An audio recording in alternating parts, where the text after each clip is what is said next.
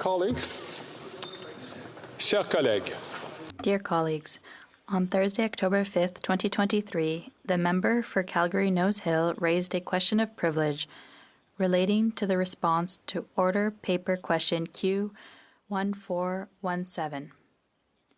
In her arguments, the member noted that I was one of the 3 members who signed off on the response in my previous role as Parliamentary Secretary to the Prime Minister. to avoid any appearance of conflict of interest, I have decided to recuse myself from this matter and have asked the Deputy Speaker to rule on this question of privilege. I believe this to be the appropriate course of action, as according to our rules and practices, the Deputy Speaker, whom this House elects, has the full authority to act on behalf of the Speaker when he or she is not able to do so. I informed the member for Calgary Nose Hill of my decision on the afternoon of Friday, October 6th, and I'm now putting officially on the record. I do not intend to comment further on the matter and instead leave it in the capable hands of our Deputy Speaker.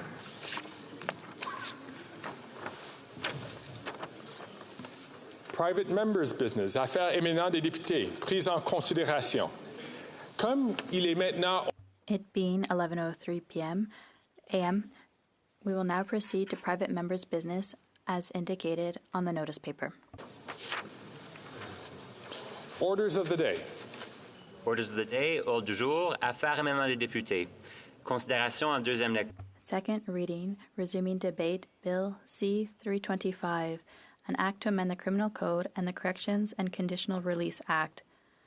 Conditions of release and conditional sentences. On behalf of Mr. Paulus. Resuming debate, The Honourable Parliamentary Secretary to the Government House Leader. How much time? Yes, thank you, Mr. Speaker. I'm not too sure if I... Honourable colleague, you have 3 minutes. Thank you very much, Mr. Speaker. And, you know, it's always a pleasure to be able to rise in the chamber and address what I believe are important issues. And there's no doubt the issue of crimes and having safety in our communities is of the greatest concern for all of our constituents. And it's one of the reasons why I would ultimately argue, Mr. Speaker, that we saw the universal support here in the chamber from all political entities in passing the bail reform legislation, the Bill C-48, Mr. Speaker. You'll find that it passed through relatively quickly because all sides of the House saw the merit in ensuring that C-48, which really did a good service for our judicial system as a whole, Mr. Speaker, passed through the House. That is not necessarily the case with respect to the current legislation that we're debating, which is a private members' bill. What I have found over the years, the Conservative Party tends to want to act and talk a very tough line. In reality, Mr. Speaker, it is quite different. For me, personally, having had the experience of serving on things such as the Keewatin and Youth Justice Committees while I was a member of the Manitoba Legislature, having had the opportunity to be a justice critic at the provincial level, I've recognized very much so how important it is that when you're changing and proposing to change the criminal code, that you work with the many different stakeholders that are out there, Madam Speaker. And the private members' bill, as proposed, is actually taking some aim at legislation that we had previously passed, in particular Bill C-5, Mr. Speaker. And there has been misinformation talked about Bill C-5 coming from the Conservative Party. Misinformation that tries to imply that our communities are not as safe as a direct result of C-5, the passage of C-5, which is not the case, Mr. Speaker. C-5 was, in fact, progressive legislation that was supported by a majority of members, not only the Liberal Party inside the House of Commons, Madam Speaker. At the end of the day, it was legislation that didn't take away authority from our judges. See, there's a big difference in terms of how it is the Liberal Party and the Conservative Party, if you contrast the two. The Liberal Party understands the importance of judicial independence. We understand the importance of rule of law. And the actions that we have taken clearly demonstrate that, Madam Speaker. I would challenge the Conservatives in terms of their respect for judicial independence, Madam Speaker. And that's why I hope that this legislation does not pass into the committee stage. Thank you. Resuming debate, the Honourable Member for Shefford. Thank you, Madam Speaker. I rise today on behalf of the Bloc Québécois to speak to Bill C-325. From the outset, I would like to announce that we will be voting in favour of the bill so that it can be studied in committee. I'm sure that my colleague from Rivière-du-Nord will bring his constructive approach. In my speech today, I'll give a summary of the bill, then come back to Quebec's requests, and then briefly talk about some high-profile cases like Madeleine Lévesque's. The bill would create a new offence for the violation of a condition of conditional release for certain serious offences with a maximum sentence of 2 years or, at minimum, a summary conviction. C-325 would require the breach of conditions to be reported to the authorities. It would amend the criminal code to prevent people convicted of certain offences from serving their sentences in the community. The reality is that the judge has discretion to impose a sentence in the community, but it's not an obligation. Judges must weigh a series of factors before imposing a sentence. So a Crown prosecutor could also agree with the defense to a community sentence if he or she felt the circumstances warranted it. The bill is brief. It contains just 3 sections and amends 2 statutes, the Criminal Code and the Corrections and Conditional Release Act. Section 1 of the bill adds a subsection to the Criminal Code in Section 145 after subsection 5 to add a criminal offence for failure to comply with a condition of release.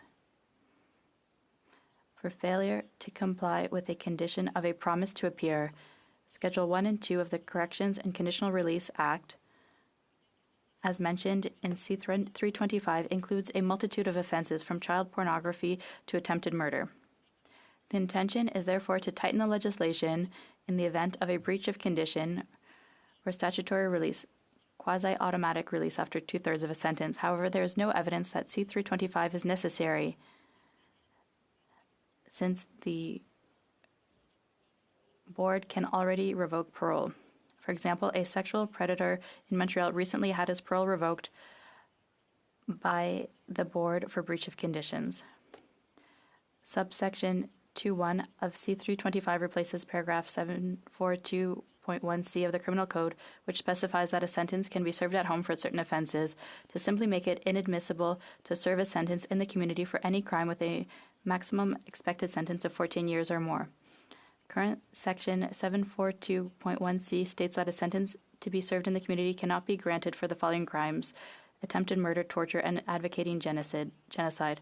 C-325 is therefore much broader than paragraph 742.1c, since many crimes, such as tampering with a firearm magazine when C-21 receives royal assent, now carry maximum sentences of 14 years. Subsection 2.2 adds 2 new paragraphs after 742.1d to specify that a conditional sentence to be served in the community cannot be imposed for an offence involving bodily harm, drug trafficking, or the use of a weapon. In addition, the community sentence cannot be imposed for the following crimes: prison break, criminal harassment, sexual assault, kidnapping, human trafficking, abduction of a person under the age of 14, theft of a vehicle, theft of property over $5,000, breaking and entering, unlawful presence in a dwelling, house, and arson with fraudulent intent. It's a pretty broad list, and the committee will have to see, Madam Speaker, if it's necessary to add or remove certain offences.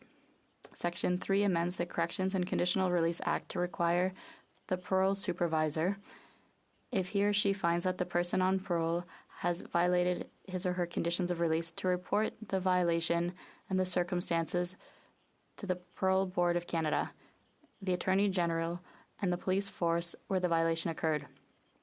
It's important to mention, contrary to what the Conservatives are suggesting, that judges have the discretionary power to sentence a person to serve time in the community.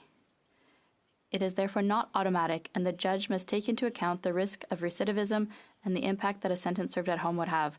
The Bloc Québécois intends to introduce a bill to take into account the criticisms made against Bill C-5. The member for Rivière-du-Nord was talking about tabling a bill in the near future to tighten up certain loopholes in Bill C-5. Conditional sentences should be prohibited in most cases of sexual assault and those committed with firearms, according to the member for Rivière-du-Nord. He intends to table a bill in the coming weeks to return to minimum sentences for these crimes.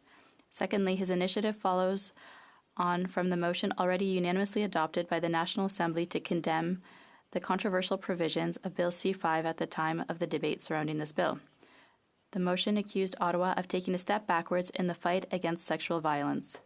The member for Rivière-du-Nord had already proposed an amendment during the study of the bill to retain minimum sentences while giving judges the latitude to depart from them in exceptional cases with justification. It was rejected, and the Bloc ended up voting in favor of C-5 since the bill also provided for diversion in the case of simple drug possession offenses. As just a critic, he intended to go back to the drawing board and come back with a bill that, in his opinion, could satisfy both Liberals and Conservatives. I know he talked about this a number of times. Thirdly, a few cases to stimulate reflection on this debate. There was a man who assaulted a woman in her sleep who benefited from leniency of a judge who sentenced him to serve his sentence in the community, even though he himself was ready to go to prison. A Crown prosecutor took strong exception on Monday to the idea that a sexual offender would have a 20-month sentence in the community, saying the federal Liberals have a responsibility to the victims. Since the adoption of Bill C-5 last June, the conditional sentence or community sentence is once again available for the crime of sexual assault, whereas it had not been since 2007. However, he blames the legislator who passed C-5 for reintroducing conditional sentences. The other high-profile case was that of Madeleine Levesque, where an electronic bracelet with geolocation could have prevented her murder in January 2020 in a Quebec City hotel, according to Coroner Stephanie Gamache. She recommended that the device be considered an integral part of the correctional plan of any offender released after a prison sentence for homicide in the context of domestic violence. This has now moved forward in Ottawa following pressure from Quebec City. I even had the opportunity to talk about this at the Status of Women Committee following pressure from Quebec City. It was a recommendation from a report on rebuilding trust, and we've made a bit of progress in Ottawa on that. This was work at the Status of Women Committee. Because following the murder of Madeleine Levesque, Correctional Service Canada and the Parole Board reviewed their practices and adopt a series of measures to ensure better following of offenders. However, the coroner ruled that this was not enough and that the correctional plan was needed to be reviewed for the murderer, Eustacio Galez, to identify the elements that led to this. This could help prevent another similar tragedy. In her report, Coroner Gamache stated that the comprehensive correctional intervention plan prepared for this offender had been a resounding failure. Madeleine Levesque's murder occurred less than a year after he was granted parole.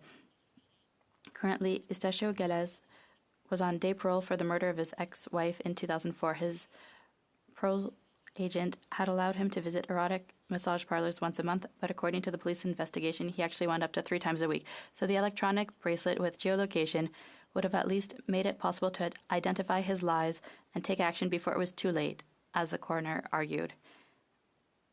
And that bracelet would ensure better following of the person. And in conclusion, this bill needs to go back to committee, back to the drawing board, out of partisanship, and that's what the Bloc Québécois intends to do, contribute to this debate in a constructive way, because in Quebec, we've made a lot of progress, we've reflected a lot on this, and I hope to have the opportunity to talk about it. But last Thursday evening, I noted that there had been 50 years of Joins-toi, a community organization that helps reintegrate people who've committed crimes, and that's a deep value we have in Quebec, working to reintegrate people, to offer them alternatives to crime.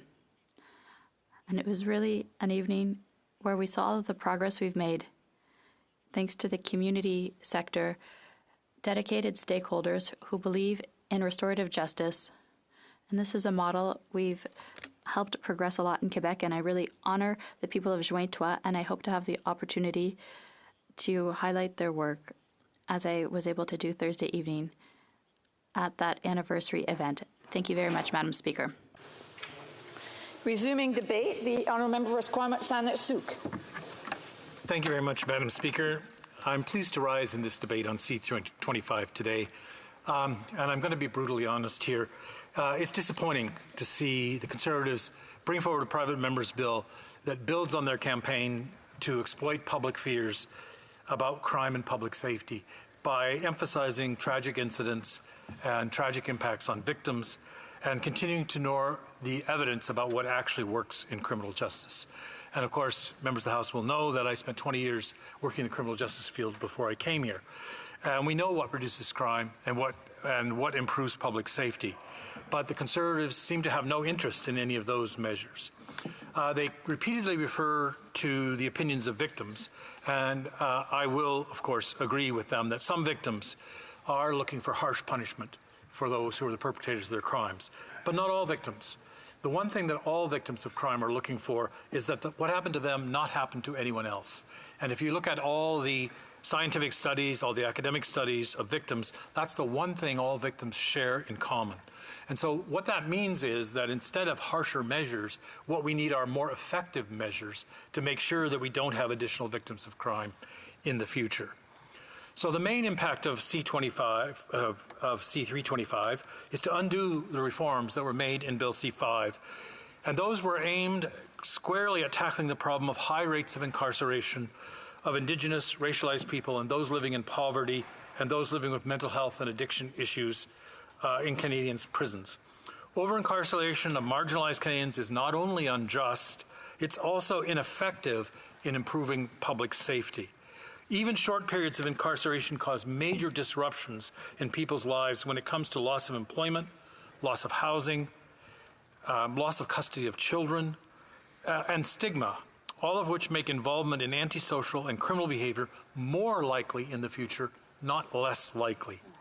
So New Democrats supported measures that have always supported measures that will be effective in improving public safety. And this was true when we were talking about bail reform, which, again, is not the subject of 325, even though you'd be surprised to find that out listening to some of the conservative rhetoric around this. We supported adding a reverse onus for bail in crimes involving handguns. We supported making community-based bail supervision programs more widely available in all communities, including in rural, remote, and northern communities. Community-based bail supervision will require upfront expenditures, and we've been calling on the Liberals to fund those programs. The John Howard Society runs 3 of those programs now in Ontario, and they have a 90% success rate. And what does that mean in terms of a 90% success rate? That means that 90% of those people in community-based bail supervision programs showed up in court when they were supposed to. But 90% also did not reoffend in the period before they appeared in court. And why is that the case? Because they had support, because they had supervision. And so we know that this is actually in the bill that the Conservatives voted for, and now we know that the Liberals need to come forward with funding.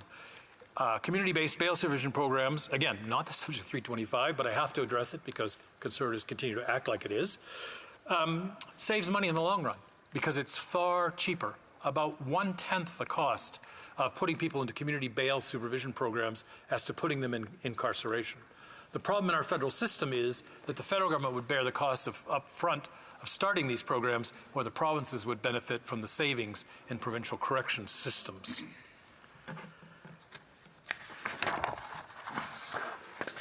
So again, 325 is trying to undo those reforms that were in C5.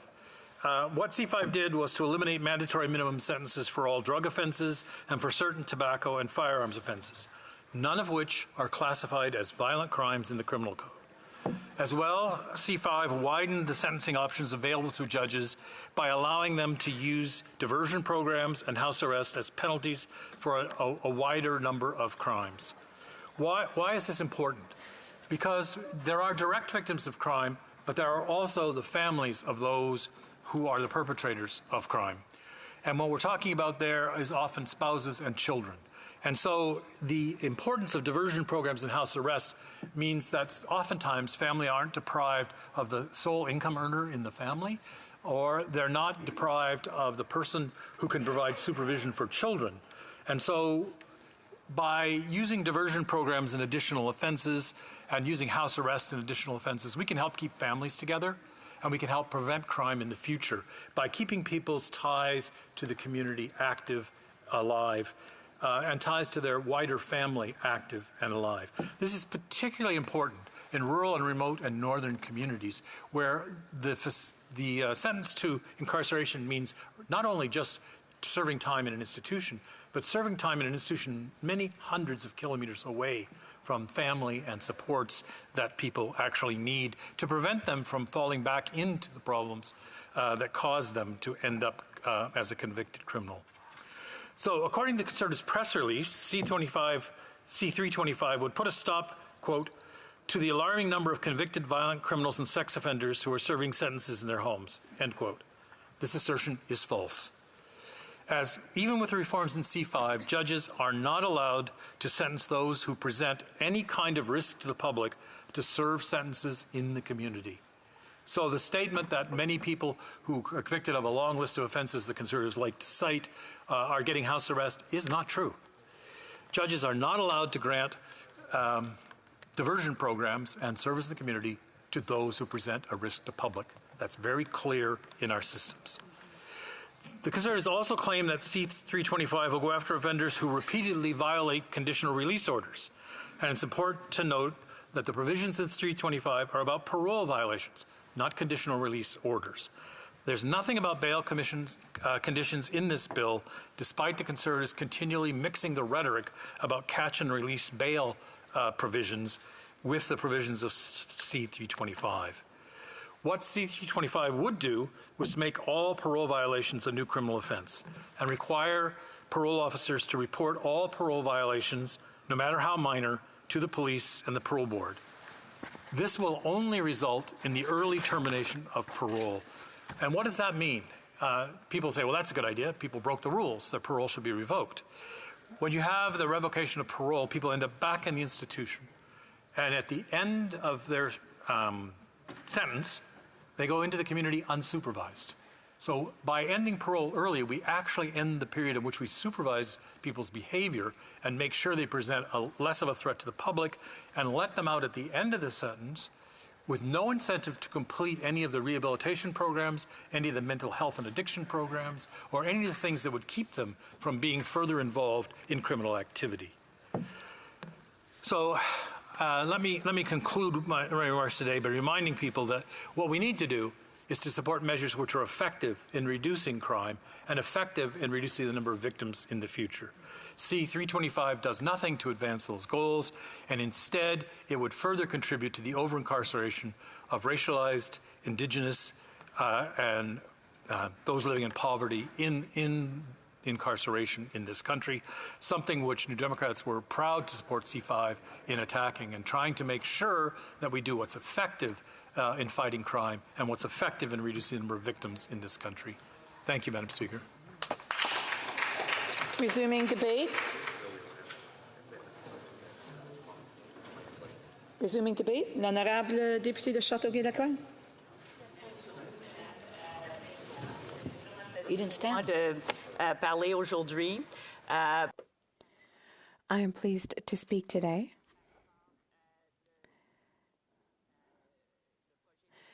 regarding Private Member's Bill C325 and to hear my colleagues who agree with me. In terms of opposing the bill, I had the pleasure of attending some meetings with the Justice Committee regarding C5.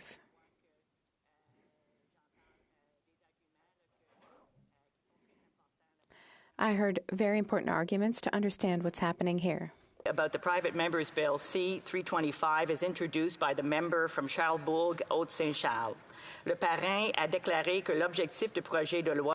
the sponsor stated that the goal was to reinforce the parole system and to ensure that violent offenders may not benefit from a sentence being served in the community. 5 would undo some of the important work of former Bill C-5, which I was proud to support. The objective of former Bill C-5 was to amend sentencing laws that exacerbated underlying social, economic, institutional, and historical disadvantages, which not only contributed to systemic inequalities in the criminal justice system, but also made Canadians less safe. It was intended to address the reality that increased justice system involvement, including through over-reliance on incarceration of low-risk offenders, can increase the risk of recidivism and undermine reintegration of offenders, especially among Indigenous people, Black persons, and members of marginalized or racialized communities who already experience incarceration at higher rates. Issues of systemic racism and discrimination in Canada's criminal system are real. They are confirmed by commissions of inquiry such as the Truth and Reconciliation Commission, the National Inquiry into Missing and Murdered Indigenous Women and Girls, and the Commission on Systemic Racism in the Ontario Criminal Justice System. A higher number of Indigenous offenders are sentenced to custody than non-Indigenous offenders. In 2017-2018, Indigenous people accounted for 30% of adult admissions to provincial territorial custody and 29% to federal custody, while representing 4% of the adult population. Reinstituting measures to constrain judicial discretion, as proposed by Bill C-325, would reverse reforms made to counter systemic discrimination. Mandatory sentencing policies, such as the restrictions on the ability to impose conditional sentences, have worsened Canada's overrepresentation problem by limiting the circumstances where a judge can exercise restraint in the use of imprisonment. Now, some honourable members, including the bill's sponsors, may highlight outlier cases to justify the reforms proposed in Bill C-325. It is important to understand that the current framework is intended to allow conditional sentence orders only for offenders facing short terms of imprisonment, and only where it is determined that serving their sentence in the community does not pose a risk to public safety. When imposed, conditional sentences include strict conditions such as non-contact orders with victims, house arrest, and mandatory counseling or treatment for substance abuse. Judges are the best actors to decide on punishments that are appropriate to crimes, not my Conservative colleagues. In 2021, the House of Commons Standing Committee on Public Safety and National Security undertook a study of the circumstances that led to the tragic murder of a young woman by an offender on day patrol. None of the recommendations formulated by that committee proposed the creation of an offence like in Bill C-325. Rather, the 5 recommendations related to the promotion of information sharing, better case management, and additional resources for effective community supervision and improved training. Tough on crime approaches, including restrictions on judicial discretion and the availability of conditional sentencing orders, made our criminal justice system less effective. Bill C-325 would send many lower-risk and first-time offenders, including a disproportionate number of Indigenous people and Black persons, to prison without deterring crime or helping to keep our communities safe. Bill C-325 wants to pull us back in the wrong direction by needlessly increasing the use of imprisonment for offenders deserving of less than 2 years imprisonment, and by criminalizing non-criminal behaviors like breaching a curfew. Creating a new offense for breaching conditional release flies in the face of conscious efforts made by Parliament to reduce delays by ensuring that the valuable time of judges and court resources are not being spent on dealing with the administration of justice offences, such as a failure to comply with a court order or terms of conditional release. This bill would increase both contact with law enforcement and the stigma associated with criminal justice system contact, which would undermine offender reintegration. It would interrupt support and reintegration services and have adverse resource implications without added public safety benefits. C-325 rejects advice from experts. We need policies that will keep Canadians safe while prioritizing long-term community prosperity. Il est établi que le fait d'être davantage Being more in contact with the criminal justice system can increase the risk of recidivism and undermine social reintegration, especially among Indigenous people who are marginalized, racialized, or suffer from mental health problems. These are groups that have higher rates of incarceration. Prevent violent crime, which includes gender-based violence and all forms of sexual violence, through investments and concerted efforts. This is why in June 2017 we announced It's Time, Canada's strategy to prevent and address gender-based violence. Following its launch, the Government of Canada worked with provincial and territorial partners to develop the National Action Plan to end gender-based violence. Budget 2021 announced over $600 million in additional funding to build on work addressing gender-based violence in Canada. Of this, Justice Canada was allocated $112 million over 5 years for initiatives that work to assist victims and survivors of sexual assault and intimate partner violence, make informed decisions about their particular circumstances, reduce re-traumatization, increase confidence in the justice system's response to gender-based violence, and improve support and access to justice. Les réformes prévues par la loi de Reforms outlined in Bill C-325 would also run counter to the fundamental principles of the federal framework for reducing recidivism, which focuses on factors such as housing, education, employment, health, and positive support networks. These pillars are better for reaching the goals of reform and social reinsertion of offenders rather than use prison for low-risk offenders. We do not scale back important reforms intended to root out systemic racism and ensure a more effective justice system for all. For all these reasons, I would urge all the honourable members to oppose Bill C-325. Merci. I have a point of order. The Honourable Parliamentary Secretary of the Government House Leader. Madam Speaker, there have been discussions amongst the parties, and if you seek it, I believe you will find unanimous consent to adopt the following motion. That a take-note debate on the situation in Israel, Gaza, and the West Bank be held later today, pursuant to Standing Order 53. Order or usual practice of the House. A, members rising to speak during the debate may indicate to the Chair that they will be dividing their time with another member. B, the time provided for the debate be extended beyond 4 hours as needed to include a minimum of 12 periods of 20 minutes each. And C, no quorum calls, dilatory motions, or requests for unanimous consent shall be received by the Chair. Thank you, Madam Speaker. Que tous ceux qui s'opposent à ce que la... All those opposed to the Honourable Parliamentary Secretary moving the motion will please say nay. The House, Agreed. in terms of the motion, all those opposed to the motion will please say nay. Carried. Resuming debate, the Honourable Member for Sarnia-Lambton. Well, thank you, Madam Speaker.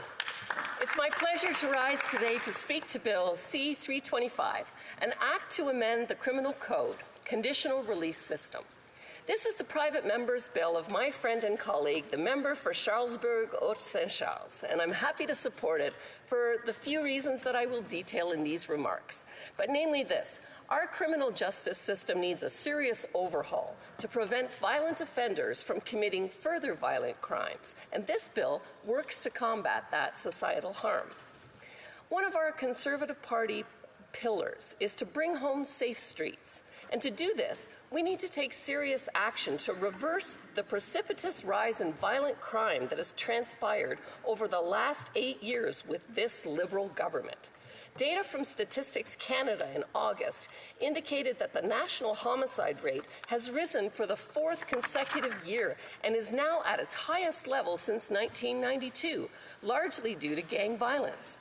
Violent crime is up for the 8th year in a row. Per capita victims of violent crime has increased 60% since 2013.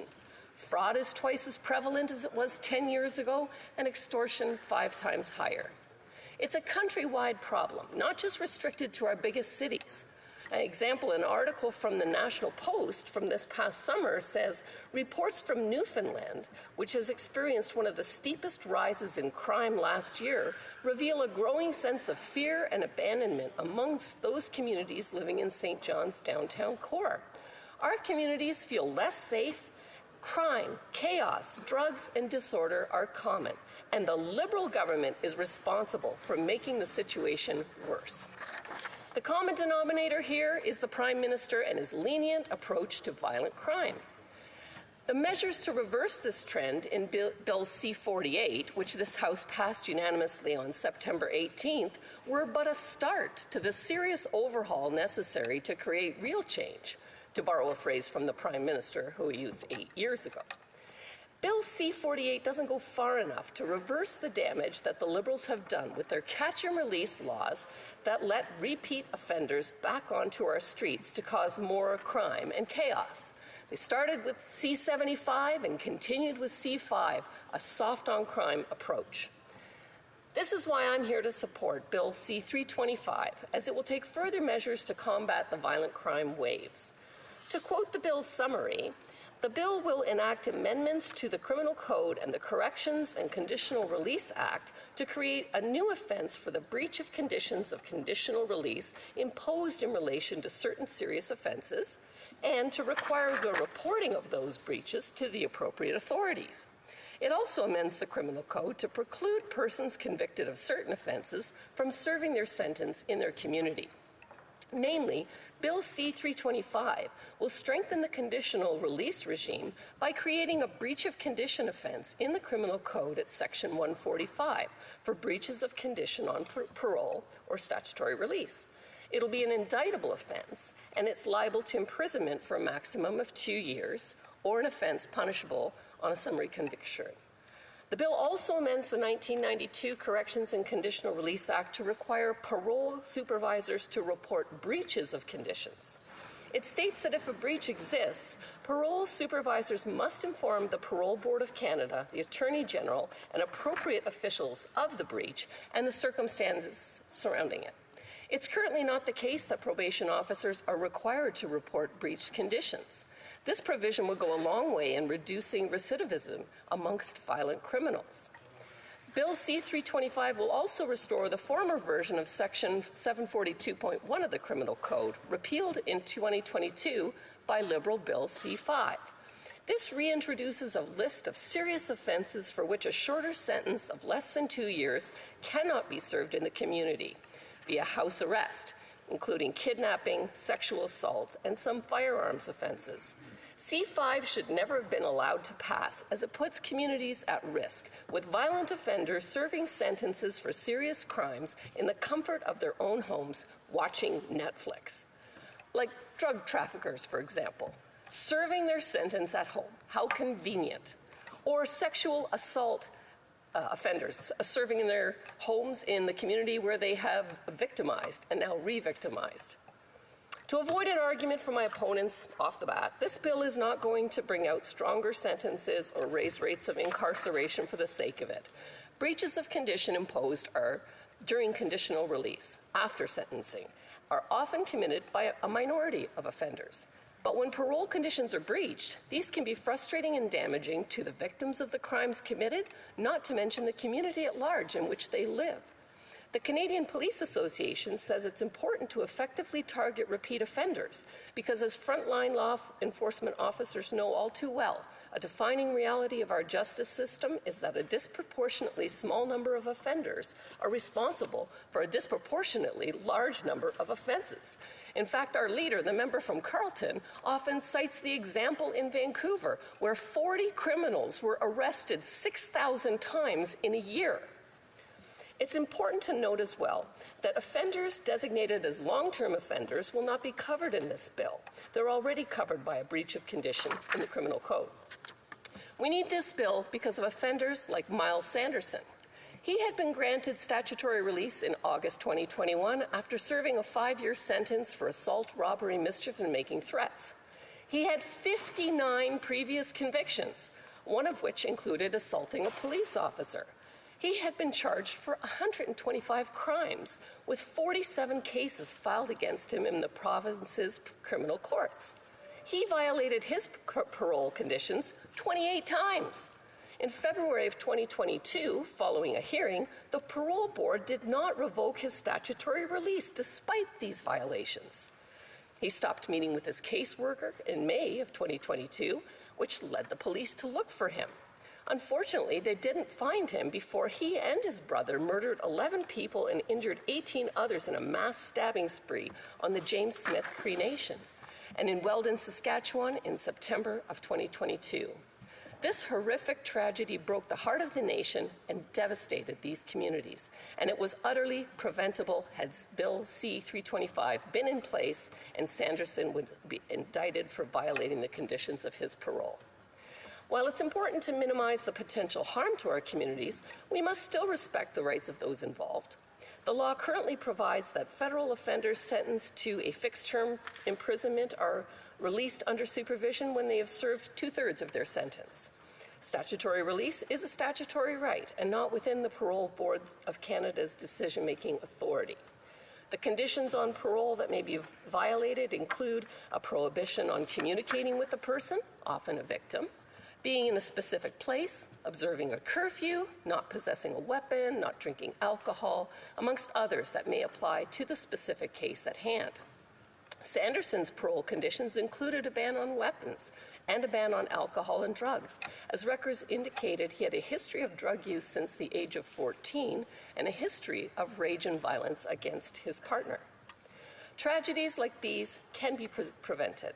Our justice system should not allow violent offenders to serve their sentences at home. This view is shared by several organizations, all of whom support Bill C-325.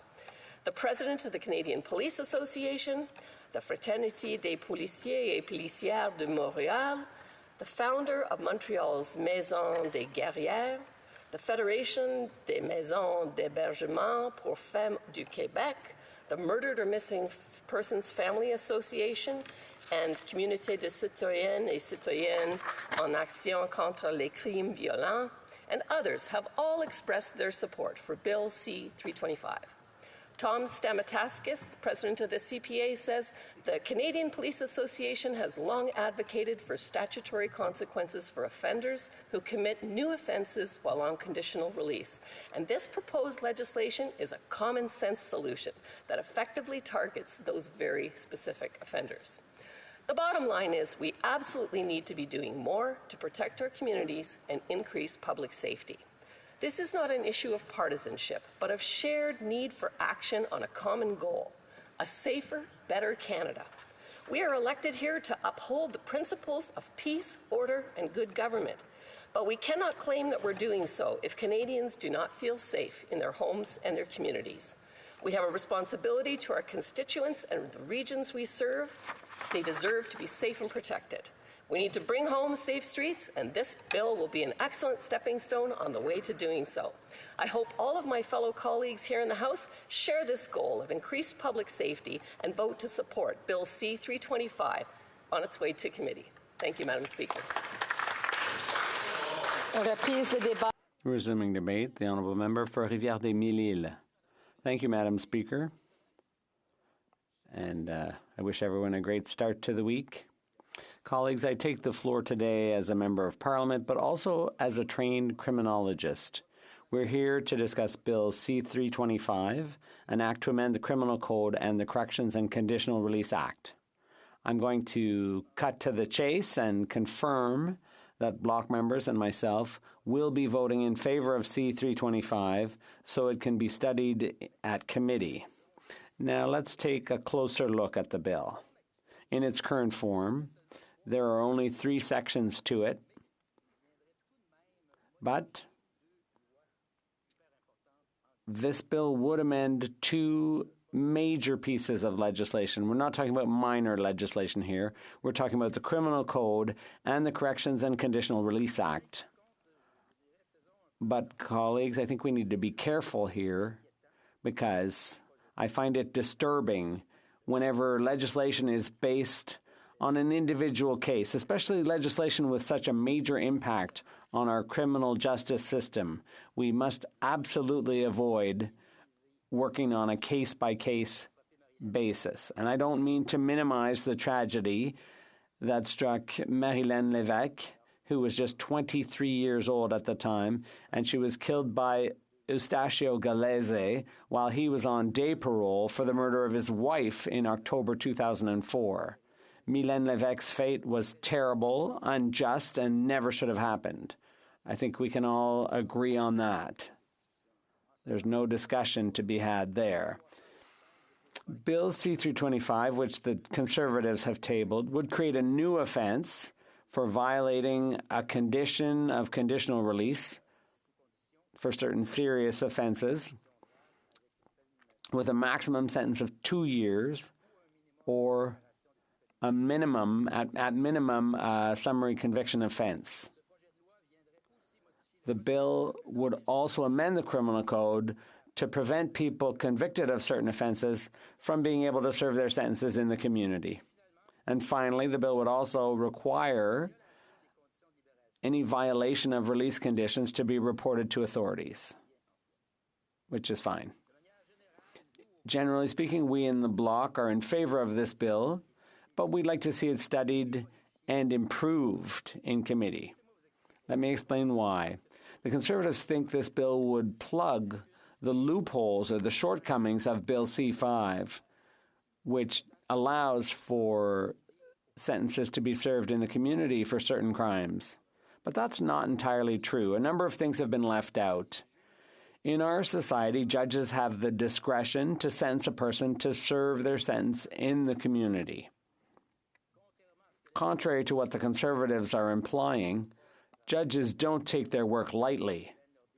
Their decisions are carefully weighed and considered based on a multitude of factors. At the same time, the Parole Board of Canada has the power to revoke parole at any time. And its decisions are not political in nature. The board is entirely arm's length.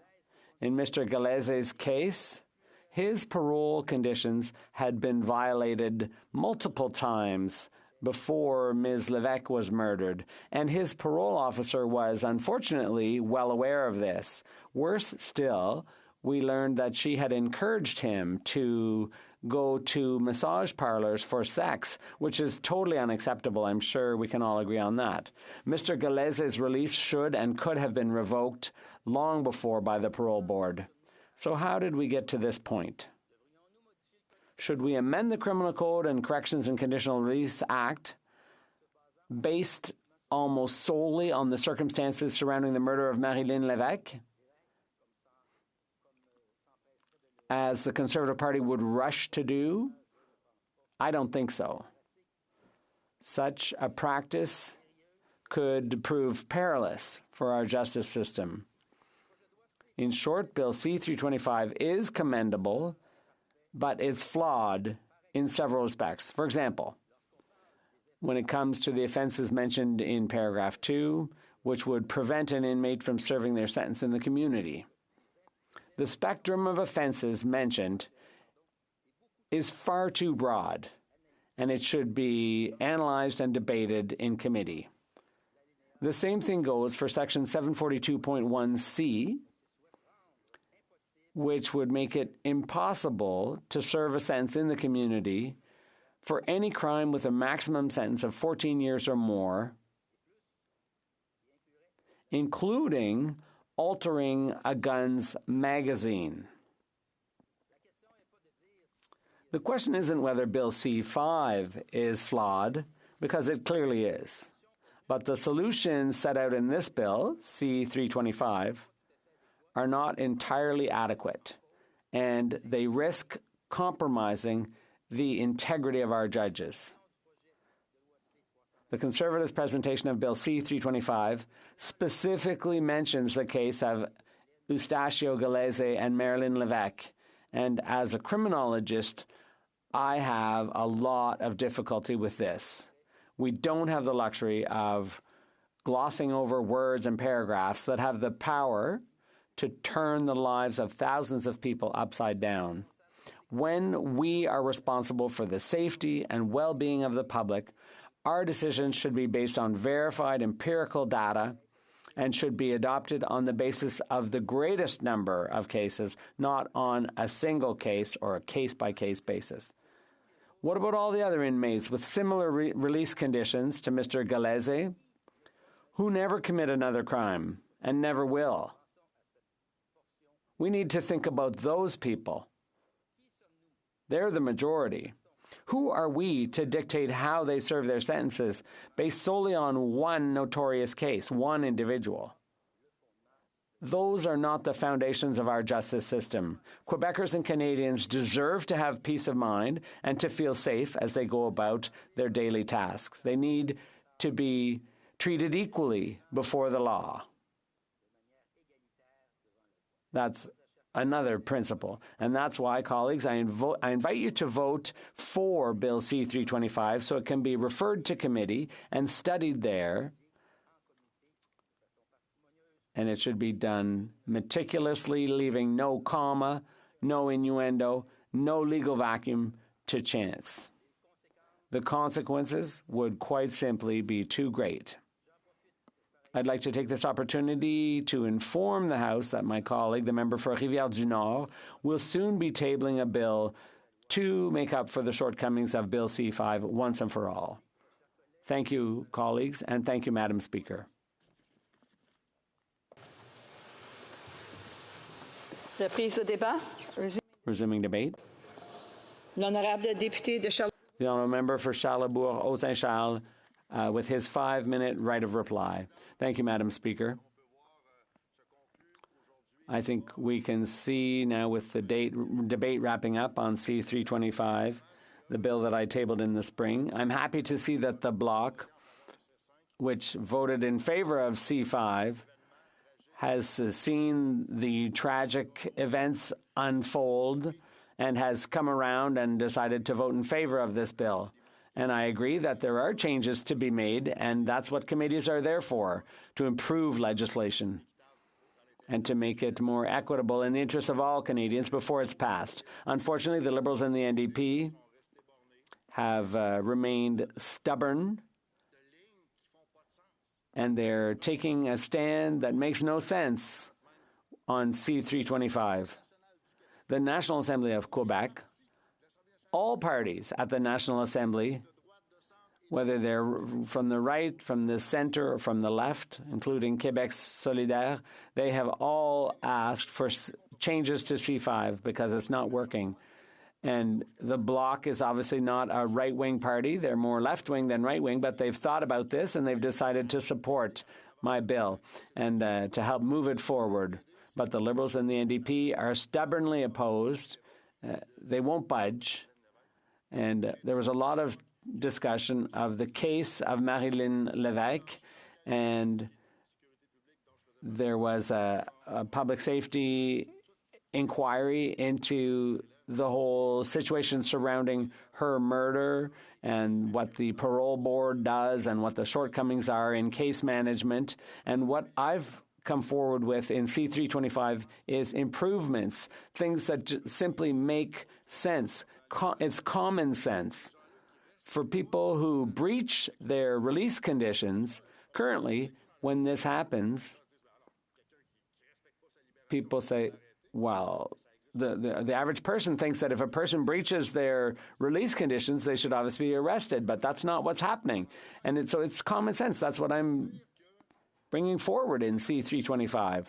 And to say that professionals think C-5 was fine, well, I met with a number of groups. Yes, the police have asked for improvements.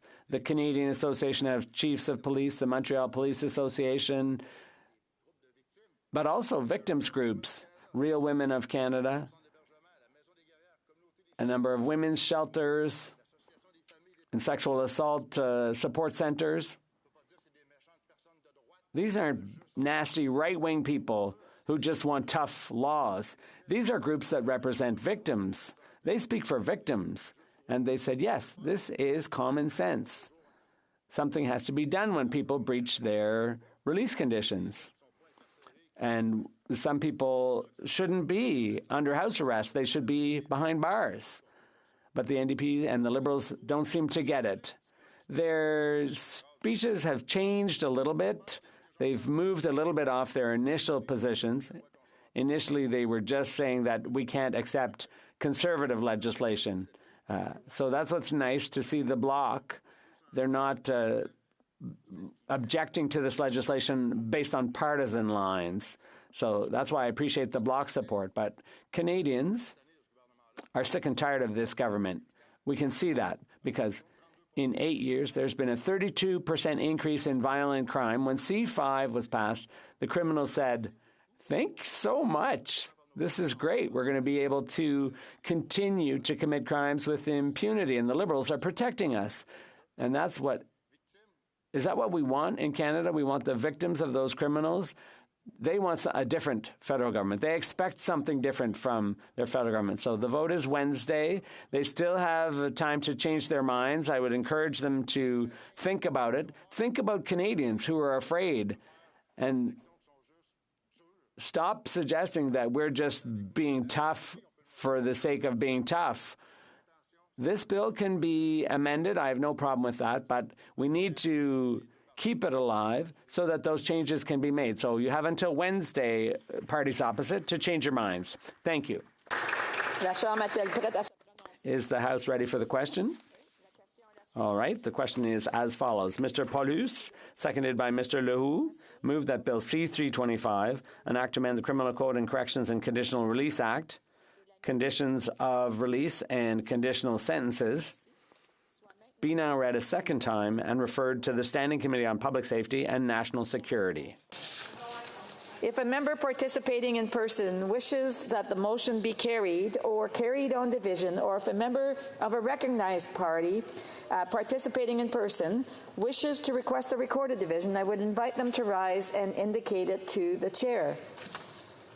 The Honourable Parliamentary Secretary at the Government House Leader. Yes, Madam Speaker, I would request a recorded vote, please. Conformément à l'article.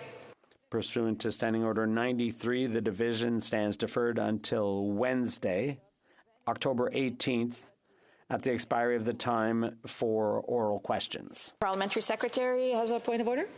Madam Speaker, I would suggest we suspend until government orders. Alors, la Chambre est suspendue. The House is suspended until 3 minutes after noon to the call of the chair. Oh.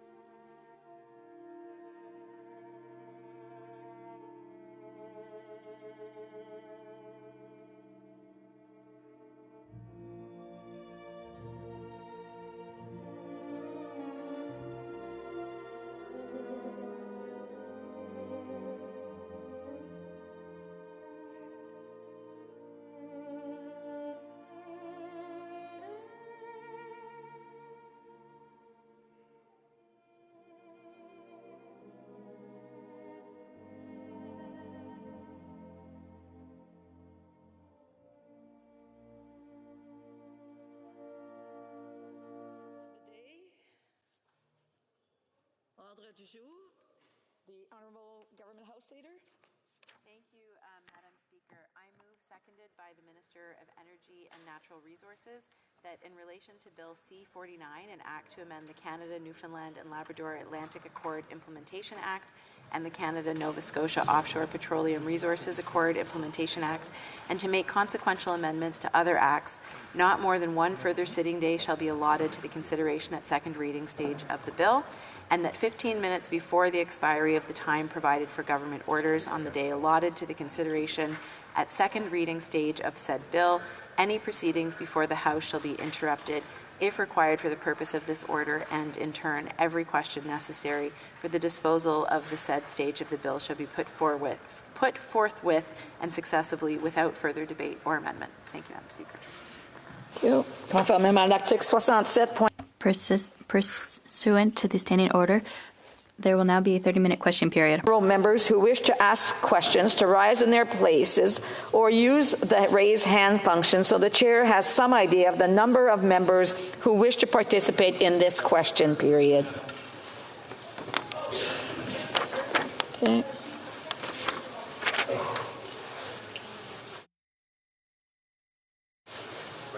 Oh, sorry. C'est ça, c'est bien ça, Debbie? Comments, sorry. Questions and comments. L'honorable député. The Honourable Member for La Prairie.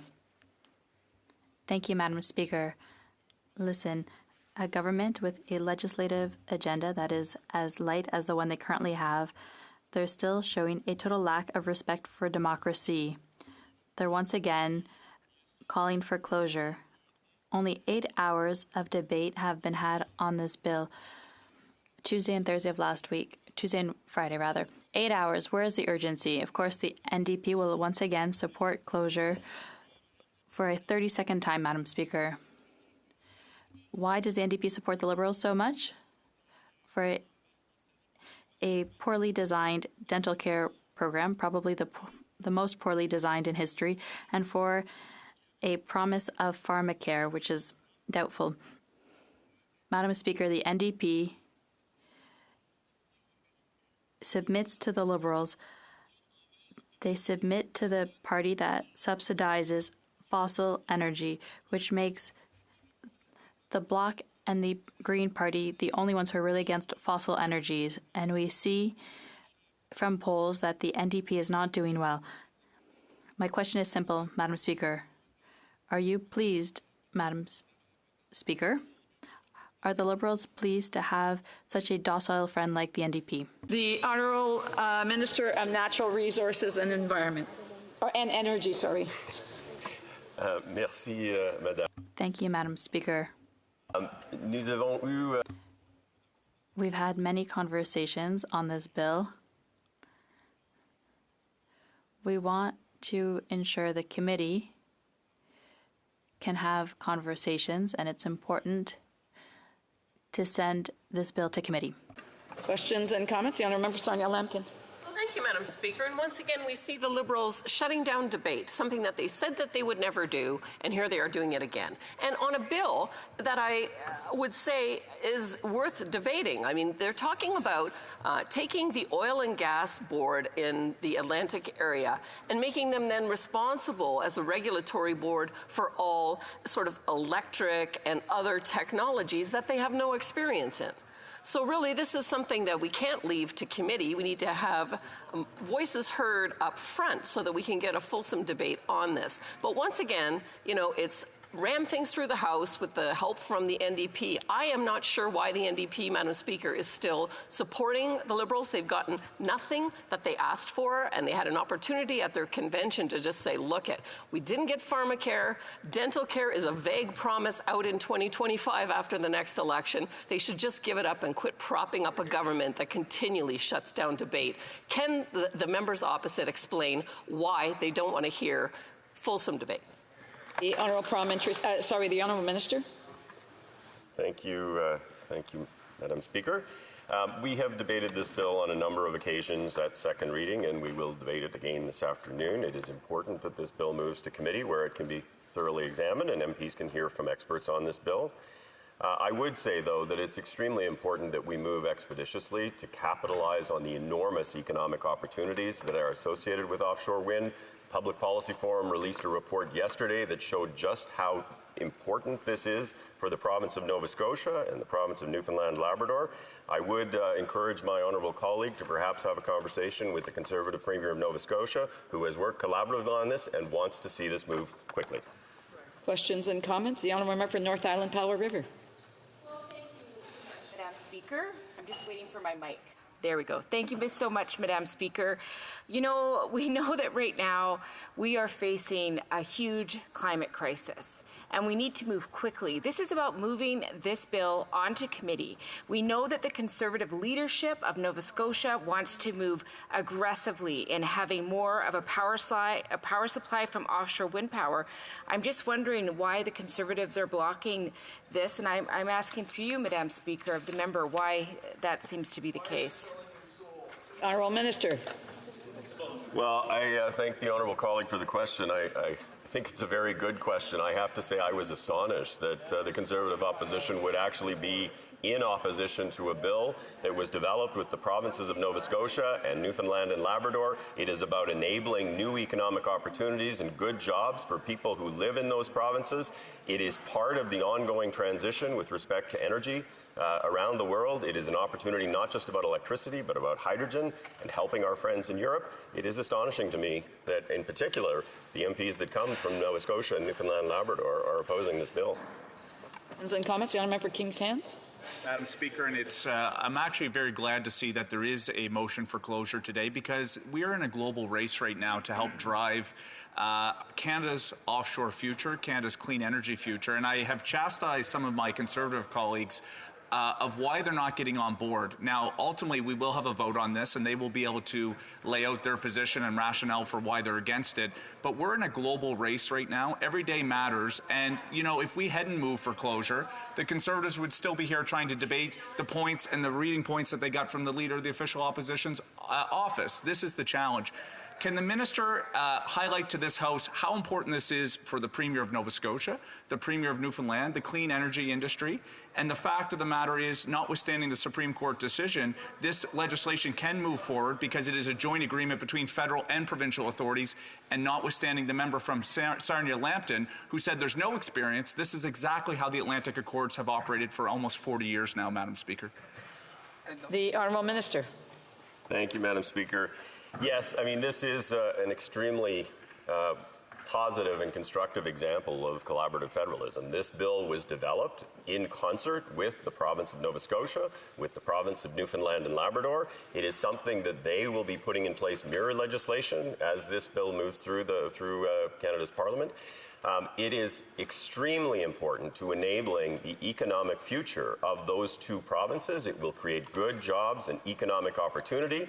And it is something that, again, it astonishes me that the members of Parliament from Newfoundland, Labrador, and Nova Scotia are opposing what is one of the great economic opportunities going forward. It is truly astonishing, and they are standing against the premiers of their respective provinces, including the Conservative Premier of Nova Scotia. Questions and comments? The honourable member for Coast of Bays Central Notre Dame. Madam Speaker, the honourable minister knows the debate that took place on Bill C-69. Where is it today? How fulsome has the research been and the consultations, how fulsome have those consultations been with the provinces? I'm looking at subsection 56(1) here that basically says if this is going to be a future oil development, if there's a possibility that that can be turned into a marine protected area, a possibility that it may be a future marine protected area, then the Governor and Council can pull the permit. And that's the Prime Minister and the federal cabinet. So the industry has said to me, Cliff, this puts in black and white what we feared all along. If C-69 couldn't do the job on Newfoundland and Labrador's offshore, this here will do the job. C-49 needs to be amended. Hear, hear. The Honourable Minister. Thank you, Madam Speaker. I would say a few things. The first is The legislation was developed actually in concert with the government of Newfoundland and Labrador. It was developed together with the government of Newfoundland and Labrador. And the mechanisms under that are joint mechanisms that require the federal government and the province to agree on a range of different things moving forward. That is the essence of collaborative federalism, cooperative federalism. That is the essence of how the Offshore Accord Acts have worked for a long time. And I would just say to my honourable colleague that it is amazing to me that he would oppose something that is so important for the economic future of Newfoundland and Labrador. And if he's interested in actually discussing amendments, he should go to committee and have that conversation. Questions and comments. The Honourable Member for Pierre Boucher, Les Patriotes Verchères. Thank you, Madam Speaker. We all know there's a global crisis with climate change, the climate crisis, more and more natural disasters, and we see a government that agrees with the Conservatives despite the fact that they fight. They keep going forward with oil. That seems to be the direction they've taken for now when we look at their public policy. So I have a question for the minister opposite, because it would be really insightful if we could understand what is his vision. To him, is oil a source of clean fuel? The Honourable Minister.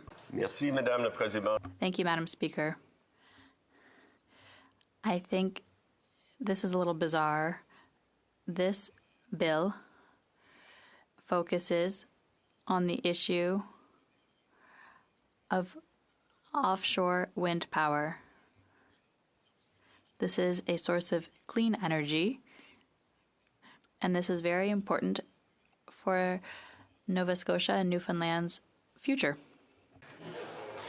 Questions and comments? Questions et commentaires. The Honourable Member for Regina Louvain. Thank you very much, Madam Speaker. This is a debate actually about time allocation. And ironically, the minister used to be a senior aide for the NDP premier in Saskatchewan. So that tie that binds is pretty deep for this minister. So I'm wondering, in 17 parliaments, the NDP from Tommy Douglas to Tom Mulcair only supported time allocation 14 times over 17 parliaments.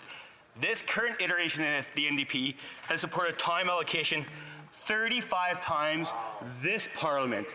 And as a former senior aide to Premier Roy Romano, would this minister advise this current NDP government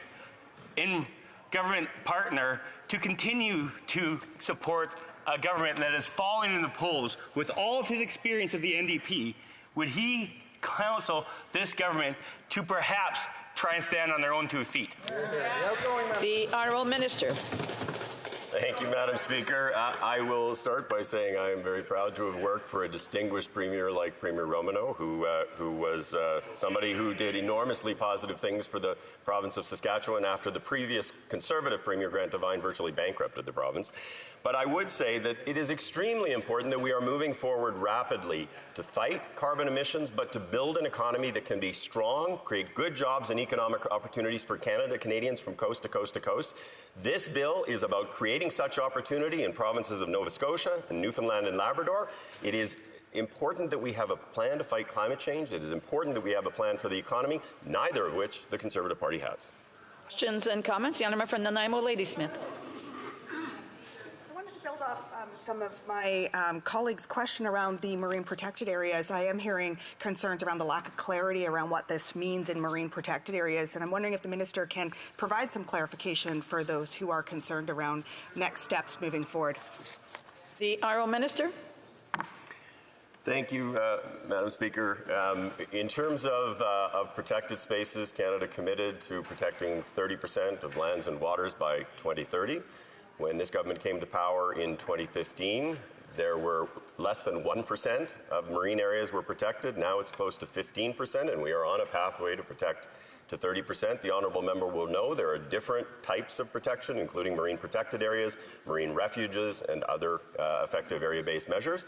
There are different rules that apply to each one of those. Canada follows all of the international guidelines and, in fact, is a leader in protection around the world. Questions and comments? The Honourable Member for Bay of Quinte. Thank you, Madam Speaker. And this is a debate on the motion of closure. Just this last week, we saw C-69 was deemed unconstitutional by the Supreme Court of Canada. And guess what? On June 13th, 2019, that was also subject to a motion of closure. You know, you think if we only had a couple hours more debate to really look after the subject, maybe we're not going to find bills in the Supreme Court that are deemed unconstitutional. And I can understand that from the Liberal government. But the NDP, I mean, what happened to the NDP? You know, the House leaders of old, like Stanley Knowles, who was quoted as saying in 1967, "I submit, therefore, that you do not have the full political democracy, let alone the economic as well as political democracy, unless you include a full and unquestioned recognition of the rights and functions of the opposition of the government of the day. Only in this way can you protect the rights of minorities. Only this way can you make sure that the force of public opinion will be brought to bear on this legislative process." Forcing closure on debate on a bill is important to this, to all Canadians, but of course Atlantic Canadians, is just a blight of this democratic process. I'm just wondering, what has happened to the NDP of the old? Is this the NDP of the new, Madam Speaker? Yeah. The Honourable Minister. Thank you, Madam Speaker. I would say that unlike the Conservative Party, the NDP and the Liberal Party are standing up for jobs. Jobs for Canadians, economic opportunities for Canadians in the context of a world that is going to have to look different as we fight. Order. I want to remind members they haven't been asked questions, or if it's not time for them to ask questions, that they should wait until they hear the answer, until I ask for questions and comments. The Honourable Minister. As we fight the existential threat that is climate change, we must have an economic plan for the future that is going to create good jobs and economic opportunity in every province of this country. This bill is an important part of doing that, particularly with respect to Nova Scotia and Newfoundland and Labrador. I would suggest to the honourable member that perhaps he sit down and have a conversation with the Conservative Premier of Nova Scotia about those issues. Questions and comments, questions et commentaires. The honourable member Kamloops Thompson Caribou. Madam Speaker, it's always a pleasure to rise on behalf of the people from Kamloops Thompson Caribou.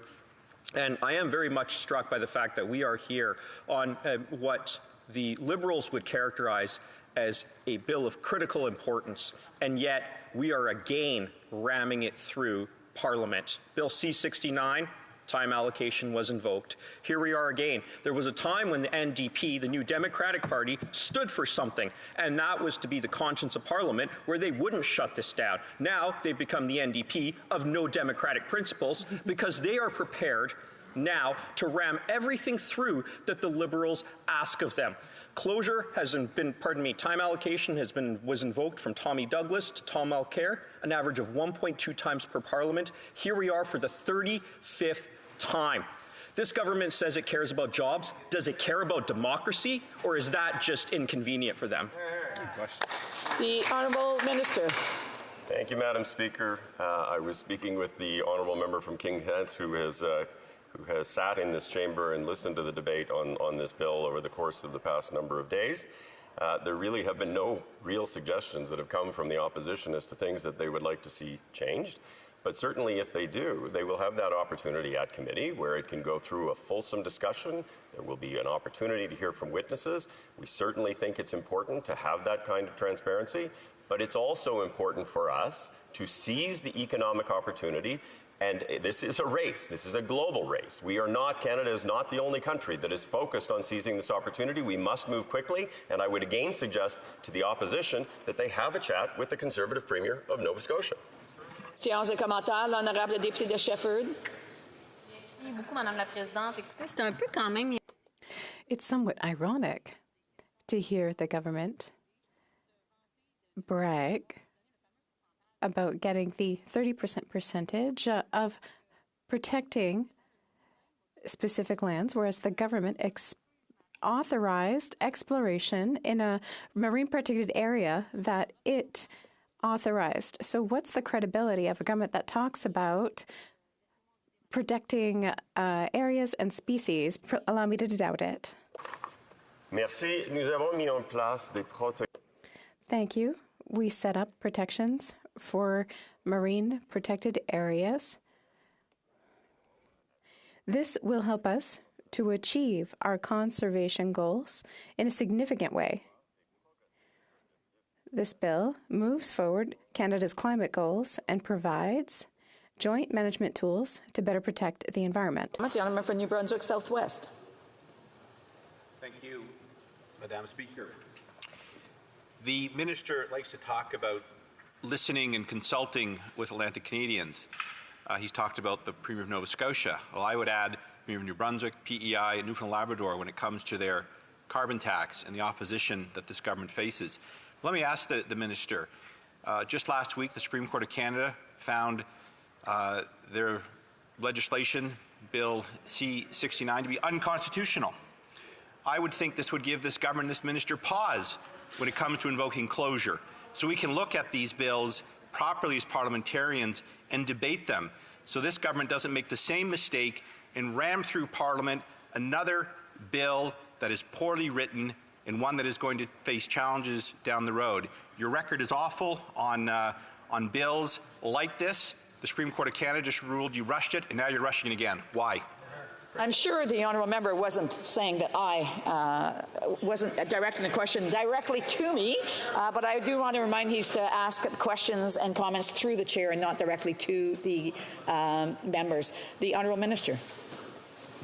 Thank you, Madam Speaker. The Supreme Court confirmed last week that Parliament can enact environmental assessment legislation focused on environmental effects that fall within federal jurisdiction. The offshore area is an area of federal responsibility that we jointly manage with the provinces of Nova Scotia and Newfoundland and Labrador under the Accord Acts. This is a great example of cooperative federalism that we have managed jointly for over 35 years. And we certainly work very collaboratively with all of the provinces in Atlantic Canada that he cited. And in fact, later today, the Premier of New Brunswick and the Premier of Nova Scotia will be sitting down with me to talk about exactly those issues. So. Questions and comments? The Honourable Parliamentary Secretary of Government House Leader. Yes, thank you, Madam Speaker. I too have listened to the debate, many of the Conservatives standing up and speaking to it, and I think that we need to be really clear on this.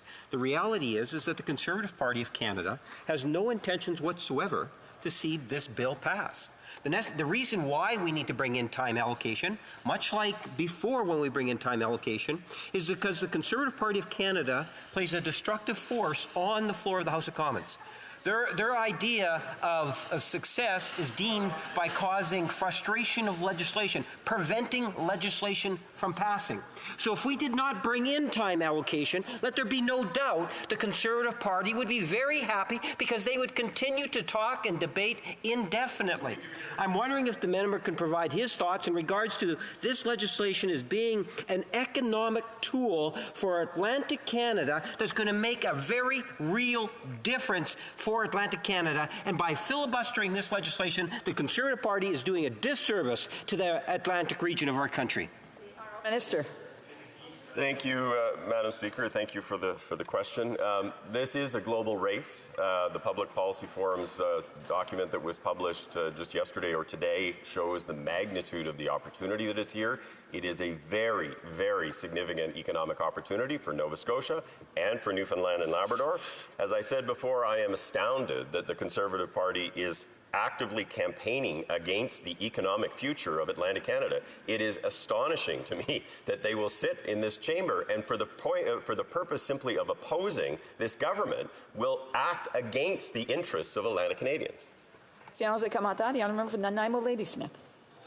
So, Cliff, I'm coming to you. We know that there is enormous potential for a thriving offshore renewable energy industry in Atlantic Canada, and that we need to make sure that those benefits are felt by local communities, local fishers. My question to the minister is, will the government guarantee that the benefits from offshore wind projects will flow directly to local workers and that the local fishing communities will be supported?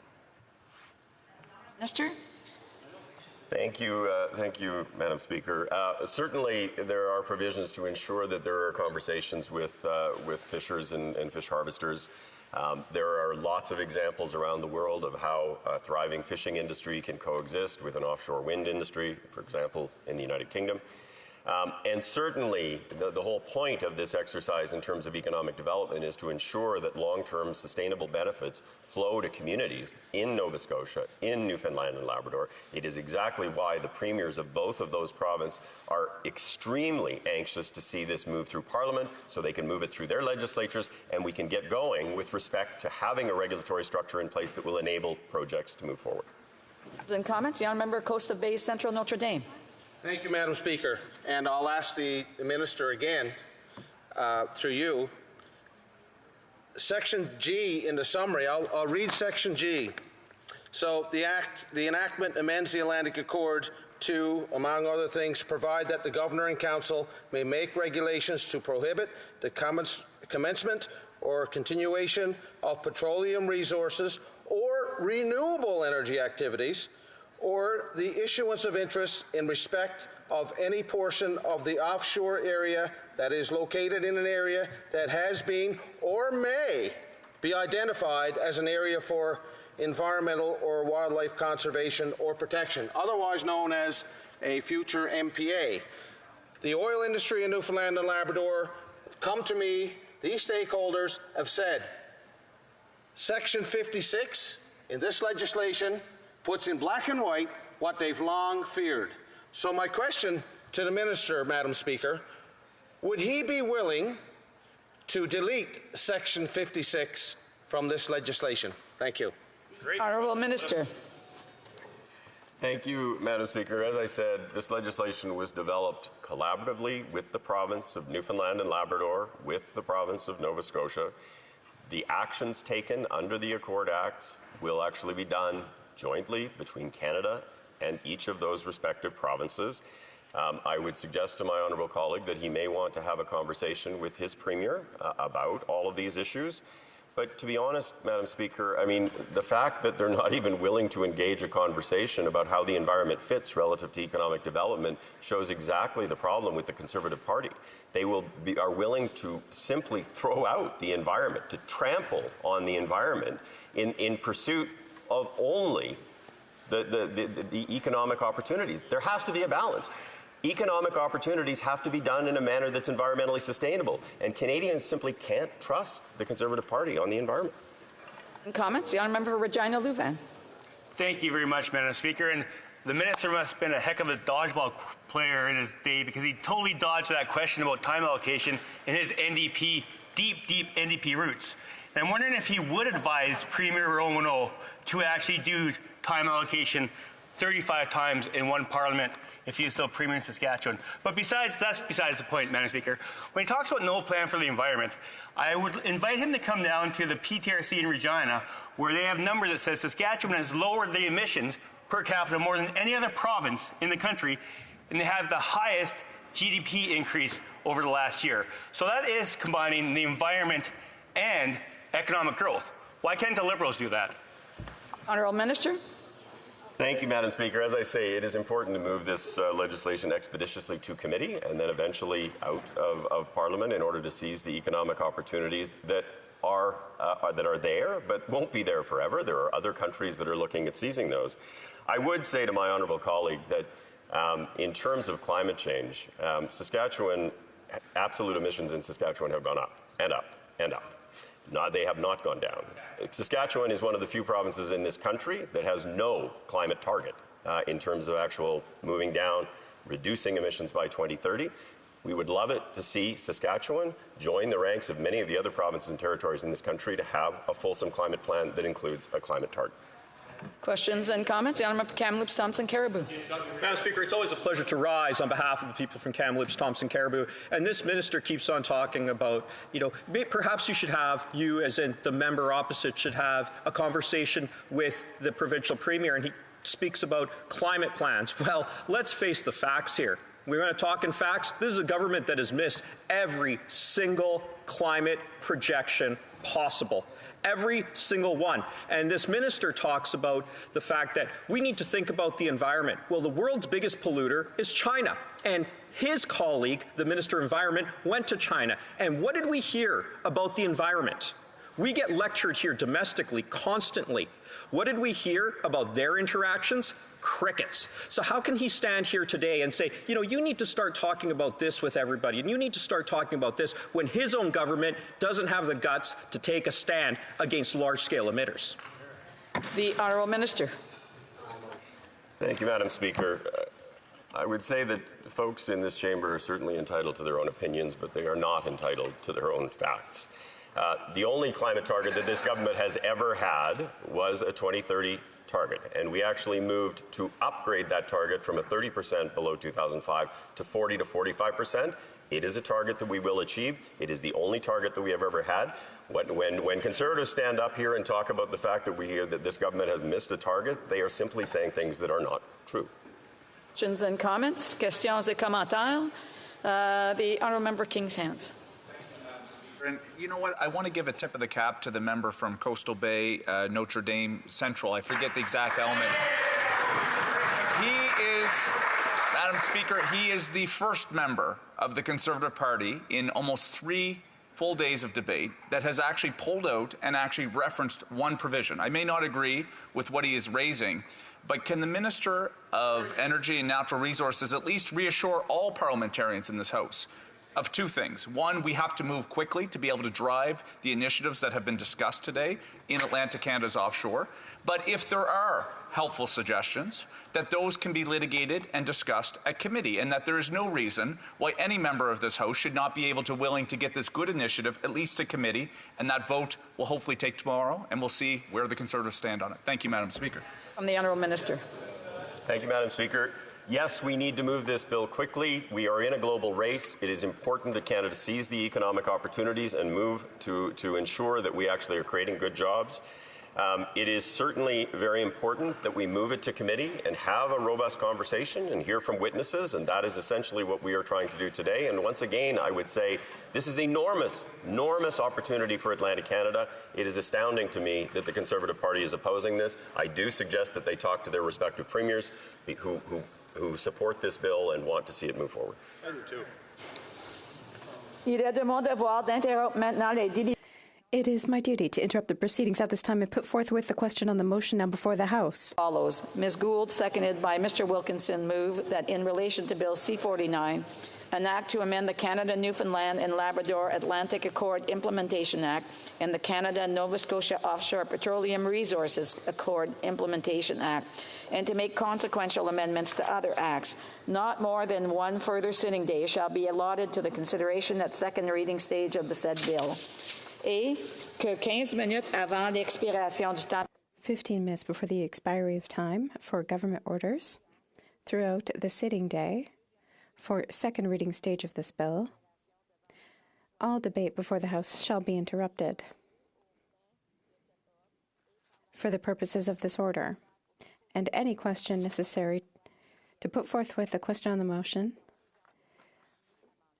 and will not be subject to further debate or amendment. Wishes that the motion be carried or carried on division, or if a member of a recognized party participating in person wishes to request a recorded division, I would invite them to rise and indicate it to the chair. The Honourable Parliamentary Secretary, the Government House Leader. Yes, Madam Speaker, I'd request a recorded vote, please. Call in the members.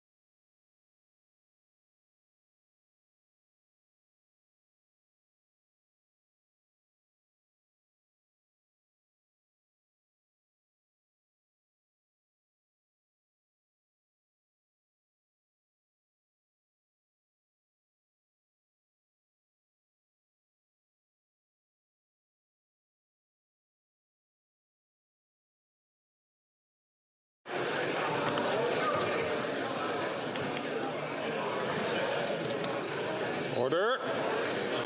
La question. The question is as follows.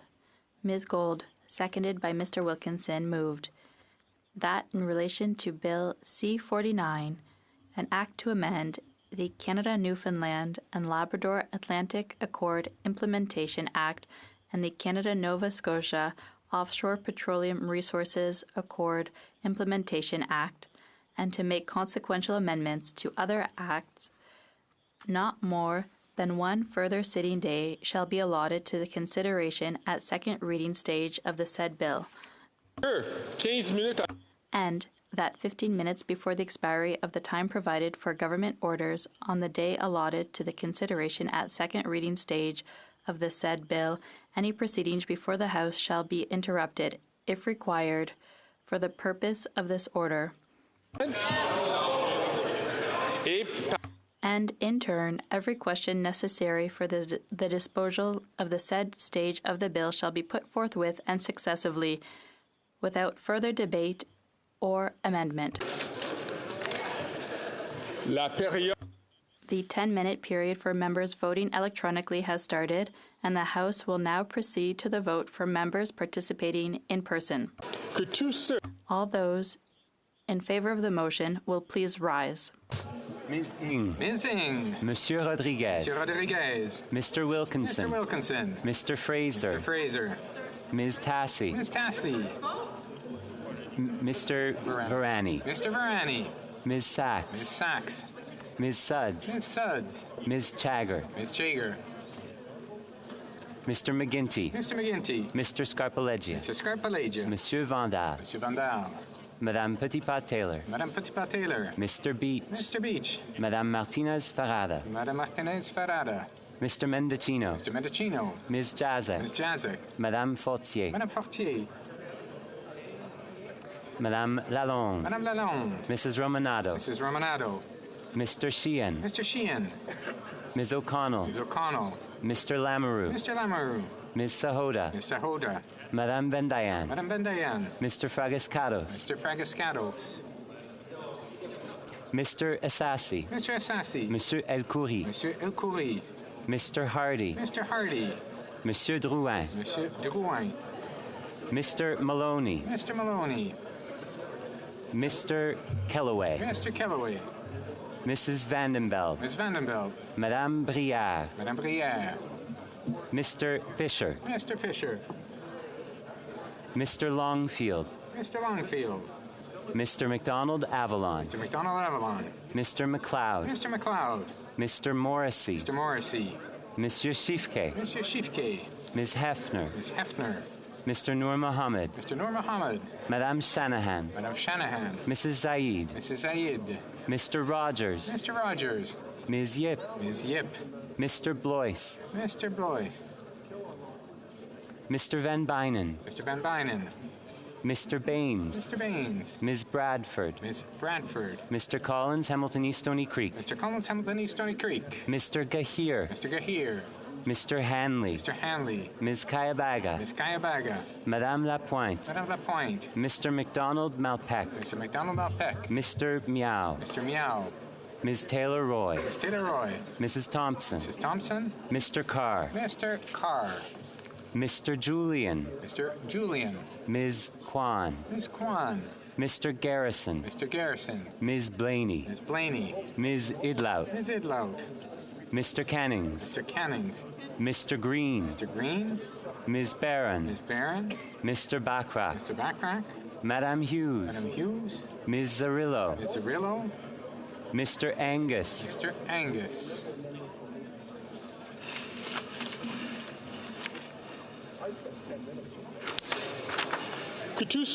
All those opposed to the motion will please rise. Mr. Scheer. Mr. Scheer. Mr. Ellis. Mr. Ellis. Mr. Perkins. Mr. Perkins. Monsieur Deltel. Mr. Deltel. Mrs. Stubbs. Mrs. Stubbs. Monsieur Paulus. Monsieur Paulus. Mr. Upal. Mr. Upal. Miss Lewis Haldeman Norfolk. Ms. Lewis Haldeman Norfolk. Mr. Barrett. Mr. Barrett. Mrs. Gray. Mrs. Gray. Mr. Barlow. Mr. Barlow. Mr. Kelly. Mr. Kelly. Mr. Baldinelli. Mr. Baldinelli. Mr. Cooper. Mr. Cooper. Mr. Jennis. Mr. Jennis. Mr. Small. Mr. Small. Mr. Stewart. Mr. Mr. Duncan, Stormont Dundas, South Glengarry. Mr. Duncan, Stormont Dundas, South Glengarry. Mr. Chong. Mr. Chong. Mr. Abu Taif. Mr. Abu Taif. Mr. Seaback. Mr. Seaback. Ms. Ferrari. Ms. Ferrari. Mrs. Block. Mrs. Block. Mr. Macaulay Edmonton West. Mr. Macaulay Edmonton West. Monsieur Brassard. And Mr. Brassard. Mr. Lawrence. Mr. Lawrence. Mrs. Roberts. Mrs. Roberts. Mr. Williams. Mr. Williams. Mr. Malillo. Mr. Malillo. Mr. Tucker. Mr. Tucker. Mrs. Cramp-Nyman. Mrs. Cramp-Nyman. Mr. Patzer. Mr. Patzer. Mr. Lobb. Mr. Lobb. Mr. Kitchen. Mr. Kitchen. Mr. Muse. Mr. Muse. Mr. Redekop. Mr. Redekop. Mr. Van Popta. Mr. Van Popta. Mr. Waugh. Mr. Waugh. Mr. Steinley. Mr. Steinley. Mr. Calkins. Mr. Calkins. Monsieur Lehoux. Monsieur Lehoux. Monsieur Généreux. Monsieur Généreux. Mr. Genereux. Mr. Genereux. Mr. Morantz. Mr. Morantz. Mrs. Falk, Battleford Lloydminster. Mrs. Falk, Battleford Lloydminster. Monsieur Martel. Monsieur Martel. Monsieur Gould. Monsieur Gould. Mr. Kirk. Mr. Kirk. Mrs. Gallant. Mrs. Gallant. Mr. Caputo. Mr. Caputo. Ms. Rempel Garner. Ms. Rempel Garner. Mr. Cram. Mr. Cram. Mr. Tolney. Mr. Tolney. Mr. Epp. Mr. Epp. Mr. Allison. Mr. Allison. Mr. Nader. Mr. Nader. Mr. Soroka. Mr. Soroka. Mr. McLean. Mr. McLean. Mr. Shipley. Mr. Shipley. Mr. McGuire. Mr. McGuire. Mr. Shields. Mr. Shields. Mr. Falk Provencher. Mr. Falk Provencher. Mr. Motts. Mr. Motts. Mr. Arnold. Mr. Arnold. Monsieur d'Entremont. Monsieur d'Entremont. Mr. Morrison. Mr. Morrison. Mr. Dowdle. Mr. Dowdle. Mr. Carey. Mr. Carey. Mr. Vierson. Mr. Vierson. Mr. Leipert. Mr. Leipert. Mr. Canna. Mr. Canna. Mr. Majumdar. Mr. Majumdar. Monsieur Garon. Monsieur Garon. Madame de Bellefeuille. Madame de Bellefeuille. Madame Larouche. Madame Larouche. Monsieur Barsalou Duval. Monsieur Barsalou Duval.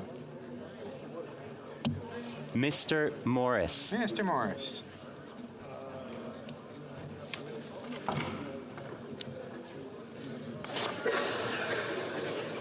La Chambre attendra.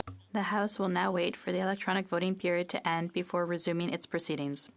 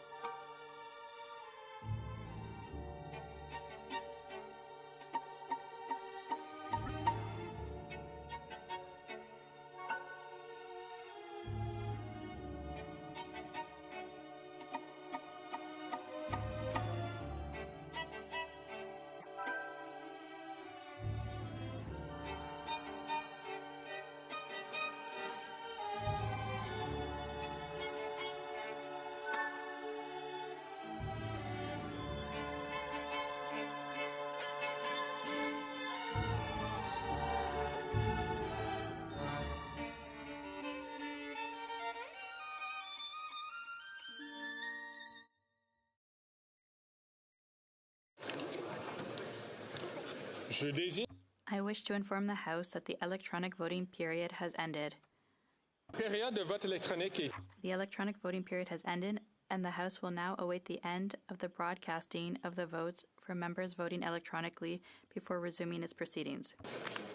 Si les députés n'ont If members were not able to vote due to technical difficulties, they may now use the raise hand function, and the chair will recognize them. Je vois ici Monsieur I see Mr. Robillard. Je vote pour. Robillard, yé pour. Monsieur Fonseca. Mr. Fonseca. Je vote pour. Mr. Fonseca, yé pour. Madame Sidou. Ms. Sidou. In favor, Mr. Speaker. Ms. Sidou, Brampton South, yé pour. Monsieur Trudeau. Je vote en faveur, Monsieur le Président. Monsieur Trudeau, yé pour. Monsieur McKinnon. Mr. Speaker, I vote in favor. Mr. McKinnon, pour Coquitlam, yé pour.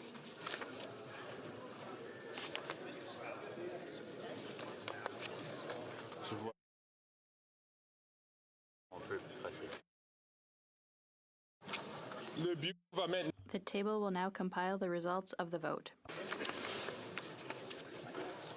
Yeas pour, 178, 178. Nays contre, 148, 148. Je déclare. I declare the motion carried.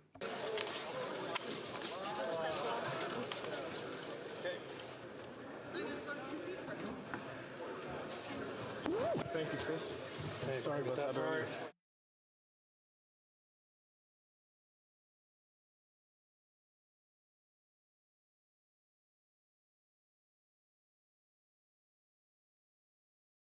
Okay, so you do. Okay. Je désire informer la Chambre qu'en raison des délibérations. I wish to inform the House that due to debate on the time allocation motion, government orders will be extended by 30 minutes. I believe we have a couple of points of order. Je pense des appels au règlement. I think we have some points of order. The honourable member for Salaberry-sur-Roy. Merci, Monsieur le Président. Il y a eu... Thank you, Mr. Speaker. There was a problem for the member de Thérèse de Blainville, who wants to change her vote. She voted in favor, but she was against. May I have unanimous consent, please? Do we have unanimous consent to change the representative for Thérèse de Blainville's vote? There is agreed. Okay, the honourable member for New Westminster, Burnaby. Thank you very much, Mr. Speaker. And we're learning to work together in this House of Commons, and it's in that spirit that I'm rising today to discuss not only the matter of privilege raised by the member for Calgary-Nose Hill on Thursday, October 5th, but also to raise concerns about how the matter has been handled since it was originally raised. As you know, Mr. Speaker, the member's matter of privilege was on the subject of responses to written questions provided to her by the government. This is an area of jurisprudence that has often been raised by members and has been ruled on by many previous speakers. What made this situation unique was the fact that the responses were signed off, Mr. Speaker, by the Speaker in the Speaker's previous role as Parliamentary Secretary. Comme il est d'usage pour des questions inhabituelles. As is common for unusual or complex issues that can require additional resources, I indicated at that time that I wished for the opportunity to speak to it at a later time. The member for Winnipeg North did the exact same thing. I want to say that we want to speak once the research has been concluded. It's essential for this to happen before a decision is made. That is our tradition here in the House.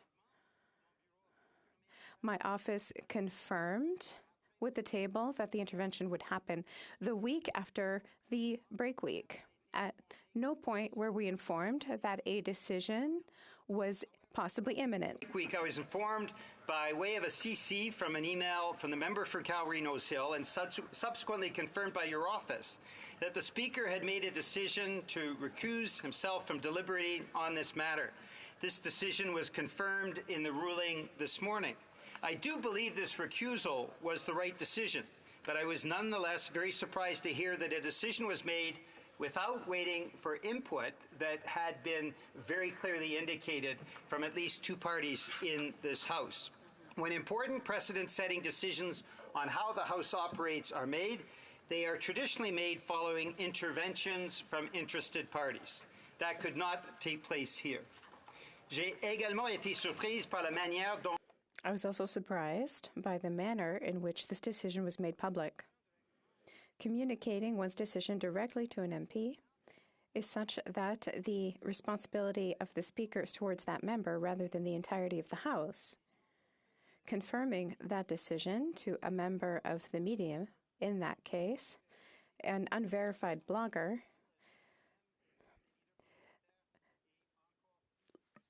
makes it even more frustrating. In practice states the Speaker is, quote, the servant neither of any part of the House nor of any majority in the House, but of the entire institution.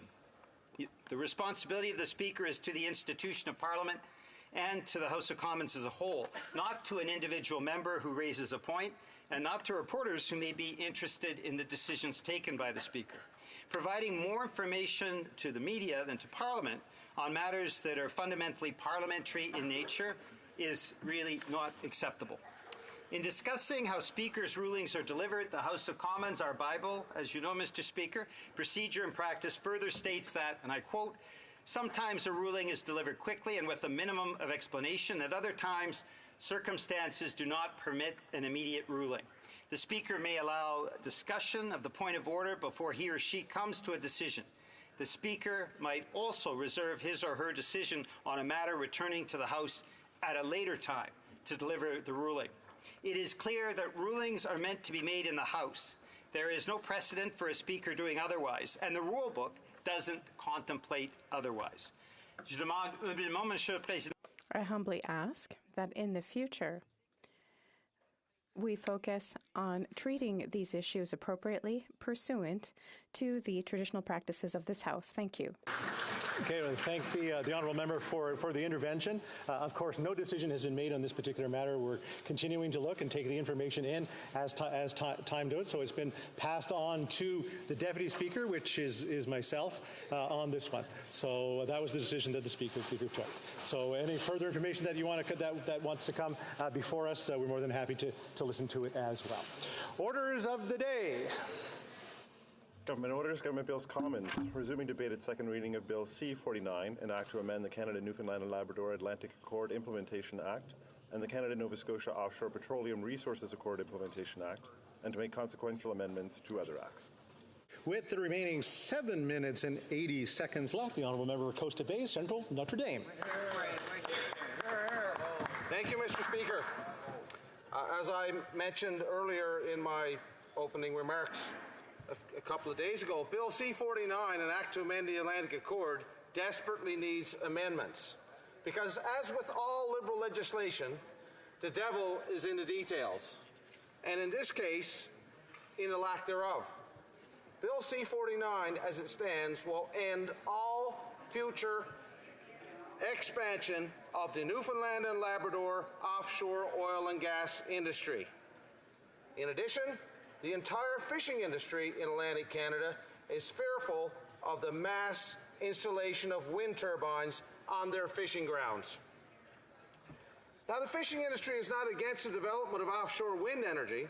However, Bill C-49 pays lip service to consultations from their point of view. That industry has a history of a lack of meaningful consultations with this Liberal government, especially when it comes to the setting up of marine protected areas, otherwise known as MPAs. These MPAs have been arbitrarily created, oftentimes on prime fishing grounds, even though objections were raised by fishermen. Their concerns are never taken into account, and this Liberal government goes ahead forcing fishers off their lucrative fishing grounds, endangering their livelihoods. Why am I talking so much about fishermen and their experience with MPAs, you ask? It's because they fear the exact same thing will happen in the designation of and development of offshore wind farms. Bill C-49 is far too inadequate in terms of relieving those fears.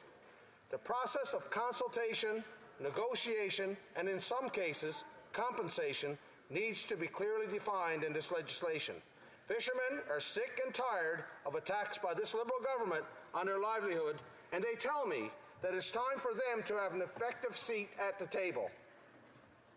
This bill needs to address this. Now, the fishing industry is not the only industry concerned with the arbitrary implementation of MPAs.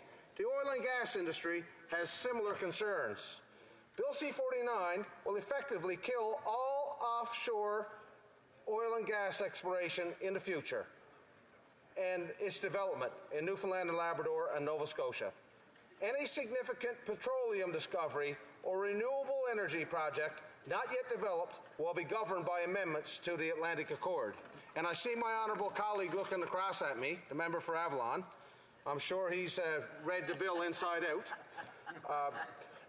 So I'll just read from the summary of the bill, Madam Speaker. I'll quote, "The Governor and Council may make regulations to prohibit the commencement or continuation of petroleum resource or renewable energy activities or the issuance of interests in respect of any portion of the offshore area that is located in an area that has been or may be identified as an area of environmental or wildlife conservation or protection." So that's an area that may be identified as an MPA.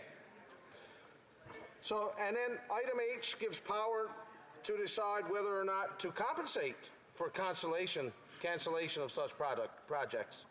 And we all know that this Liberal government and their extreme environmentalist friends have one goal in mind when it comes to Newfoundland and Labrador's offshore oil and gas industry, and that's to shut it down. Stakeholders that I talk to say that Bill C-49 puts the long-held fears of their industry on paper in black and white. This Liberal government destroyed the Bay du Nord project by delaying the approval after the longest environmental assessment in Canadian history. They used Bill C-69 as their tool to do that, and they can still do that in the future because that part of the bill was not destroyed by the court, unfortunately. So Bill C-49 will be another tool in the anti-oil toolbox, and Liberal MPs from Atlantic Canada, especially those from Newfoundland and Labrador, should be ashamed to support this bill as it stands. What oil and gas company will want to spend hundreds of millions of dollars to explore the offshore in Atlantic Canada and have a significant find only to be told that they can't develop because it may become a future MPA? The answer is none. This bill will drive much-needed investment dollars out of our offshore, which is already protected by the most stringent environmental regulations in the world.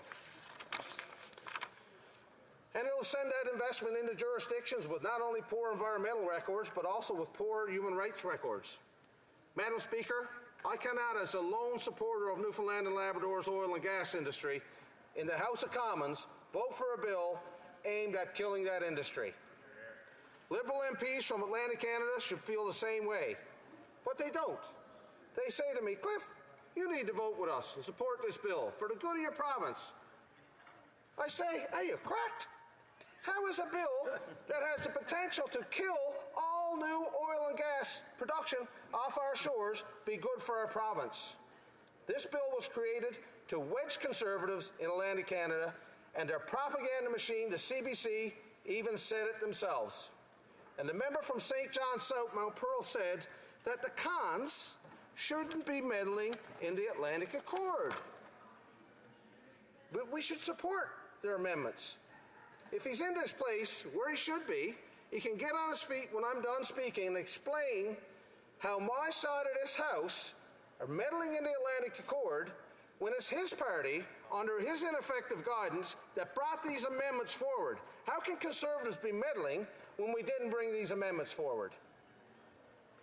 Then there's a Liberal member from Nova Scotia who I chatted with not long ago, who said that consulting with non-Indigenous fishermen was looking for trouble. Liberal. Unbelievable, Madam Speaker. Now, if he wants to stand and clarify what he said when I'm finished, he can do so as well. The fishing industry is all ears. He is here.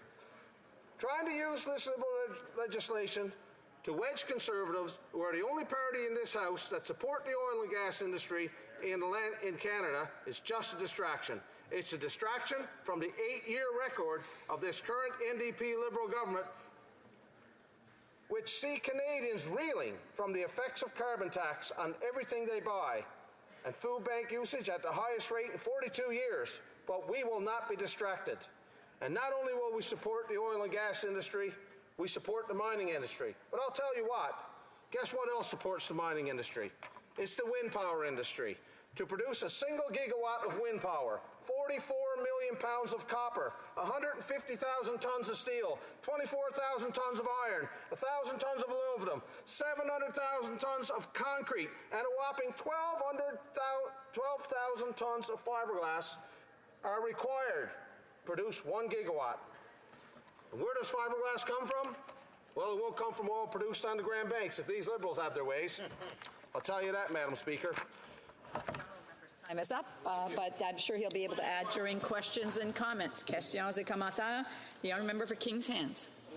Madam Speaker, it was quite remarkable to sit in this place, and it is fortunate for the member opposite that we are protected by parliamentary privilege, because the level of misinformation that speech contained, the level of fear-mongering. This is the government that approved Beta Nord. This is the government that supports energy in Newfoundland and Labrador, and indeed across Atlantic Canada. But he talks about his stakeholders, Madam Speaker. Energy Newfoundland, are they against this? I don't think so. Is the Premier of Newfoundland and Labrador against this? I don't think so. Is the projects that are being contemplated in Atlantic Canada, the proponents, are they against this? Absolutely not. Is the Premier of Nova Scotia? Who is he talking to? Because he is not talking to everyday Newfoundland and Labradorians who want to see this. Clip this to the voice of the common people and let him tell them why he is against progress in Atlantic Canada. It is simply astonishing. I cannot believe it sitting here in this place, Madam Speaker. Now that's common sense. I understand. So I hear other voices other than the honourable members that I have recognized on both sides, and I would just ask members to please wait until it's their time, until they're actually recognized. The honourable member for Coast of Bay, Central Notre Dame. Madam Speaker, I challenge the member from King's Hands because he knows that what I said earlier today when we had debate about closure on this bill was that there are real deficiencies in this bill. Section 56, he heard me read it, and he even complimented me on studying the bill and knowing what's in the bill. And I sat next to a former political figure in Newfoundland and Labrador who all these folks have lots of respect for today, and I showed him that, and he was shocked. And many are shocked in the oil and gas industry. And I'll tell you what, I've spoken to many fishing organizations from Nova Scotia who are now banding together to make sure that they're adequately consulted with and they're not steamrolled in this process like they were when MPAs were thrown upon their fishing grounds. I want to remind the honourable member that he had an opportunity to ask a question. He should take the time to listen to the answer, and if he has further questions, he should wait until he's possibly recognized during questions and comments. Questions and comments. The honourable member Sonia Lambton. My question for the colleague is this. The Supreme Court has recently ruled that C-69 is unconstitutional. And since C-69 is embedded in this bill that we're discussing, C-49, that would make this bill also unconstitutional. What does the member think the proper response would be? The honourable member for Coast of Bay, Central Notre Dame. Madam Speaker, I thank my honourable colleague for a question, and I wish that the member for King's Hands was as familiar about what's going on with the gatekeeping in our offshore oil and gas industry. And in response to her question, anything that's related to Bill C-69 and Bill C-49 needs to be scrapped, given how the court just ruled and how C-69 is now in total jeopardy, Madam Speaker. Thank you. And comments, questions et commentaires. The honourable member for Nanaimo Ladysmith. Madam Speaker. Speaker, and thank you to my colleague for his intervention. My question, Madam Speaker, is the member speaking quite a bit about people or organizations who are concerned about this bill. I'm always open to hearing about critiques and the best way to move forward, and I'm wondering if the member could please clarify exactly which organizations, which people are the ones that he's referencing who are expressing concerns on the bill, and perhaps be a little bit more specific as to what the exact concerns are, please. Hear, hear. The Member Coast Bay Central Notre Dame. Madam Speaker, I can start. The FFAW, Coldwater Lobster Association, Brazil Rock Lobster Association, the Maritime Fishermen's Union. There's loads and loads. And in fact, the Fisheries Council of Canada was in town in Ottawa a couple of weeks ago, and they're expecting a whole of industry approach to seek proper explanation in this bill and to lay out what a real consultation process looks like, and to make sure that it's adhered to so they're not steamrolled in the way that they were when marine protected areas were jammed down their throat. We have time for a very brief question. The honourable member for Kings Hants. Madam Speaker, thank you for recognizing me again, the opportunity to re-engage with my colleague here today. My question is very simple. He obviously suggests that this bill has flaws, but yet also talks about, or I didn't hear much about it, but I think recognizes that there's offshore energy opportunities. We have stakeholders across the region that are talking about this bill as being extremely important. Will he vote for it tomorrow to at least get it to committee so he can raise the supposed concerns that many stakeholders and he share? Will we get this to committee so we can move this forward? Will he vote tomorrow in favor of getting it to committee? The Bay Central Notre Dame, a brief answer, please. Madam Speaker, if the NDP Liberal government is willing to amend this bill and lay out those amendments tomorrow to remove Section 56 and to outline a meaningful consultation process for the fishing industry stakeholders, I'd be willing to vote for it. Otherwise, we got loads of them to invite into committee, and they can ask for the amendments they want. Hear, hear. Resuming debate. Reprise de débat. Resuming debate.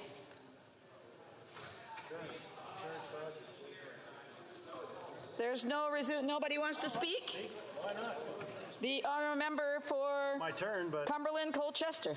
It was Terrence's turn, but anyway, that's great. Thank you very much, Madam Speaker. Always a pleasure to rise in this House on behalf of the folks from Cumberland Colchester, and especially when it's a bill that specifically affects negatively the potential development in Nova Scotia. And certainly what we've heard from many people here in this House, Atlantic members of Parliament, specifically wanting to now portray themselves as the saviors of Nova Scotia, and going on touting about how many people really want to be a part of this bill, which we know is utter hogwash, Madam Speaker. We know very clearly that what Bill C-49 creates is uncertainty and control. And what do I mean by that? Well, it creates uncertainty and control that's related to the cabinet of this NDP Liberal coalition government. And the difficulty, of course, that we see there is that they are the ones who assume the ultimate decision-making process when we look at to the development of the offshore industries in Nova Scotia. And what very clearly we know, Madam Speaker, is that they now want to stop projects in the ocean and have their ultimate control on their fiefdom, as they've done on land now for many, many years, and effectively kill the oil and gas industry in Nova Scotia. And it's really quite shocking. We know very clearly that the representatives from Germany came to Nova Scotia, came to Canada and specifically and said, you know, we would like to have your natural gas. And what did this Prime Minister say, Madam Speaker? The Prime Minister said, oh, there's no case for natural gas. Who would need natural gas? Why would you want natural gas? When we also know that this NDP Liberal government killed 17 natural gas projects in this country, which obviously shows their true colors, Madam Speaker. Not only do they want to control it, but they want to control the destiny of people in Atlantic Canada as well. We know that this bill is rife with difficulties, and it's rife with red tape, long delays, stifling unproductivity, and an unfriendly business environment. And Madam Speaker, the other part of this really harkens to a friend of mine that I had an opportunity to see during the break week, and understand that for people who build houses, that the red tape and delays and bureaucracy and cost that this NDP Liberal coalition has created really makes it absolutely unpleasant, unpalatable, unfair, and unpredictable for someone to even want to build simple housing in this country. And as we know going forward, then why would Canadians want to continue to have the voice of this NDP Liberal coalition and cabinet members in particular making those decisions? We know that, as my colleague spoke before, that at the discretion of a cabinet member, then that they could possibly create marine protected areas for anything that could possibly, in any time in the future, maybe possibly be examined or have difficulties or any other kind of ambiguous language that you want to put forward, that then they would create these marine protected areas, which of course are going to stymie development. We also know very clearly, Madam Speaker, that the track record of this government when it comes to offshore projects is absolutely atrocious. We know very, very clearly that Sustainable Marine's tidal energy project offshore in Nova Scotia and partly in my riding of Cumberland-Colchester was stopped effectively by this government. We know that Sustainable Marine simply asked for direction going forward from the Department of Fisheries and Oceans. And what did they get, Madam Speaker, from them? Absolutely nothing. This was the first project in the total time of development of tidal energy that energy was actually put back into the grid and was measurable. They also had significant abilities to monitor for fish strikes, and even the government arm of monitoring, called the Forced Tidal Energy Project, readily admitted, when I met with those folks and with Sustainable Marine Energy, that there were no worrisome signals. There were no fish strikes. There was one fish that actually swam through one of the turbines, but other than that, no fish were harmed in this process. And what is the scope of Sustainable Marine's tidal energy project, Madam Speaker? The scope is really related to the fact that if it were able to harness a significant amount of the energy of the Bay of Fundy, which I might add has the highest tides in the world, if it were able to harness that, there's a potential there that they could power all of Atlantic Canada in perpetuity with minimal cost. So when you look at that kind of a project, Madam Speaker, which this government has absolutely no ability to support or go forward, then again, why would Canadians want to say that yes, we should allow that cabinet minister to have that opportunity to decide when projects should go and not go forward? The difficulty also, of course, and my colleague from Costa Bay Central Notre Dame mentioned this, but there are many sections of overlap in Bill C-69 embedded in Bill C-49. And we know that very clearly, of course, that the Supreme Court of Canada has declared Bill C-69 unconstitutional. And, Madam Speaker, just a few things, if I may. Sections 61, 62, 169, and 170 of C-49 invoke Section 64 of Bill C-69, the Impact Assessment Act, where the minister finds that a given project's adverse effects within federal jurisdiction and its adverse direct or incidental effects are in public interest. Section 64 allows and in fact requires the minister to create any conditions which they deem appropriate in relation to those effects and with which the project proponent must comply. And in Bill C-69, the Liberals forced all offshore drilling to be subject to a review panel, making the timeline 300 to 600 plus days for offshore reviews. 300 to 600 plus days. And Conservatives raised this as a major point of concern with Bill C-69. The impact assessment by the agency can take 1,605 days, which sadly is 4.5 years if all aspects of the process are followed. And this bill specifies Section 64 of the IAA, which allows the minister to create any condition they wish based on an impact assessment report, which could add another 330 days to the process. If it was stated in Section 62 of C-49, required by the regulator or prescribed. Madam Speaker, when you look at this, I mean, what we're talking about is a country here where people cannot afford to feed themselves, to to put a roof over their heads, and to generally look after their families, Madam Speaker. And when we understand that what this NDP Liberal coalition continues to want to do is to put up red tape and barriers and concerns, when we know very clearly, Madam Speaker, that what's on the mind of Atlantic Canadians, those of us who went back to our ridings last week were there and we talked to people. And what did people talk about? Well, Madam Speaker, they talked about the carbon tax. And they talked about the carbon tax, and they talked about the carbon tax. They talked about the cost of living. And we know very clearly that the Atlantic Liberals over here on this side of the House, Madam Speaker, had voted 24 times in favor of a carbon tax, over and over and over again. Now, there was one person on that side of the House, a Liberal, who has suddenly found religion, or perhaps he has found the conservative common sense, Madam Speaker. And I can't exactly explain to you why, but we do know that he was on TV and he was quoted multiple times. And, Madam Speaker, I think it's germane to read one of the great quotes into the record. I believe we have to change the way we're approaching the climate change incentive, or whatever you want to call it. I think that what we're using right now at this point in time is putting a bigger burden on people who are now struggling with an affordability crisis, Madam Speaker. Some gentleman on the opposite side said that, Madam Speaker, and I think that when you go back to your riding in Atlantic Canada and you hear the difficulties, and you understand very clearly that the Atlantic Liberals continue over and over and over again to vote for a punishing carbon tax. And now what do they want to do? They want to create further problems for Atlantic Canadians by stopping projects in the ocean. And we already know very clearly, Madam Speaker, that they continue to do this on land, with the statistics that I quoted previously of delays of 4.5 years of projects. And again, I'll tie that to builders that we hear to understand very clearly, Madam Speaker, that they are giving up on their dreams of building houses and projects for Atlantic Canadians. Why, Madam Speaker? Because it is an untenable position. It's intolerable, it's unacceptable, and it's unexplainable as to why this NDP Liberal coalition wants to continue to stymie development in Atlantic Canada.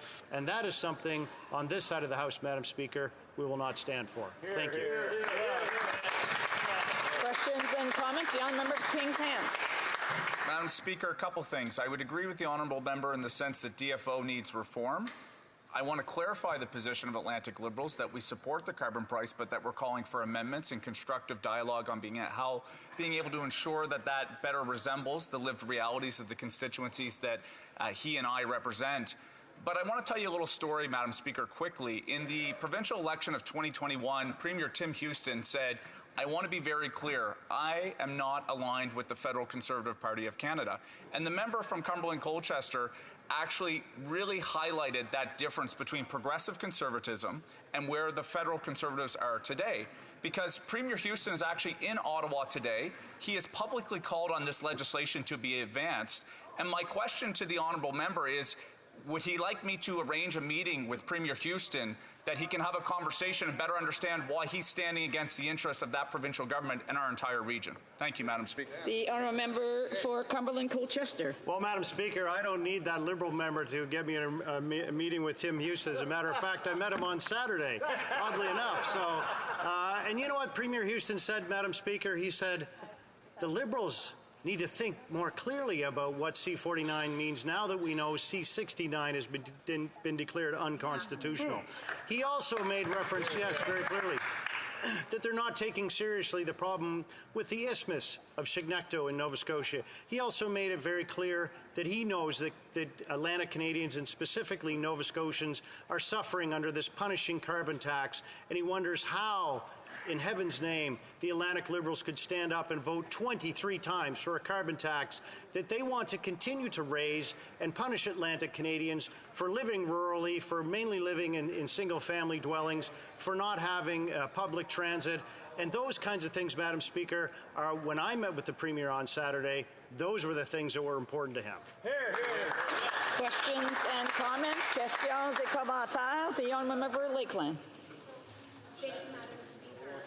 Thank you to my colleague from Nova Scotia for addressing this legislation and for speaking the truth about its negative impacts on both offshore petroleum development and the future of renewable offshore development in coming days and weeks. I wonder if he would expand on how disastrous it would be to proceed with Bill C-49 now, given that sections from Bill C-69, Section 61, Section 62, and Section 64, which are all embedded in Bill C-69, have now been declared by the Supreme Court of Canada on Friday to be largely unconstitutional. I wonder if he would expand on exactly the perils of proceeding with this legislation, which they just rushed through in time allocation, given that we would all know then that we were passing a bill with the significant sections that are unconstitutional. Hear, hear. The honourable member for Cumberland-Colchester.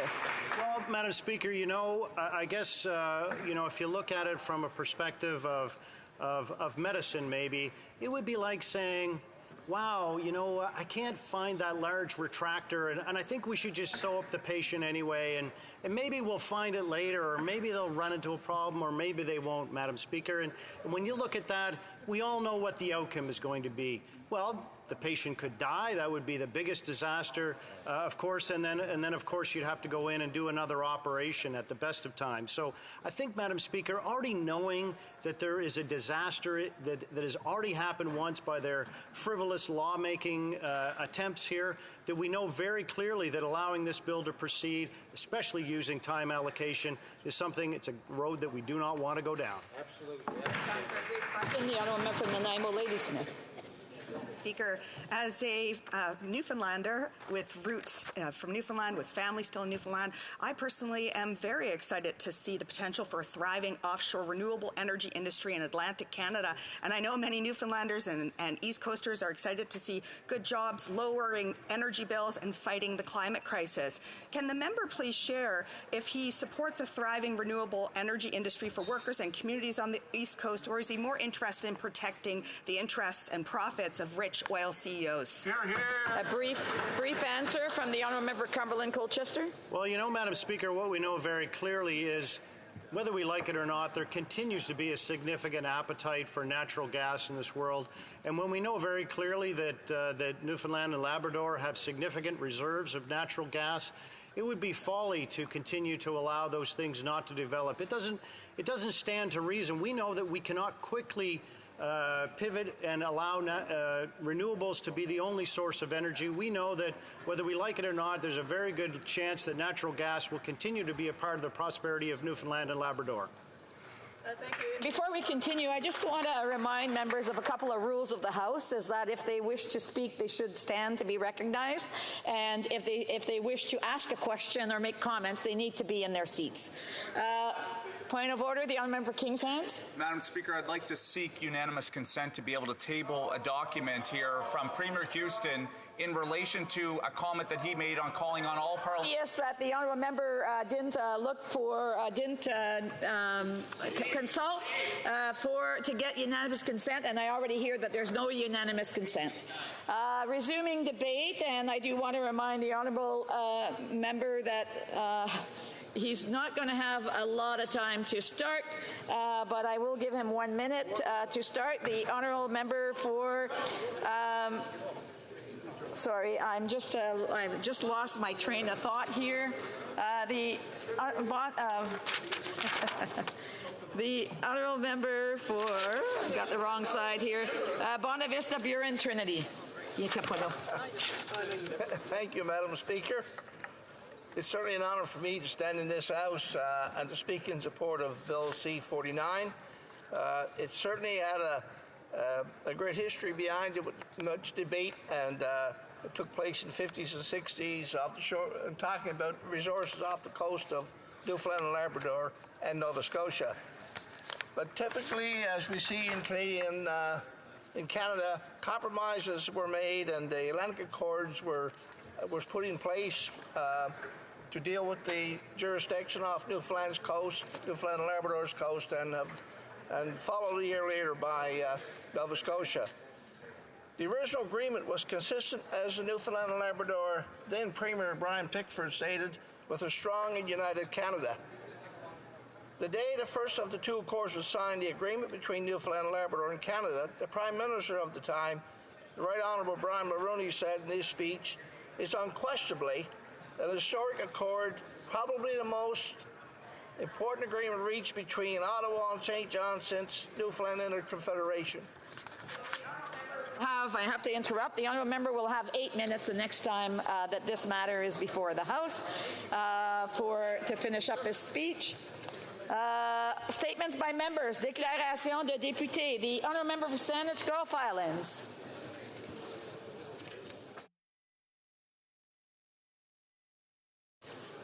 The honourable member for Saanich Gulf Islands. I'm not sure if she has her mic on. Is that the issue? No. Okay, she was just there 2 seconds ago, so I don't know if there was a glitch. I'll go to the honourable member for Thunder Bay, Rainy River. Mr. Speaker, I'm sad to be standing and acknowledging the passing of my friend Stan Stostramiski. He grew up in the east end of what was then Fort William. He first became an elementary school teacher, then went back and got his PhD, and ended up teaching at Lakehead University in education. In 1992, he was elected to Parliament, where he sat until 2004. He loved this place. He was a proud parliamentarian. Stan also loved kids. During the House of Commons Christmas toy drive, Stan used to dress up as Santa, and apparently one night during an evening vote, he came in full Santa regalia in order to vote on the behalf of the people of Thunder Bay Atikokan. That was the quintessential Stan, a guy who always had a glitter in his eye, always had a sense of duty for his country, and always put others before himself. Stan will be missed by very many people, but none more than his loving wife, Peggy, who is his soulmate, his 3 daughters, and 5 grandchildren.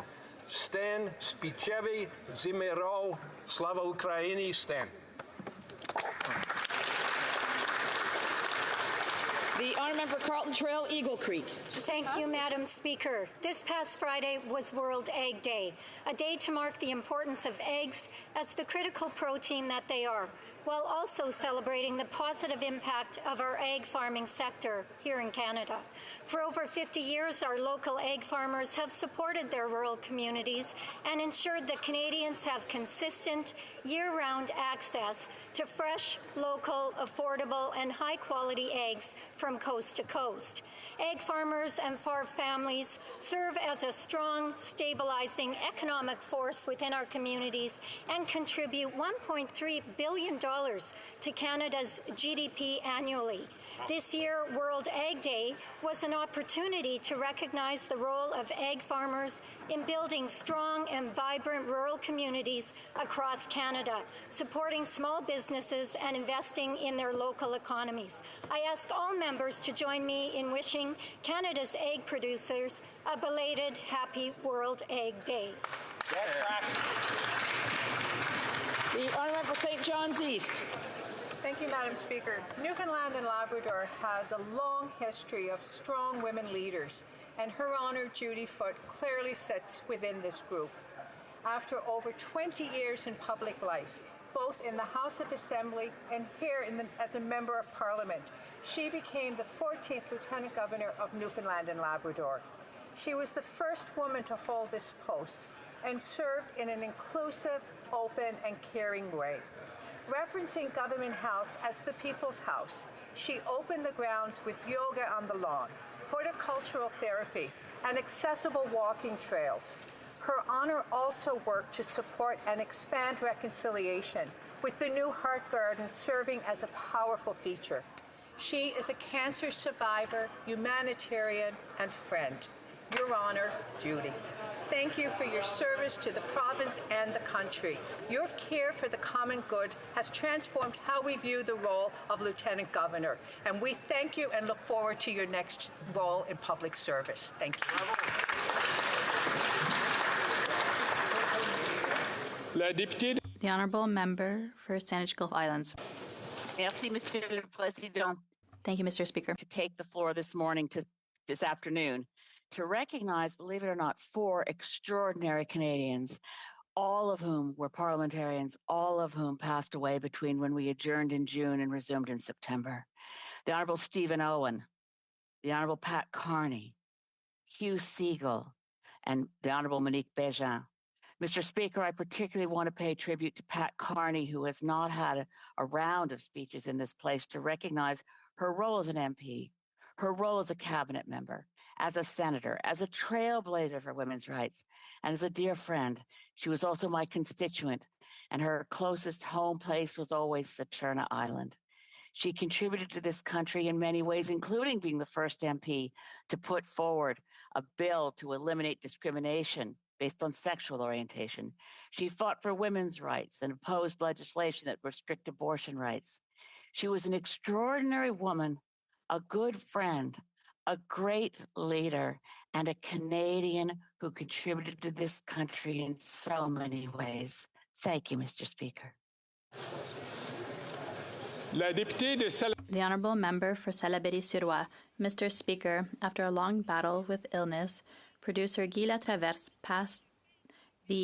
nicknamed the Father of Quebec showbiz, passed away on Saturday. The unforgettable Saint Jean on the Mountain in 1975, the mythical show Une fois cinq, the Diane Dufresne in a packed Olympic stadium, we owe them all to Guy Latraverse. We must also salute his courage in publicly addressing mental health issues, a man who had to deal with bipolar disorder all his life. In this area, as in so many others, he was a trailblazer. An assertive independentist, his first passion, as his sister Louise eloquently pointed out, was Quebec. Propelling our artists a little higher and a little further was his way of making Quebec shine. His contribution to our national pride is unparalleled. Our thoughts are with his family and friends. Mr. Latraverse, thank you for everything. Quebec owes you a great deal.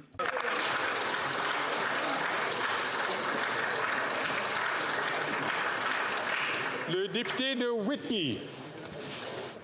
Thank you, Mr. Speaker. Today is World Food Day, a day where we are reminded that we must work together to confront the issue of food insecurity here in Canada and around the world. With the rising cost of living, 24.6% of Ontario kids live in a food insecure household, a sharp increase from last year. Whether breakfast or lunch, healthy school meals play a vital role in alleviating household food insecurity and providing the essential nourishment for children's growth and development. Last Wednesday, the Minister of Families, Children and Social Development and I held a productive meeting with almost 30 MPs from 4 political parties. We heard an insightful presentation from the Coalition for Healthy School Food and Breakfast Clubs of Canada, outlining the importance of a national school food strategy as we ensure every child in this country receives the food that they need to reach their full potential. Thank you to all the participants for your continuing support and advocacy. L'honorable député de West Nova. Thank you, Mr. Speaker. I'm honored to rise today to recognize and commend an outstanding individual in our riding of West Nova, Wayne Bell. He's the same as the sales manager at Belleville Motors in Church Point. For several months, Wayne has been raising funds to support a good friend, Dean Jones, who's battling cancer and has organized 43 of the Terry Fox runs in Weymouth, Nova Scotia. The most a Weymouth Terry Fox run has ever raised was about $3,300. And when Wayne heard that his friend Dean was putting together another fundraiser in this year's run, he wanted to help. Wayne got creative and started an online campaign where he put out a challenge to the entire community that if he raised over $10,000, he would jump off the wharf at Bellybo's Cove in a Speedo. Surprisingly enough, Wayne was able to raise just over $11,000 for this year's Weymouth Terry Fox run, and the rest, of course, is history. Mr. Speaker, no one should have ever to endure cancer alone, and especially to fight against it alone. It's a perfect example of our community coming together to support an important cause to help one another. Thank you very much, Mr. Speaker. L'honorable député de Nepean. Mr. Speaker, I wish to recognize the Chinese Freemasons of Canada on its 160th anniversary. In the 1800s, tens of thousands of Chinese arrived in Canada to work on railroads, forestry, and gold mines. They played a crucial role in Canada's nation building. Separated from their families, they worked under harsh conditions. In 1885, they built Gi Hing, now a Canadian National Historic Site. Chinese Freemasons of Canada provided immigrants a support system and allowed them to pay homage to their ancestors. It also mediated disputes. I wish to recognize and thank the long services of Ottawa residents 92-year-old Mr. Bing Chan, 91-year-old Mrs. Yim Hang Fong, Grandmaster Lap Chun Sunny Law from Toronto, and Grandmaster Fred Ying Wah Kook from Vancouver, and current National Chair Albert Tang. Thank you, Mr. Speaker. L'honorable député de Davenport. Mr. Speaker, October is Latin American Heritage Month, a time to celebrate the vibrant cultures, traditions, and contributions of the Hispanic and Latin American communities in Canada. Over 1 million Hispanic and Latin Americans coming from more than 20 countries now call Canada their home. They come from many different countries, but they are one community. At the beginning of the month, I had the chance to walk in the downtown Toronto Latin Parade and Fall Fiesta, and you could see the rhythm, the colors, the alegria, as well as the diversity of the community out in full force. So this month, I invite everyone to celebrate the music, literature, food, and culture of Hispanic and Latin American Canadians, and let's also take a moment to appreciate their extraordinary contributions to our country. We are a better and stronger country because of it. Viva los Latinos y los Hispanos en Canada. Viva! All right. L'honorable député de York Simcoe. Mr. Speaker, small businesses are the cornerstone of our communities. They're the supporters of local sports teams, small town fairs, and charities. They are the job creators. They provide valuable goods and services to the community every single day. Unfortunately, after 8 years of this NDP Liberal government, it is now harder than ever for hardworking small business owners to stay open. Tax hikes, red tape, crime, quadrupled carbon taxes, inflation is causing significant hardships. I don't know who's left buying what this government is selling. Most small businesses are barely holding on by their fingernails. They are seeing fewer customers as the cost of living rises. Right. Canadians need more common sense, not nonsense, from a Prime Minister who's just not worth the cost. Hear, hear. This Small Business Week know that Conservatives will take care of business by taking care of small businesses. We will bring back hope and get government off their backs. L'honorable député de Mont-Royal. Alexandra Look, Ben Mizrahi, Adi Kaploon, Shir Georgi, Neda Epstein, Judith Haggai, 6 Canadians brutally murdered in the war launched by the terrorist group Hamas against our friend and ally Israel. Over 1,400 dead, scenes of sickening brutality, infants slaughtered, elderly survivors of the Holocaust butchered, innocent civilians, Israelis, Americans, Canadians had their lives ended or forever changed simply because they were Jews. And I feel for hostages being held in Gaza whose fate is unknown, and innocent Palestinian civilians who suffer because of Hamas. Yet there are pro-Hamas demonstrations in our own country celebrating this depravity. I hope the entire House joins me in denouncing those who are celebrating the death of innocent Israelis, those who are inciting violence against Jewish Canadians. Mr. Speaker, my heart is broken. I am devastated. I stand with our ally Israel. I stand with the people of Israel. Am Yisrael Chai.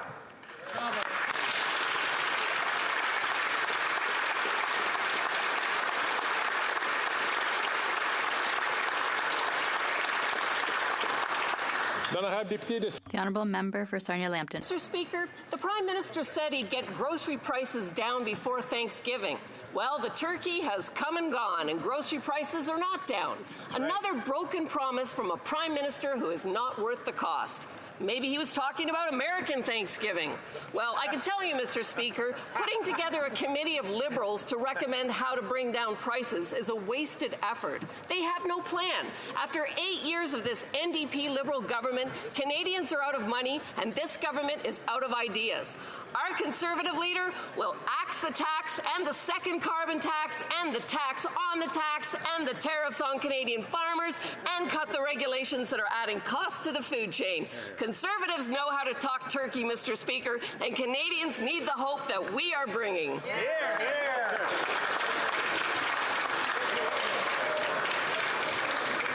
The Honourable Member for Charlesbourg-Haut-Saint-Charles. Mr. Speaker, Hamas launched a number of terrorist attacks against Israel last week. taking hostage numerous people. They have raped women, decapitated babies, and tried to kill as many Jews as possible. Israel has been told to stop defending itself by Iran, and they've said war could spread. Iran wants Israel to just accept the murder of its own people, that they do nothing and say nothing. Israel has a right to defend itself against these attacks. Conservatives condemn unequivocally the invasion of Israel by Hamas terrorists. I find it odious that anybody in Canada or elsewhere would support Hamas, knowing that at least 5 Canadians have been killed, including Alexandre Luc of Montreal. There is no place in Canada for the glorification of terrorism. No money from Canadian taxpayers should support terrorism. We need to bring back common sense. Thank you, Mr. Speaker.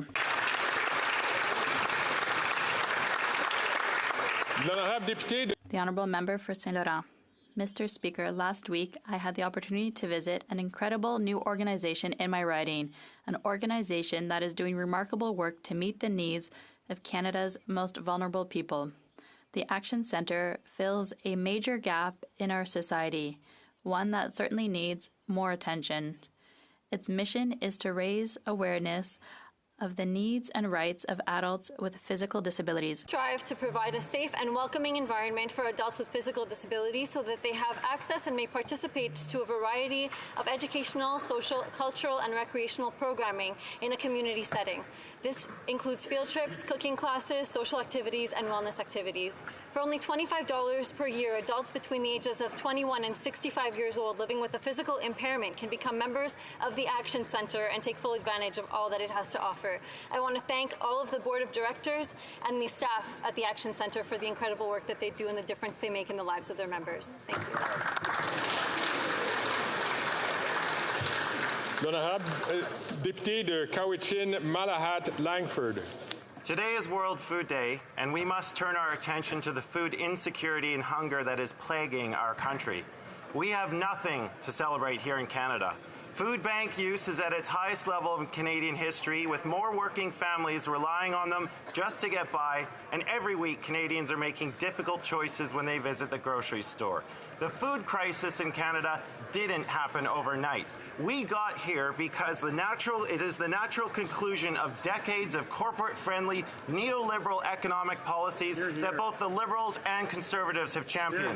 Because, Mr. Speaker, when corporate greed gouges the farmer who grows the food, gouges the trucker who ships the food, and then gouges everyone who is trying to buy the food, we get the out-of-control food price inflation that is hurting Canadian families. On this World Food Day, the entire NDP caucus and I renew our pledges to fight corporate greed so that Canadians are no longer struggling to feed themselves. Hear, hear.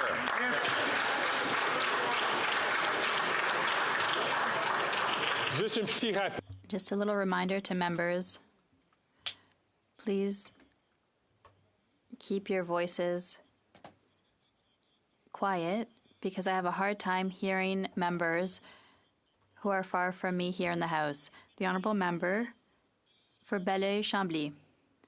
Mr. Speaker, if you pay close attention, you'll hear the footsteps of a giant walking towards the stars. Hubert Reeves passed away on Friday at the age of 91. An astrophysicist, as well as an outstanding communicator, Hubert Reeves left his mark on Quebecers as a professor and researcher, but also as a passionate lover of science. In a career spanning from 1960 to the turn of the millennium, Hubert Reeves taught at the most prestigious faculties in Quebec, Europe, and the United States. He advised NASA and headed France's National Center on Scientific Research. He also wrote, notably in the 1980s, with must-reads such as Patience dans l'Azur. Above all, he passed on his wonder of space to so many Quebecers, including yours truly. It was Hubert Reeves who, when I was very young, sparked my passion for science magazines, which I accumulate more than I manage to read or understand, and for astrophysics. On behalf of the Bloc Québécois, I offer my deepest condolences to his family and friends, and to all of Quebec. All of Quebec mourns the loss of a genius who has gone back to talk to the stars.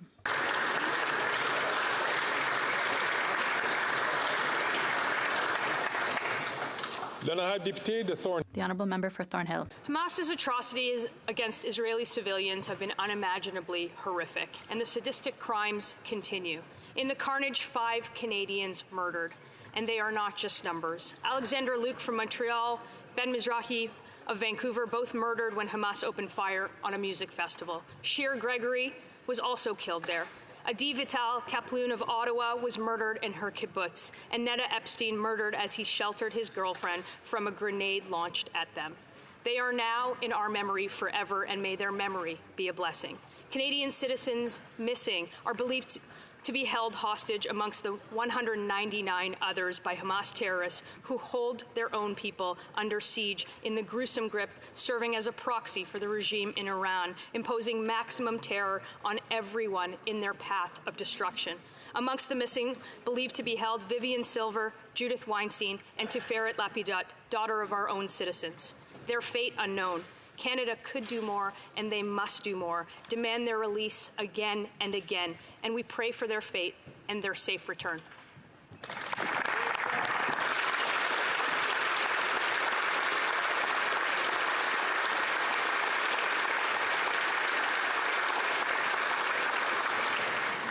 The honourable member for Winnipeg South Centre. The tragic loss of life at the hands of Hamas's evil has made us angry, sad, and filled with unimaginable grief as we are left trying to comprehend the incomprehensible.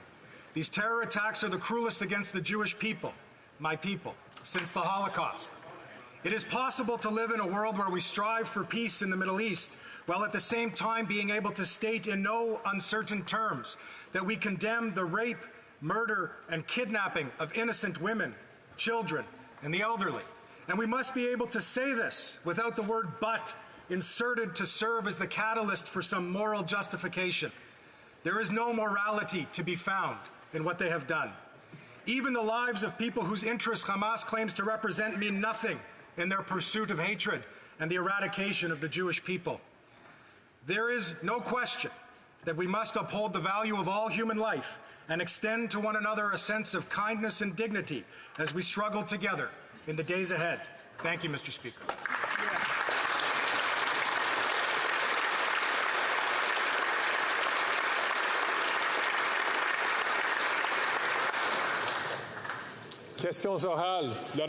Oral questions. The Honourable Leader of the Opposition.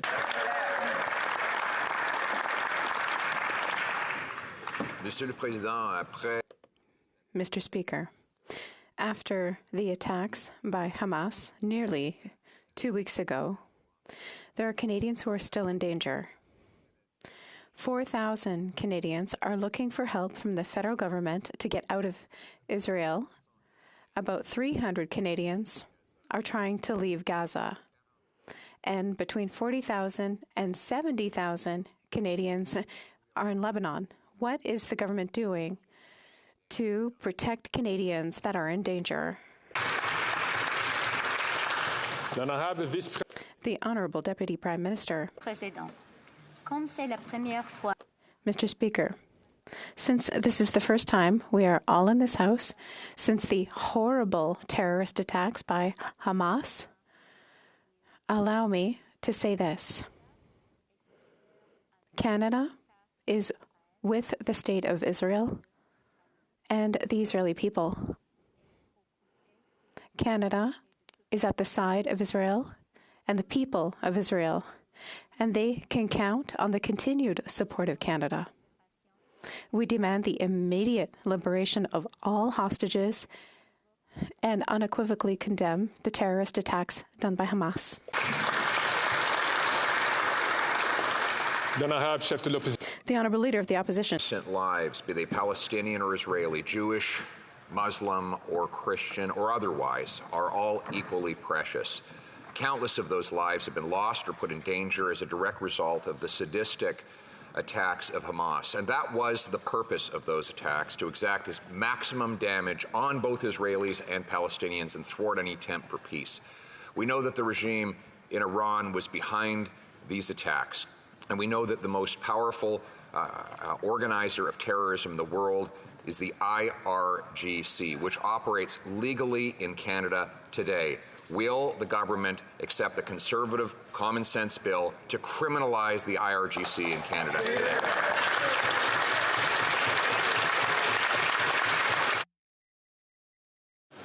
L'honorable Vice-Premier Ministre. The Honourable Deputy Prime Minister. Mr. Speaker, this is the first time we are all present in this House since these horrific terrorist attacks by Hamas on the State of Israel and the Israeli people. So I would like to begin by being very clear in English this time. Canada stands with the State of Israel and with the Israeli people. Israel can count on Canada's support.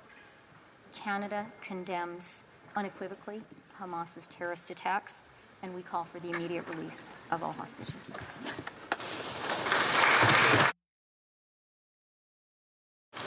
L'honorable chef de l'opposition. The Honourable Leader of the Opposition. Last fall, the finance minister promised a balanced budget within 6 years. Last spring, she broke that promise and said that we'd have a balanced budget. Never. And last week, the parliamentary budget officer revealed that her deficit is now 15% bigger than she said it was only 6 months ago. Has the government lost total control of our debt? And how much is this inflationary spending going to add to the interest rates Canadians pay on their mega mortgages?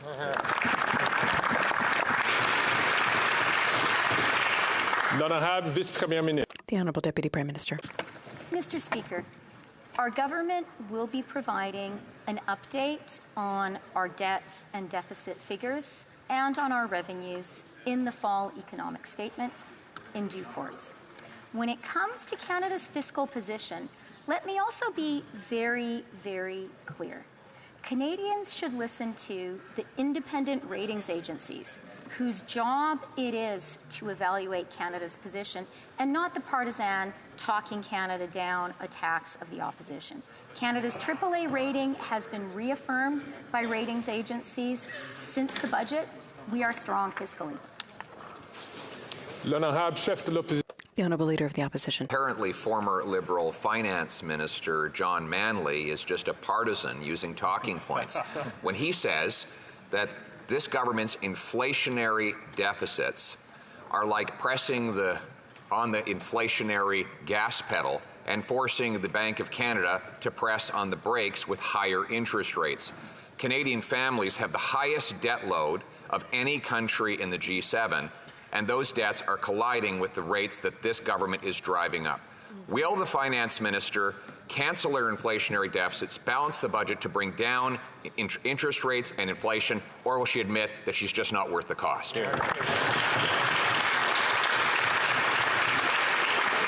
L'honorable Vice-Premier Ministre. Mr. Speaker, let me again bring some independent, non-partisan facts to this conversation. It is the job of the ratings agencies to determine the fiscal sustainability of every country's fiscal position. And ratings agencies have reaffirmed Canada's AAA rating. And you know why they did that, Mr. Speaker? Because we have the lowest deficit in the G7. And because, Mr. Speaker, we have the lowest debt to GDP ratio in the G7. We believe in fiscal responsibility, Mr. Speaker, and the numbers show it. The Honourable Leader of the Opposition. Nonpartisan voice that I'm interested in is the shipyard worker in Vancouver who told me that his mortgage payment has now risen to $7,500 a month. $7,500 a month for a shipyard worker and a middle-class family. That proves that this Prime Minister, after 8 years, is not worth the cost of mortgage payments. According to John Manley, Liberal Finance Minister, their deficits are driving up interest rates on the back of mortgage holders. Will she reverse these deficits so that we can bring down inflation and interest rates before the shipyard worker and millions of Canadians lose their homes?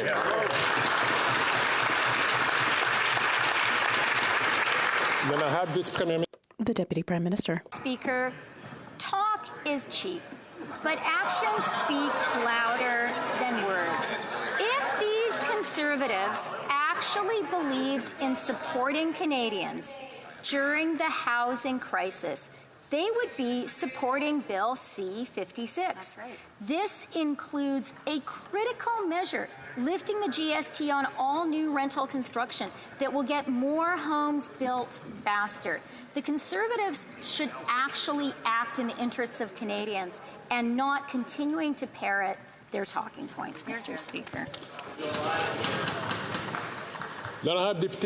The Honourable Member for Belleuil-Chambly. Thank you, Mr. Speaker, and I also wish to congratulate you. The United States created a group of 5 powers, including Germany, Italy, the United Kingdom, and France, to speak with a stronger voice in the face of the crisis that the entire world is facing, which is centered on Gaza.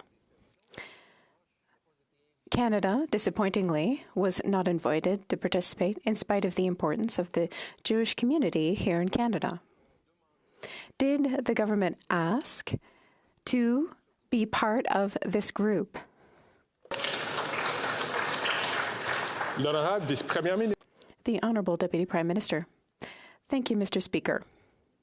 Mr. Speaker, Canada is an important member of NATO, the G7, and last week I went to Morocco and the Ministers of Finance for the G7. This was the first in-person group of G7 ministers confirmed our support for the State of Israel, the people of Israel, and together we condemned the terrorist attacks led by Hamas. The Honourable Member for Belleuil-Chambly. Unfortunately, the United States State Department didn't see things that way because it simply did not invite Canada. And it's deplorable because it prevents the government from doing its work well for its own communities, its own citizens. This morning, I talked about the relevance and the opportunity for everyone here to talk along similar lines in order to defend the interests of the Canadian Jewish community and peaceful Muslims. If they could convene leaders to privately discuss the issues. The Honourable Deputy Prime Minister. Thank you, Mr. Speaker. I very much appreciate the reality that all members of this House are facing members of the Liberal Party, members of the Conservative Party, members of the Bloc, and members of the NDP. We are all ready to show that, for us, condemning Hamas's terrorist attacks and supporting Israel is not a partisan issue. It's a Canadian issue. That's the reality, and it's very important. Mr. Speaker, we are all shocked by the brutality, the kidnappings, and the targeting of civilians, including the elderly and children, by Hamas militants. And now the region is spiraling. Thousands of innocent Palestinians and Israelis have been killed in a conflict that they are not responsible for. Today we learned a 5th Canadian was murdered, and we know more Canadians are amongst the captives. What is this government doing to ensure the hostages are protected and returned to safety?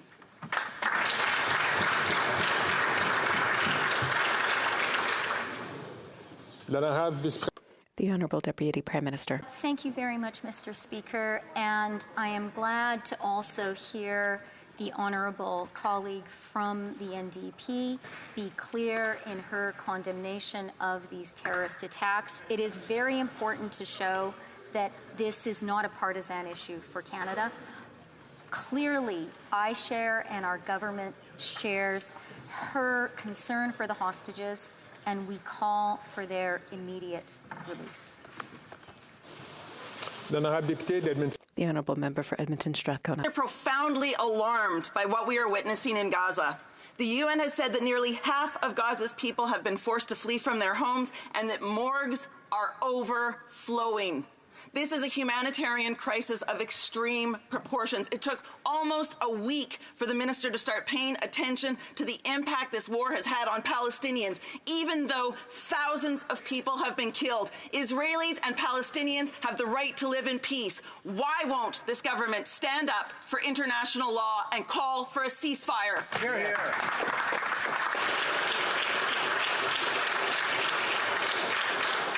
The Honourable Deputy Prime Minister.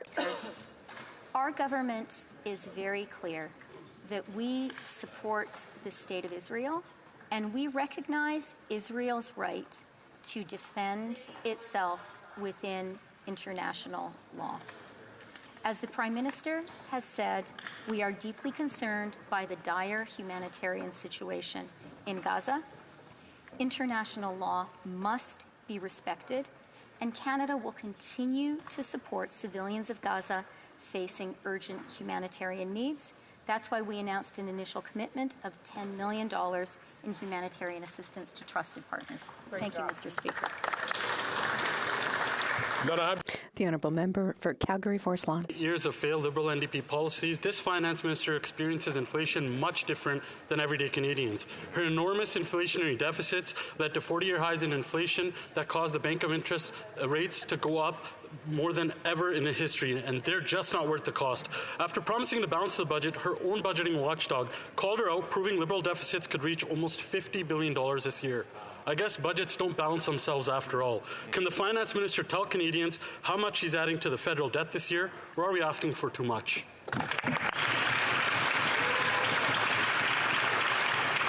Vice-Premier Ministre et Ministre des Finances. Mr. Speaker, our government will provide an update on the fiscal picture, both expenses and revenues, in the fall economic update in due course.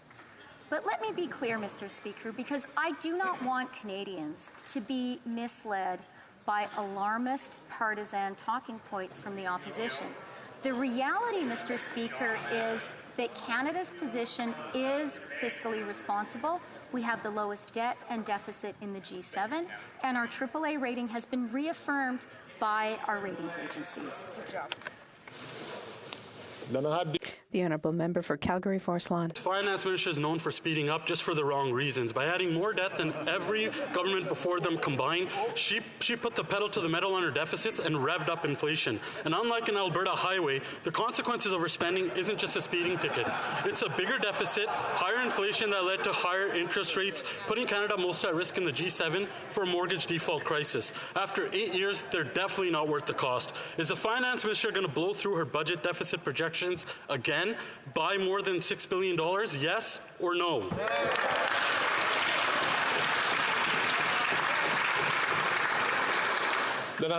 The Honourable Deputy Prime Minister and Minister of Finance. Mr. Speaker, our government will provide an update on our fiscal position, on expenses, and on revenues in the fall economic update in due course this fall. But I do want to be very, very clear on Canada's fiscal position. I was at the IMF World Bank Finance Ministers meeting just last week, and that is where it was so clear that Canada has the lowest deficit, the lowest debt to GDP ratio in the G7. Our position is enviable, Mr. Speaker. The Honourable Member for Simcoe North. Mr. Speaker, it's nice to welcome back the Finance Minister. I was beginning to think that she forgot the address of this location.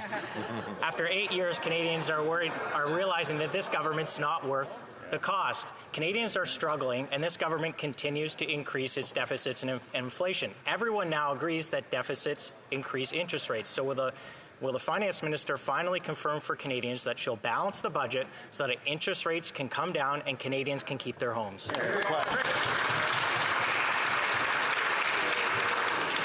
I'd like to remind members that we are not to make an indirect or direct relationship to whether the presence of the members in this House or not. Because, as you know, according to the rules, members have responsibilities that sometimes takes them out of this place. I'll have more to say on this later on this week. The Honourable Deputy Prime Minister and Minister of Finance. Thank you for for that important comment, Mr. Speaker, but I am happy to confirm that I was not in the House of Commons last week. In fact, none of us were, because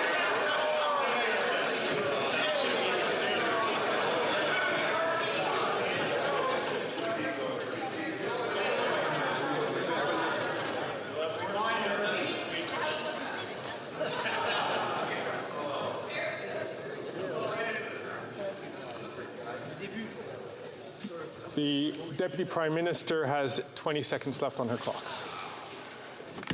last week was, of course, a constituency week. And I was proud to be able to do my job at the IMF World Bank Finance Ministers meeting, in particular because the G7 finance ministers affirmed our shared condemnation of Hamas and shared support for the State of Israel. The first time G7 ministers had met in person, Canada was at the table.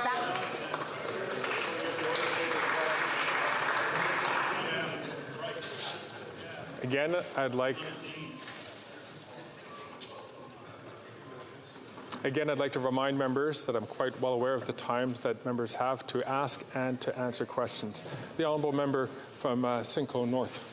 Mr. Speaker, while households are dealing with higher interest rates, taxpayers are now on a bigger hook. That's because interest on the debt is going up. The government projected just a few months ago that it'll spend $44 billion on debt servicing costs this year, but that assumed that interest rates would go down. Instead, interest rates have gone up. So will the Minister of Finance finally tell Canadians how much they're now on the hook for higher debt servicing costs because interest rates haven't come down?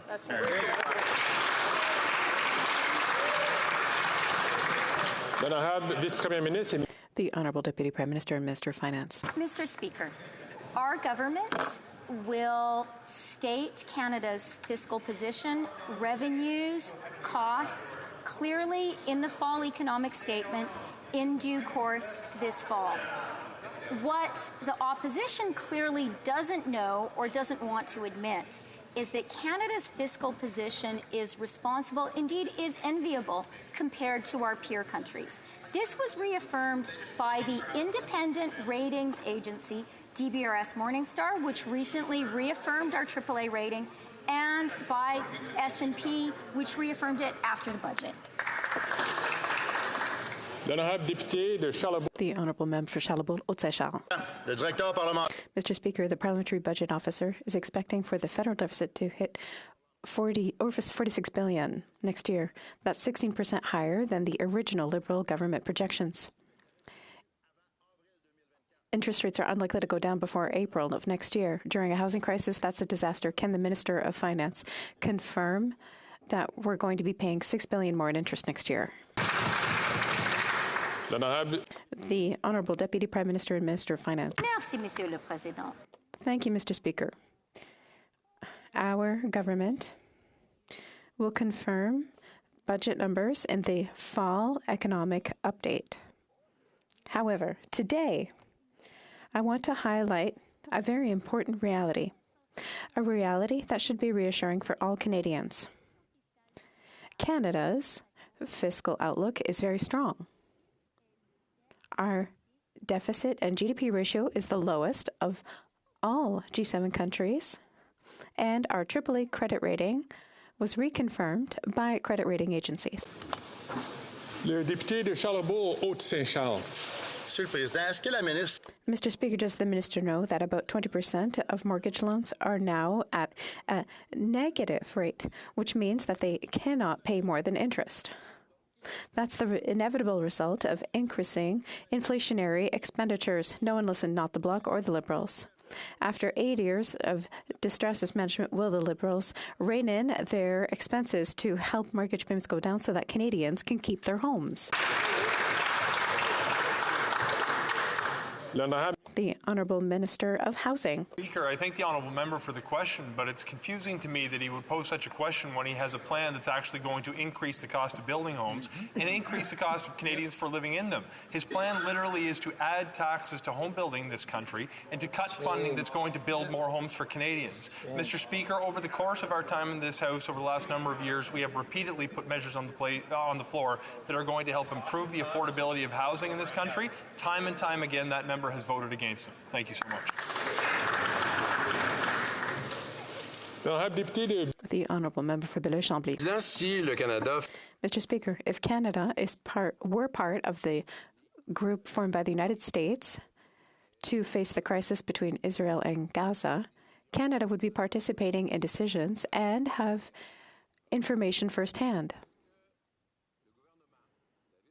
Is the government, or can the Deputy Prime Minister tell us as of today, if humanitarian pathways will be opened into Gaza and opened for civilians towards Egypt? The Honourable Minister of International Development. I just want to assure the Honourable Member that Canada was the first Western country to actually announce humanitarian assistance to civilians in Israel and Gaza. Not only that, by announcing it so early and so quickly, we've actually incentivized other partners to move forward. We're working with partners in the region and our trusted international organizations to ensure that we have access to civilians both in Gaza and Israel. We're working diligently, and as events move forward, we'll continue to insist on international humanitarian access to civilians in Gaza. The Honourable Member for Lac-Saint-Jean. Mr. Speaker, the Bloc Québécois firmly condemns the terrorist attacks by Hamas, and I reiterate that Israel has the right to defend itself. However, Hamas must be distinguished from all Gazans and the Palestinian people. Last Tuesday, the UN called for a humanitarian corridor to Gaza for medical reasons. This is the basis of Article 3 of the Geneva Declaration of the Protection of Civilians, saying that the wounded and sick shall be collected and cared for. What is Canada doing in real terms to ensure that Israel does just that? The Honourable Minister for International Cooperation. Speaker, we are continuing with our long-standing position that in conflict areas, humanitarian access must be provided to civilians to ensure that there is access to life-saving food, medicine, and water. I spoke yesterday with our trusted international partners as well as organizations on the ground, both international and Canadian. They have pre-positioned supplies. We are the first country that has moved forward to provide much-needed humanitarian assistance, and we're insisting on that access so that we can deliver to citizens and civilians who need that medical supplies. The Honourable Member for Lac-Saint-Jean. Well, to send help, first, we need a humanitarian corridor. We insist on it because Canada's been marginalized on the world stage. Once again, Canada sitting on the sidelines while the United States, the United Kingdom, Germany, France, and Italy are all working together. That is not acceptable, Mr. Speaker. When it comes to human rights, Canada has a role to play and must insist on playing it. Has the minister spoken directly with Israel about opening a humanitarian corridor into Gaza? The Honourable Parliamentary Secretary. Speaker, we're deeply concerned about the humanitarian situation in Gaza. A civilian is a civilian, and any loss of civilian life is deeply troubled. We continue to call for international law to be respected. The minister has been engaging directly with her counterparts in the region about the need for a humanitarian corridor to provide rapid and unimpeded access for relief, and she will continue to do so. Thank you, Mr. Speaker. The Honourable Member for Kelowna Lake Country. Speaker, after 8 years, the NDP Liberal government's wasteful inflationary spending is keeping inflation high and causing interest rates to be the highest in a generation. Canadians are facing tough choices, including whether they have no option other than to sell the family home. A Credit Canada representative told Bloomberg, quote, selling the house might end up being the only option for some homeowners. Wow. Last week, I heard of a nurse living in her car in the Okanagan. This Prime Minister is just not worth the cost. When will the Prime Minister finally stop his inflationary spending so Canadians can keep a roof over their head? L'honorable ministre du Logement. Mr. Speaker, I think it's fair to ask a question of the Conservatives. When they talk about the inflationary spending, are they talking about the programs that they're actually going to cut that are supporting people right now? Let's look at the measures that they're going to cut that they already voted against. Mr. Speaker, the question was about homelessness. When we put $1.3 billion on the table, they voted against it. Are they going to cut supports for the homeless? When we're talking about removing the GST so we can build more homes for middle-class families in this country, they intend to vote against it. Are they going to cut that too? Mr. Speaker, when we put money on the table for affordable housing, time and time they vote against it. Are they going to cut that too? They are reckless. They are not worth the risk. We are here to support the middle class. Hear, hear.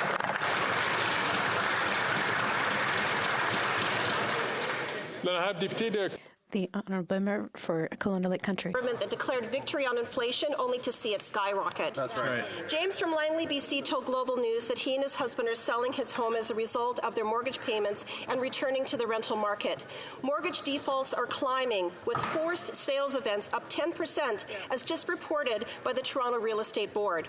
After 8 years with this NDP Liberal government, people are being forced to sell their homes. This Prime Minister is just not worth the cost. Right. Will the Prime Minister finally stop his inflationary spending so Canadians can keep a roof over their head? L'honorable ministre du Logement. The Honourable Minister of Housing. Mr. Speaker, I'm pleased to share with my honourable colleague that I recently had a chance to sit down with the mayor of the Township of Langley to discuss their application of the Housing Accelerator Fund, which this member and her party is promising to get rid of. Yep. We want to be there for the cities to help the very kind of people that she's asking about her in her question, that she promises to cut the support out from under should they form government. Mr. Speaker, if the honourable member is serious about building houses in this country, I would invite her to support Bill C-56, which is going to remove the tax on the construction of new homes, and I can't understand why they oppose it. The Honourable Member for Louis Saint Laurent.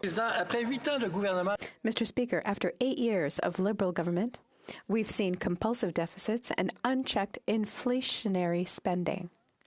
As a result, they've had a significant impact on increasing interest rates. According to Quebec's National Institute for Scientific Research, 1 in 5 Quebecers has difficulty repaying their debt and is likely to give up the keys to their home after 8 years of Liberal government. Will this government finally understand that managing things irresponsibly is expensive for Quebecers and all Canadians? The Honourable Deputy Prime Minister and Minister of Finance. Monsieur le Président. Mr. Speaker, we've just heard partisan arguments, but let me give you some facts. Canada's position is responsible. We have a AAA credit rating, and that was reconfirmed by credit agencies. We have the lowest debt-to-GDP ratio in the G7. But if the Conservatives want to help us with the housing crisis, they need to support our legislation, C-56. That's the reality. L'honorable député de Vancouver, Kingsway. Millions of Canadians are going without their prescription medications because they can't afford them. Thousands die as a result. Universal public pharmacare will cover everyone and save us billions of dollars. Yep. This weekend, NDP members sent a clear message to deliver it. Now, the Liberals themselves promised public pharmacare 26 years ago, and their own convention delegates voted for it in 2016, 2018, and 2021. Will the Liberals keep their word and finally deliver the public pharmacare that Canadians need and want? Yes. L'honorable ministre de la Santé. Thank you very much, Mr. Speaker, and I have enormous regard for my colleague. I know his commitment and passion to help reduce costs for Canadians is there. He would know, therefore, that the work that we've taken jointly with provinces and territories on bulk purchasing to see $3.5 billion in saving by working together to reduce costs for Canadians has happened. He knows that we've taken critical action on diseases, rare diseases and drugs for rare diseases. He knows that we've taken critical action on patented drugs. And yes, we are having a discussion on pharmacare legislation. I look forward to a continued productive conversation as we look at all of the health cares and priorities in keeping Canadians safe and healthy. L'honorable député de Rosemont. The honourable member for Rosemont-la-Petite-Patrie. Mr. Speaker, it won't just save lives, Universal public drug coverage will save patients, workers, hospitals, and employers billions of dollars. It's time the Liberals took action. It's not just NDP activists who are saying it. All the studies and reports say the same thing. Even Liberal Party delegates voted for universal public pharmacare 3 conventions in a row. When will this government stop dragging its feet and deliver true universal pharmacare? The Honourable Minister of Health. Thank you very much, Mr. Speaker. And one thing is clear, we need to bring down costs for drugs all across the country. And that's the action our government is taking. We are bringing down costs for almost $3.5 billion by buying medications together with the provinces and territories, by pooling our purchasing, and by working with our partners to find a way forward. And certainly we are working with all members here in the House to bring down the cost of medications. L'honorable député de Hamilton East, Stony Creek. Thank you, Mr. Speaker. While the Leader of the Opposition continues to blame municipal mayors and councillors for our housing challenges, we've decided to work in collaboration with other levels of government, including our municipal partners. Our housing programs, including the Housing Accelerator Fund, incentivizes municipalities, nonprofits, and private sector to build more affordable homes, including purpose-built rentals. Can the Minister of Housing and Infrastructure please share with the House the importance of working in partnership with other levels of government and other housing stakeholders?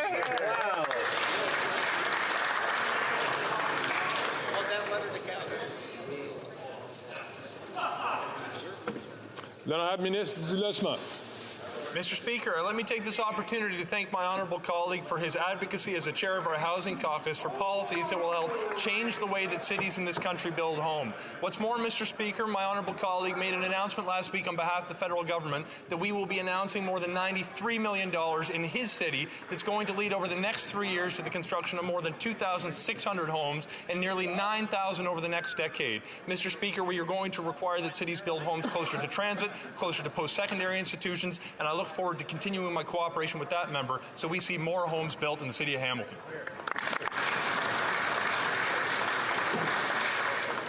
L'honorable député de Peterborough, Kawartha. Canadians, Conservatives, we all know after 8 years of this Prime Minister, he's just not worth the cost. But the Liberals and NDP still aren't receiving this message. Don't believe me? Take a look at the headlines. Average rent went up another 11% in past year, and even getting a roommate doesn't help much. Canada's rental crisis is getting worse, according to a new report that found that the average asking price for rent in September was $2,149, up by more than 11% more than a year ago. Enough. When will he stop his inflationary spending so Canadians can actually afford housing?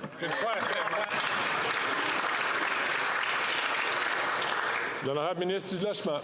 Mr. Speaker, I thank the honourable member for her question, and I would point out that over the course of the past week, she attended the opening of a new affordable housing project that we funded in her own community, taking credit for a program that she in fact voted against. Mr. Speaker, the reality is when it comes to housing, we have a plan to change the math so it works for builders. We have a plan to change the way that cities build homes. We have a plan to continue to invest in affordable housing and to grow the productive capacity of the workforce. Mr. Speaker, the opposition's plan is to raise taxes on home building and to cut funding that's going to build those homes. We're going to continue to build more houses to make sure that everyone in this country can afford a roof over their head.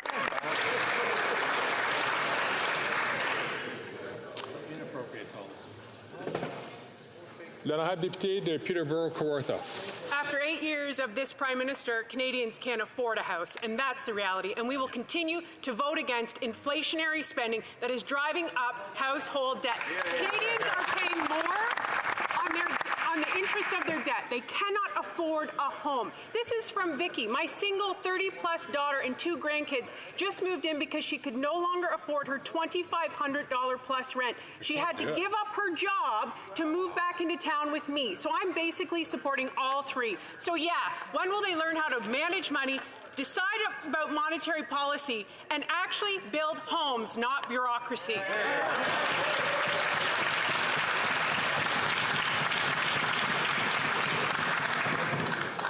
L'honorable député l'honorable ministre du Logement. Mr. Speaker, I assure you I am not making this up. She's talking about a lack of affordable housing in her community. We are literally discussing an affordable housing project funded by our government in Peterborough, and she voted against that particular policy. Mr. Speaker, she says she's going to continue to vote against these kinds of policies that are literally putting a roof over the head of some of her constituents, most vulnerable constituents in her community. Mr. Speaker, the honourable member has an opportunity to get more homes built in her community. She can support Bill C-56, remove the tax on new home construction, and invite some of her colleagues to do it with her.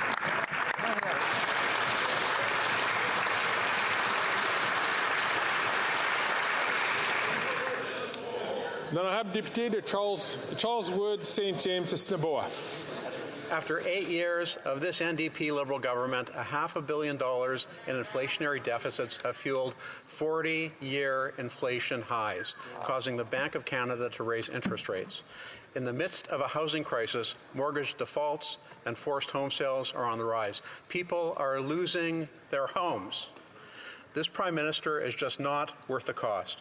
Will the Prime Minister finally put an end to his inflationary spending so that Canadians can keep a roof over their head? L'honorable vice-premier ministre et ministre des Finances. Mr. Speaker, let me share some facts. Canada has the lowest debt to GDP ratio and the lowest deficit in the G7. That is a fact. Canada has a AAA rating. That is also a fact. And you know what else is a fact, Mr. Speaker? The opposition, which claims to care about the housing challenges Canadians face, is blocking Bill C-56, which experts across the country say is essential to get more rental homes built. That is sheer, utter hypocrisy, Mr. Speaker.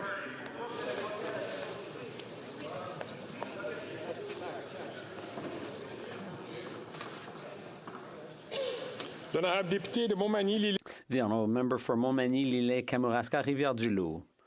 Mr. Speaker, this government's policies have forced the Bank of Canada to raise interest rates 10 times, and the impact is devastating. The latest example, 20% of mortgages with the big banks are now in negative amortization. This means the monthly payment doesn't cover the interest, so the amount owing keeps going up. It's a loan that never ends. When will the Liberals put an end to their inflationary deficits so that rates can come down and Canadians can stay in their homes?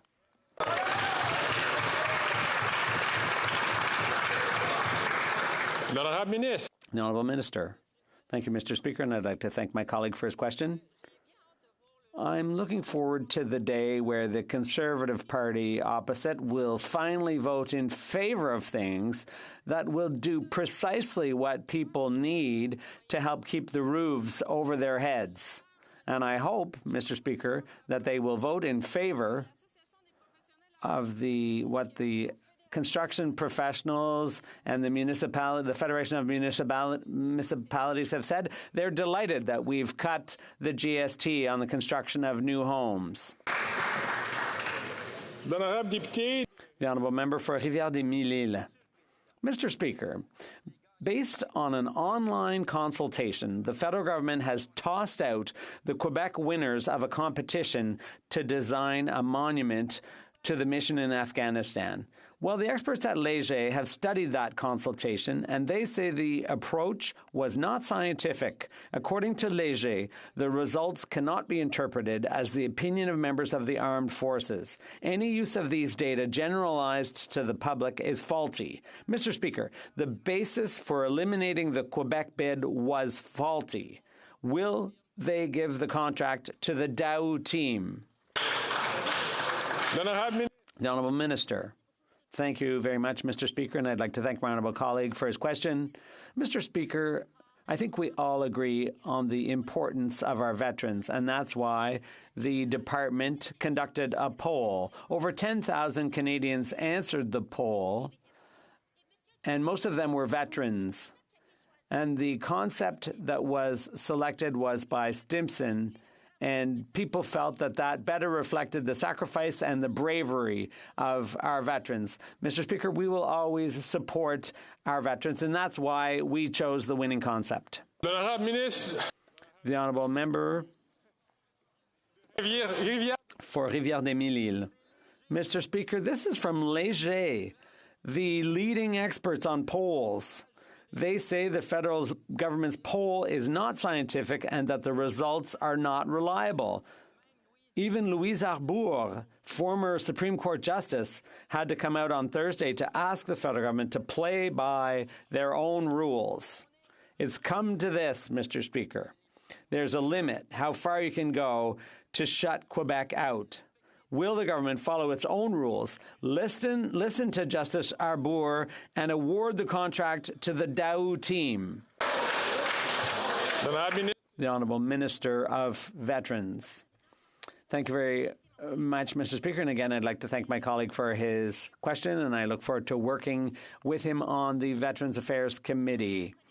All members here recognize the importance of our veterans, and that's why we conducted the poll. And the vast majority of respondents were included veterans and their family members, and they felt that the design we chose best reflected the sacrifice and the bravery of our veterans.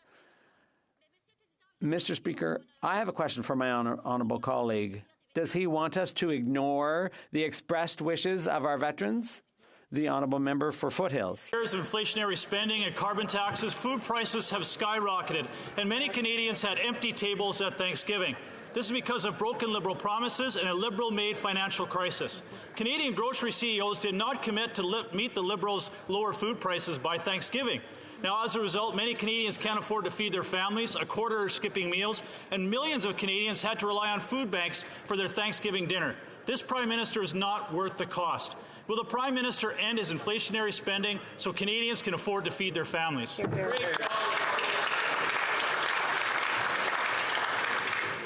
The Honourable Parliamentary Secretary. Mr. Speaker, while the Conservative leader was having a self-aggrandizing, goodwill hunting delusion in an apple orchard, our government was focused on stabilizing food prices for middle-class Canadians.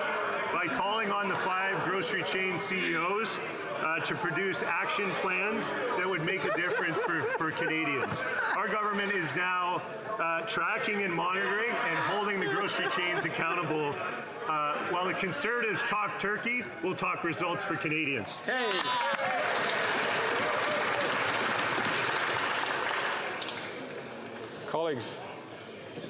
Colleagues, I saw that the member from Foothills had difficulty hearing the answer to the question that he had asked. I asked that we try to keep it down. And to all members, I ask that they please use comment which will not cause disturbance in the House. The honourable member from Foothills. Broken Liberal promises and Liberals making light of the food crisis does not put food on the table. Many Canadians are starving because of the Liberals' broken promise to lower food prices by Thanksgiving. That is not what happened. Food prices are up 7% over last year. Now, the Prime Minister promised to lower food prices by Thanksgiving dinner. He failed. Another broken promise. So will the Prime Minister promise to lower his out-of-control spending so Canadians can afford a Christmas dinner, or will that be another promise broken?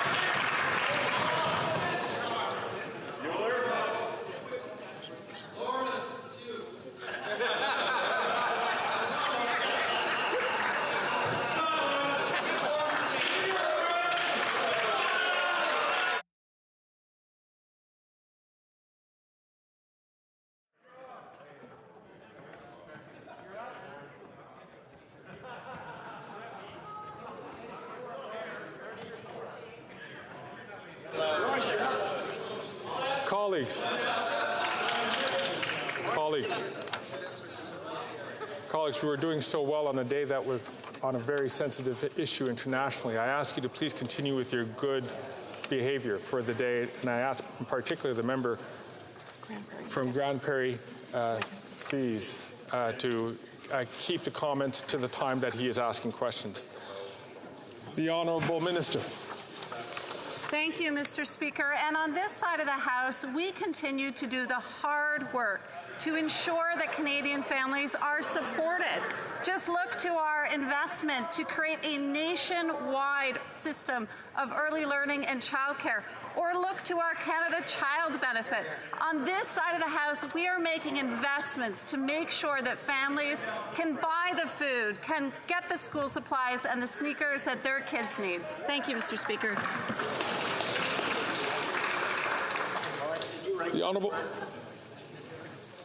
The honourable member from Dufferin-Caledon. Well, Mr. Speaker, they must have a very different definition of hard work than Conservatives have, because after 8 years of this Liberal government, we know that food prices are out of control. That's right. I went to the grocery store in Orangeville this past weekend for Thanksgiving. A loaf of Wonder Bread was $4.40. That's the definition of Liberal hard work. And how do we get there, Mr. Speaker? Massive inflationary deficits, a carbon tax that's driving up the cost of everything. Right. The fake photo ops of the Prime Minister isn't going to fix anything. Well, they cut the carbon tax, balance the budget so Canadians can pay for food.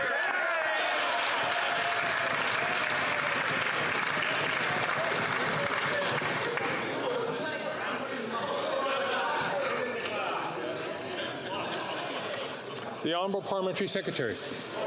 Mr. Speaker, our government is fighting for Canadians on affordability every step of the way. We're fully seized with addressing the affordability challenges that Canadians are facing by calling in the top 5 grocery CEOs to work with us to stabilize food prices. Conservatives can call this a photo op. I think calling decisive action for Canadians on affordability a photo op says more about them than it does about us, Mr. Speaker.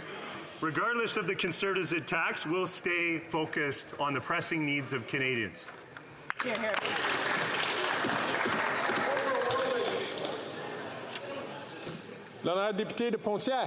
honourable member for Pontiac.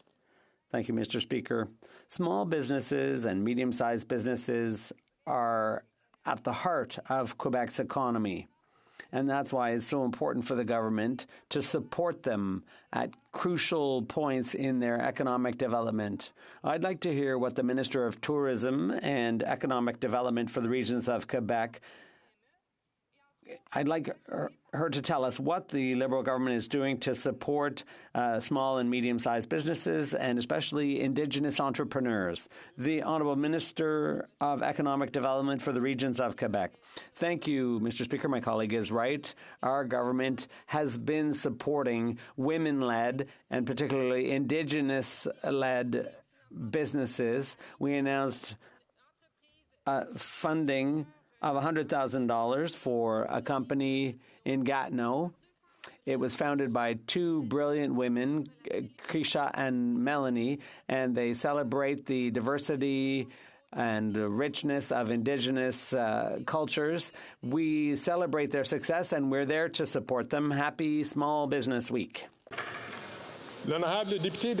The honourable member for Edmonton Millwoods. Prime Minister's gatekeeping, anti-pipeline, anti-resource development policies, hundreds of billions of dollars of project investments have fled Canada and taken countless powerful paychecks away from Canadian workers. These Liberals just aren't worth the cost. Conservatives warned the Liberals that their plans to steamroll provinces by giving themselves unprecedented powers over provincial infrastructure, industry, natural resources through their No More Pipelines bill, Bill C-69, was unconstitutional.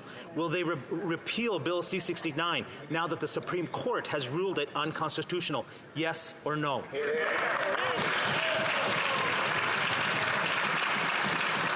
L'honorable ministre de l'Environnement et des Changements climatiques. I would like to correct my colleague and the fact that the Supreme Court last week issued an opinion. It was not a decision. But let me give you some elements from.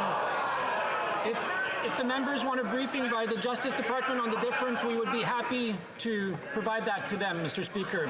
Let me quote from the Supreme Court on what they said. This appeal is not whether Parliament can enact legislation to protect the environment.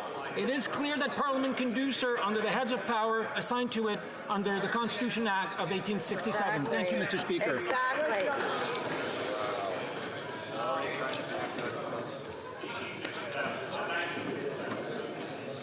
L'honorable député de Brantford-Brant.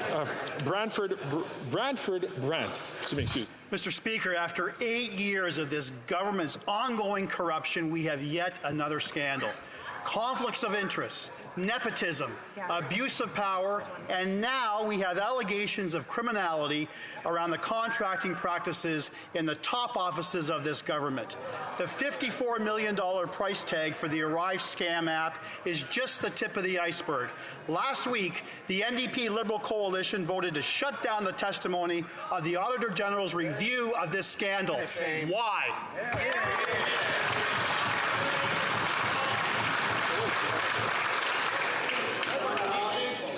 Mr. Speaker, my honourable colleague knows very well that committees make their own decisions in terms of the work they want to do. What we have said, Mr. Speaker, is that at all times we expect people to comply with the contracting policies of the Government of Canada, and those that decide to do something that is worthy of a criminal investigation will obviously be investigated by the appropriate authorities. Absolutely. And we don't comment on investigations that the RCMP might decide to do on any of these issues.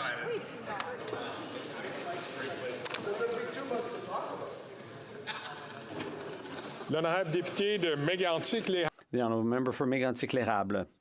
Mr. Speaker, after 8 years of Liberal management, it's scandal upon scandal. We've just learned the RCMP has opened a criminal investigation into ArriveCan, which cost Canadians $54 million for nothing. It was a Montreal firm, Bottler, who sounded the alarm. For one contract, a senior Liberal government official strongly recommended that Bottler work with the same ArriveCan firm, GC Strategies, a two-person firm with no office and no computer expertise. Bottler identified what looks an awful lot like an organized system of collusion. After 8 years of turning a blind eye, will the Liberals tell us who's getting richer at our expense when it comes to awarding contracts? Wayne?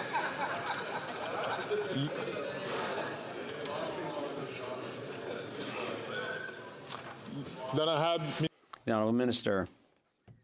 Mr. Speaker, as I've said repeatedly, we expect all those who work for the Government of Canada to follow the contracting rules, Treasury Board rules and other rules that apply. In the case of these allegations, Mr. Speaker, there could be some criminal activity, and we expect the appropriate authorities to investigate, and that's precisely what this government will allow them to do. L'honorable député de Scarborough Centre. Speaker, in communities across Canada and in my riding of Scarborough Centre, many Canadians are finding it difficult to find an affordable place to call home. Rather than scapegoating newcomers, we must work to ensure that they be a part of the solution to the housing crisis. Can the Minister of Immigration, Refugees and Citizenship inform the House of our government's plan to tackle the labour shortage in the construction sector and build more homes for Canadians? L'honorable ministre de l'Immigration. Mr. Speaker, immigration is key to our economic growth, and now more than ever, we need skilled trades in this country. That's why this summer we launched a global express entry system into this country to make sure that skilled labor workers could get in here in a faster pace. Simply put, more workers at a faster pace to get all those homes built. We need those workers. We need them from abroad. We need them here. They'll get the homes built. Here, here. L'honorable député de Timmins Bay James. The planet is on fire, and we just had Suncor CEO Rich Kruger tell us how he's going to maximize profits for big oil while the rest of us suffer a climate catastrophe. In a year of record profits, they fired 1,500 workers. In a year of unprecedented climate fire, their climate solution is to massively increase fossil fuel burning. Big oil is laughing at this government. Hate to interrupt the member. I hate to interrupt members. This guy when our leader asks questions. I hate to interrupt the member, but I'm having trouble hearing the member.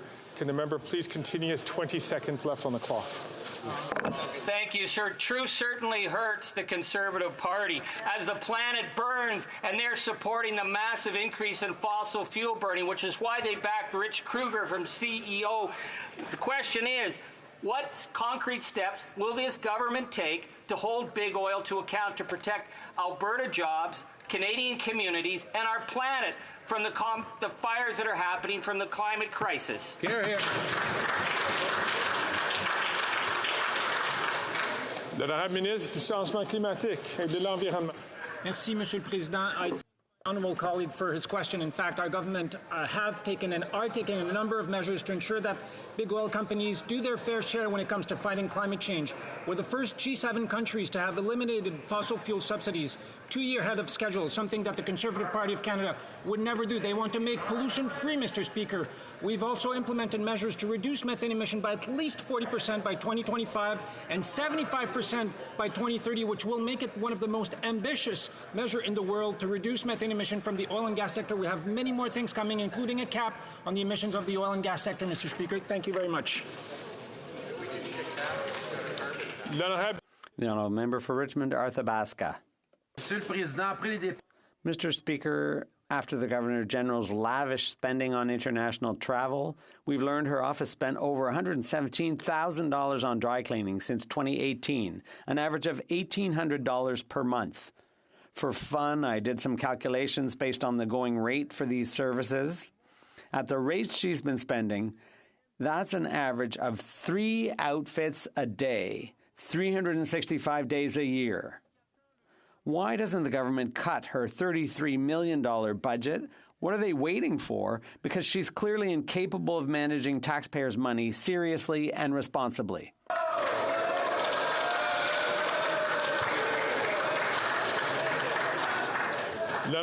The Honourable Minister of Canadian Heritage. Mr. Speaker, the Governor-General has done important work for Canada.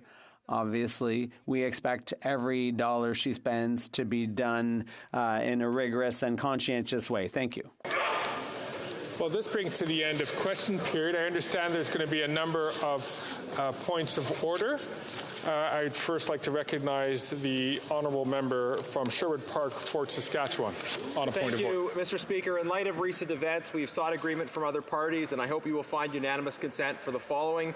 That notwithstanding any standing order or usual practice of the House, Bill C-350, the Combating Torture and Terrorism Act, be deemed read a second time and referred to the Standing Committee on Foreign Affairs and International Development.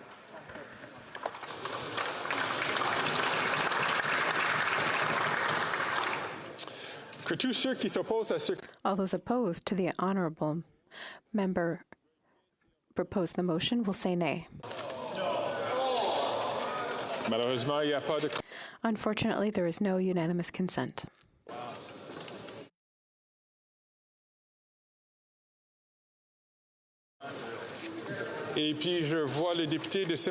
I see the member for Simcoe North on a point of order. Mr. Speaker, I very much look forward to some of the guidance you have for members when you come out with it later this week. I hope you'll also consider how members can hold government ministers accountable for their willingness to show up for question period when you provide your guidance. Thank you.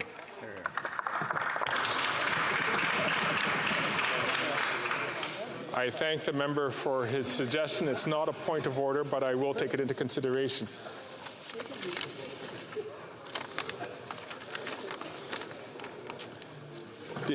Affaires courantes ordinaires, dépôt de documents.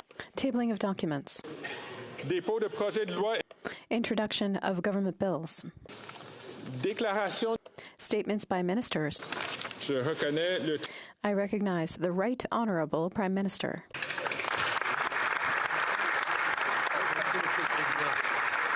Thank you, Mr. Speaker. Today I rise to speak about the conflict in Israel, Gaza, and the West Bank. Over a week ago, Canadians awoke to horrifying images coming out of Israel after the terrorist organization Hamas launched an attack of unspeakable brutality. J'aimerais faire le point sur les mesures que prendra. I want to provide an update on the measures our government is taking to help and protect Canadians affected. I also want to share the real concerns that the situation is causing amongst our people in this country, among Jewish and Muslim Canadians, Canadians of Arabic origins, and all Canadians. Parmi les milliers de... Mr. Speaker, among the thousands of people affected by this violence, 5 Canadians were murdered by Hamas terrorists. 3 Canadians are reported missing and may be hostages. I know that all parliamentarians and Canadians' thoughts are with them and their loved ones. Canada asks Hamas to free all the hostages immediately. Canadian Armed Forces flights have departed Tel Aviv so far with approximately 1,300 passengers on board. In addition, the first bus has departed the West Bank and brought Canadians to safety in Jordan. Le ministre des Affaires mondiales et The Minister of Global Affairs and our ambassadors in the region are working tirelessly in order to help them. travaillent sans relâche afin d'entrer en contact. They're working tirelessly to come into contact with the Canadians that are affected and to help them. Et nos partenaires pour aider les gens. We're working with our partners to help Gaza leave the Gaza Strip and Israel the safest way possible, as well as the fastest way possible. Deeply concerned by the dire and worsening humanitarian crisis in Gaza. Canada is calling for unimpeded humanitarian access and a humanitarian corridor so that essential aid like food, fuel, and water can be delivered to civilians in Gaza. It is imperative that this happen. Depuis la fin de semaine dernière, since last weekend, I have communicated with leaders in the region, such as the Prime Minister of Israel, Benjamin Netanyahu, the President of the Palestinian Authority, Mahmoud Abbas, King Abdullah of Jordan, the President of the United Arab Emirates, and the President of Egypt, and the Emir of Qatar. I discussed freeing Canadian hostages and all hostages, of providing humanitarian assistance and providing assistance to Canadians so that they are brought to safety, as well as for maintaining peace and stability in the region. Minister Joly was on the ground. She's directing our diplomatic efforts, working day and night, meeting Israelis, Palestinians, and other partners in the region. Is working tirelessly to ensure that CAF evacuation flights are getting as many Canadians out of the region as possible. And Minister Hussein is leading conversations with his international counterparts with... I apologize to interrupt the Right Honourable Prime Minister, but of course to remember that we are to refer to members by their titles, either titles as positions that they hold or as members of Parliament, but not by their names. My apologies, Mr. Speaker. The Minister of National Defence is working tirelessly to ensure that CAF evacuation flights are getting as many Canadians out of the region as possible, and the Minister of International Development is leading conversations with his international counterparts and with aid organizations, making sure essential support is getting to affected people. Canada has committed an initial $10 million in humanitarian assistance to provide essentials like food, water, emergency medical aid, and protection assistance to those affected by the crisis in Gaza, the West Bank, and Israel. And I want to be clear, none of this aid is going to Hamas. Hamas is a terrorist organization that slaughtered and brutalized innocent people. Hamas continues to commit unspeakable atrocities and are trying to instigate further acts of violence against Jewish people. Let me be clear about Hamas. They are not freedom fighters. They are not a resistance. They are terrorists. Terrorism is always indefensible, and nothing can justify Hamas's acts of terror and the killing, maiming, and abduction of civilians.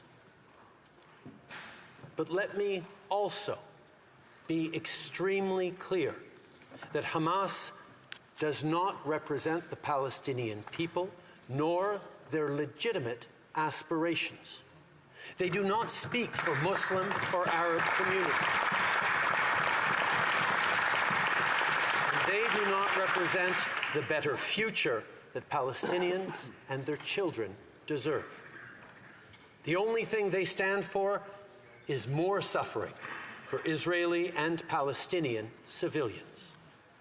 Canada fully supports Israel's right to defend itself in accordance with international law.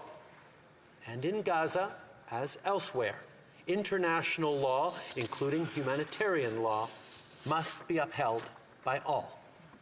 Even wars have rules. Canada is always steadfast in our commitment to the rule of law. The rule of law is what we stand up for here in Parliament, what we advocate through diplomacy, and what we will always fight for, no matter the circumstance. Ici, au pays, les émotions. Here in our country, emotions are running extremely high. It can be explained in part by the fact that many of these stories are Canadian stories. That's due to our diversity.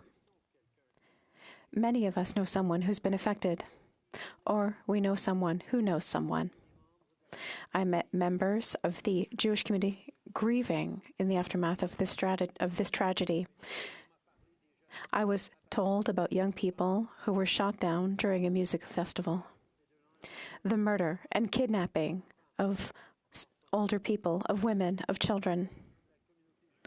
Members of the Jewish community talked to us about friends who died too soon and their fears of seeing their loved ones taken hostage. From the Muslim and Palestinian community. They told me about how families in Gaza are spreading themselves between homes to prevent the possibility that they could all be lost in a single moment. That from Canada, they worry desperately about their loved ones, but because electricity has been cut off, they have to rely on sporadic 15-second phone calls to know who is safe. Their worries aren't just for people overseas. The worries are about people here at home, too. Across our country, both Jewish parents and Muslim parents wonder whether their kids are safe at school. Families are worried about going to places of worship. Jewish people are wondering if they shouldn't wear their Star of David or kippah in public. Muslim and Arab people are worried about being thought of as terrorists once again. The list of worries is endless. And the fear is real. There are rising instances of anti-Semitism and Islamophobia. We saw the reports of hate crimes against a Muslim woman in Montreal and at a Hebrew school in Toronto. And all of our hearts break at the horrifying news that came out of Illinois yesterday. There are so many people in Canada who are afraid of the escalating tension here at home, who are scared as they watch horrible things happen to people in places that they love in the Middle East, who for years have lived somewhere between fear and hope. Fear that escalation will tear them further apart, and hope that one day peace could finally take root. Il ne faut jamais oublier que la diversité. Never forget that diversity is our strength. Canada welcomes people from all horizons who have a plethora of identities. We are a country of neighbors, of colleagues, of friends, of family. We represent that diversity and we live it every day. Now, more than ever, we have to unite. We have to avoid letting worries and suspicion separate us. It's a short path from mistrusting your neighbor to entrenching division. A peaceful society does not happen by accident and won't continue without effort. We live in a country that upholds the freedom of expression, including religious and cultural expression, and every Canadian should feel safe doing so. This is the right and freedom every Canadian has under our charter. Canadian liberty is not about taking away the freedoms of others, but living in a way that expands and strengthens freedom for everyone. Monsieur le Président, Comme Canadiens, Mr. Speaker, as Canadians, we've proven that it's possible to build and define a country based on, anchored in, common values. ne se définit Canada is not defined by one single identity, whether it be historical or ethnic or religious or anything else, but through shared values. once again at a moment where our shared values are being put to the test. Unrest is being felt in ways big and small. Canadians are deeply worried, no matter their background. This is why we must hold on to our commitment to the idea of this country. We've been tested before about who we are and what we are. But the core values of Canada have always been there to guide us, to make us stronger, to bring us together when forces or events try to divide us. Our diversity is our strength. We can never forget this. This is a time to reach out, to support one another. Ask a friend, a family member, or a colleague how they're doing. Reach out to members of a different faith. Offer to listen. Offer to help where you can. People are not all right. So let's make sure they're not alone. As I've said before, the Canadian idea of liberty is an inclusive freedom, expansive freedom. Let's remember who we are as Canadians and what we stand for here and around the world. Respect for everyone's rights and freedoms and the rule of law. Respect for different languages, ethnicities, and religions. Respect for human life. And respect for each other. Thank you.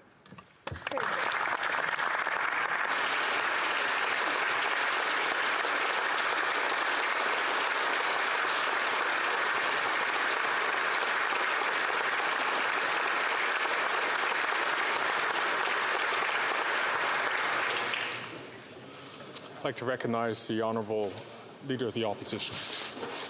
Merci beaucoup, Monsieur le Président. Thank you very much, Mr. Speaker. October 7th, Hamas carried out the worst attack on the Jewish people since the Holocaust. They deliberately targeted innocent mothers, babies, grandparents, partygoers, peace activists, and countless others who had no connection whatsoever, even to military life. These were innocent civilians living their lives until they suddenly came to an end.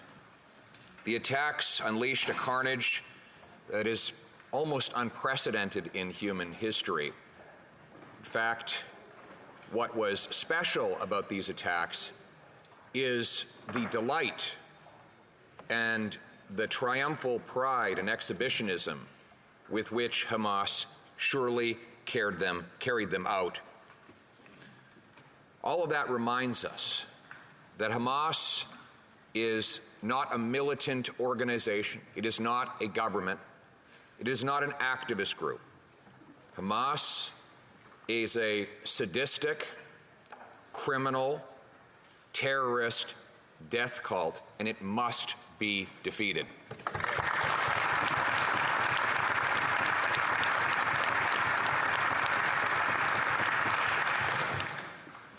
Indeed, Israel does have the right to defend itself in accordance with international law, and it has the right to respond, just as Canadians would respond if an attack of this type were carried out against our people or on our soil.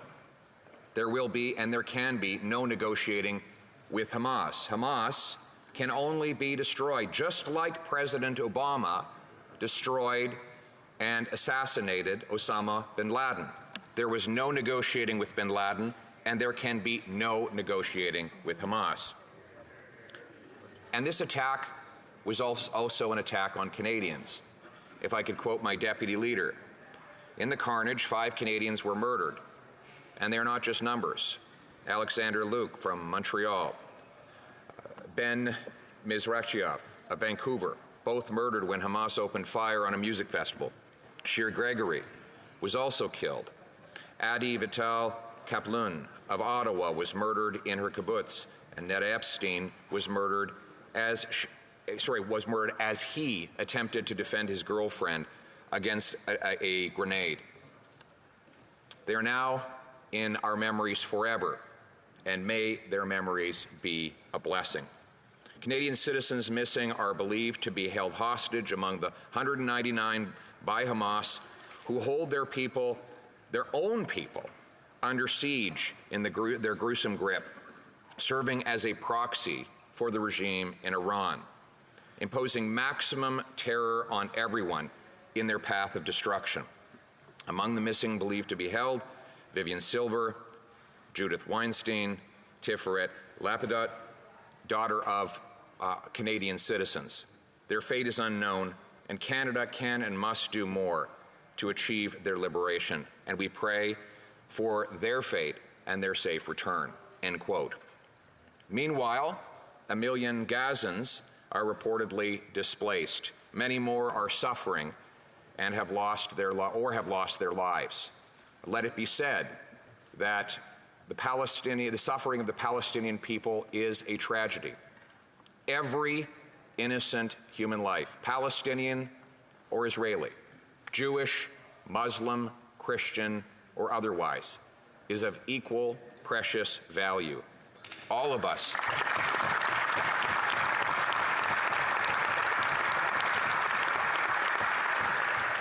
must do everything in our power to preserve this precious life and minimize the suffering of innocent civilians. Let us be clear, though, this is not incidental to Hamas's actions. It was the purpose of Hamas's actions. Hamas not only seeks the maximum suffering of the Israeli people, it seeks the maximum suffering of Palestinians as well. Hamas has controlled Gaza ever since Israel departed from the Gaza Strip roughly a decade and a half ago, and it has worked diligently to preserve Palestinian suffering and prevent any opportunity for an easing of tensions or a future of peace. And we know why Hamas felt the need to act with such drastic cruelty at this time. Hamas, of course, is guided by its terror sponsor, the dictatorship in Tehran, which had been growing in its concern for Israel's signature of the Abraham Accords with the UAE, with Bahrain, an agreement with Sudan, and even the possibility of normalization with Saudi Arabia.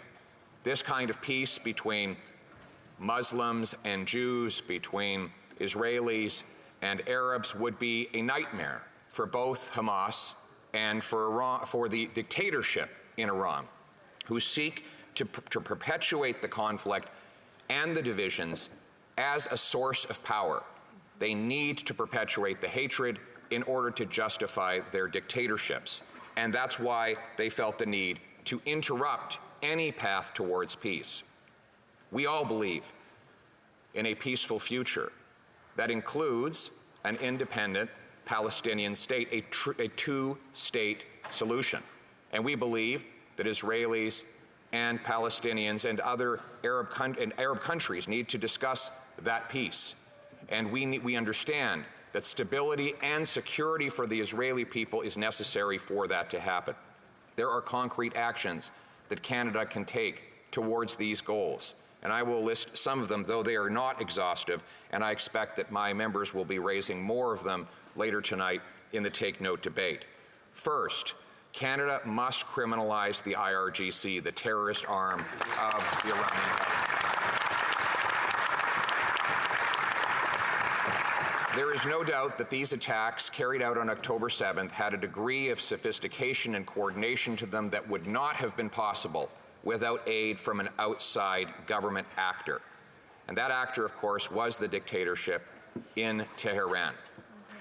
That same regime uses the IRGC as one of the most sophisticated and far-reaching terrorist groups in the world. It coordinates between Tehran, Hamas, and Hezbollah. It is unthinkable that the IRGC can operate legally in Canada. It can raise funds. It can prepare logistics. It can recruit new followers. Some of the people attached to the highest levels of the IRGC live in Canada today. Their very presence terrorizing peaceful Canadians of Iranian descent who desperately want to kick these terrorists out of our country. And they are right. The terrorists must be kicked out, and this organization must be a criminal entity in Canada.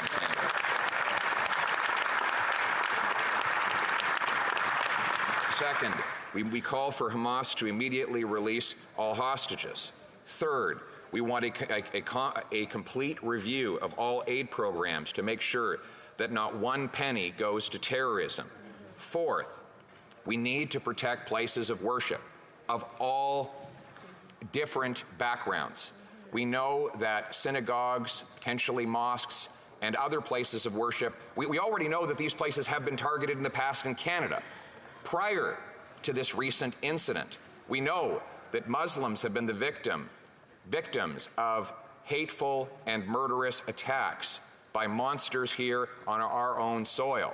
We know that synagogues are now facing attacks by anti-Semites. We know that churches have in the past been burnt down. All of this to say that we need to protect all of our places of worship. We need to de-bureaucratize and simplify the federal programs that provide security infrastructure at places of worship so that every single Canadian, regardless of their belief, can feel safe when they go to worship with their fellow congregants.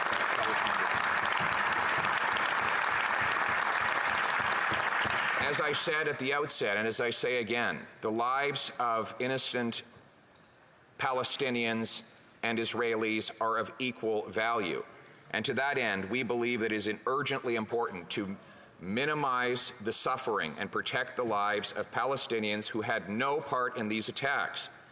And that includes by supporting safe zones for civilians in Gaza, by backing a humanitarian corridor for food, water, and medical supplies. It means that we should support the evacuation of foreign nationals through Egypt. And it means that we must do a comprehensive review of all of the aid we are sending to Gaza to make sure that it actually reaches the Palestinian people and not the terrorist thugs in Hamas.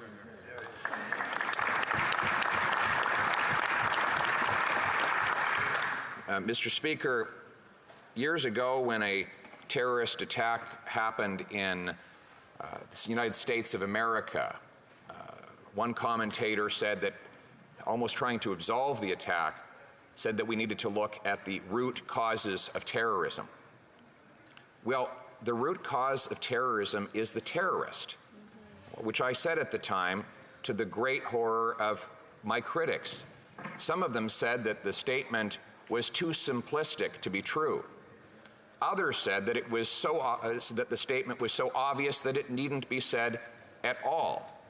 But in reality, it is neither. It is both simple and true, and it is perfectly the summary of the liberal democratic worldview. Our view is that each individual is responsible for their own actions. The root cause of terrorism, therefore, is not Islam or Christianity or Judaism or any religion. It is the individuals who carry out the terrorism. And this is important because it means that when we see vile actions carried out by people purporting to act on behalf of a religion, we do not blame all of their supposed co-religionists. We do not blame Muslims for the actions of Hamas. We do not target our fellow Canadians because of something that has happened on the other side of the world. Here in Canada, we judge people on their own merits, their own deeds, and their own words. That is why the great Canadian Prime Minister Wilfrid Laurier said when he was asked what is our nationality, he did not list an ethnicity or a religion or any other superficial demarcation. Back then, we were already mixed up. We had obviously Indigenous people, Scots, Irish, and many people from all around the world in our country. And therefore, we could not define ourselves on any of those lines. So he said, Canada is free, and freedom is its nationality. And so it is today.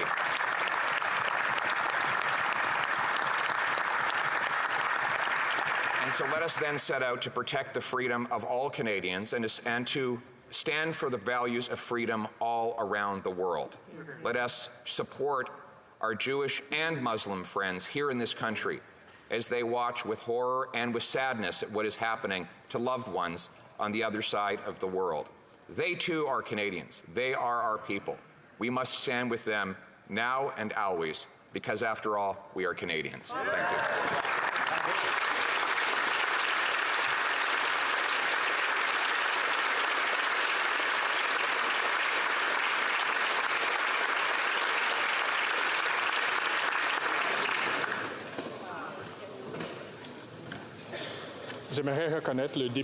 I'd like to recognize the honourable member for Belleuil-Chambly. Thank you, Mr. Speaker. First of all, on my own behalf and on behalf of the Bloc Québécois, I'd like to extend our condolences to Quebecers and Canadians who lost loved ones in the attacks, the terrorist attacks committed by Hamas in Israel. I'd also like to extend our condolences to all Israelis who are going through a very dramatic situation, as well as all Gazans, innocent civilians who are suffering similar atrocities. The only goal we have here must be humane and humanitarian.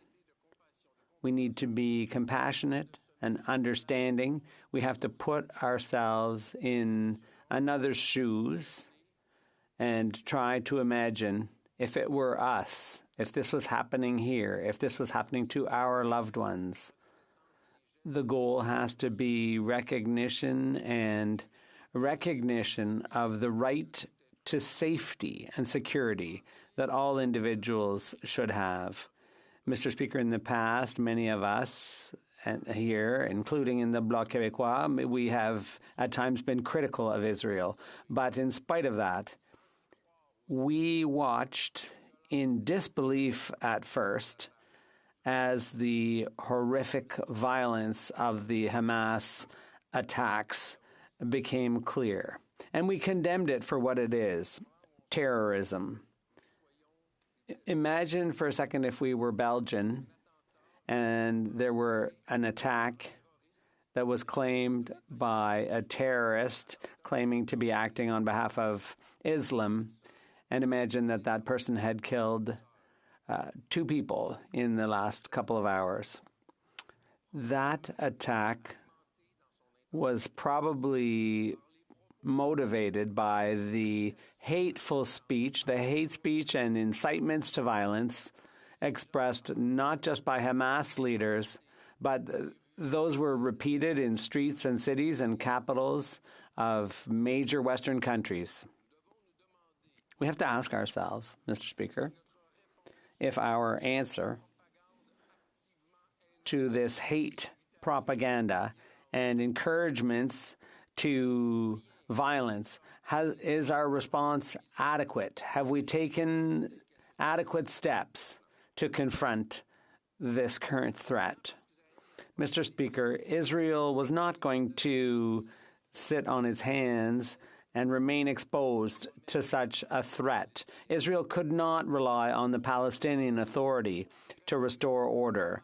Hamas has to be uprooted if there's to be any hope of lasting peace in the region. So the Israeli military will enter the Gaza Strip. And I'd like to think that the gathering of Israeli troops on the borders of Gaza, as we wait currently to see what will happen next, I certainly hope that the purpose is to allow for the arrival of humanitarian assistance that Gazans, that Palestinian civilians are waiting for and that they need. They do need that help. And we hope that the path towards relative security in Egypt will be opened, that a corridor will be opened in the hours to come. Like the other leaders, I'd like to point out how important it is to draw a clear distinction between Hamas and the Palestinian civilians they claim to represent. A Palestinian family and a Quebec family, we're all the same. Hamas has revealed the full darkness of their purpose.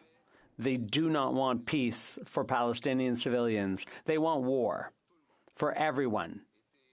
And Tehran is all smiles.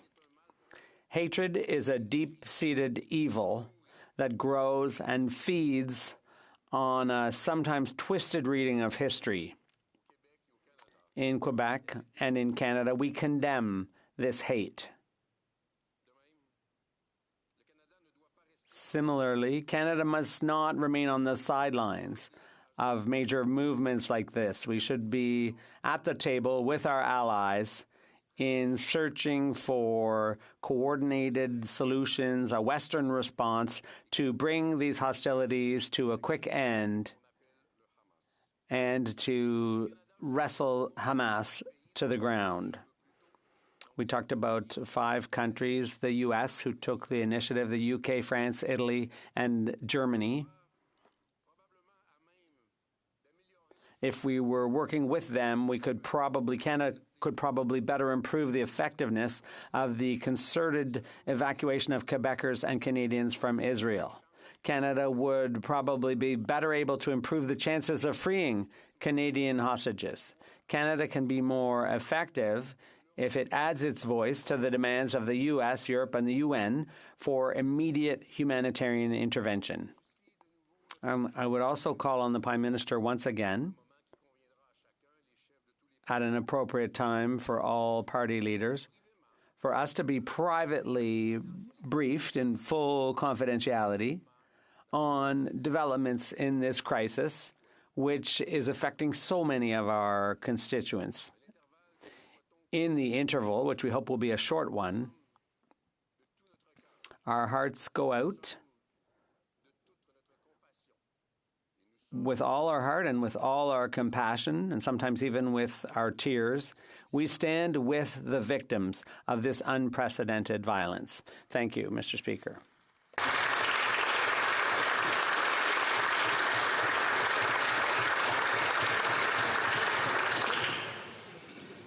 The honourable member for Edmonton Strathcona. Mr. Speaker, New Democrats are devastated by the brutal massacre and terrorist attack by Hamas, who on October 7th killed over 1,300 Israeli civilians, including women, children, and the elderly. Among those victims were Canadians, members of our communities. The accounts of what was done to Israelis in this attack, including what was done to children, horrifies every one of us.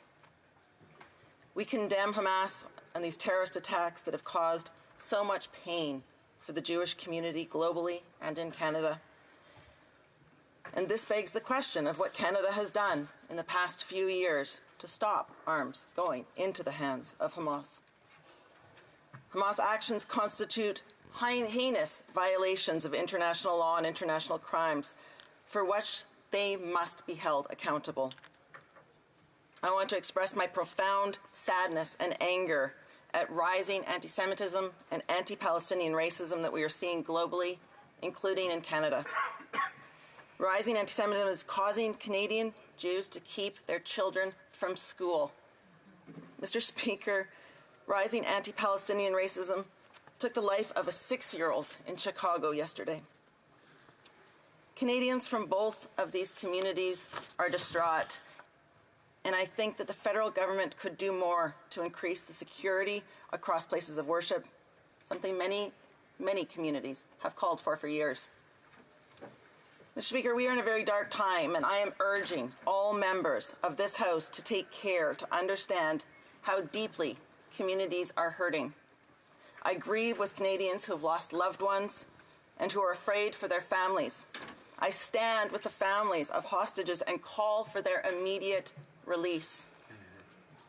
And as this crisis worsens, I also want us to pay attention to the unfolding humanitarian nightmare in Gaza. I want to state clearly that international law obligations are not reciprocal One war crime does not excuse another. Retribution is not justice. Retribution does not bring peace. And I want members of this House to know that international law was not written by pacifists. The laws of war were written by governments whose militaries had suffered extraordinary losses, who had seen civilians massacred, who had experienced the horrors of war. International law, which Canada has promised to uphold, sets limits on military actions, state and non-state. What those countries can do in war.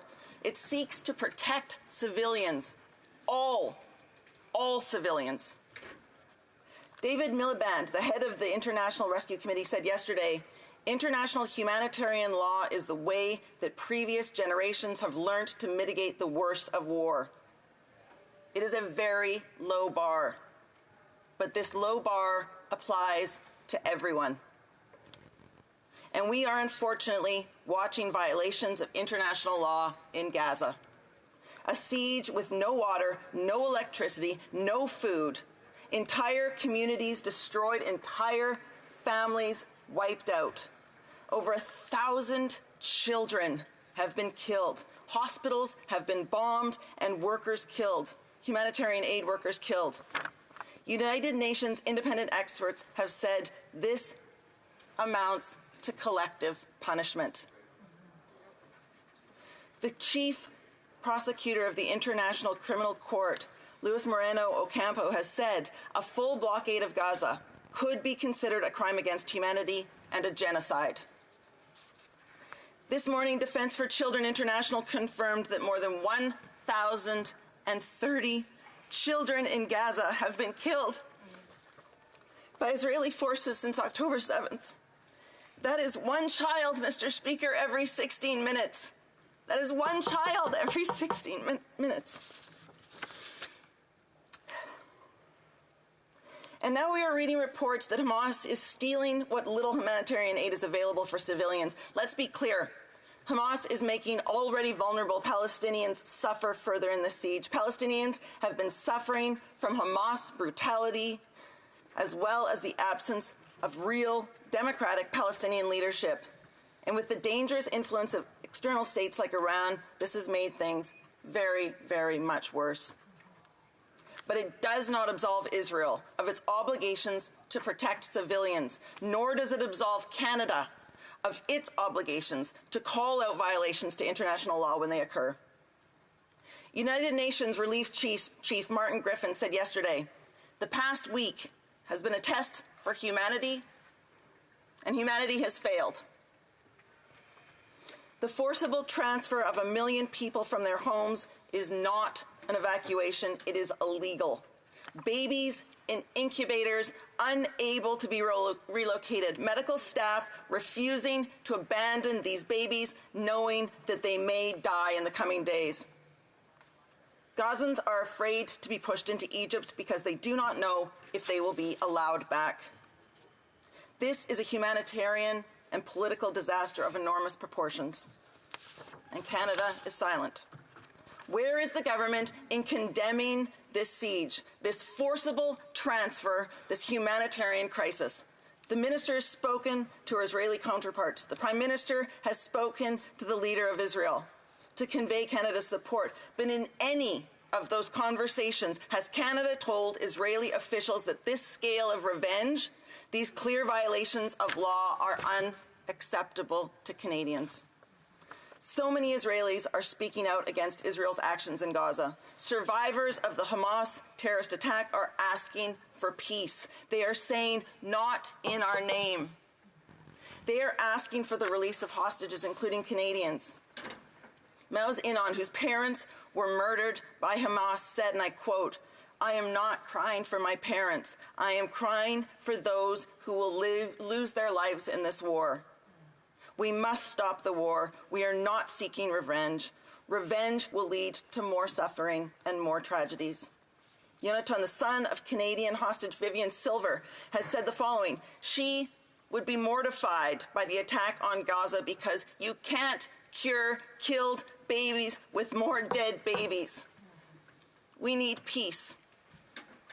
Vivian Silver is a member of Women's Wage Peace. She has spent years working for peace and justice in Israel and Palestine. Yesterday, Women Wage Peace made the following comments. We hear words of revenge. We hear all restraints have been removed. We'll wipe out Gaza. But one cannot resolve injustice with another injustice. We in this House need to be thinking of both the short-term humanitarian crisis and also the long term. New Democrats for decades have called for an end to the occupation and for a just peace for Israelis and Palestinians.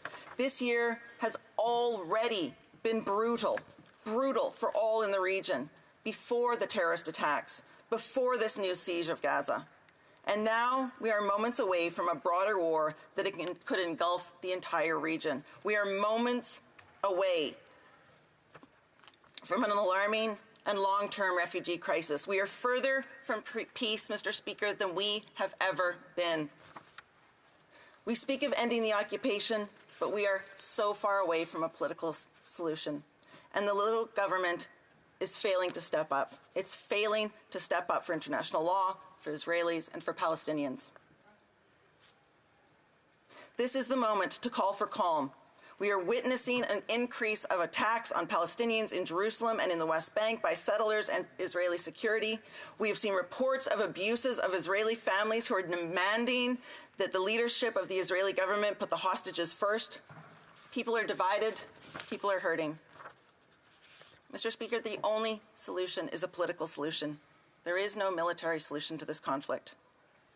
I am begging the government to realize what that they say now matters. It matters so much, and they must call for a ceasefire. Canada must support international justice efforts by the ICJ and the ICC to investigate war crimes by all military actors in Palestine. All war crimes by all parties in this conflict must be prosecuted. Canada must call for a ceasefire and an end to the forcible transfer of civilians. And I want to end by thanking all Israeli and Palestinians working to preserve life. Medical workers, humanitarians, human rights advocates, those calling for peace. Ordinary people doing what they can in the face of such horror. They are the light in this darkness. We see you and we stand with you. Thank you, Mr. Speaker.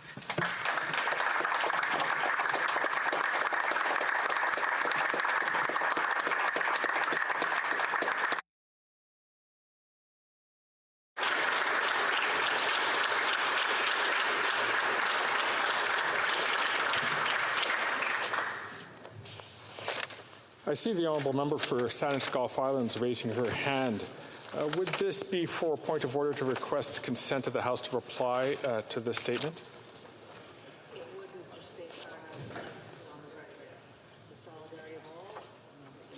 From all different parties to condemn Hamas and to make very short statements. She's not on mute. All those opposed to the honourable member moving the motion to speak will please say nay.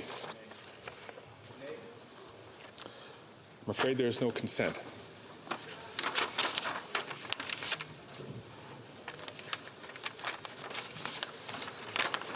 Reports from interparliamentary delegations.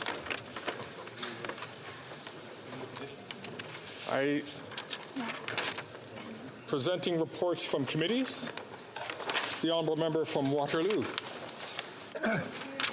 I have the honour to present in both official languages the 50th report of the Standing Committee on Procedure and House Affairs.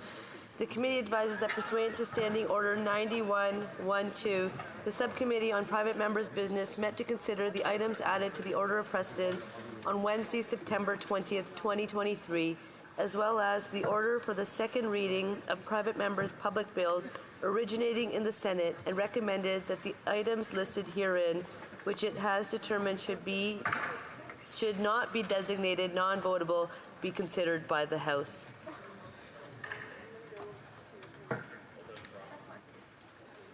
The honourable member for Waterloo. Just read this. Pursuant to Standing Order 91.12, the report is deemed adopted. Introduction of private members' bills. Première lecture du projet de loi d'intérêt public émanant du Sénat. Motion. Présentation de pétitions. Presenting petitions. The Honourable Member for Nepean. Thank you, Madam Chair. I would like to present e-petition number E4395 signed by Canadians, over 2,400 Canadians, that they request the government to reconsider the proposed foreign influence transparency registry. They believe that this will not meaningfully address the intimidation of Canadians and other kinds of foreign interference, and this goes well beyond. So this is what I present. Thank you. Presenting petitions, the Honourable Member for Sherwood for Saskatchewan. Thank you very much, Madam Speaker. I have a number of petitions to present to the House today. The first is in support of my private member's bill C257. Petitioners raise concern about the problem of political discrimination in Canada.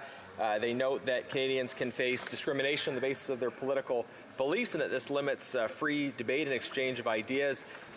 Bill C257 would add political belief and activity as prohibited grounds of discrimination to the Canadian Human Rights Act. Petitioners ask the House to support Bill C257 and to defend the rights of Canadians to peacefully express their political opinions. The second petition that I'm tabling is raising concern about cuts that this government is making to women's shelters. Petitioners note that women's shelters are sadly seeing increased demand. The high cost of living and the housing crisis have made it harder for women and children fleeing a violent home to find a safe place to live. And they note that at a time when this Liberal government is dramatically increasing spending on bureaucracy and consultants, they are cutting $145 million of funding for women's shelters. Therefore, petitioners call on the Government of Canada to restore funding that's been cut for women's shelters. The next petition I'm tabling responds to grave concerns that I've heard from many of my constituents about changes that the government has made around the regulation and costs around natural health products. Petitioners say that Liberals are threatening access to natural health products through new rules that will mean higher costs and fewer products available on store shelves. New so-called cost recovery provisions would impose massive costs on all consumers of natural health products and undermine access for Canadians who rely on these products. Petitioners also note that provisions in the latest Liberal omnibus budget have given the government substantial new arbitrary powers around the regulation of natural health products, and they call on the Government of Canada to reverse the changes made in the latest Liberal budget regarding natural health products. And the final petition that I will table today raises concerns about the politicization of charitable status determinations by this Liberal government. Proposals around applying a values test to charitable status determination and having discrimination on the basis of values associated with charitable status determination. They note that the Liberals had signaled in their last election platform a plan to go down this road of politicizing charitable status. Petitioners call on the House of Commons to protect and preserve the application of charitable status rules on a politically and ideologically neutral basis without discrimination on the basis of political or religious values and without the imposition of another values test, and to affirm the right of all Canadians to freedom of expression. Thank you, Madam Speaker. The Honourable Member for Peace River Westlock. Thank you, Madam Chair and Madam Speaker. I'm here to present a petition from Canadians from across the country who want a permanent end to the ArriveCan app and the COVID mandates. Currently, the government has only suspended most of these mandates, but these petitioners are calling for the government to permanently suspend the ArriveCan app.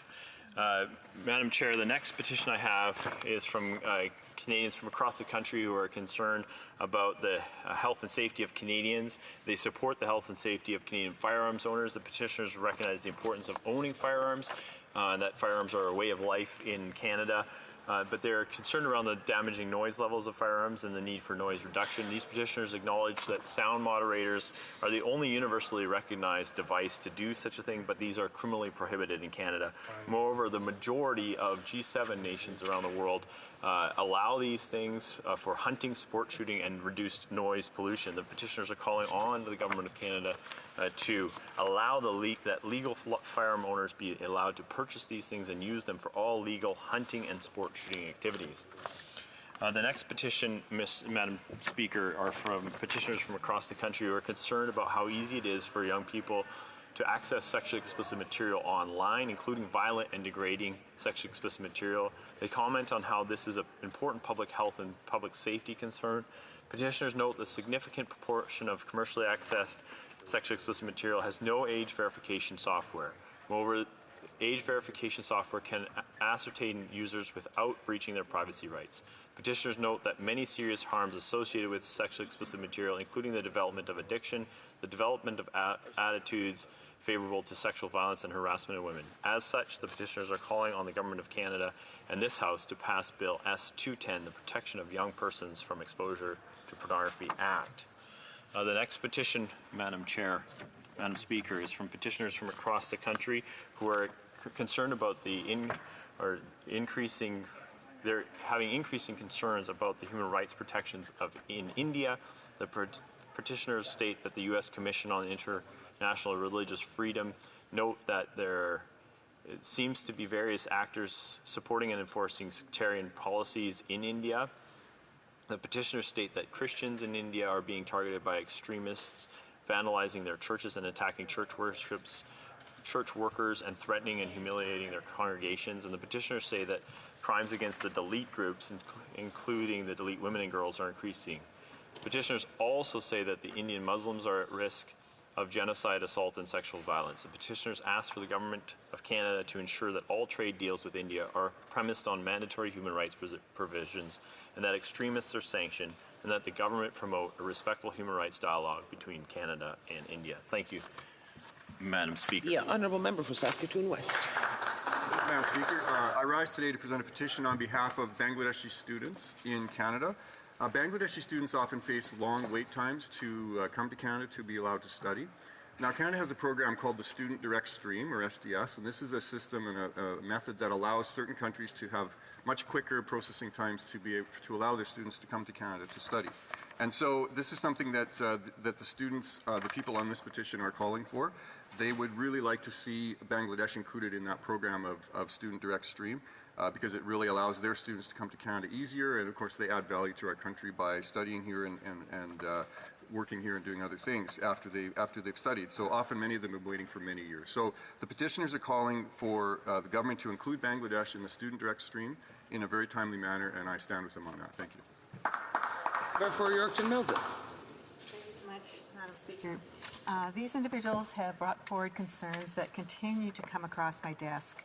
And they indicate that it's well established that the risk of violence against women increases when they're pregnant.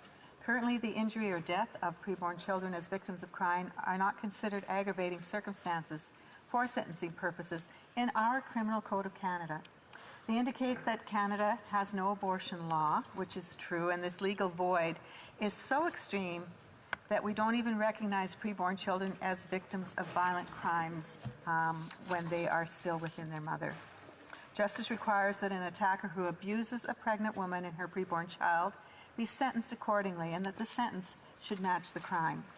They say that we, the undersigned citizens of Canada, call upon the House of Commons to legislate the abuse of a pregnant woman and or the infliction of harm or death on a preborn child as aggravating circumstances for sentencing purposes in the Criminal Code.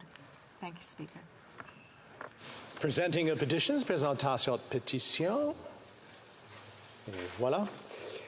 Questions on the order paper. The Honourable Parliamentary Secretary to the Government House Leader. And Mr. Speaker, I would ask that all questions be allowed to stand at this time, please. So ordered. We wish to inform the House that because of the ministerial statement, government orders have been extended by 44 minutes. Now, I believe we have a couple of interventions. The Honourable Member for Calgary Nose Hill. Mr. Speaker, let me begin by emphasizing I have deep respect for the Speaker's office and for parliamentary procedure. Every point contained herein is made out of a desire to uphold the rules of Parliament and to bolster public faith in Canada's democratic institutions. So in that, I am rising today on a question of privilege concerning the disclosure outside of the House by the Speaker's office of your decision to recuse yourself from the pending ruling on the question of privilege, which I had raised before Thanksgiving. It's an established convention that the House has the first right to information concerning certain House of Commons business, such as the content of bills and committee reports presented to the House, failure of which is a breach of the House's privilege. It will be my argument that this situation is equivalent to one of those cases. While the events in question arose as a consequence of my previous question of privilege, this disclosure outside the House is, I believe, a separate and discrete incident giving rise to a separate and discrete question of privilege requiring a separate decision on its own merits. In my original question of privilege, I had argued that it is both inappropriate and impossible for a speaker to recuse himself from ruling on a question of privilege in which he has some involvement. That involvement, of course, turned on your signature, Speaker, as Parliamentary Secretary to the Prime Minister, which understated the cost to taxpayers of the Prime Minister's Montana vacation this spring by over $200,000. I argued, in circumstances where the Speaker has some involvement in the matter, the only appropriate recourse available is for the House itself to exercise the Speaker's screening function on a question of privilege as part and parcel of its deliberations on a privilege motion. I would incorporate the same position and argument into the present question of privilege, where responsibility for the disclosure has been attributed to your office. In short, I believe that you also must refer this matter to the House. As for the facts of this matter, on the afternoon of Friday, October 6th, you emailed me to inform me that, quote, as of early this morning, you had recused yourself from my original question of privilege. What might have been considered, possibly, a personal and confidential heads-up about a forthcoming statement you would make to the House turned out not to be the case. Despite your decision being made in the morning, no announcement of this was made in the House. Further, very shortly, almost immediately, after I received your email, which appeared above a signature block identifying you as the Parliamentary Secretary to the President of the Treasury Board and the Parliamentary Secretary to the Minister of Health, I noticed that the news of your recusal was published on Twitter or X, and then on a Substack blog entitled Political Watchdog, both purportedly run by a teenager named Nolan Stoka. The Substack posting included the following comment, quote, the Speaker's office confirmed to Political Watchdog that the Speaker will recuse himself from ruling on the member for Calgary-Nose Hills question of privilege. The Speaker has asked that the Deputy Speaker consider the matter and determine next steps, says the Speaker's office, end quote. The House sat that Friday, yet you did not make a statement about this so-called recusal. Deputy Speaker, who presided over most of the day's sitting, similarly did not make any statement on your behalf before the House adjourned for Thanksgiving. The first time members of this House would have officially learned of this significant development was via a teenager's Twitter feed. This, I respectfully submit, raises serious questions about whether the privileges of the House may have been breached. House of Commons Procedure and Practice, 3rd edition, at page 81, explains that, quote, there are, however, other affronts against the dignity and authority of Parliament which may not fall within the specifically defined privileges. Thus, the House also claims that the right to punish, as a contempt, any action which, though not a specific breach of privilege, is an offense against the authority or dignity of the House. In that sense, all breaches of privilege are contempts of the House, but not all contempts are necessarily breaches of privilege. The House of Commons enjoys very wide latitude in maintaining its dignity and authority towards the exercise of its contempt power. In other words, the House may consider any misconduct to be contempt and may deal with it accordingly. This area of parliamentary law is therefore extremely fluid and most valuable for the Commons to be able to meet novel situations, end quote. Continuing at page 84, we see, quote, by far, most of the cases of privilege raised in the House of Commons relate to matters of contempt challenging the perceived authority and dignity of Parliament and its members, end quote. The footnote which follows, footnote 125, points to the first in a series of precedents which I believe are most instructive in the present circumstances. Quote, for example, in 2001, a question of privilege was raised regarding a briefing the Department of Justice held for members of the media on a bill not yet introduced in the House, while denying members to the same information, access to the same information. Speaker Milliken ruled that the provision of information concerning legislation to the media without any effective measures to secure the rights of the House constituted a prima facie case of contempt, end quote. While it is understood practice now that the contents of bills which are on notice must not be disclosed before the introduction of the House, something which Mr. Speaker Regan described on June 8, 2017, at page 12,320 of the debates as, quote, one of our oldest conventions, end quote, it was nonetheless a novel situation when Speaker Milliken gave his ruling. Just as the 2001 case would not have appeared in the first edition of House of Commons Procedure and Practice, often known as Marleau and Montpetit, you will not find in Bossin-Gagnon any precedent concerning the matter I am raising today, but that is, of course, not a barrier to proceeding. Reached in his landmark ruling, Mr. Speaker Milliken said on March 19, 2001, at page 1840 of the debates, quote, with respect to material to be placed before Parliament, the House must take precedent. The convention of the confidentiality of bills on notice is necessarily not only so that members themselves may be well informed, but also because of the preeminent role which the House plays and must play in the legislative affairs of the nation. Thus, the issue of denying to members information that they need to do their work has been the key consideration for the chair in reviewing this particular question of privilege. To deny members information concerning business that is about to come before the House, while at the same time providing such information to the media that will likely be questioning members about that business, is a situation the chair cannot condone, end quote. The matter was then referred to the Standing Committee on Procedure and House Affairs, which subsequently concluded in its 14th report in the first session of the 37th Parliament, quote, such an action impedes, obstructs, and disadvantages members of Parliament in carrying out their parliamentary functions. In all of these circumstances, the committee has come to the inescapable conclusion that the privileges of the House of Commons and its members have been breached in this case, end quote. Just as the House has a preeminent position in the legislative affairs of the nation, it holds no lesser place when it comes to the law of parliamentary privilege. Bosch and Gagnon remind us at page 76, quote, matters that fall within parliamentary privilege are for the House alone to decide, end quote. The Procedure and House Affairs Committee added at page 3 of its 42nd report in the first session of the 41st Parliament, quote, Parliament is the sole judge of the appropriateness of the exercise of any of its privileges, end quote. The House concurred in this report and in its view, which I quoted, on December 2nd, 2013. The Supreme Court of Canada shares the view at paragraph 9 of its unanimous Vade decision, quote, in other words, within categories of privilege, Parliament is the judge of the occasion and manner of its exercise, and such exercise is not reviewable by the courts, end quote. To hold such a place in our constitutional order is significant and must be treated with great respect. That, I would argue, means the House itself must be the first recipient of rulings and decisions related to its privileges, not outside media or teenagers' blogs.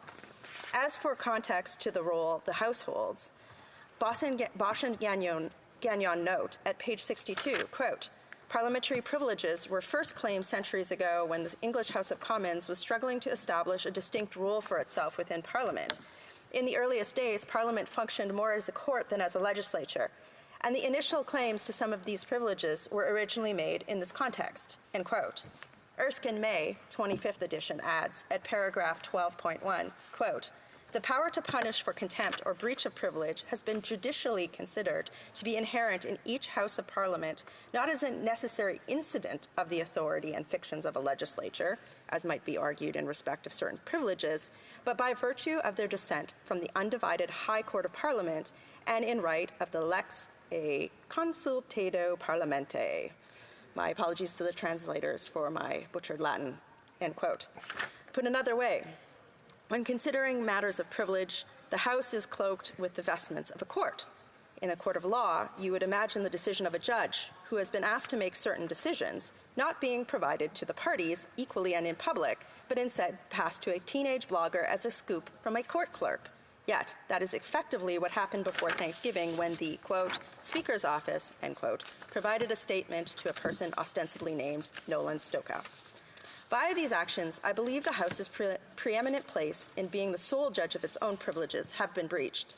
The dignity and authority of the House has been negatively affected by this. To further this point, colleagues who had indicated that they intended to come back from the House to make interventions on my original question of privilege and my call for your referral of the matter to the House were effectively denied the opportunity to do so. Indeed, my colleague from New Westminster Burnaby, the New Democratic Party's House leader, raised similar concerns in his intervention about this matter earlier today when he said, "Even more frustrating is the fact that the office confirmed this decision to a member of the media, in the case an unverified blogger, and then informed the House as a whole, or did not inform the House as a whole or even the House leaders' group." He went on to say, as the House of Commons procedure and practice states, "The Speaker is the servant, neither of any part of the House or any majority of the House, but the entire institution. The responsibility of the Speaker is to the institution of Parliament and to the House of Commons as a whole, not to an individual member who raises a point, not to reporters who may be interested in the decisions taken by the Speaker. Providing more information to the media than to Parliament on matters that are fundamentally parliamentary in nature is not really acceptable. In discussing how Speaker's rulings are delivered, the House of Commons procedure and practice, our Bible further states, sometimes a ruling is delivered quickly and with a minimum explanation. At other times, circumstances do not permit an immediate ruling. The Speaker may allow discussion of the point of order before he or she comes to a decision. The Speaker may also reserve his or her decision on a matter, returning to the House at a later time to deliver the ruling. It is clear that rulings are meant to be made in the House, Speaker. There is no precedent for a Speaker doing otherwise, and the rule book does not contemplate otherwise." End quote. I agree with my colleague from the NDP on this point. It should be considered in the deliberations on this potential breach of privilege. As I mentioned in my opening comments, I believe that the appropriate course of action where the Speaker has a conflict of interest, as when the Speaker's office is said to be at the heart of the actions in concern, in determining whether a prima facie case of privilege exists, is simply to turn the matter over to the House. An appropriate analogy lies, I would submit, in the circumstances of a chair of a committee when a question of privilege is raised in that venue. Bosch and Gagnon elaborate at page 1060, quote, "The chair of a committee does not have the power to rule on questions of privilege. If a member wishes to raise a question of privilege during a committee meeting or an incident arises in connection with the committee's proceedings that may constitute a breach of privilege, the committee chair allows the member to explain the situation. The chair then determines whether the question raised in fact relates to parliamentary privilege. If the chair determines that the question does not relate to parliamentary privilege, the committee may then consider presenting a report on the question to the House," end quote. Accordingly, and in closing, I believe the correct course of action on this matter is twofold. First, that for you to refer this matter to the House for deliberation, given your personal involvement and your office's involvement in this matter. And should the House agree with me that my concerns raised today in this new question of privilege constitute a breach, the matter can be referred to the appropriate committee to determine the appropriate remedy. As such, I am prepared to move the motion. Thank you, Mr. Speaker. I thank the member for her statement. Of course, we will look at that statement closely. I see the House Leader for the official opposition stand. Thank you very much, Mr. Speaker, and I just want to add my voice in support of the comments that were raised and the point that was raised by my colleague in the official opposition. And I just wanted to, I won't endeavor not to repeat what she has so eloquently put before the House, but I just wanted to stress a couple of points. The first is that while there is definitely precedence on things like legislation being leaked constituting a breach of privilege, that has been well established. I think my colleague very skillfully underlined the fact that that was a new precedent at the time that Speaker Milliken made this ruling. This is an unprecedented situation. To find ourselves in this part of the life cycle of our Parliament, where the Speaker's position has now been filled by someone who was a parliamentary secretary right up until the moment of the Speaker election, is new territory for parliamentarians. And so the fact that the Speaker has had to rule on something that he himself was implicated in his previous position is unprecedented. And that's why our suggestion was that the proper way of recusing himself would be to put it to the House to decide. I think it's important for parliamentarians to remember that the Speaker does not rule formally that a breach or a contempt has taken place. All the Speaker does is act as a bit of a filter to say, okay, this situation on its face, prima facie, rises to the level that we set aside all other business of the House and allow members themselves and the House itself to determine whether or not there's a breach or a contempt. And that's why our suggestion was that by putting it to the House and removing the Speaker from that filtering position would not be precedent-setting in the case of the order paper question that prompted the original question. It would not bind future speakers to rule that incomplete answers necessarily on their own would rise to that level. It would just say in this specific case, because of the Speaker's involvement in his prior role, that the Speaker will remove himself from that filtering role. So the decision that was made today by the Speaker to recuse himself by way of allowing the Deputy Speaker, or I guess empowering the Deputy Speaker to make the ruling, was not something that the opposition had considered before last break week, because we had proposed an alternative. The Speaker had not yet ruled on that. And so to find out by way of a public blog that is the course of action that the Speaker was taking, we do find rises to that level of raising this question of privilege here today. It also doesn't address the points that we made about the Speaker's conflict on the original point. While it is true the Speaker did underline for the House this morning that the Deputy Speaker is selected by the House. That is true. There is a motion that's put forward to the House, and the House agrees with it. But that motion is proposed by the Speaker. The Speaker is the one who consults with other party leaders and proposes that name to the House. So the Deputy Speaker is not fully removed from that, at the very least, that perception of a conflict of interest. Having been both the Deputy Speaker and the Speaker, I can also speak to the dynamic way that this Deputy Speaker works with the Speaker. It's very clear that the Speaker is at the top of the list for chair occupants, and that deputies and assistant deputies are his or her subordinate. So that's why the statement by the Speaker this morning still doesn't address that aspect of the conflict. So I'd also pose the question to the chair, because this decision was made on the Friday, not in the House, but through what seems to be some kind of a political blogger, and that parliamentarians haven't had the opportunity to raise this concern about even having the Deputy Speaker make this decision, we still believe that there is a point there that needs to be addressed. So I just want to stress that I believe the best way to go forward on this is to have the Speaker fully recuse himself by not delegating it to a chair occupant, not delegating this question to his or her deputy, well, his deputy in this case, but by just stepping back and saying, okay, I'm going to let the House decide this one because I'm not in a position to act as that filter. So I don't think it's too late, Mr. Speaker. I understand the Speaker did make that statement this morning, but I would urge him to look at the intervention by my colleague, my remarks, my comments by the House Leader for the New Democratic Party, and come back to the House with the tidiest solution that keeps the Speaker's, as an individual and his entire office, out of the appearance, even suggestion of a conflict of interest, by putting it to the House to decide. Thank you, Mr. Speaker. Appreciate the intervention from the honourable member. Just wonder if anyone else wants to make a comment on that before we move on to orders of the day. Voila. Orders of the day. Orders of the day, ordre du jour, government orders, government bills, commons. Resuming debate at second reading of Bill C-49, an act to amend the Canada, Newfoundland and Labrador Atlantic Accord Implementation Act and the Canada, Nova Scotia Offshore Petroleum Resources Accord Implementation Act, and to make consequential amendments to other acts. I believe up next is the Honourable Parliamentary Secretary to the Minister of Fisheries, Oceans and the Canadian Coast Guard. Thank you, Mr. Speaker. Mr. Speaker, I rise in the House today on a matter of great importance for Atlantic Canadians, and in particular our constituents of Nova Scotia and Newfoundland and Labrador. Today I'm going to speak on Bill C-49, an act to amend the Atlantic Accord Act. Introduced by our government this spring, it's a piece of legislation that is intended to bring Nova Scotia and Newfoundland and Labrador into the green energy future.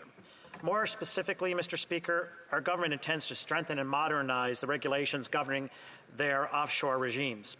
As a proud Atlantic Canadian, I can tell you the importance, quite frankly, of safeguarding our unique coastal environment, as well as the importance of creating sustainable economic opportunities at home. This is especially true, Madam Speaker, given the events of the past year in Atlantic Canada. This last year, Madam Speaker, we saw a once-in-a-lifetime hurricane, Fiona, followed by an uncontrollable once-in-a-lifetime wildfire, followed by deadly once-in-a-lifetime flooding. This devastating sequence of events is no coincidence, Madam Speaker. It is the consequence of climate emergency that has been brewing for decades. It is the consequence of leaders who do not recognize that we must act now to protect our communities. Atlantic Canadians, Madam Speaker, needed economic growth this year. But, Madam Speaker, what they did not need was a significant taxpayer bill for climate disaster cleanups. That is why Bill C-49 will support Canada's clean energy sector to fight the climate crisis. That is why Bill C-49 will unlock the incredible economic potential that lies in renewable industries within Nova Scotia and Newfoundland and Labrador. Now, I can't speak for the official opposition. However, my constituents in Cape Breton Council sent me here to do my part to make government work for them. That is, the same is true for my government colleagues on this side. We're here to work for Atlantic Canadians, for all Atlantic Canadians, for all Canadians. With that, our government intends to do the right thing for the economic, environmental future for Atlantic Canadians. So let's discuss, Madam Speaker, how this legislation is going to help in that effort. Madam Speaker, the world is now looking for cleaner sources of energy, and offshore renewables are becoming a leading contender in that very search. As we look to the future of Canadian energy, offshore renewables have the potential to not only help Canadians achieve its net zero goals, but bolster our energy capacities in sustainable ways. However, current regulations are standing in the way of these very crucial renewable projects. That is why Bill C-49 is going to remove the red tape that is currently preventing green energy projects from getting underway. In fact, without this legislation, Madam Speaker, not a single offshore wind project can be built so far. An important fact to note. This fact alone should be sufficient to convey the importance of passing this very bill. The reality of the situation, Madam Speaker, is that if we don't create the regulatory environment that allows these clean energy projects to go forward, then massive private sector opportunity will go elsewhere. In other words, Madam Speaker, Canada has the opportunity right now to be the leader in the emerging offshore renewable industry. And if we don't rise to the occasion and become the leader, another jurisdiction will. Our government believes that meeting this moment to chart a new path for Atlantic Canada, and indeed all Canadians, is here. Bill C-49 isn't just about removing red tape, however. Bill C-49 is about advancing our commitment towards strengthening our environmental protection. This legislation will ensure that the Government of Canada's MPA protection standard is applied in a manner that respects the joint management framework for the Atlantic offshore. It is also providing the federal minister and provincial officials with the ability to prohibit oil and gas in areas that could be important for marine conservation and protection. This is an incredible step forward, Madam Speaker, in our commitment toward expanding Canada's energy capacities in a responsible and sustainable way. It's also reflective of the great partnership that we forged with our stakeholders and provincial counterparts, Madam Speaker, which has allowed us to work together toward common goals. That is why the governments of both Nova Scotia, Newfoundland, and Labrador have declared their support, Madam Speaker, for this bill. In fact, the Premier of Newfoundland and Labrador has gone so far as to publicly urge the federal opposition parties to support the passing of Bill C-49. Now, I wish to echo this statement and reiterate to my opposition colleagues that the legislation is indeed critical for the future of Canadian energy. And I would say it is critical for economic development in Atlantic Canada writ large. Now, Madam Speaker, these Conservatives, and many of them are colleagues of mine, have been talking a lot about common sense. But on this item, they seem to intend that they're going to vote against Bill C-49. And I just do not see the common sense with that. And I believe that the magnitude of the opportunity before us is real. The regulatory framework is strong. And it's important that for me, as a member of Parliament, to reach across party lines and to ask for their support for Atlantic Canadians, support for coastal communities, support that this regulatory framework will indeed provide. Rural communities like mine, like Cape Breton Council. The history of my riding is that we have felt historically left behind large-scale investments. The large-scale investment that I think can happen here is of the best-case scenarios. it is with private sector investment and eventually, no doubt, government support, but led by the private sector, which is so key. Now, we're partnering with Atlantic Canadians to work on offshore wind, green hydrogen, and I think that's fundamentally what common sense is about. It's about working together for the common good. Canada is well positioned to lead, as we all know in this chamber, the clean energy economy, but we need to make the right choices now. And that is what Bill C-49 is all about. So with that, Madam Speaker, there's a simple conclusion that I'd like to make here. A vote against Bill C-49 is a vote against unlocking historic investments, economic investments in Atlantic Canada. A vote against Bill C-49 is a vote against bringing in good, sustainable jobs to my area, to the Atlantic region. A vote against Bill C-49 is a vote against the premiers of Nova Scotia and Newfoundland and Labrador, with whom we've worked together to bring these projects to life. And a vote against Bill C-49 is a vote against putting partisan politics aside for the betterment of our constituents. So, Madam Speaker, I implore each member of this honourable House to vote with us on this legislation. Hear, hear. Let's do the right thing. Let's all do the right thing for Atlantic Canada, with Atlantic Canada. Let's work to pass this bill, Bill C-49. I'd like to thank you for this opportunity, Madam Speaker, and I look forward to working with members on this side of the House, but also on the opposition, to make this legislation a reality. Thank you. The honourable member for Coast of Bay Central Notre Dame. Thank you, Madam Speaker. And I heard the Liberal member, the Parliamentary Secretary to the Minister of Fisheries, Oceans and the Canadian Coast Guard, talk about the Premier of Newfoundland and Labrador and the Premier of Nova Scotia. And those premiers will answer to their electorate if they do the wrong thing by their electorate to the industries that are either going to be impacted positively or negatively by offshore wind or offshore oil and gas. But there is a little paragraph here, Madam Speaker, in the summary of Bill C-49, which if our Liberal members from Atlantic Canada don't have the time to read the bill, they could read this. That this bill provides the Governor and Council, the Prime Minister and his Cabinet, to make regulations to prohibit the commencement or continuation of petroleum resource or renewable energy activities or the issuance of interest in respect of any portion of the offshore area that is located in an area that has been or may be identified as an area for environmental or wildlife conservation or protection.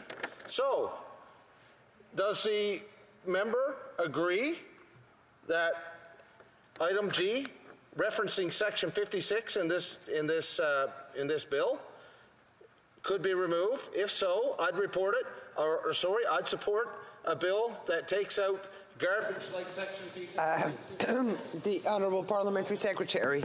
Well, thank you, Madam Speaker. And the member across asked if we do read, and I can tell the member opposite in Cape Breton they do teach reading and writing, and we're quite good at it. I'll also say this, that when you look at this particular bill, it is looking at focusing on greater collaborations. And I think the Premier and the governing party in Newfoundland and Labrador understand the importance of collaboration, understand working for the benefit in the future for jobs and economic development. They understand that.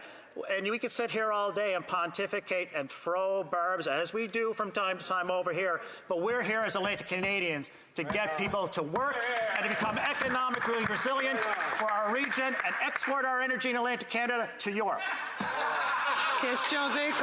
Questions and comments. The Honourable Member for Avignon-La-Métis-Matane. Thank you, Madam Speaker. At the end of his speech, my colleague mentioned the different reasons, in his opinion, that a vote against C-49 would mean. If we vote for it, does it mean we're in favour of an increase of oil and gas in Eastern Canada? I think that's a fair question. Secretary. I'd like to thank the member opposite for the question. And what this vote will do will change the regulatory framework to make those renewable opportunities not just words on a paper, but come to reality. For a long period of time, we've been looking at opportunities to green the grid in Atlantic Canada. This will provide an opportunity, a spoke on the wheel to do that, but it will also provide an opportunity for us to become energy resilient as a region, but also look to offshore wind and green hydrogen to export to the rest of the world. And that's what we as Atlantic Canadians are focusing on, and I hope everyone here thinks the same way and votes for this bill. Honourable Member for Windsor West. Budget officer recently came to Industry Committee and noted that Trans Mountain Pipeline right now is at $22 billion and continues to absorb more public money, which they don't have a response for in terms of the future other than just continuing to pay what we're into, and that's what the Liberals agreed to do. They also recognize the work of Stellantis and Volkswagen in the deal of a $22 billion investment for batteries that actually is tied to production and labor. So my question to the member is, he confident that any of the renewable energy and non-renewable energy projects are going to be done, are they going to be tied to labor, production, and actually investment that actually has measured hours for persons that basically are paying for this project as subsidies? The Honourable Parliamentary Secretary. Thanks so much. And I think, first I want to thank the member for the question. When you look at this particular bill, it's focused on establishing a framework, a regulatory framework, basically amending the existing act to include offshore wind and hydrogen and renewables. But I will say this, I think any economic development opportunity in Atlantic Canada absolutely needs to be tied with set-asides for jobs and working with First Nations communities in the Atlantic region. Thank you, Mr. Speaker. That's all the time for that. But before we go to the next speaker, I think we're going to go to the Honourable Parliamentary Secretary to the Government House Leader on a point of order. So thank you, Mr. Speaker. Indeed, on a point of order, I am rising to respond to the question of privilege raised by the member for Calgary Nose Hill on Thursday, October 5, 2023, with a further intervention on Friday, October 6, respecting the government's response to order paper questions numbered 1417 and 1582. The member alleges that the government's responses to these questions represents a willful misrepresentation of the facts based on a CBC story reported on October 5, 2023, that produced a different amount for the trip that was subject of the two order paper questions, Mr. Speaker. I submit that there was no intention to mislead the House or members in the government's response to these questions. In fact, it is the government's view that the responses addressed the questions that were asked. This matter amounts to a debate as to the facts and does not in any way represent a willful misrepresentation of the facts to the House. The crux of the questions posed is based on the notion of, and I would quote, Mr. Speaker, quote, total costs incurred by the government, end of quote. The government takes the view that the government includes all core departments of the public service and not independent arm's-length agencies such as the Royal Canadian Mounted Police. The fact is that neither of these questions specifically asked for that information. It is not for the government to make the assumptions about what the member means to ask when submitting on an order paper question. The government simply responds to the precise question that was asked. The fact that the questions did not specifically ask for the costs incurred by the RCMP for the trip in question, and the government responded to the question actually that was asked, can in no way constitute a willful intent to mislead the House. Precedents clearly established that the Speaker's role is not to judge the quality of the answers given to the questions posed, whether that be in answers given during oral questions, during question and comment period sessions in debate, or to the government's response to questions posed through the process for order paper questions. A long-standing adjacent principle that has been upheld by all speakers is the practice that members are taken at their word. The question of privilege that is being responded to seeks to contradict these two important practices of this House. I therefore submit that this matter amounts to a debate as to the facts and does not represent a valid prima facie determination of a question of privilege. The government takes seriously its responsibility to respond accurately to questions asked through the order paper process, but can never put itself in a position to assume what the member meant to ask. That is the responsibility of the member asking the question for which they desire a very specific response. Thank you, Mr. Speaker. I thank the honourable member for his intervention. Now, go back to debate on the bill. The honourable member for Red Deer Mountain View. Well, thank you very much, Mr. Speaker. This past weekend marked a significant milestone for many of us in this House, as it's been 15 years since the class of 08 began its journey of service to Canadians. I still have the picture on my refrigerator of my brothers and my father celebrating that special evening.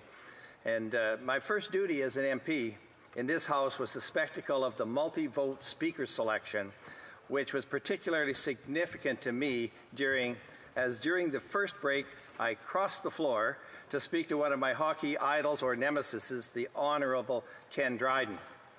I relayed to him how, as an 8-year-old, I had been told by my aunt that we had this relative that might even make it to the NHL sometime. She was an Orr. We had lots to discuss. During the second vote break, I noticed the Right Honourable Stephen Harper doing paperwork at his desk in the House, so I went over to chat and enjoyed a fantastic one-on-one discussion with him. Those two experiences I proudly relayed to my father while he laid in his hospital bed just a week before he passed away. It was the last smile that we shared. Well, I'm happy to speak to this legislation today, as it fits well into the responsibilities that I have been engaged in over this past decade and a half. Those committees that I've served on that touch this file have been international trade, science, innovation and technology, Indigenous affairs, environment, and most recently, natural resources.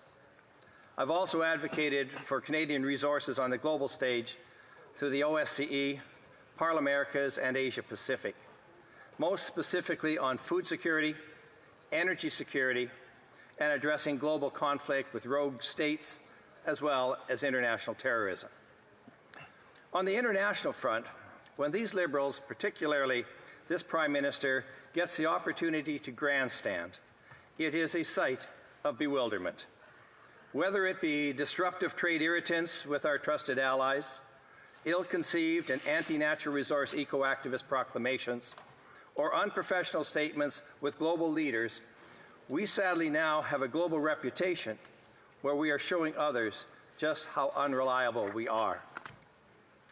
When it comes to the actions of this Prime Minister and his numerous environment ministers, the effects on both the energy industry and the global environment, as well as the lost revenue that could have kept our economy strong, could not be more dire. This bill amends the Canada, Newfoundland and Labrador Offshore Petroleum Board and the Canada, Nova Scotia Offshore Petroleum Board, adding offshore renewables to their mandates, and also creates a regulatory regime for offshore wind and other renewable energy projects similar to those which currently exist for petroleum operations. It also allows the federal government to rely on the regulators for Indigenous consultation, which unfortunately may result in court challenges and detrimental judicial decisions. This bill adds more red tape and uncertainty to an already overburdened bureaucratic framework. The Atlantic offshore drilling ban could end offshore petroleum drilling in the Atlantic provinces in any designated region deemed to be a prohibited development area, again, by political decree. Mr. Speaker, let me express my admiration for the thousands of Maritimers that shared my home province of Alberta and became experts in oil and gas extraction. As with any job so far from home, it was a true family commitment. It also has helped enhance the energy expertise that is needed to explore and extract oil and gas in the Atlantic offshore. Sadly, this government views any criticism of their lauded legislative goals as being anti-Atlantic. This could be no further from the truth. The energy industry knows far too well what the effects of Liberal policy has on its Canadian assets. They don't need even more investors turning their back on ethically produced, carbon-reduced, and strong workers' rights to satisfy the ideological fantasies of this Prime Minister and his cabinet. The proposal to rely on regulators to satisfy the duty to consult with Indigenous people, particularly Section 62, is of concern.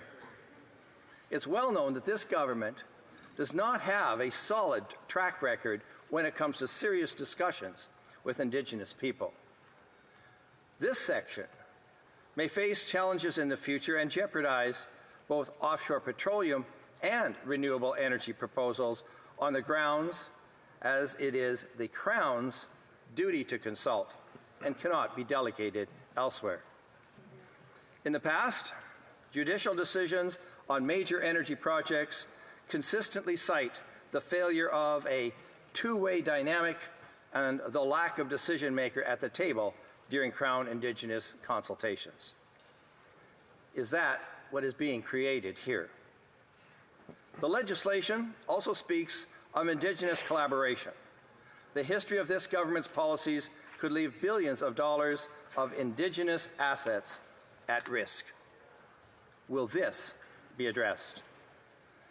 The government currently formulates most of its environmental goals around the American Inflation Reduction Act, thinking that somehow we will benefit from their benevolence.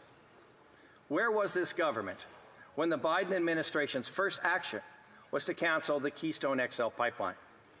Advocating for Canadian energy? Not a chance.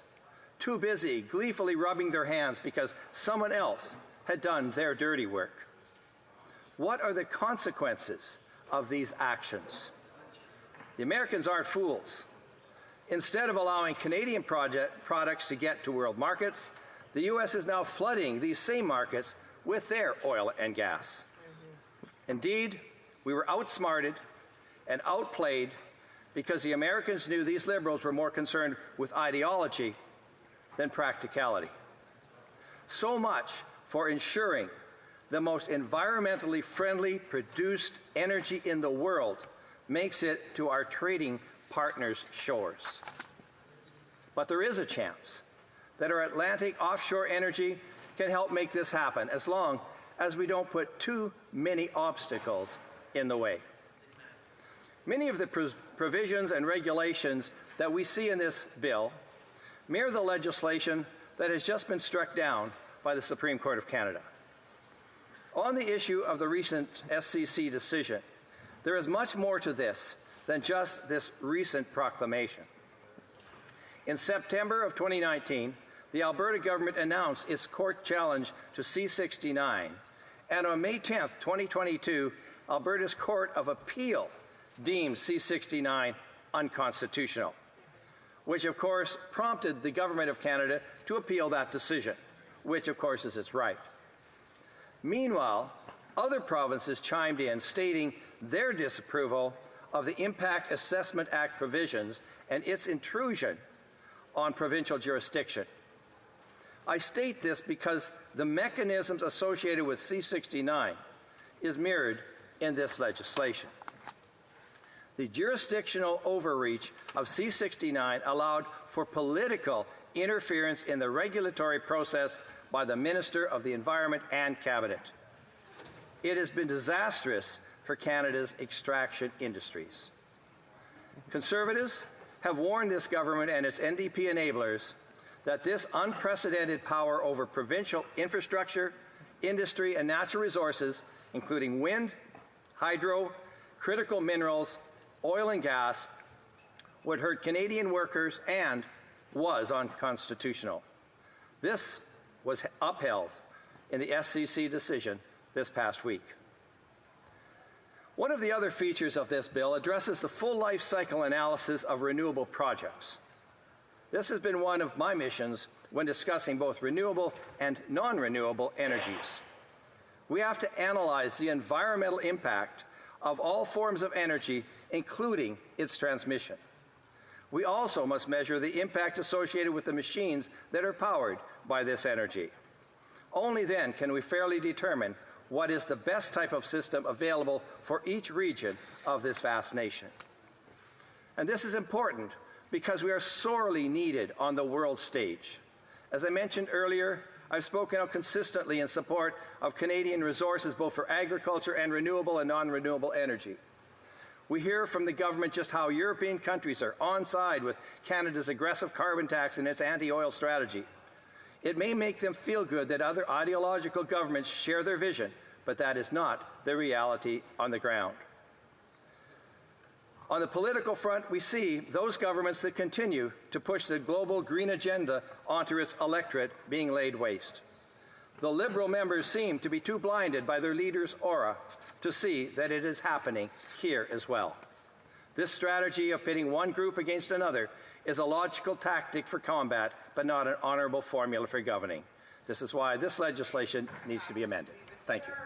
Questions and comments, questions et commentaires. The Honourable Parliamentary Secretary to the Government House Leader. Well, Madam Speaker, I don't quite figure how it is the member can say what he said in his concluding remarks. I understand the Conservatives don't want to see this legislation pass. But let us be very clear. We have provincial premiers. We have many different stakeholders that have seen the value of this legislation. It's a very competitive area, and we want to ensure that the Atlantic provinces, as a region, has the opportunity to take advantage. That's what this legislation is doing. It has been work in consultations. It has the support of even a progressive Conservative premier. My question to the member is, why does the Conservative Party feel that this is a bill that they can filibuster on and deny Atlantic Canadians the opportunity to see economic growth? Honourable Member for Red Deer Mountain View. Well, thank you. And of course, there are opportunities for economic growth in the oil and gas industry and in renewables. And this is something that we expect, but it has to be done right. And that is the concern that we have. There are probably about 6 or 7 sections in this that need more scrutiny. And that is the key. As we know, when this gets to committee, that these amendments are critical and are important. But the point is that we have seen, Madam Speaker, the effects of a federal government that takes glee in restricting and limiting energy no matter where it is and from whom. And so the experience of the rest of Canada, when it comes to the concerns about Atlantic Canada, we simply want to make sure that everyone is on the same page. Here, here. Questions and comments. Questions et commentaires. The Honourable Member for Nunavut. I've heard time and time again from this party that they're interested in lowering prices for Canadians, and this bill is a great opportunity to help lower prices by ensuring that we're supporting the use of renewable energy, because not only will there be a better use of renewable energy, but it's going to create employment. So my question to the member is this party interested in supporting creating employment by using renewable energy, or are they interested only in protecting the profits of rich oil CEOs? Honourable Member for Red Deer Mountain View. Well, I thank the member for her statement, and of course, jobs are important no matter where they are in this country. I think the question has to be posed as, are renewables going to be cheaper in the long run? Because that is the major concern that we have. I have 50-some windmills starting about 6 miles from my home. They're about 20-some years in. They're going to be have to be disposed of soon. No one can tell us just what the actual overall costs are for reclamation. We have solar projects that people are concerned about because they don't know what the reclamation costs are going to be. So these are things that I simply say, let's make sure we know all the facts, and then we can talk about what is the best method of getting energy to the citizens of this country, because there are so many strengths from all over this country, and we should be aware of it. Thank you. Questions and comments. The Honourable Member for Yorkton Milton. Thank you, Madam Speaker.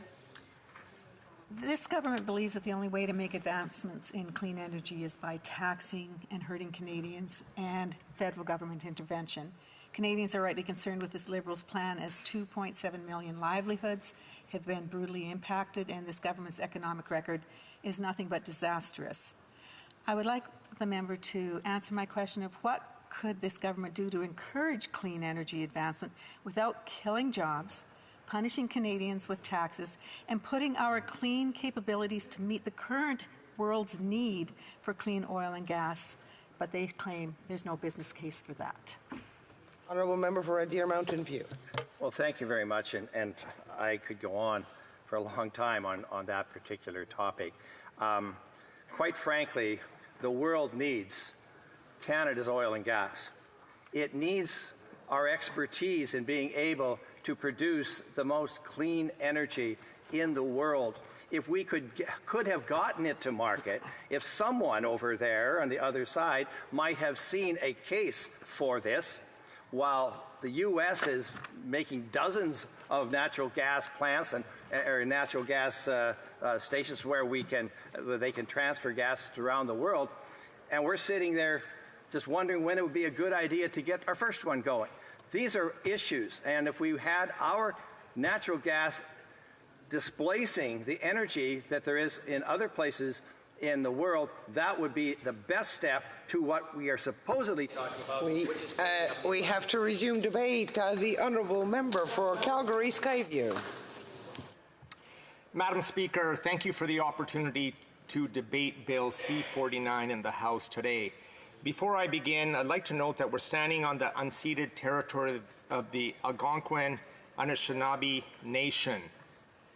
There is immense potential for offshore renewables, including the offshore wind industry in Newfoundland and Labrador and in Nova Scotia. It has the potential for new sustainable jobs and the potential for a supercharged Canadian low-carbon economy. With some of the fastest winds in the world off our east coast, with Bill C-49, we can build one of the world's greatest offshore wind industries, powering countless Canadian communities with clean, reliable, and affordable electricity. Honourable Member, when we had speeches from the opposition side, the House was quiet and people listened, so I would like the same courtesy to be accorded now to the current member. The Honourable Member for Calgary Skyview. Thank you, Madam Speaker. My Conservative colleagues didn't like when I said reliable and affordable electricity because they want to increase electricity rates for Canadians. We're going to bring immense economic opportunity and provide the world with the hydrogen they need. According to the Public Policies Forum's new report published today, the installation and maintenance of massive onshore wind generation would create jobs and income at high level of intensity for several decades during build-out and continuing indefinitely with ongoing maintenance and replacement activity. They also determined that the installation of 15 gigawatts of offshore wind generation would create an average of approximately 30,000 direct jobs annually during several years of construction and installation, and about 1,200 permanent jobs for ongoing operation and maintenance. Canadian businesses know a good thing when they see it. They're more than ready to invest in offshore renewable energy. They're already doing it. Over the last several years, a number of Canadian companies have bought into international offshore wind projects, according to Marine Renewables Canada. This includes Canadian financial institutions like the Bank of Montreal and CIBC and Northland Power. Northland Power is a Canadian company that hasn't waited around to invest billions in offshore wind. Headquartered in Toronto, Northland Power is already a global leader in offshore wind, with 3 large operational offshore wind projects in the North Sea, in Dutch and German waters, and with over 9,000 megawatts of offshore wind projects in development, from Scotland to the Asia Pacific. It's a great example of how Canadian experience and ingenuity moving offshore renewables and the global energy transition forward.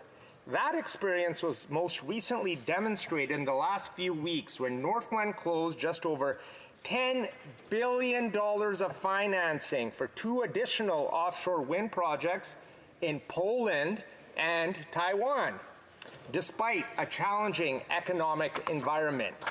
Northland is a Canadian success story. It's grown from a purely domestic business 10 years ago to having offices in 8 countries, deploying more than 250 people in offshore wind, establishing a center of excellence for offshore wind in Hamburg, Germany, and investing roughly $6.5 billion into assets already in operation, and committing about $9.5 billion into developing more offshore wind projects. Perhaps the best news of all for Canada's workers and Canada's economy is that Northland has confirmed that it wants to bring their experience and expertise home. It's so important to them, they decided to come to Parliament earlier this year so they could be present when the Minister of Energy and Natural Resources introduced this bill. They want to be a part of fulfilling our offshore renewable energy potential. They want to bring jobs to Canadians, and they want to help grow our low-carbon economy. As we speak, the company is exploring opportunities in the Atlantic Ocean that will support both decarbonization efforts and electrification of the burgeoning green hydrogen sector. I'm sure you all agree, Madam Speaker, that Canadian companies are more than willing to invest in this industry, and if this legislation goes forward, it's only a matter of time. We are bringing billions of dollars and hundreds of jobs, or even more, to Canada's offshore. This can only happen if we work urgently to pass Bill C-49. That is why I find it so disturbing that Conservative members are so against bringing these economic opportunities to Atlantic Canadians.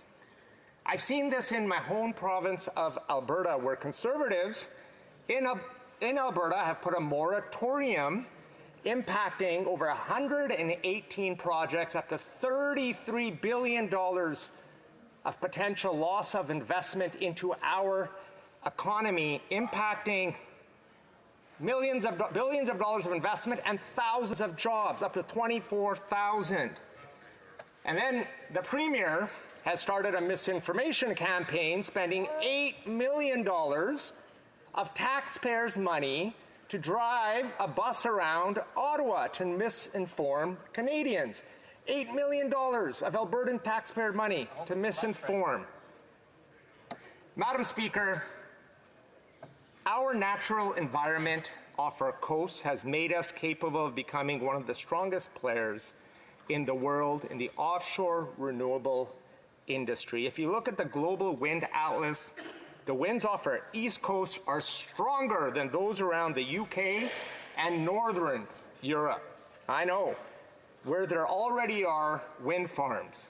And if we compare our winds to those off the upper east coast of the United States, our offshore area is simply bigger and has higher wind speeds. According to experts, and as published in Policy Opinions, the online magazine put together by Canada's Institute for Research and Public Policy, the price of electricity generated by offshore wind has also dropped significantly, in part due to developers backing more efficient and bigger turbines. So now is the time for Canada to board this train and the sooner the better. The 2023 offshore wind report published by the Global Wind Energy Council is predicting that the industry could face supply chain bottlenecks in every country that produces offshore wind energy by 2026, except for China. We have a timely opportunity here to be a part of minimizing that bottleneck, to be a part of the solution by developing the offshore wind industry in Canada and encouraging new investments into companies that could supply needed materials and parts to the world. Madam Speaker, according to Marine Renewables Canada, getting this legislation passed will only help Canada expand its renewable energy industries. Perhaps this expansion of affordable, clean, renewable energy is the cause for the Conservative Party's opposition to this bill. They have been clear. They want to make pollution-free again, and now they vote against Bill C-49 and all of the jobs it will bring to Canadians. Madam Speaker, as I wrap up my speech, I'd like to briefly remind the members that we have so many things already in place that will make Canada's offshore renewable energy a resounding success. Both Nova Scotia and Newfoundland and Labrador are fully on board with this legislation. We created the Canada-German Hydrogen Alliance so we can supply Germany and hopefully other European allies looking for secure sources of energy. Madam Speaker, Canadians have excelled in so many renewable energy industries. They want this chance to show the world we can lead in the offshore renewable energy sector too. The door is wide open. We just need to walk through it. Thank you, Madam Speaker. Questions and comments? The Honourable Member for Provost. Thank you very much, Madam Speaker. And, Madam Speaker, I'm just wondering if you know that last week the New York State Public Service Commission denied an application from developers of energy in that state developing offshore wind resources to do exactly what this member is a proponent of.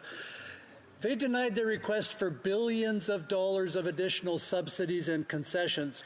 Why? Because the developer said without it, there was no business case. And I'm wondering if that member across the aisle has seriously considered whether there's really a business case that's viable without costing Canadians billions of dollars in subsidies and concessions. And I also want to know why that member isn't supporting his home province of Alberta. Honourable Member for Calgary Skyview. Madam Speaker, I want to thank the honourable member from the Natural Resources Committee with his question. Once again, misinformation on what this is about. And in my home province of Alberta, Premier Smith and the UCP government has put a moratorium preventing $33 billion of investment, thousands of jobs that would be lost. With the transition to a net zero economy, it's estimated will create up to 420,000 jobs across Canada. This is about working together. That's why Premier Furry from Newfoundland supports this.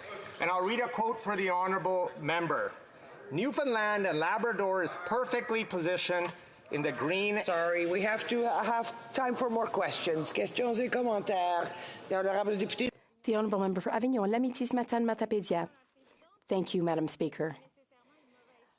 I don't think it's necessarily a bad thing to regulate the energy industry in marine areas in Atlantic Canada. However, we're not only talking about future wind energy projects, we're most of all talking in this bill about oil and gas exploration and production. The current context is one of climate crisis. Climate scientists say that we must transition away from fossil fuels as quickly as possible. So does my colleague feel it makes sense that his government wants to double oil and gas production over the next few years? Thank you, Madam Speaker, and I thank the honourable member for the question. This bill is about working together with the governments in Atlantic Canada, with Nova Scotia, Newfoundland and Labrador, to make sure we're bringing forward opportunities to have more renewable energy. The world is seeing a massive transition. There's up to $1 trillion of investment that's going to come forward with renewables and through wind energy. We want to make sure that Atlantic Canada reaps those benefits, thousands of jobs and millions of dollars of investment that's good for Atlantic Canada and also great for Canada. Thank you. Questions and comments, the Honourable Member for Nunavut. And I'd like to thank the member for his intervention. I'd like to note that this party doesn't do a really great job with its promises for reconciliation. I am glad to see that this legislation talks about engaging Indigenous peoples. This is great to see in this act, in this bill. One concern I do have is that because of its terrible record of engaging or not engaging Indigenous peoples, including recognizing collective of peoples as Indigenous when they are not. How will this government make sure that when it is engaging with Indigenous peoples that they are actually Section 35 rights-holding Indigenous peoples? The Honourable Member for Calgary Skyview. I want to thank the Honourable Member from Nunavut for the important question. An important part of the work we do is working with and alongside Indigenous communities across Canada. And I know working with the provincial governments in Atlantic Canada, that is going to be at the forefront of that work that is done, that we consult and work alongside Indigenous communities. Thank you, Madam Speaker. Very brief question from the Honourable Member for Saanich Gulf Islands. Thank you, Madam Speaker. And I'm a friend from Calgary Skyview. I noted earlier in debate, some members incorrectly said that the findings of the Supreme Court of Canada in the reference case on the impact assessment meant that there'd be overreach in this bill, C-49. I just wanted, as a formerly practicing environmental lawyer who didn't think C-69 was constitutional, C-49 is absolutely constitutional. There's nothing more federal than the offshore. This is federal jurisdiction. And I just want to ask my honorable colleague if he's aware that the race is on right now between the United States and China to see who can get more offshore wind in faster. Member for Calgary Skyview, 10 seconds. I want to thank the Honourable Member for its question. That's why it's so important we pass this bill, get it to committee quickly, to do the hard work with stakeholders and make sure we get it right. And there's a tremendous opportunity that we must strike now and make this happen so Atlantic Canada and our great nation receives the benefits with millions of dollars of investment and good jobs. Thank you, Madam Speaker. Reprise du débat, l'honorable député. Resuming debate. Member for Larnac, I'm sorry, I do know the members.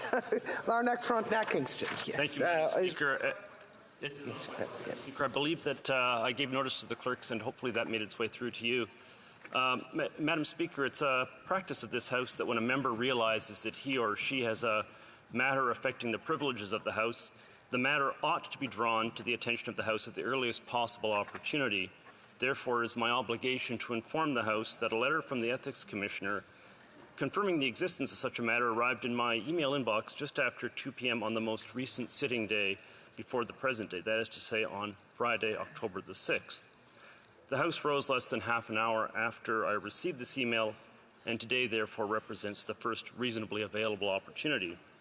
The matter in question relates to subsection 12.1 of the Conflict of Interest Code for members of the House of Commons. Subsection 12.1 states, and I quote, "A member who has a private interest that might be affected by a matter that is before the House of Commons shall, if present during consideration of the matter, disclose orally or in writing the general nature of the private interest at the first opportunity," end quote. The subsection continues, quote, "The general nature of the private interest shall be disclosed forthwith in writing to the Clerk of the House," end quote. On September the 19th, I wrote to seek the Commissioner's advice, as I am the chairman of the board of a family business, Giant Tiger Stores. Although my family business is a small player in the great scheme of things, having a sales volume that is only about 5% that of Loblaws, it is nevertheless a significant player in the discount side of the grocery industry. Therefore, it seemed advisable to me to ask the Commissioner whether, in order to remain compliant with the code, I might have to recuse myself from certain debates in the House and elsewhere. As noted earlier, the Commissioner responded to me just after 2 p.m. on October the 6th, advising me that in his view, I would have an obligation pursuant to subsection 12.1 to report to the House if I am present in the House during any debate or vote on Bill C-56, and also that the same restrictions apply to Bill C-352, a private member's bill covering much of the same subject matter. I can advise the House that, in anticipation of precisely such a response from the Commissioner, I have been at pains to avoid being present during any such debates. However, a strict reading of subsection 12.1 would suggest that the reporting obligation is triggered by the mere fact of being present during a question period when questions on this subject are raised by any party. And as well, if I were to participate electronically in any vote on the subject, even if my intention is simply electronically to vote to register a formal abstention, I would trigger subsection 12.1. Therefore, pursuant to subsection 12.1, I am tabling the following 4 documents. Number 1, the letter that I wrote to the Commissioner on September the 19th, in which I laid out the general nature of my private interest in my family's business.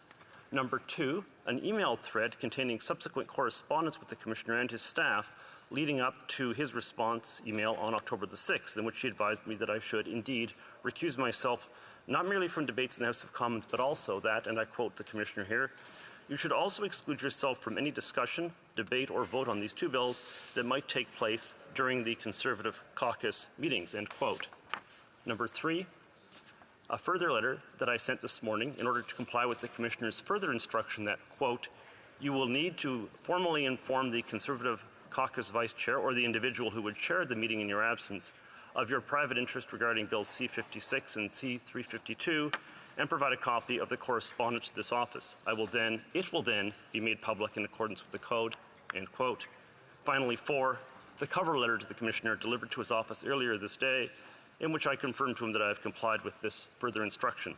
Thank you, Madam Speaker, for affording me the time necessary to carry out my obligations under this part of the code.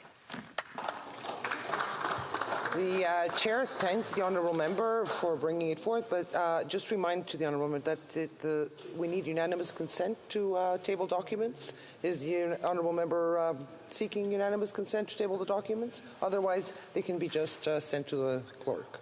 Oh, I see. Well, I guess I suppose in that case, I guess I am asking for the unanimous consent of the House. Does the Honourable Member have unanimous consent?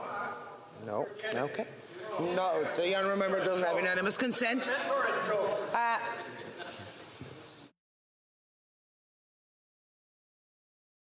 The Honourable Member can submit all the documents to the clerk as part of his written submission. Thank you. Reprise du débat. Resuming debate, the Honourable Member for Avignon, Lamitis, Matane, Matapédia. Thank you, Madam Speaker. I'm very happy to rise to speak to Bill C-49. I've not taken part in debate on a bill in a while, so apologies if I'm a bit rusty. This bill is actually more complex than it seems. It's not the first time we're debating it. This bill aims to modernize the administrative regime and management of the marine energy industry. Apologies, 2 seconds, please. Starting a speech, and it's unfortunate that often when someone is speaking in French, we have some background noise. Can we accord the Honourable Member the courtesy of listening to what she's saying, please? The Honourable Member for Avignon, Lamitis, Matane, Matapédia. Thank you, Madam Speaker. Much appreciated. As I was saying, Madam Speaker, this bill seeks to regulate the administrative regime in the marine energy industry in Eastern Canada. Now, understandably, this is primarily aimed at oil and gas development, which, as you know, Madam Speaker, my party and I regularly call out here in the House. Also, colleagues have spoken about the fact that this bill is also aimed at future renewable energy activities, such as offshore wind energy off of Canada's east coast. This bill perpetuates offshore oil and gas development at a time when Canada should, in fact, be seeking to withdraw from oil and gas. And let's not forget that the government has clearly stated its intention. What the Bloc Québécois fears with this bill is, in fact, a continuation of the failure to respect marine biodiversity conservation requirements with regard to renewable energy development in eastern Canada. Tightening the rules, as I mentioned earlier, tightening the rules governing oil and gas development may be a good thing, but these rules should simply no longer need to exist, just as offshore oil and gas development should no longer be around. From an energy transition perspective, the offshore non-renewable energy industry is set to decline, and rapidly, in fact. Put simply, no new hydrocarbon exploration or production project in marine environments should be authorized, whatever the specific details or conditions may be. This is the path that Quebec is currently taking, and one that could serve as a model for other maritime provinces. In 2022, Quebec put an end to hydrocarbon exploration and production on its territory. It did so by adopting an act aimed primarily at putting an end to hydrocarbon exploration and production, as well as to public funding of these activities. All related licenses were revoked. 165 exploration licenses were revoked, as well as 1 production license, 3 brine licenses, and 2 storage licenses. In adopting that act, Quebec became the first state in North America to ban hydrocarbon exploration and production on its territory. Quebec is also a member of the Beyond Oil and Gas Alliance and has been since 2021. I was at COP26 in Glasgow when Minister Charette made the announcement. Quebec is very proud of this. Quebec, joining this alliance, became joined with Denmark, Costa Rica, France, Greenland, Ireland, the Marshall Islands, Portugal, Sweden, Tuvalu, Vanuatu, Wales, and Washington State. All of these nations are working together to phase out oil and gas production. Il y a également la Californie, California, New Zealand, Chile, Fiji, Finland, Italy, Luxembourg, and Colombia are also associate members or friends of the alliance. These nations, while not perfect in their energy track records, want to do better and want to do more. Canada is conspicuous by its absence in that alliance. Phasing out oil and gas production is not part of this government's plan, short-term, medium-term, or long-term plan. And that's very distressing, Madam Speaker. These days, we even hear the Minister of the Environment, a former environmental activist, say, with great pride, basically, that Canada is a major oil-producing country. What's troubling about these statements is that the minister doesn't seem to want to improve Canada's situation. We hear talk of reducing and capping GHG emissions, but there's never any mention of capping and reducing oil and gas production. That's more than distressing. It's, in fact, very worrisome, especially when we consider the summer we've just had. We had unprecedented forest fires, torrential rain, hurricanes, rising ocean temperatures. The government doesn't seem to want to do more to combat climate change, or at least better adapt to it. Rather, the government wants to increase oil and gas production, even though that's one of the main factors and causes of air pollution. Probably the main contributor to air pollution. It's unreal. It's even more unbelievable when you consider the fact that Canada has failed its duty to protect marine ecosystems by authorizing dozens of new drilling projects in ecologically sensitive areas, including drilling inside marine shelters or refuges. It's easy enough to understand, Madam Speaker, that offshore drilling is a threat to marine life. For example, acoustic cannons are used to explore the seabed. They interfere with the communication, orientation, and foraging activities of blue whales and right whales. These 2 species are classified as endangered in Canada, sadly. Exploration is noisy, and exploitation is risky. Accidents are possible, and the ecological consequences of spills are serious,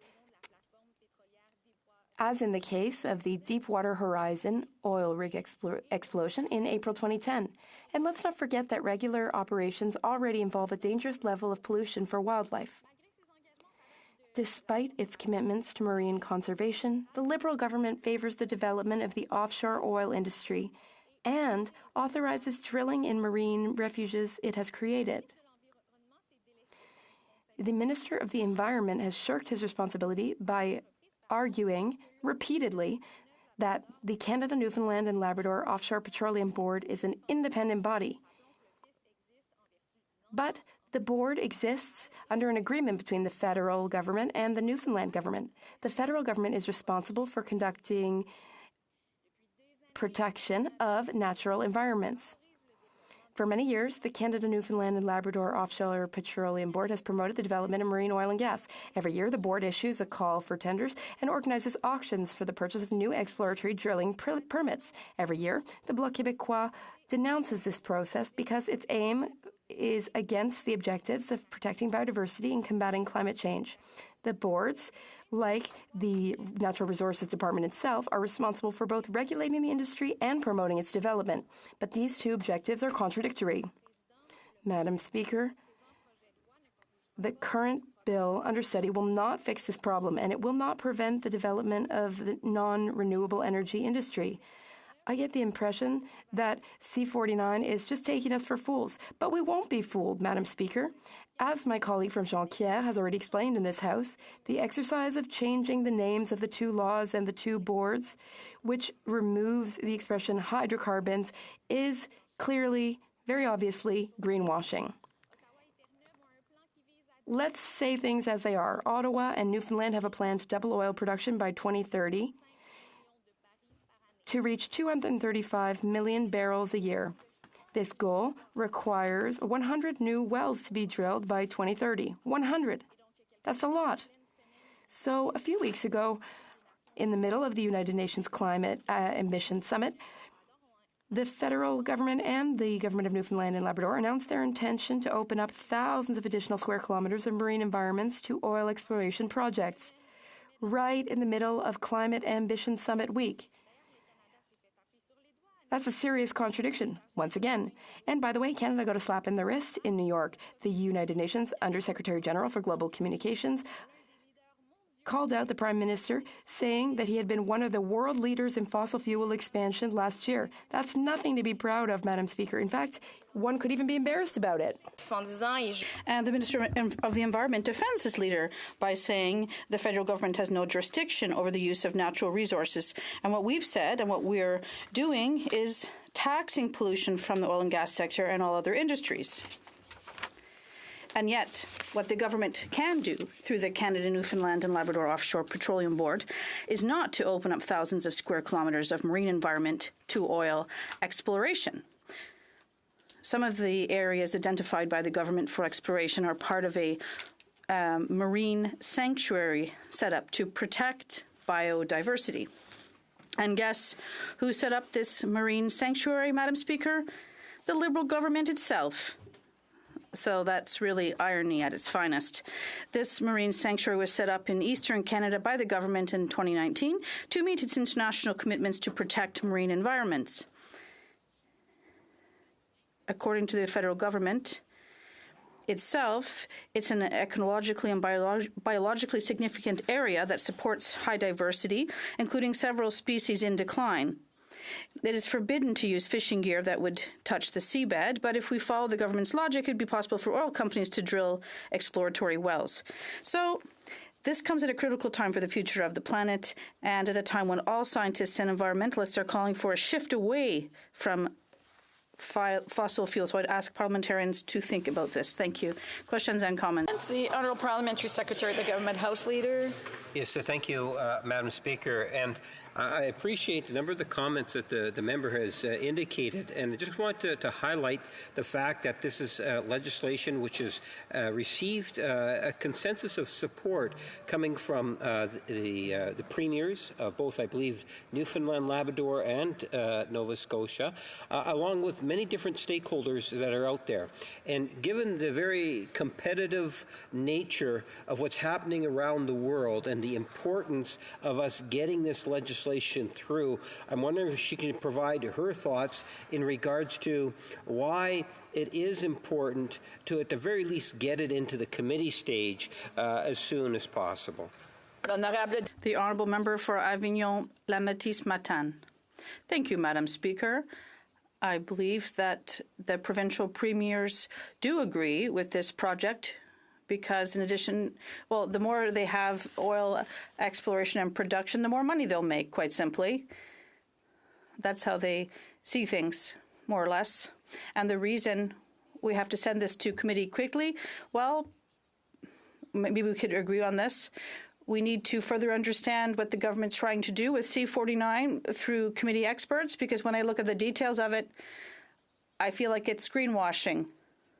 When we talk about oil and gas, well, we say there's non-renewable energies, renewable energies rather, because there's wind energy, but the government is planning on doubling its oil production by 2030, so we need to bear this in mind. And I hope we'll be able to have constructive debate at committee if Bill C-49 does go there. The Honourable Member Coast of Bay, Central Notre Dame. Thank you, Madam Speaker. I have two questions for the future member for Gaspésie, Ile-de-Madeleine. When massive wind farms are planned for the very rich fishing grounds that exist in our future riding around the Gaspé Peninsula and the Magdalen Islands, Madam Speaker, who will she stand with? Will she stand with big wind energy, or will she stand with the fishing industry? And my second question is, I wonder if my honourable colleague would be willing for Quebec to pay back the equalization payments that they've received from provinces like Newfoundland, Labrador, Saskatchewan, and Alberta that were derived from the oil and gas industry. Thank you, Madam Speaker. The Honourable Member for Avignon, La Métis, Matane, Matapédia. Thank you, Madam Speaker. What an interesting question. Unfortunately, I missed time at the beginning of my speech, but I wanted to talk about fishers from Gaspé and the Magdalen Islands, and also Lower St. Lawrence. In my riding, there is a fish processing factory for shrimp, and we know that these shrimp come from Matane because they are processed there. And there are considerable challenges for fishers in my region right now. And when I talk about this marine protection area that creates additional rules for fishers, they cannot take their equipment to these areas, but the government would allow oil companies to drill there. So already in terms of this, I'm with the fishers, but also in terms of the energy transition and the fight against climate change. And I don't think the argument that the Conservatives are putting forth with Bill C-49 brings us any more, doesn't advance us in the fight against climate change. Questions and comments? The Honourable Member for Rosemont Petit-Patrie. Thank you very much, Madam Speaker. I'd like to thank my colleague for her speech. I know that she's very concerned with the climate crisis, but now we're talking about protecting biodiversity, which is the objective, so we can protect things by 2030. What the Liberal government is saying that, well, the interpreter would like to note that the sound was cut. I'm not sure what is happening. Is the Honourable Member done, or do we lose his feed entirely?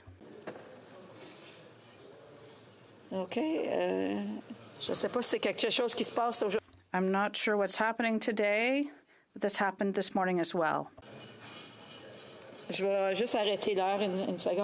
I will stop the clock for a second. Il était après parler, puis ça l'a juste coupé.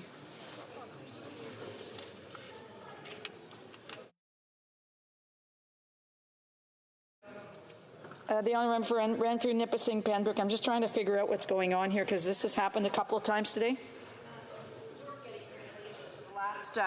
The last couple of minutes you spoke, we weren't getting translation and we didn't hear what you were saying. So somehow, this is not the first time this has happened today. The individuals coming in virtually have just dropped off. And so, je sais pas si l'honorable député. I'm not sure if the honourable member heard the question, so she can answer. But I will just think what I'm going to say after. Thank you, Madam Speaker. I think my colleague wanted to talk about one of the key issues that was negotiated at COP15. And yes, Canada did preside over COP15 last year with China. One of the objectives is to keep at least 30% and protect at least 30% of our oceans and these marine areas. And I said earlier that the federal government, under the Liberals, that decided to protect some of these areas, but then open them up to oil production later. So there seems to be some contradiction here. I don't think the Liberal government and their environment minister cannot be a leader at this UN conference, at the same time continue oil exploring in their own waters. So there's some irony there, and I think my colleague and myself think the same thing on this. I'm sure that the technical team is working with the honourable member, but I think you did hear enough so you were able to answer the question. The honourable member for New Westminster Burnaby. Thank you very much, Madam Speaker. It's a pleasure to rise today to speak about clean energy and C49. And I have to say that this government has a very poor track record in terms of clean energy and ensuring that Canada does meet its commitments around this whole challenge, which comes up with climate change.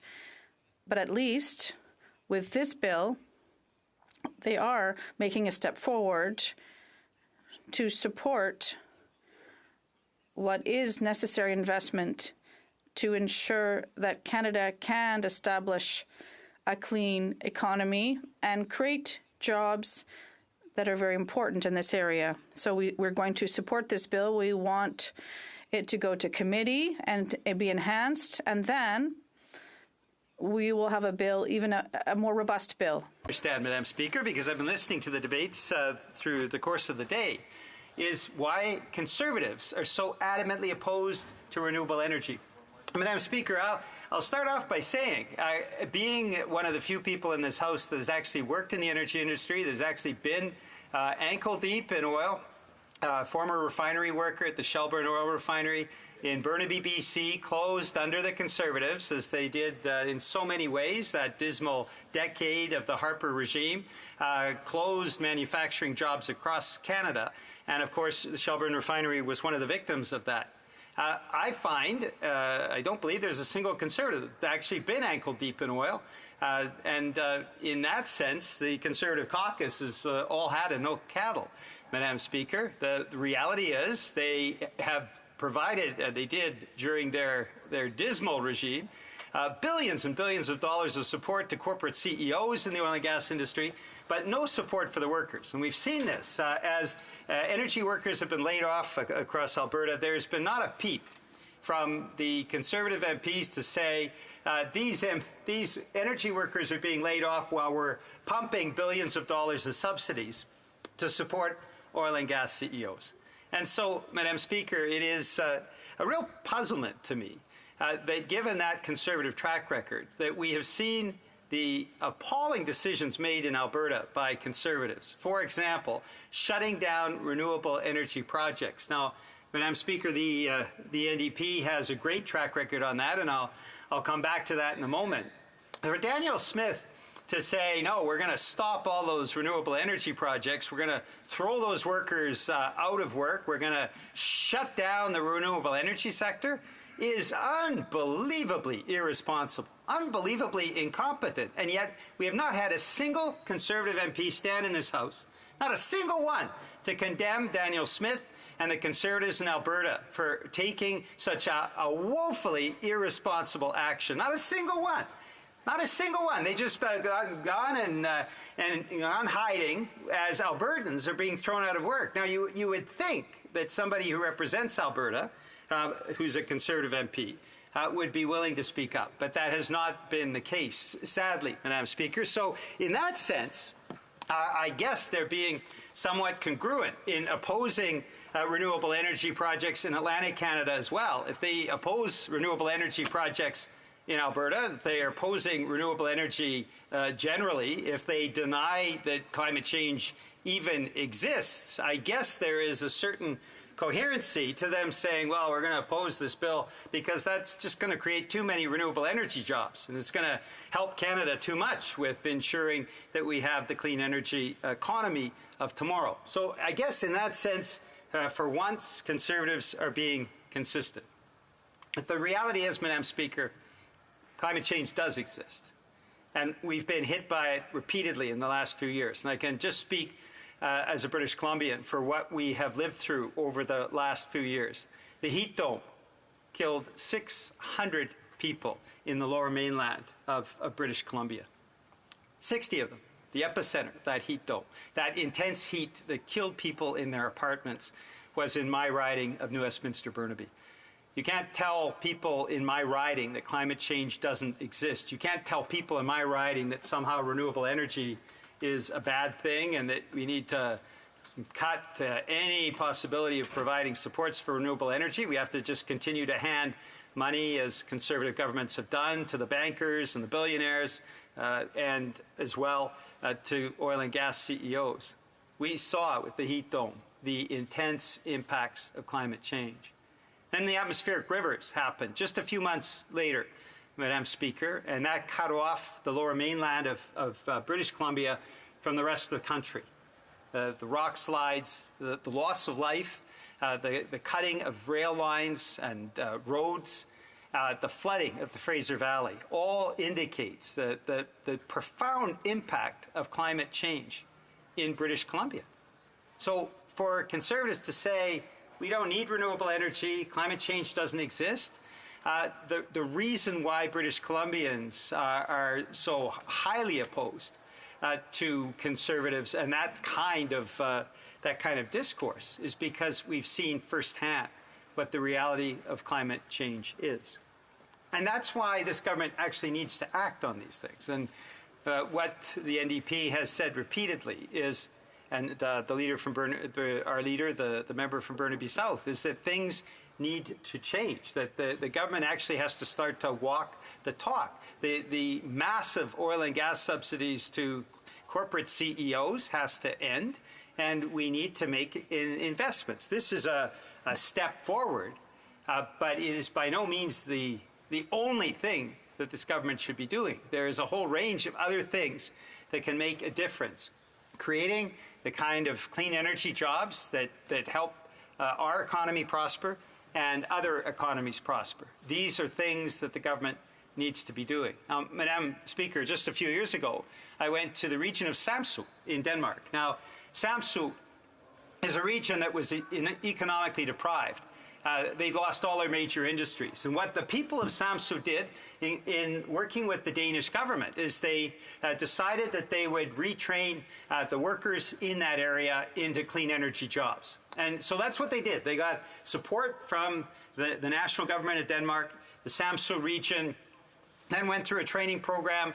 And as a result of that, and as a result of their own investments from the people of the region of Samsø, they decided to build a first onshore wind farm. That wind farm was so prosperous that they were then able, and these are the people of the islands, incredibly innovative and entrepreneurial group, they decided to build an offshore, the offshore wind farm that was the largest in Europe at the time, incredibly prosperous. They then moved from there to biomass. They moved from there as well to solar.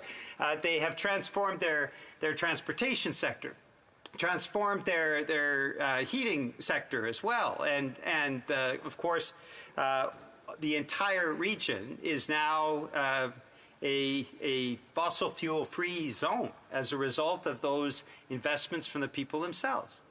And this is where we're seeing other regions of this world and other countries going, making the investments in clean energy that have led to untold prosperity. And Samsø today is more prosperous than it has ever been because of those investments.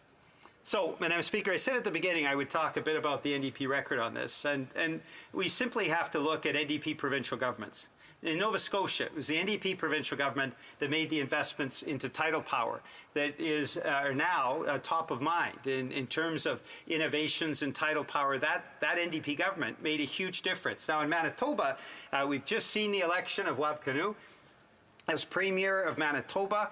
This is an exciting development because the Manitoba NDP, when it was in power, led the country in terms of geothermal investments. And we will see Manitoba rise again after the years of the terrible Conservative government in Manitoba and the hateful campaign that they ran. The Conservatives in Manitoba were thrown out.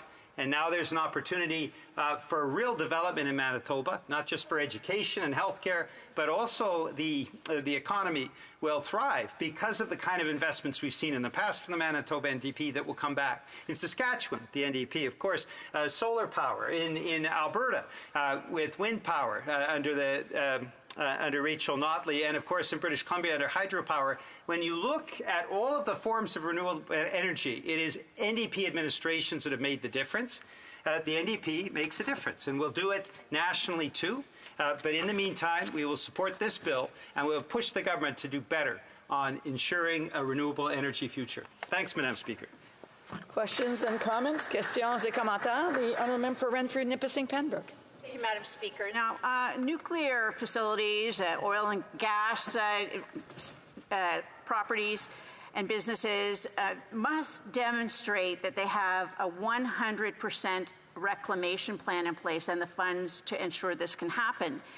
If the member endorses the same 100% reclamation laws for renewable energy, could he tell us how this bill will ensure that someone will be, or an entity will remove the remnants of the wind turbines when they're done their lifespan, as well as the solar panels and other renewable forms of energy, so that the toxins involved in the solar panels, for example, the toxic metals, are not going to be a threat to future generations? The Honourable Member for New Westminster Burnaby. Well, thank you very much, Madam Speaker. And I think that's a valid question that has to be addressed at the committee stage, which is why we want to move this the legislation forward so that the committee can examine it. But that being said, I have a lot of respect for my colleague. She's been here a long time. For any Conservative, after the incredible debacle that we've seen with the oil and gas wells abandoned, with never a single Conservative MP standing up and saying, oil and gas CEOs shouldn't have abandoned those tens of thousands of wells. They shouldn't have abandoned all that toxic metal. We've never had a single Conservative MP stand in this House and say, that's wrong. And yet, the Harper regime pumped tens of billions of dollars at oil and gas CEOs, and they were never asked to do the reclamation that is so important. So I'm hoping that means that finally Conservatives understand that what they did was wrong, and I hope they apologize to Canadians. Questions et commentaires. L'honorable député de Montcalm. The Honourable Member for Montcalm. Thank you, Madam Speaker. I've previously spoken about this bill, and it had to do with removing the term hydrocarbons from the board's definition. Now, in Quebec, we don't need to double hydrocarbon production. Can my colleague explain how, from coast to coast, we really need to continue this oil and gas exploration and actually double the production? Why do we need that at a time when we should be investing in the energy transition? Perhaps my colleague could talk about his part of the country. Westminster Burnaby. Merci beaucoup, Madame la Présidente. Thank you very much, Madam Speaker. I appreciate my colleague's question. Well, where I'm from, in British Columbia, we have a government that invests a great deal in clean energy. These major investments from the government of BC and Premier David Eby and his cabinet, they are leaders in many ways in this country when it comes to investing in clean energy. That's very important, Madam Speaker, because at the community level, at the regional level, we need these investments to be made. As I mentioned earlier in English, Madam Speaker, when we look at all of the NDP governments in Nova Scotia, in Manitoba now, with the new government there, in Saskatchewan and Alberta and BC, we've always seen that with these NDP governments, they invest in the green economy, in clean energy, in an unprecedented manner. Question, the Honourable Parliamentary Secretary of the Government House Leader. Madam Speaker, very briefly, because I know the member is very keen in terms of the process of what takes place inside the House on the floor. And the Conservatives, the NDP and us as government have been criticized in terms of bringing in time allocation on the legislation. I believe it was essential in order for us to pass this legislation. I'm wondering if he could provide his thoughts as to why it was important.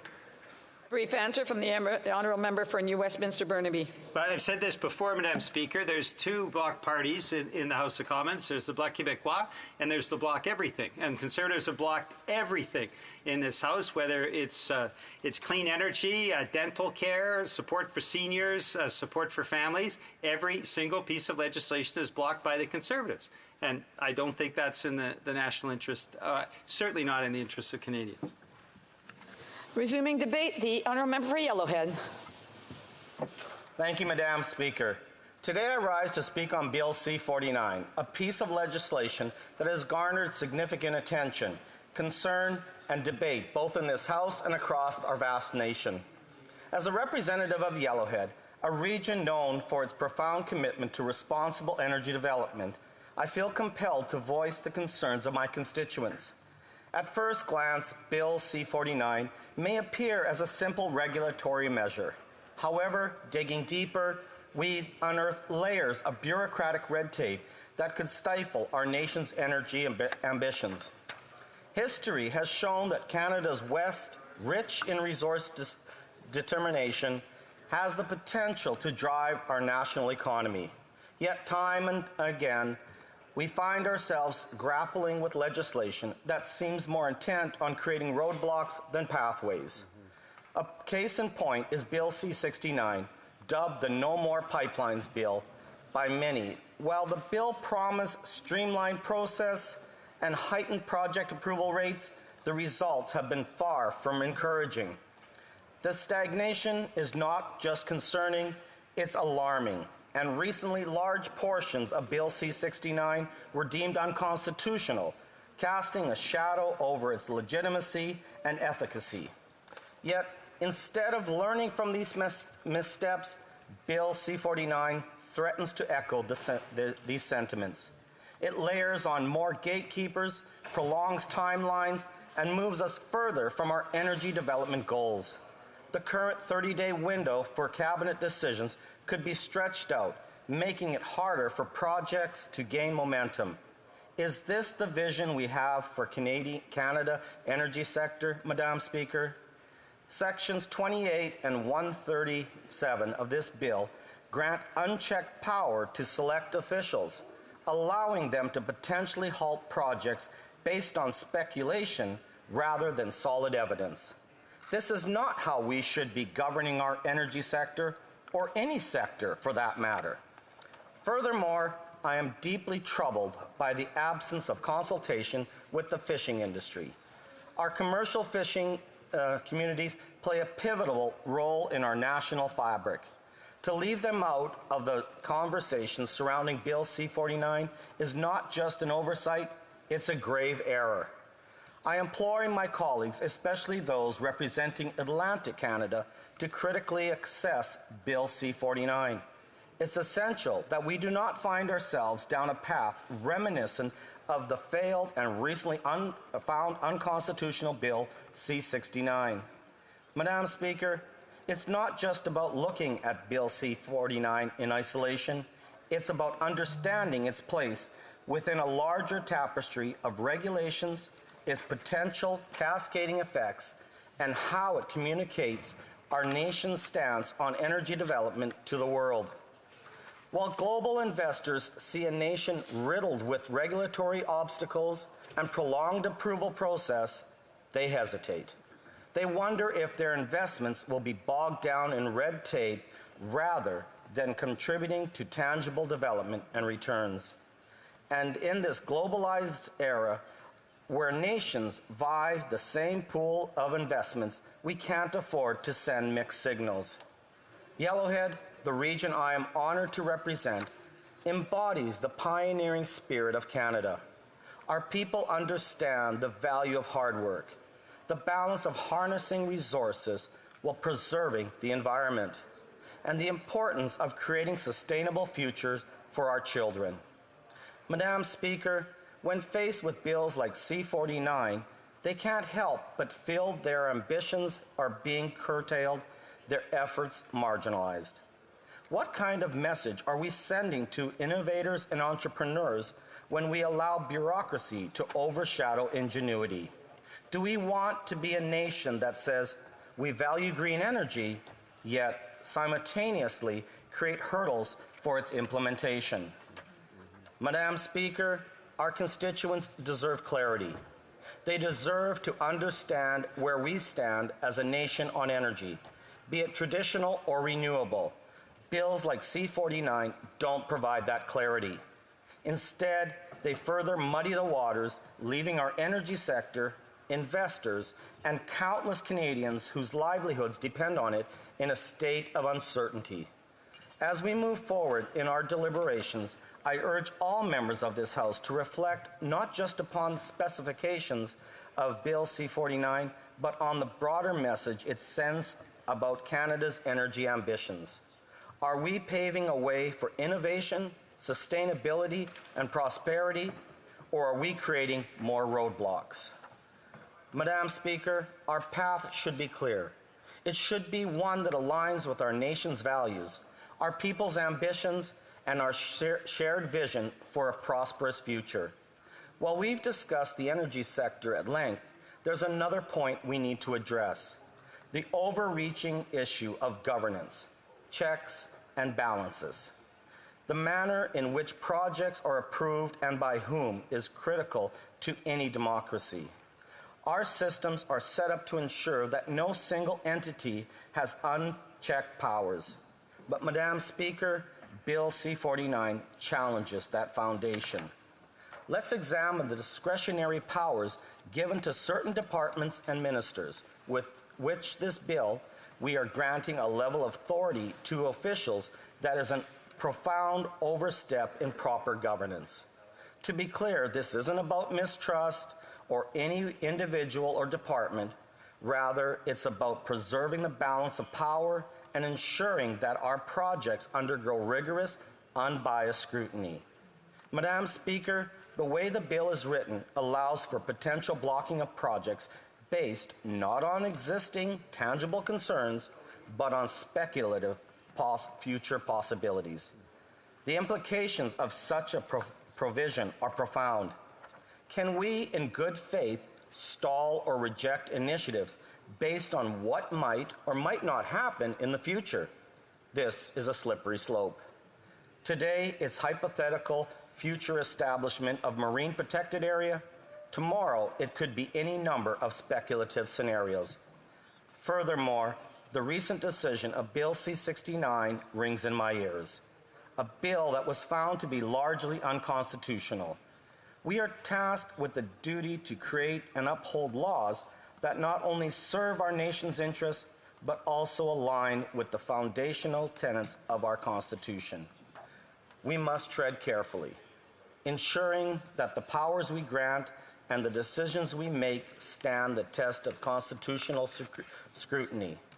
As representatives, it is our duty to stand up and ensure that any bill, including C-49, does not undermine the checks and balances that are integral to our democracy. It's not just about energy or fisheries or any singular domain. It's about ensuring that we safeguard the process, checks, and balances that we serve as our nation well for over a century. Now let's pivot to our attention to the precedents that this bill may set, especially in regions like Yellowhead. My constituents are hardworking individuals deeply connected to their land and environment. Our region boasts an abundance of natural resources, and we wear our badge of responsible stewardship with pride. The decisions we make here have profound ripple effects on their lives, and they anticipate a bill that resonates with their aspirations, traditions, and future. Yet Bill C-49 emanates an unsettling ambiance of unpredictability. By extending decision-making durations, we risk strangling potential projects in the web of red tape. Every additional day of waiting decisions translates to misventures, evaporating investments, and tragically, job opportunities slipping through the fingers of deserving Canadians. In an era where global competition is fierce, Canada's industries must remain nimble and compelling. While addressing environmental concerns is non-negotiable, our approach must also facilitate growth and progress. Burdensome regulations that deter investment and impede rapid action can render Canada an unattractive site for both local and global investors. Madam Speaker, while the essence of Bill C-49 is noble, its present rendition leaves several questions unanswered. It's incumbent upon us as representatives of Canada to ensure our legislation strikes the right chord of fairness, dynamic process, and inclusivity. I urge my colleagues to reflect deeply on ramifications of this bill. I intend to hear our diverse constituents. Madam Speaker, I open the floor to questions. Thank you. Questions and comments? The Honourable Parliamentary Secretary of the Government House Leader. Yes, thank you, Madam Speaker. You know, when I look at the legislation, I see a legislation that talks about the future, going forward, developing other alternative energies in a very competitive world. You know, it's disappointing that the Conservative Party seems to be so narrowly focused in wanting to not see this legislation, at the very least, even get to committee when you see the type of consensus and support that the legislation is currently getting, that even addresses some of the points that the member has raised. For example, the type of support it has from provincial premiers. You know, when the member makes reference to constitutional jurisdictional controls and so forth, a lot of this is here. Let's allow the bill to go to committee. That's why we had to bring in time allocation. Why does the Conservative Party not want to focus on green energy? The Honourable Member for Yellowhead. Thank you, Madam Speaker, and through you to the member of Winnipeg North. I have to admit that's a very lovely statement that he just cast upon us. But he's also a member that supported Bill C-69 that was also found unconstitutional. And he talks about how this is going to make it much easier for green projects to be built. Well, I'm quite sorry that is not true. There's quite a lot of burdensome regulations in there, and it doesn't matter whether it's going to be traditional energy resources or renewable energy resources. Either way, this bill is going to stifle any kind of development. Questions and comments? The Honourable Member for l'Honorable Député de Abitibi, Bay James, Nunavik EU. The Honourable Member for Abitibi, Bay James, Nunavik EU. I'd like to thank my colleague for his speech. I have several questions. With this bill, we're talking about the energy transition, and I'd like to hear from him about what that is. We know that it has to be a set of changes to our energy production and consumption models to make energy use more ecological. I know that my colleagues are concerned about their oil and gas sector, but we also know what fossil fuels are doing. We know it's leading to climate turmoil. I look at my riding. In my riding, I've been seeing these horrible wildfires from May to August. There's a great deal of melting of the ice packs in Nunavik. It's very irresponsible. So instead of just thinking about oil, I'd like to hear from my colleague, how could we do more to actually make this bill better? Go ahead. Thank you, Madam Speaker, and to the member, and through you to the member. I have just said in my speech, that's the thing, it's just not about traditional development of our resources or energy streams. This bill is also going to affect any type of green energy that's being produced. And that's the problem, is we need to make sure that we have the proper scrutiny in place. There's too much burdensome regulations on this bill. There's many times that the minister can just step in for arbitrarily whatever decision they want. They can say that, oh, in the future, we may have this kind of potential problem, so therefore we need to stop it right now or hold back on the process. And I'm talking green energy developments. That's the concern with Bill C-49. It does not allow for proper procedures to follow through and proper scrutiny.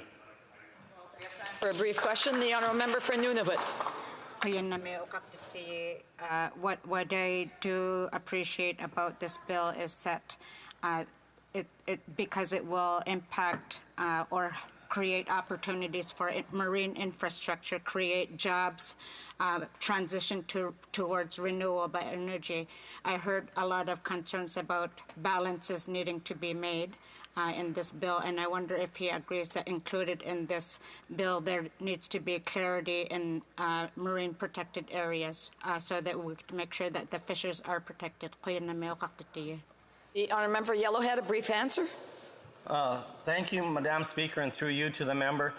That is the whole point of our concerns with this bill, is the fact that it does not provide clarity, it does not provide proper consultation, even with the fishers in Canada. There's a lot of issues with this bill it does not address, and that is what we need to be looking at. Sure, we can take it to committee, but the point is that even if we take it to committee, we're still going to have the same issues, and are the NDP going to support the fact that we need to change the bill or not? That is my question to her. Resuming debate, the honourable member for Caribou Prince George. Bravo. Bravo. Thank you, Madam Speaker. It's a pleasure to rise today and speak to Bill C-49.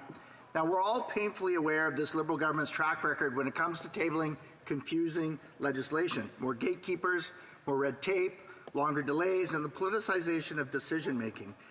Canadians everywhere are tired of the Prime Minister who scares businesses away from investing in our country. They're tired of stifling bureaucracy and costly Liberal bills. And, Madam Speaker, this bill is full of this. This Prime Minister and his Liberal government have been in power for 8 long years, Madam Speaker, and they have nothing to show on the renewable energy front and have made no progress on attracting investment to Canada's energy sector, quite the contrary. So forgive me for being somewhat skeptical about the state of this current legislation as it's written.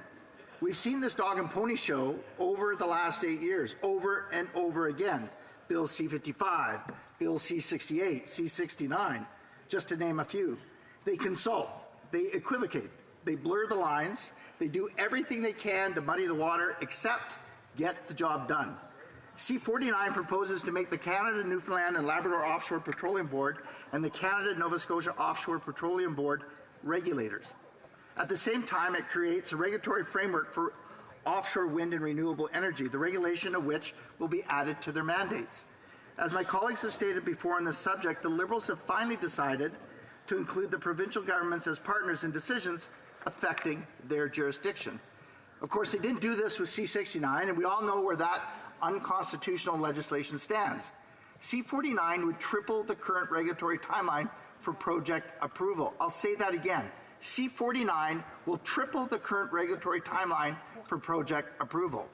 Currently, the provincial review boards have the final say on the approval or rejection of a project, at which point the relevant provincial or federal ministers are given a 30-day period to respond before the decision is finalized.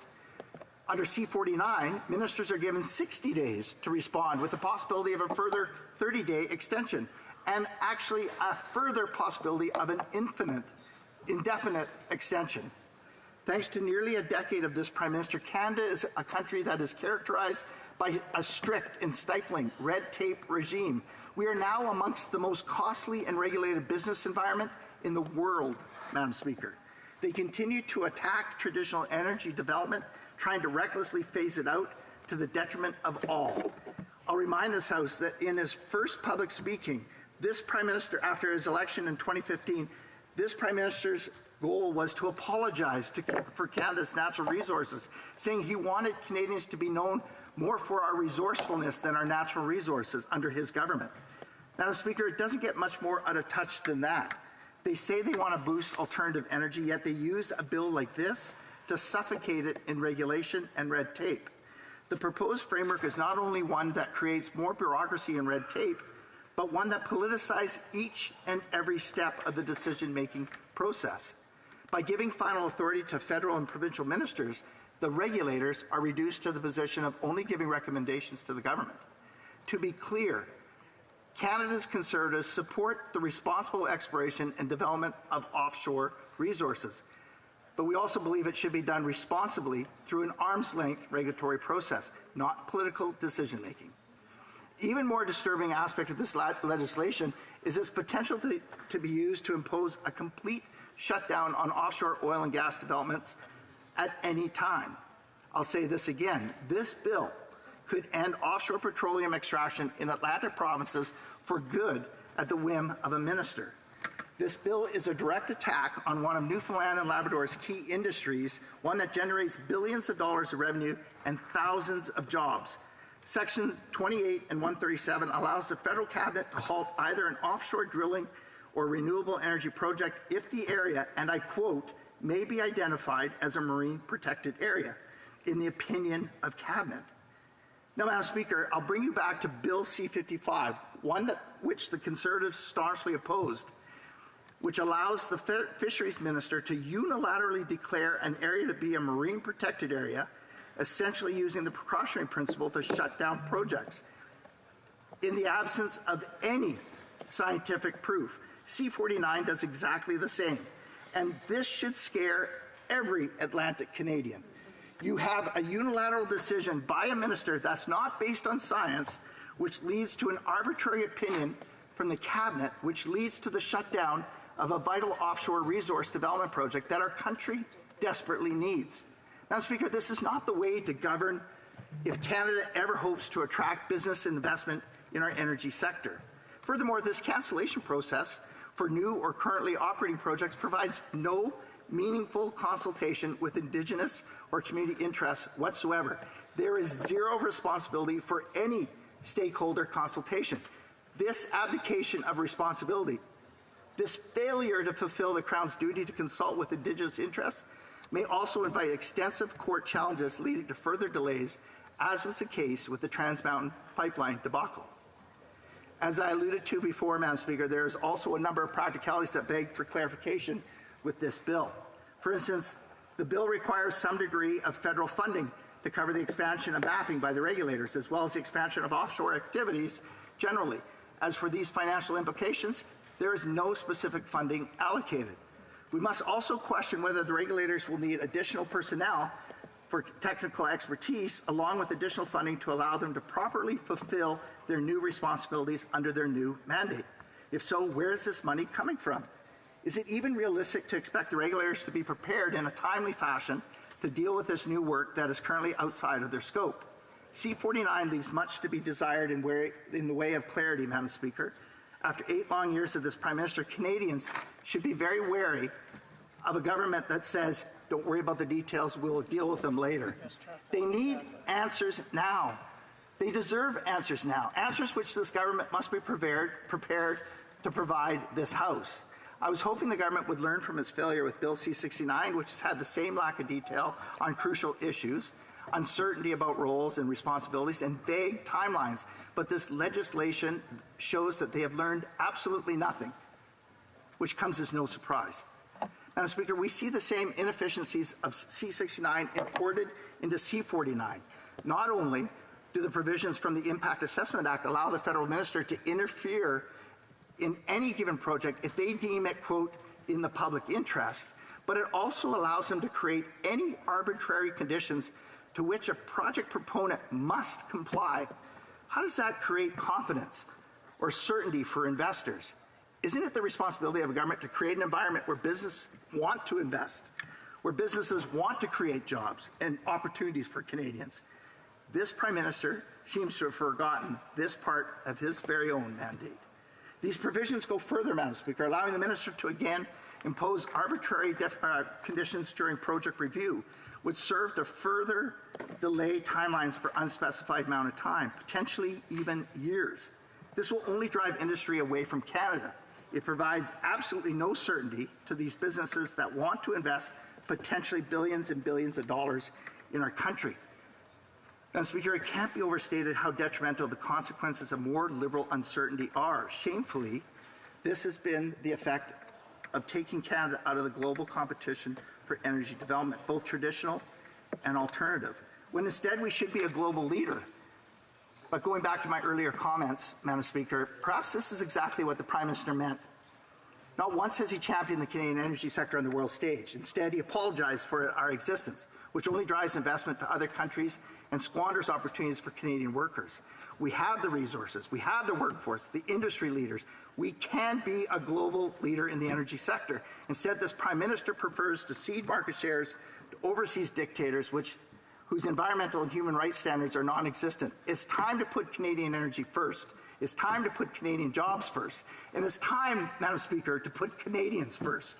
It's time to bring home powerful paychecks. We need a Conservative Prime Minister that will greenlight new technologies, reduce approval timelines, and remove the Liberal gatekeepers so that major energy and infrastructure projects can finally be built in this country once again. Madam Speaker, with that, I'd like to move the motion, seconded by the member from Lakeland, that the bill be amended by deleting all the words after the word "that" and substitute the following. The House declined to give second reading to Bill C-49, an act to amend the Canada, Newfoundland and Labrador Atlantic Accord Implementation Act and the Canada, Nova Scotia Offshore Petroleum Resources Accord Implementation Act, and to make consequential amendments to other acts since Sections 61 to 64 of Bill C-69, an act to enact the Impact Assessment Act and the Canadian Energy Regulator Act to amend the Navigation Protection Act and to make consequential amendments to other acts have been ruled to be unconstitutional by the Supreme Court of Canada,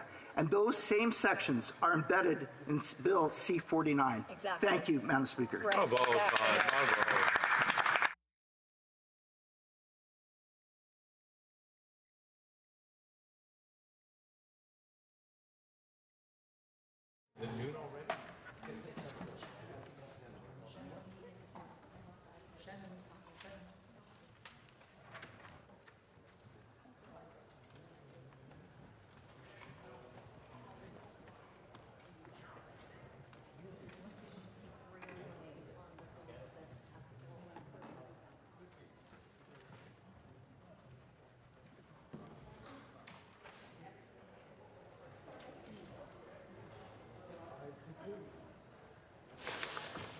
Mr. Doherty, seconded by Mrs. Stubbs, moves the following amendment. The House declined to give a second reading to Bill C-49, an act to amend the Canada, Newfoundland and Labrador Atlantic Accord Implementation Act and the Canada, Nova Scotia Offshore Petroleum Resources Accord Implementation Act, and to make consequential amendments to other acts, since Sections 61 to 64 of Bill C-69, an act to enact the Impact Assessment Act and the Canadian Energy Regulator Act, to amend the Navigation Protection Act, and to make consequential amendments to other acts have been ruled to be unconstitutional by the Supreme Court of Canada, and those same sections are embedded in Bill C-49. Questions and comments? The Honourable Parliamentary Secretary to the Government House Leader. Thank you, Madam Speaker. I'm going to get more into detail shortly, but I just wanted to get the members' thoughts in terms of a specific quote. And this comes from an individual, and I'll give the name right away, is in regards to this particular bill. And it says that Newfoundland and Labrador is pleased with the federal government's proposed amendments to the Canada, Newfoundland and Labrador Atlantic Accord Implementation Act and look forward to seeing them passed. This comes from Premier Andrew Freary. Madam Speaker, there is so many other quotes that I'll hold back right now, but I hope to get on the record shortly. And I'm wondering if the member has any thoughts in regards to the consensus that has been built on this legislation to see it pass into committee stage. Does he support any of those stakeholders? Member for Cariboo Prince George. Thank you, Madam Speaker, and I thank our honourable colleague for that question. Now, the honourable Premier from Premier Fury has stated that he wants this bill and needs this bill to pass for clarity, for their own well-being. But, Madam Speaker, it's our job in this House to clear up any confusion. Madam Speaker, the Supreme Court ruled 5-2 that C-69 was unconstitutional. Over a third of C-49 includes policy and procedures policy from C-69. Madam Speaker, we need to fix this bill now before it goes out to goes beyond. So thank you Thank you for that, Madam Speaker. Comments, questions et commentaires. The honourable member for Windsor West. Thank you, Madam Chair. And I'd like to ask my colleague, with regards to this, there's consensus on the bill with regards to the provincial elements. And so if this is not going to be something they support, what would they offer as an alternative? Because it would be interesting to hear their response with regards to, if not this, then what's the next step? Thank you. The honourable member for Caribou Prince George. Just to be on record, Madam Speaker, Conservatives 100% that provincial ministers have a say at what goes on in their neck of the woods. What drives us crazy and causes pause for creates pause for concern is that absolutely no responsibility or there's no responsibility built into C-49 for the government and the regulators to do any stakeholder consultation. So we absolutely want the provincial ministers to have a say. They know what's best in their communities and in their province. But Madam Speaker, C-49 provides none of that. In comments, the honourable member of Saanich Gulf Islands. Thank you, Madam Speaker. And to my honourable friend from Caribou Prince George, I did oppose Bill C-69. Some of your colleagues have said if you voted for it, then you obviously don't understand environmental assessment. I do support Bill C-49. The Canada, Nova Scotia offshore and Canada, Newfoundland, Labrador offshore petroleum boards a need to have an expanded regulatory capacity to approve offshore wind. And I wanted to know if you wouldn't agree with me that the tremendous potential for the economy in Atlantic Canada is in wind-generated hydrogen. Member for Caribou Prince George. I appreciate our honourable colleague from Saanich Gulf Islands for her comment. You know, in June of earlier this year, our leader said, under my government, we'll greenlight green technology and allow for our brilliant engineers to invent the technologies that will bring about cleaner, greener, and more affordable electricity. What stands in this way? Duplicitous bureaucracy and the government gatekeepers. That is exactly what we're seeing with C-49, Madam Speaker. It provides no certainty to those stakeholders and the communities at which this bill will impact the most, and gives arbitrary responsibility or power and authority to a minister without scientific proof just to designate an area, a marine protected area, and to absolutely kill any opportunity, Madam Speaker. And that is fundamentally wrong. Thank you. For a very brief question, the honourable for Edmonton West. Thanks, Madam Speaker. I want to thank my colleague for his wonderful speech. She may remember there was a young MP once from Prince George who uncovered the Liberal scandal that became known as clam scam. And I wonder if he could fill us in on what his concerns are, perhaps under this bill, where a Liberal minister, without any authorization on their own, can interfere with the going-on in Newfoundland when we've seen their actions.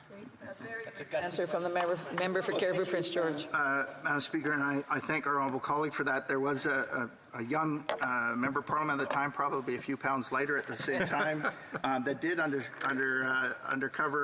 discover an issue called clam scam, where we had a federal minister that decided to award a contract worth millions upon millions of dollars to a sitting MP's brother and a former MP's former MP, all through the Liberal patronage, Madam Speaker. So this, again, this wait and see and let us deal with the issues later. Just trust us, Madam Speaker. Trust is earned. It's not just given. Thank you. Cool. Resuming debate, the Honourable Parliamentary Secretary, the Government House Leader. Yes, so thank you, Madam Speaker. And, you know, I've listened to a great deal of debate on this particular issue. And, you know, it's somewhat surprising that the Conservative Party would stand in the way of what is good, sound, solid legislation, at the very least to allow it to go into committee, Madam Speaker. You know, it's unfortunate that they do not recognize the importance of the legislation.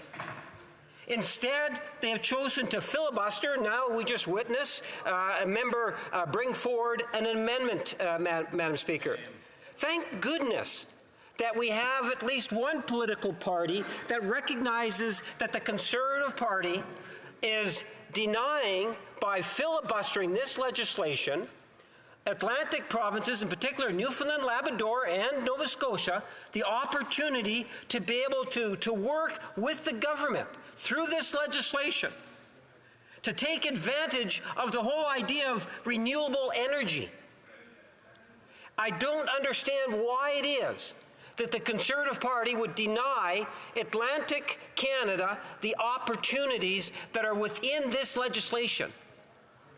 If, in fact, they have some rationale, legitimate rationale, they have the opportunity to allow the legislation to go to committee. And that's all we're looking for right now, is to see the bill go to committee, Madam Speaker. That's why we had to bring in time allocation.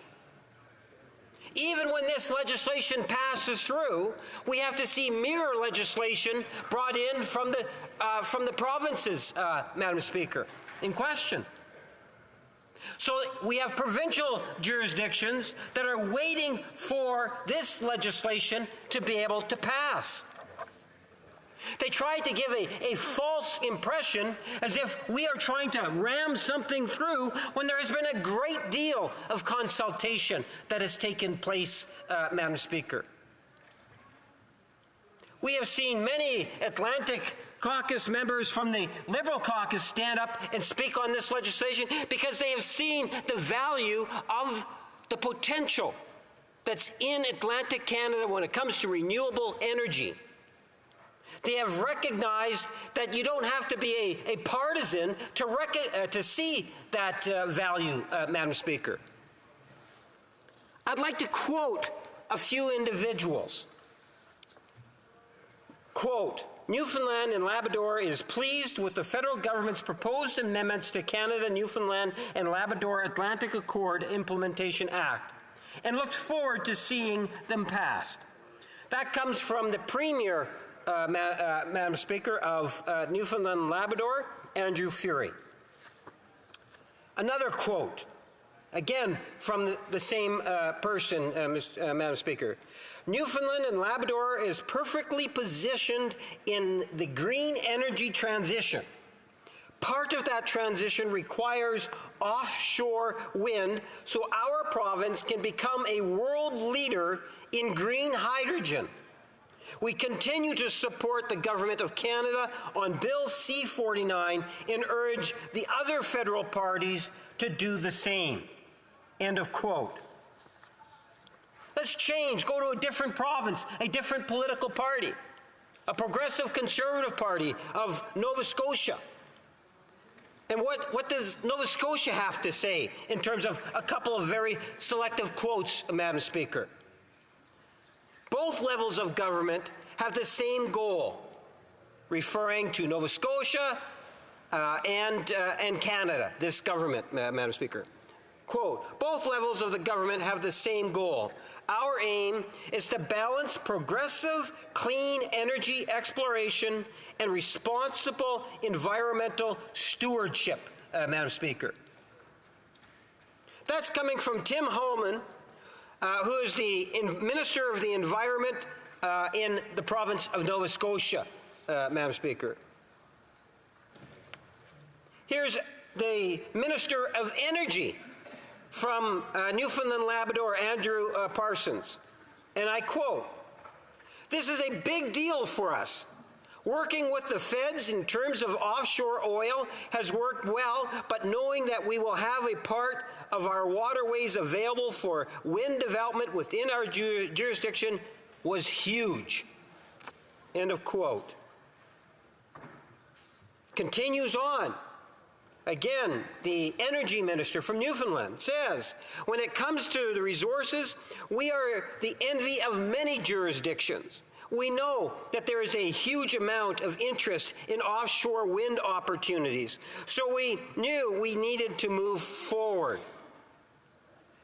Madam Speaker, this is from politicians of different political stripes. And the Conservatives don't even want the bill to go to committee. They rather filibuster it indefinitely, Madam Speaker. And it's not just the politicians. I thought another interesting quote that I'd like to share with members.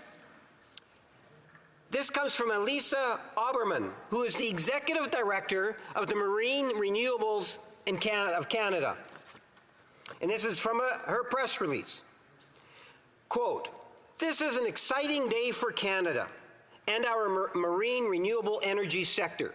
The tabling of the amendments is an important milestone towards establishing an offshore wind industry that will play a significant role in our clean energy future. End of quote. Madam Speaker, there are many other amendment quotes that I could actually provide to the House. And that's because I truly believe that when you take a look at Bill C-49 and what it is doing, the essence of it is to ensure ongoing economic development in the whole area of energy renewable resources, while at the same time saying that there is a responsibility to protect our environment. So as the government has brought in this legislation quite a while ago now, Madam Speaker, I know I've had the opportunity to speak on it prior, and I had initially thought that there would have been support from the Conservative Party. You have to pull my records, speaking from the records to get confirmation of that, but I honestly thought the Conservatives would have supported this legislation, Madam Speaker. Because we often hear how the Conservative Party will say, well, you know, support the energy sector, in which we do, in a very real and tangible way. And clean energy is a part of the energy sector, Madam Speaker. So by supporting Bill C-49, you are supporting the energy sector. You know, it's amazing when the Conservative Party tries to say, well, you know, we're trying to push this thing along and no one's supporting it, when nothing could be further from the truth, Madam Speaker. When we know that there is substantial support for renewable energy. You know, I reflect on my home province of Manitoba and the important role that Manitoba Hydro plays.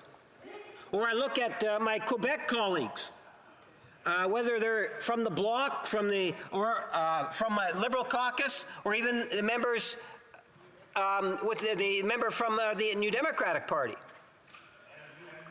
You have within those two provinces great potential in terms of hydro development.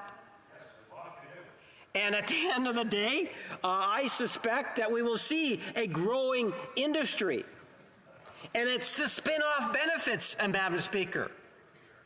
Because we can talk about how this energy is brought to life and ultimately healthier for our environment, but it creates both direct and indirect jobs, Madam Speaker. Coming from a province that has such a wonderful hydro development and great potential, Madam Speaker, I'm very sympathetic to my Atlantic colleagues that are so passionate on this issue in wanting to see the legislation pass, and that's the reason why we had to bring in the time allocation, because we know that the Conservative Party is not prepared to see this legislation pass, Madam Speaker, that they would rather filibuster and put up roadblocks, and what we just witnessed by the moving of an amendment, Madam Speaker, reinforces that fact. But the people of Atlantic Canada can know that a majority of the people in this chamber see the value of it, and that's why we're going to ensure that it passes. Questions and comments? The honourable member for Edmonton West. Thanks, Madam Speaker. I'd like to thank my colleague from Winnipeg North for his compelling speech. I say that with a bit of sarcasm. I want to congratulate the member, though, on his daughter's re-election in Manitoba, the only provincial Liberal elected, I think, west of Toronto. And I have to note, I mean, his colleagues gave a rounding, every single Liberal gave a rounding, long applause for the announcement that the NDP won the election. So all your colleagues are happier that the Liberals are gone in Manitoba as well as Manitobans themselves. My question, though, he repeated quote after quote from Atlantic ministers and premiers on that. But I have a couple of quotes from him I'd like to mention. Sonia Savage, who was the Alberta Minister of Energy, said C-69 takes a wrecking ball to the Constitution Premier Kenney says it's a prejudicial attack on Alberta. I'm wondering why he only cares about quotes from ministers that are not from Alberta. I do want to remind the member as well, he's to address questions and comments through the chair and not directly to the member, which he did during. So the Honourable Parliamentary Secretary. Yes, thank you, Madam Speaker. And I do want to thank the member for recognizing my daughter as a father. I'm very, very proud of her and wish her well in her new adventure as the last standing Liberal MLA in the province of Manitoba, and I'm sure that that particular the Liberal Party in Manitoba, I like to think, has the greatest potential for growth at this stage.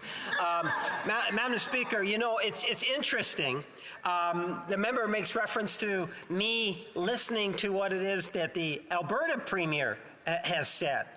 And in my speech, I made reference to both progressive, conservative, and Liberal premiers in terms of the importance of C-49.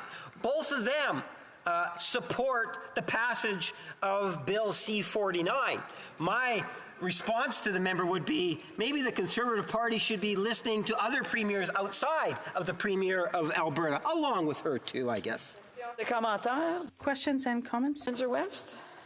Speaker, and as well, I want to congratulate my colleague for his daughter's election, and as well, because he's a former MLA as well. So that's important to recognize the family contribution to democracy, and it's not unusual for him to stand and speak in this chamber, but it is important for us to recognize what's taken place. And then with Wab Kinew and the NDP Manitoba election, I do want to ask him, though, what he thinks about the fact that we do have some partnerships on the East Coast here that are important, and that Conservatives are opposed to the bill right now.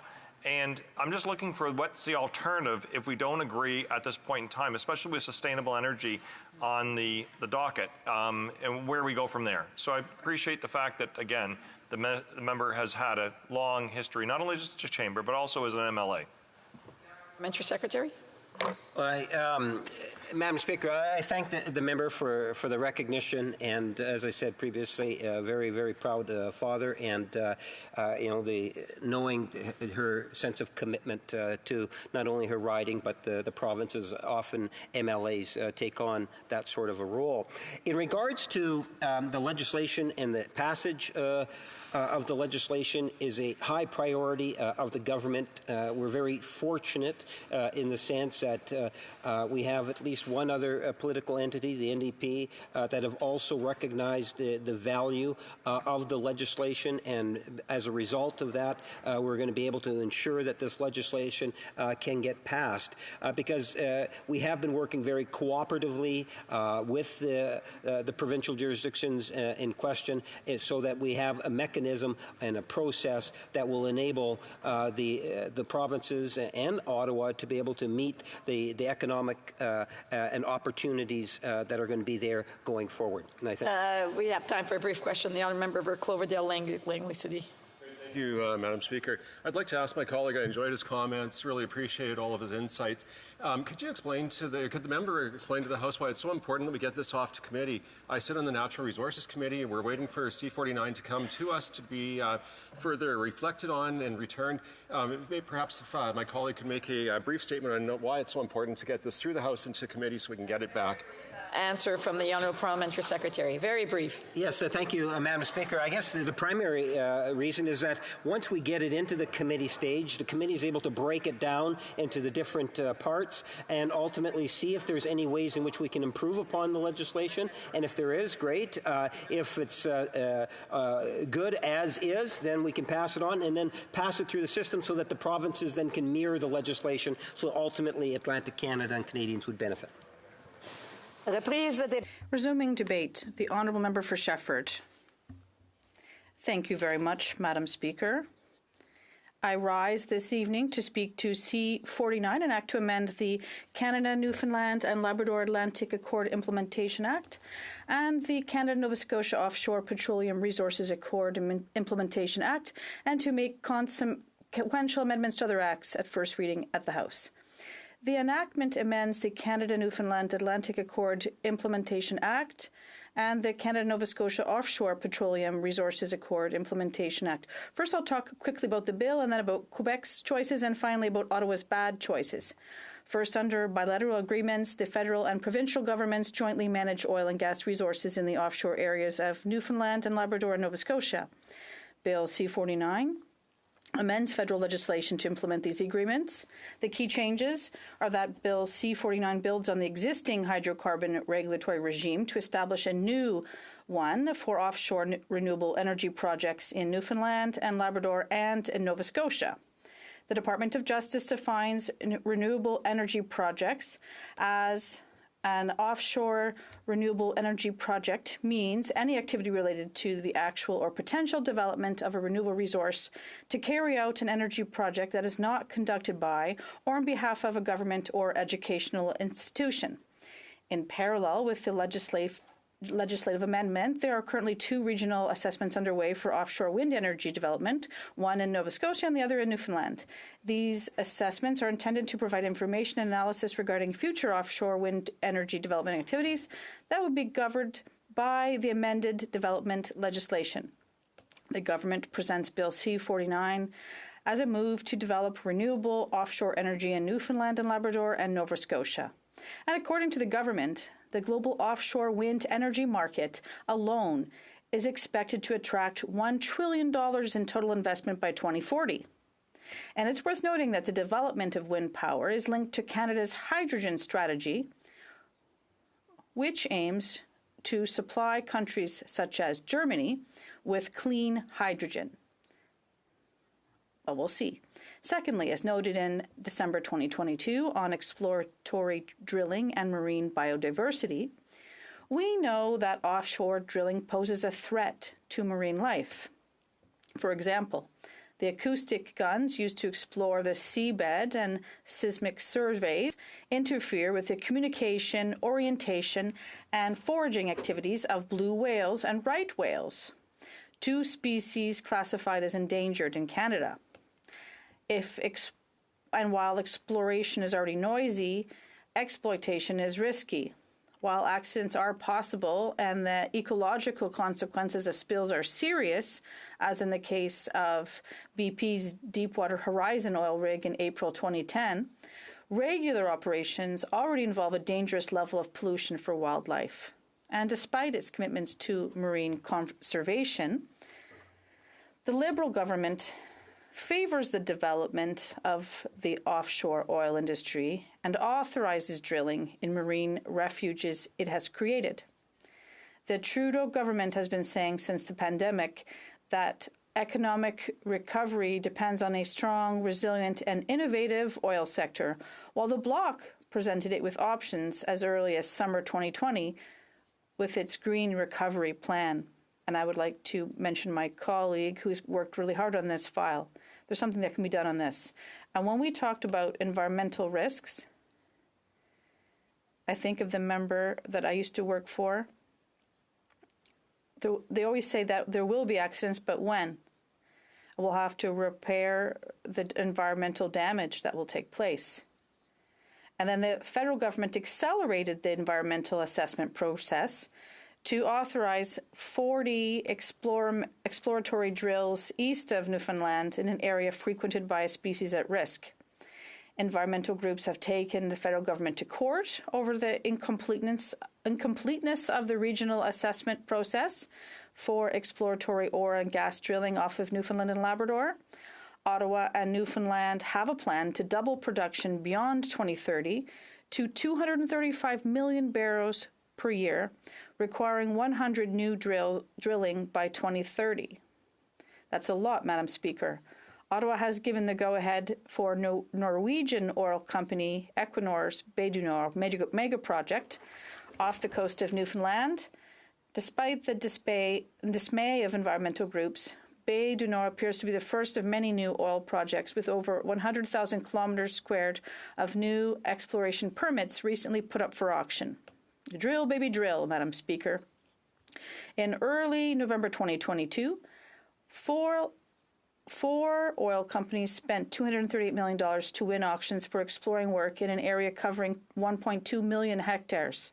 The permits were awarded by the Canada, Newfoundland and Labrador Offshore Petroleum Board, a joint venture of the federal and Newfoundland and Labrador governments, whose role includes facilitating the exploration and development of oil and gas.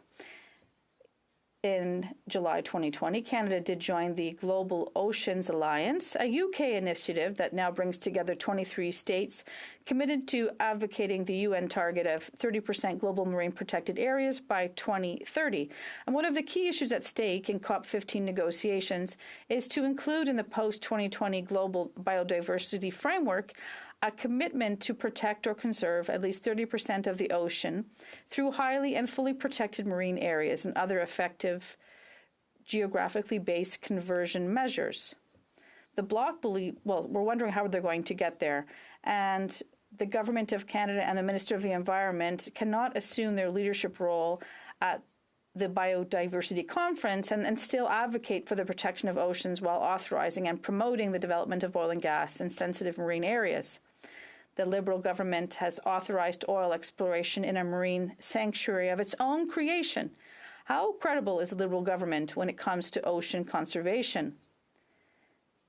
In the department's own words, Newfoundland's Northeast Slope Marine Sanctuary represents an ecologically and biologically significant area that supports a high diversity, including many in decline. It is in this marine refuge that the Liberal government has authorized drilling, and BHP itself acknowledges that the marine region is home to numerous species of fish, birds, and marine animals, 36 of which have been designated as endangered. According to the Liberals, marine refuges in which exploration activities are taking place can still count towards Canada's marine conservation objectives as long as there's no actual extraction and production. Based on scientific data of the dangers of exploratory drilling, this is inconsistent, and it's also contrary to international standards on the protection of marine environments. Quebec puts a definitive end to oil and gas exploration and production on its territory. So while the federal government is doing this, Quebec has officially begun its energy transition. Quebec has put a definitive end to oil and gas exploration and production on its own territory. On April 12, 2022, the Quebec National Assembly adopted the act to put an end to oil and gas exploration and production and to public funding of these activities. The new law prohibits hydrocarbon exploration and production by revoking all existing licenses in Quebec. It also provides for the closure of wells drilled under these licenses and for site restoration. The Department of Energy and Natural Resources in Quebec will commission hydroecological studies and carry out the follow-up and monitoring of activities required to ensure that the work will not harm the natural environment. Since August 23, 2022, oil and gas exploration and production have been prohibited in Quebec, and all licenses have been revoked. There were 165 exploration licenses, 1 production license, 3 brine licenses, and 2 storage licenses in force in Quebec. So each well drilled under a revoked license is subject to mandatory permanent well closure and site restoration. Quebec is the first state in North America to ban oil and gas exploration and production on its territory. Quebec is a member of the Beyond Oil and Gas Alliance, BOGA, a coalition of states committed to the same approach. It wants to reduce GHG emissions by 37.5% from 1990 levels by 2030 and be net zero by 2050. Third, in comparison, in 2022, Newfoundland and Labrador produced 282.7 thousand barrels per day of oil, i.e. 5% of total Canadian production, and 24% of Canadian light oil production. It is the third largest oil-producing province behind Alberta and Saskatchewan. The Bloc is ready to work in a true spirit of energy transition. So, on this note, Madam Speaker, thank you very much. Questions and comments? The Honourable Parliamentary Secretary of the Government House Leader. Yes, thank you, Madam Speaker. The member makes reference in terms of just the protection of lands and water, if not directly, indirectly. And I do think it's important to note, during Stephen Harper, while he was the Prime Minister, I believe they were at somewhere in the neighborhood of 1% when you think in terms of protection of land and waters. Today, we're at 14%. That's a significant increase. And we're forecasting a goal to hit 30% by the year 2030. We have recognized as a government that, yes, providing and encouraging good middle-class jobs and boosting the economy is good for all of us, Madam Speaker, but so is protecting the environment. And I'm wondering if she can provide her thoughts in regards to a different attitude with this government compared to the previous government, where we now have 14% and a goal of somewhere around 30%, which is significant to Harper's 1%. L'honorable député de Shefford. The honourable member for Shefford. Thank you very much, Madam Speaker. For a government that is actually, that is being criticized by the opposition, I think there are actually a lot of similarities. We see that at this point, not just the Conservatives, we see that the government of Canada has been called a hypocritical nation, which is engaging in environmental greenwashing internationally. It's all very well to set a target of 30% protected areas.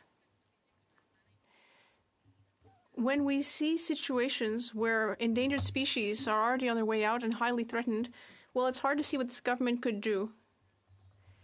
And here with this government, we get a great demonstration of the fact that no matter whether it's Conservative or Liberal, these governments keep focusing on hydrocarbons instead of investing in jobs, in the transition, in scientific solutions that can lead to a proper solution. Gentleman for Lakeland. Thank you, Madam Speaker. I'd just like to thank our colleague for her comments today. And I do want to acknowledge that, of course, it was the NDP and the Liberals who voted for C-69 at the end stages. And, of course, the Supreme Court has just ruled on Friday that significant sections of C-69 and exactly all the ways that Conservatives warned were unconstitutional. This is important because, of course, the government of Quebec also opposed C-69 as the Liberals were ramming it through in their end stages. And the NDP and the Liberals ignored both the government of Quebec and the Conservative Party, which was raising all the issues that the Supreme Court has now highlighted. Conservatives want to greenlight green projects. We want to see petroleum offshore development and renewable offshore development for the people of Atlantic Canada. But here's the problem. Section 61, 62, and 64 of Bill C-69 are in C-49. So does the member agree we need to pause this, get that right, and then make sure that we can pass this bill with the certainty, clarity, and confidence that all Canadians deserve? To the Shefford. Madame la Présidente. Madam Speaker, we know that this type of thing can be looked at committee. We have many questions about this legislation, many concerns. We would like to ensure that there are amendments, and we have proposals to make. My colleague spoke about Quebec, but as I said in my speech, Quebec made a clear choice to get out of oil and gas. Here we're talking about C-49, and as we continue to talk about possible investments in oil and gas, Quebec made a much greener choice and has been exiting from that area and been banning those projects. And I'm looking forward to hearing what will be said at committee in order to defend Quebec's environmental interests. A brief question. The Honourable Member for Nunavut. I'd like to thank the member for her very informative intervention. I wonder if the member agrees, based on the information that she shared with us, that a good portion of the discussion at committee will need to be to seek clarity on or creating a stronger provisions for marine protected areas. A quick answer. The Honourable Member for Shefford. Well, Madam Speaker, I completely agree. And my colleague certainly must have something to say about protecting biodiversity. As the critic on fisheries, she's made interesting speeches about the importance of better protecting these species. And my colleague for Beaupré, Côte-Beaupré, l'Île d'Orléans, Charlevoix also cares deeply about this. We strongly believe that at committee we will have to consider these marine protected areas and have much stronger provisions on this. Otherwise, we can't really be serious about the target. Resuming debate, the Honourable Member for Kelowna Lake Country. Thank you, Madam Speaker, and it's always a pleasure to rise on behalf of the constituents of Kelowna Lake Country. I rise today to speak on the government's latest attempt at an over-regulating bureaucracy-building legislation, Bill C-49. I've noted in this debate that several speakers on the government side have scarcely spoken much about the details in their own legislation. They've spoken solely on the offshore renewable revenue they believe this bill would potentially offer to applicable provinces. And I say potentially because if the government's members had taken more time to study their own bill in greater detail, they would find that Bill C-49 features such a mess of new red tape. It would be surprising if anyone could complete an offshore project of any kind, let alone have it generate revenue. This is symptomatic of this government's approach to our resource sector. For every talking point, there are miles of new regulations, new levers for federal bureaucracies to kill jobs and projects, and endless delays. Shovel-ready projects that start with Liberal photo ops are left to be strangled by bureaucratic Liberal laws and regulations. After 8 years, this Liberal government has continued to drop the ball on project after project. You would think the government might act with some humility after last Friday when the Supreme Court of Canada ruled that their previous pipeline-killing legislation, Bill C-69, was unconstitutional. Conservatives warned the Liberals repeatedly that their No More Pipelines Act, Bill C-69, did not respect provincial jurisdiction and was a power grab by the Prime Minister and his career activist Environment Minister to phase out these key sectors. Liberals are were called out by energy workers wanting to keep their livelihoods, by Indigenous communities wanting to sustainably develop their lands, by stakeholders in multiple sectors, including wind, hydro, and critical minerals, by 9 out of 10 provincial governments and every territorial government, and now by the Supreme Court of Canada. I could fill speaking here for hours on the comments made by provincial and business leaders on the Supreme Court of Canada ruling against the unconstitutionality of Liberal Bill C-69. But here are just a few. This from the Premier of Alberta. Quote, "The ruling today represents an opportunity for all provinces to stop that bleeding and begin the process of re-attracting those investments and jobs to our economies." And, quote, "We will continue to fight against Ottawa's unfair overreach." Now, the economies of British Columbia and Alberta have been closely intertwined, especially with the resource sector, and many residents in my community of Kelowna Lake Country have worked in the resource sector in Alberta in the past. The Independent Contractors and Business Association of BC president said in an interview on C-69, quote, "Complexity, confusion, and cost, and as a result, investors didn't know if they were going to be investing in Canada and whether or not they could get projects to yes. And that was causing investors to pause and look at other countries rather than Canada."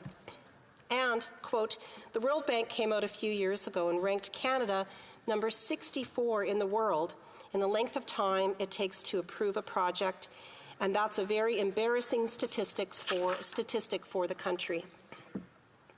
A C.D. Howe Institute report in 2019 titled "A Crisis of Our Own Making, Prospects for Major Natural Resource Projects in Canada" stated, quote, "With investment in Canada's resource sectors already depressed, the federal government's proposed bill would further discourage investment in the sector by congesting the assessment process with wider public policy concerns and exacerbating the political uncertainty facing proponents with a highly subjective standard for approval," unquote.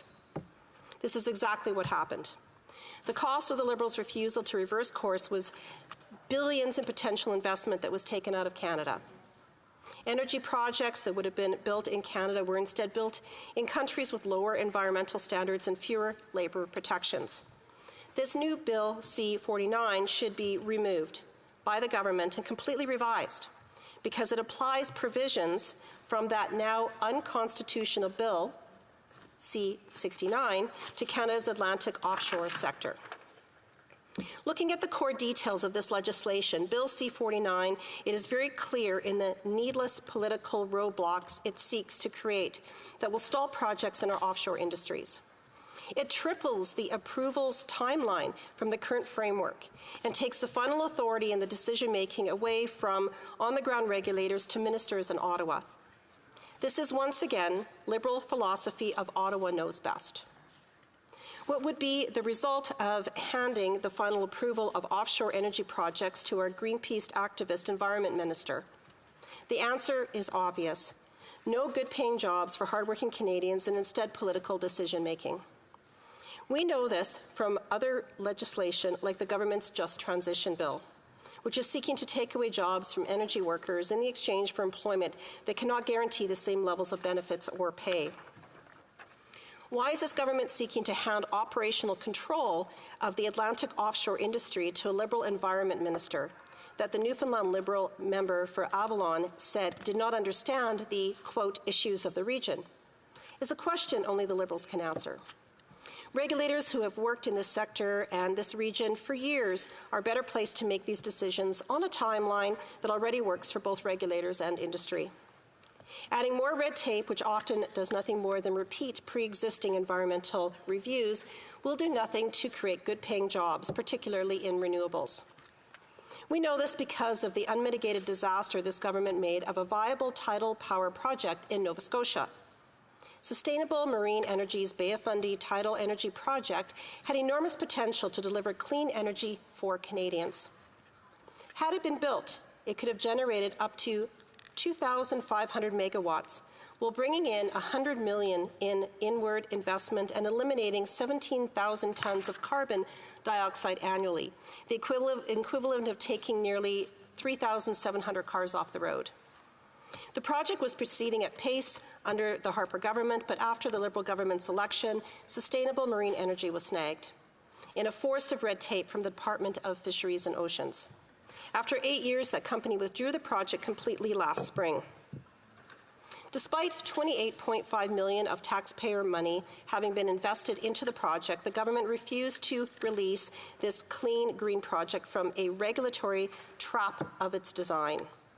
The result, taxpayers are out $28 million, Canada loses out on a powerful source of green energy, and the people of Nova Scotia, who had this environmentally friendly project killed in front of them in Ottawa by bureaucrats, are forced to pay Ottawa's carbon tax now. Bill C-49 will never deliver a dime of renewable revenue to provinces so long as the Liberal government regulates renewable projects like tidal energy out of existence.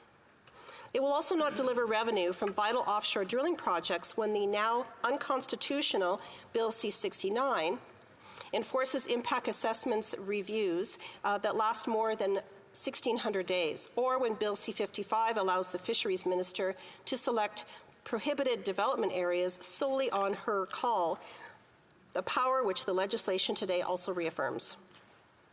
The Prime Minister, in the aftermath of Russia's illegal invasion of Ukraine, said there was no business case for LNG exports to be shipped out through Atlantic Canadian exports to our European allies.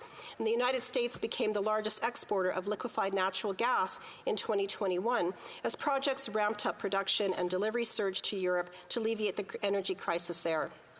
Just last week, one of Canada's closest and historic allies, France, signed a 27-year deal with Qatar for its LNG production.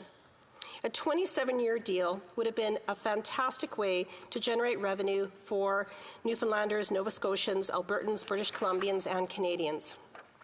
Instead, the Liberal government is clueless of the value of Canada's resources and instead is focused on gaining more political control and its ideological job-killing agenda. And not even a green agenda because, as I mentioned earlier, the government was happy to kill green projects just as slowly. A Conservative government will support Canadians in every region by responsibly building energy projects of every variety that brings home jobs for Canadians. We will build green projects to sustain our environment, not just regulate them out of existence.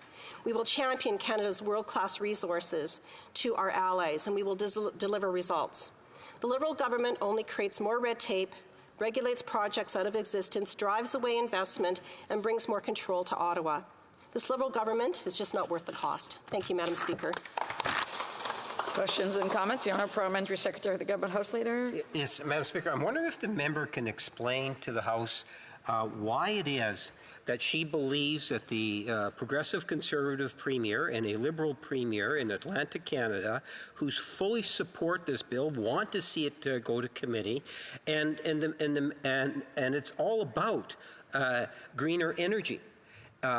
Why it is that she chooses not to believe them. When she says that we have failed Canadians, she's not just talking about the government of Canada or the Liberal Party of Canada.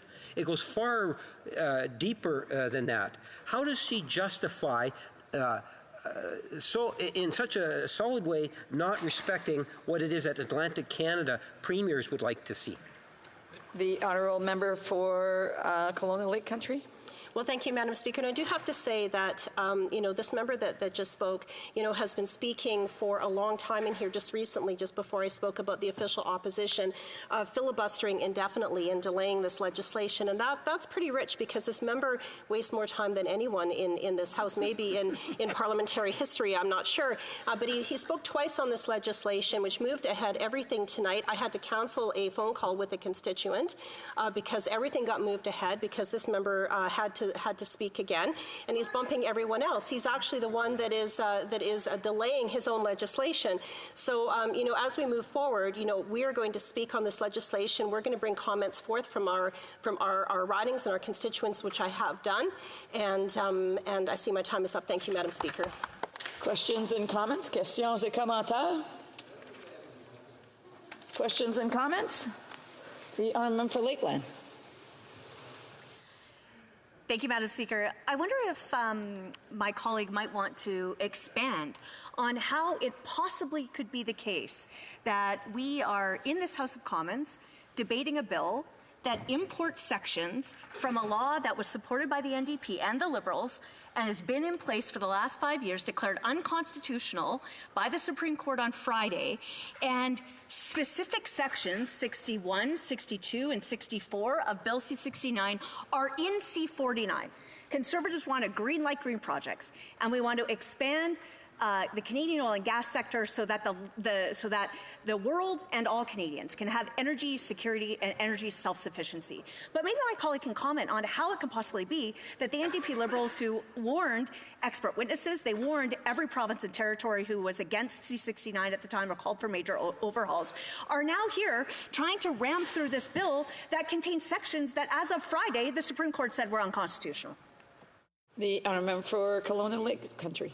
Thank you, Madam Speaker, and I thank my honourable colleague and member for her question.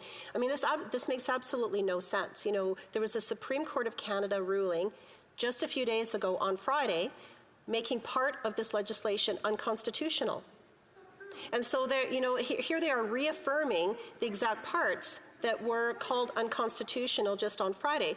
So the government should be pulling this legislation. They should be going back to the drawing board, pulling out the parts that have been deemed unconstitutional, and coming forth with something else. This whole process really doesn't make any sense here. And as the government tries to quickly push this legislation through by shutting debate, they're wanting to move this legislation through even faster. It makes no sense. Time for a brief question. The Honourable Parliamentary Secretary, the Government House Leader. Yeah, just to be clear, Madam Speaker, is the member saying that whether it's this government or the governments of Nova Scotia and the government of Newfoundland, Labrador, that we all are pushing forward unconstitutional legislation? Does she really believe that? The Honourable Member for Colonial Lake Country has 50 seconds to respond. Well, thank you, Madam Speaker. We're talking about legislation that's here in the House of Commons that we're debating here. I don't know what other jurisdictions are doing in other parts of the country, but we're talking about legislation that is here in the House of Commons, and this is what we're debating here today. So I don't know. That question doesn't even make any sense. Thank you, Madam Speaker. Resuming debate, the Honourable Member for St. Albert, Edmonton. Thank you very much, Madam Speaker. I rise in strong opposition to Bill C-49. This legislation amends the Newfoundland and Labrador as well as Nova Scotia Accord Acts, legislation that governs and regulates offshore petroleum management between the federal government and those provinces, Newfoundland and Labrador and Nova Scotia. This legislation, in short, establishes a single regulator with respect to conventional offshore petroleum as well as offshore renewables. And let me say in that regard that Conservatives fully support the principle of establishing a regulator responsible for all offshore energy projects. Moreover, we recognize the need to establish a regulatory framework in order for Newfoundland and Labrador, as well as Nova Scotia, to leverage the opportunity to take advantage of the shift towards offshore wind in particular and the opportunities that that will provide those two provinces. That is not the issue, Madam Speaker. What is the issue are the details of this bill. And a very quick review of the bill evidences that this is a badly drafted piece of legislation. It is indeed another disastrous bill from this disastrous Liberal government.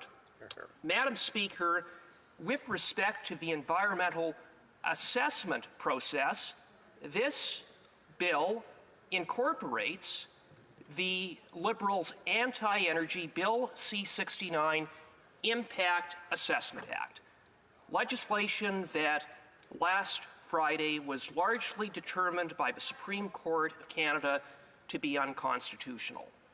Indeed, the provisions of the Impact Assessment Act that are incorporated into Bill C-69, each and every one of those was determined by the court to be unconstitutional. So think about that for a minute. We have a bill, a substantial component of which pertaining to something as significant as the environmental assessment process, a pretty big deal when it comes to offshore energy projects, incorporating a statutory scheme that was deemed to be unconstitutional. You would think that a responsible government would go back to the drawing board to get it right. You would think that a responsible government, at the very least, would reflect on the impact of that very clear repudiation of this government's disastrous Bill C-69, which, by the way, was supported full stop by their coalition partner, the NDP, against the objections of all 10 provincial premiers. But, Madam Speaker, this is not a responsible government. This is a reckless government. On Friday, the Supreme Court of Canada, in no uncertain terms, repudiated this government. And on Monday, this government's response is to shut down debate, to impose time allocation, to see that this bill receives as little scrutiny as possible. A bill that, by the way, Madam Speaker, is going to achieve the opposite of what it is purported to do. This bill will kill offshore renewable projects before they even get off the ground. It will kill those projects as a result of a significant amount of new red tape, delay, and uncertainty. Indeed, if the Liberals were honest, they would call this bill what it actually is, which is an act to kill offshore renewable energy. And, Madam Speaker, I'll give you and all honourable members examples of why that is. For example, pursuant to the Accord Acts at this time, the Minister has a 30-day period to respond to a decision of the regulator whether to approve or reject a project. With respect to not oil and gas offshore, but specifically with respect to renewables, this government is doubling the time for the Minister to respond from 30 days to 60 days. More delay. This from a government that talks so much about championing renewable energy. More delay, Madam Speaker. But, Madam Speaker, that's just the beginning of the delay, because this bill provides that the minister may initiate multiple 30-day extensions, even more delay. And this bill provides the possibility of an indefinite bidding process, even where the regulator gives the green light to a project. Indefinite delay. Madam Speaker, where have we seen that before? Why, none other than with the Liberals' disastrous and now largely unconstitutional Bill C-69, the No Pipelines Bill, the Impact Assessment Act.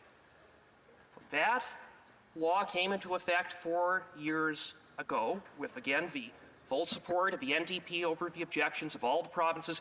There have been 25 projects that have been in the queue for approval. How many projects have been approved over 4 years? You know what the answer is? Not one. Zero. Zero.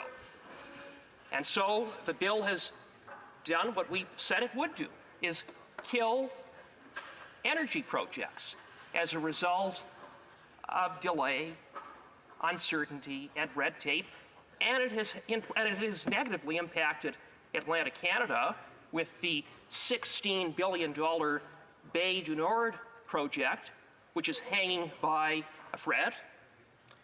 And so in the face of that disastrous record of 0 projects in 4 years, moving ahead, indeed, almost all of them are languishing at phase 2 of a 4-phase process, Liberal MPs from Atlantic Canada have the audacity to stand up and say the way to develop renewable offshore energy is to duplicate, copy, and paste the very regulatory regime that has resulted in 0 projects moving forward. It's really quite incredible, Madam Speaker, but it gets worse. Unfortunately, the time provided for this is over.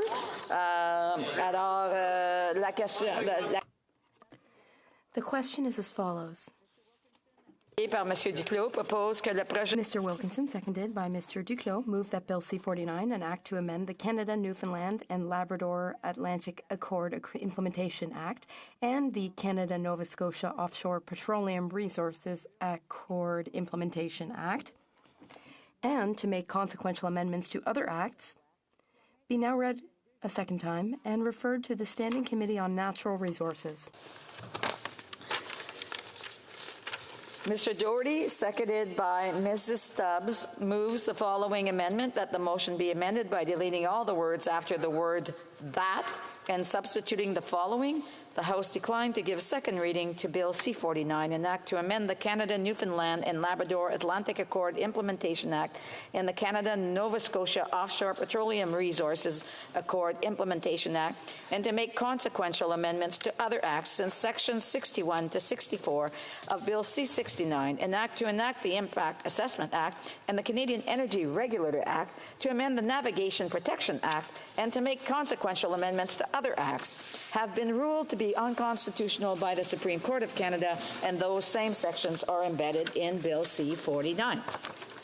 Si un député participant en personne If a member participating in person wishes that the amendment be carried or carried on division, or if a member of a recognized party participating in person wishes to request a recorded division, I would invite them to rise and indicate it to the chair. The honourable member for York Centre. Lake Simcoe, Mr. Speaker. York Simcoe. We request the amendment be adopted on division. Conformément à l'article 45. Pursuant to Standing Order 45. Sorry. The Honourable Parliament, sorry. You're good. Okay. The Honourable Parliamentary Secretary, okay. Conformément à l'article 45. Pursuant to Standing Order 45, the division stands deferred until Wednesday after oral questions. Do you want to come up?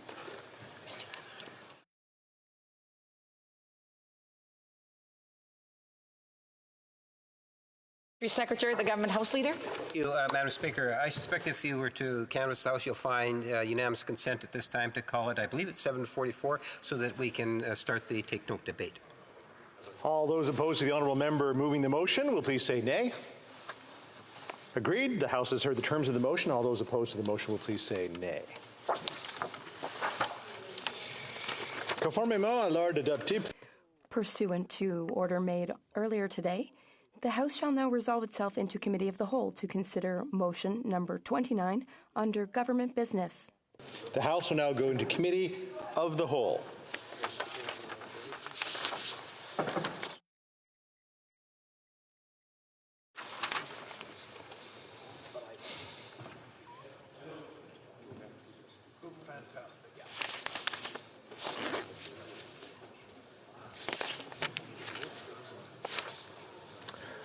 Before we begin this evening's debate, I would like to remind honourable members of how proceedings will unfold. Each member speaking will be allotted 10 minutes for debate, followed by 10 minutes for questions and comments, pursuant to order made earlier today. Members may divide their time with another member. The time provided for the debate may be extended beyond 4 hours, as needed, to include a minimum of 12 periods of 20 minutes each, and the chair will receive no quorum calls, dilatory motions, or requests for unanimous consent. Nous pouvons maintenant commencer le débat. Let us now begin the take note debate. Ms. Sachs for Ms. Gould moves. Oh, Ms. Gould is here.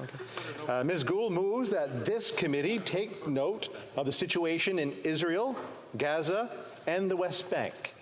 Debate. The Honourable Minister of Mental Health and Addictions. Thank you, Mr. Speaker, and I'll begin by saying I'll be sharing my time this evening with the Minister of International Development. Mr. Speaker, so many people in my riding, in my community, in York Centre, and across Canada, constituency by constituency, have lost loved ones or faced the unbearable unknown of whether their children, parents, or friends are alive. And this is true both in the southern communities of Israel and places across the country. And it's also true within Gaza as we speak. They each have names. They have families and people who love them and miss them. And the pain is very fresh and raw. And I know so many people who feel vulnerable and scared at this moment. Hamas is a terror organization, and their actions on October 7th are nearly unspeakable. However, let me be clear, Hamas is not the Palestinian people. The level of devastation and trauma that everyone in the region has been through and are going through is a lot to process. We are in shock, and we are in mourning. There is no justification for the horrors that we have witnessed, both in Israel and the crisis that is unfolding in Gaza.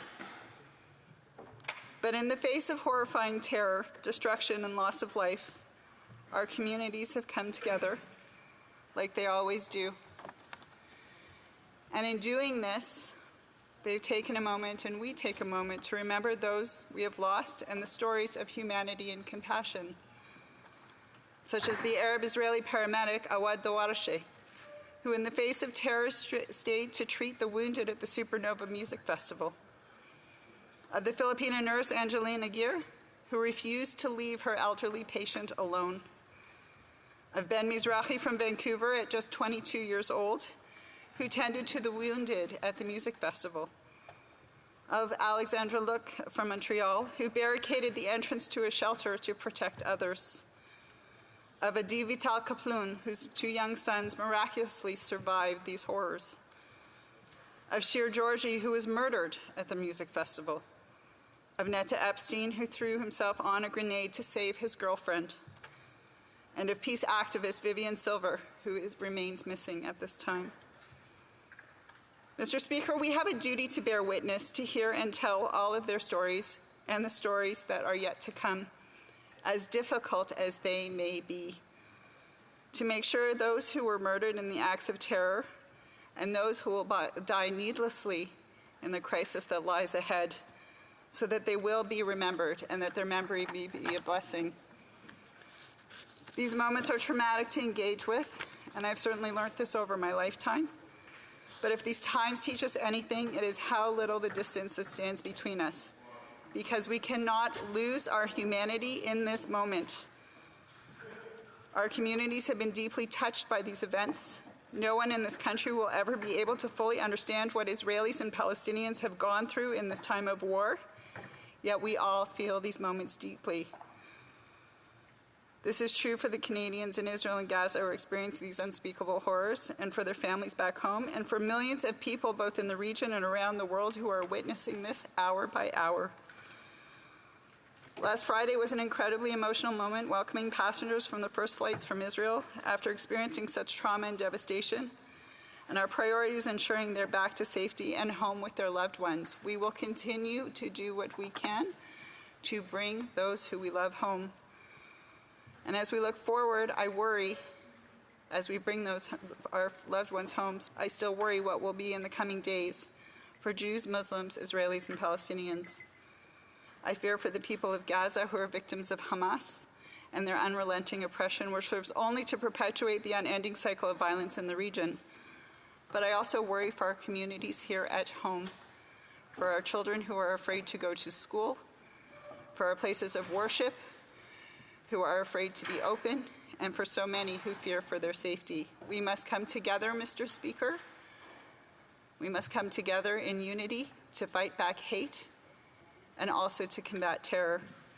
And as I end my speaking notes tonight, I would share this thought. We say in Hebrew,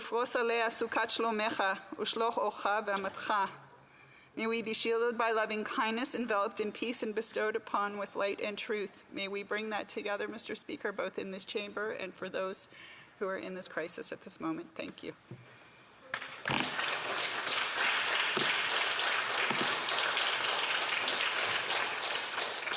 So we go to a questions and comment period. So I was wondering if anyone wants to ask any questions or make any comments.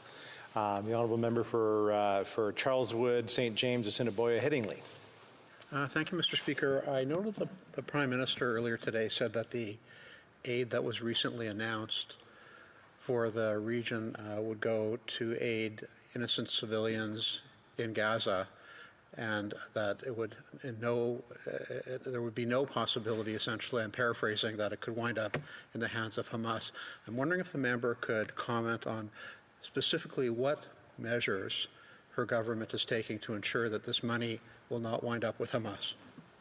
Honourable Minister of Mental Health and Addictions. Thank you, Mr. Speaker, and I thank the member for his question. And I'll reiterate the words of our Minister of International Development, that not one penny of the humanitarian aid that is going to help those in Gaza who need help at this moment in time, not one penny will go to Hamas. We have some of the strictest regimes for funding in the world, Mr. Speaker.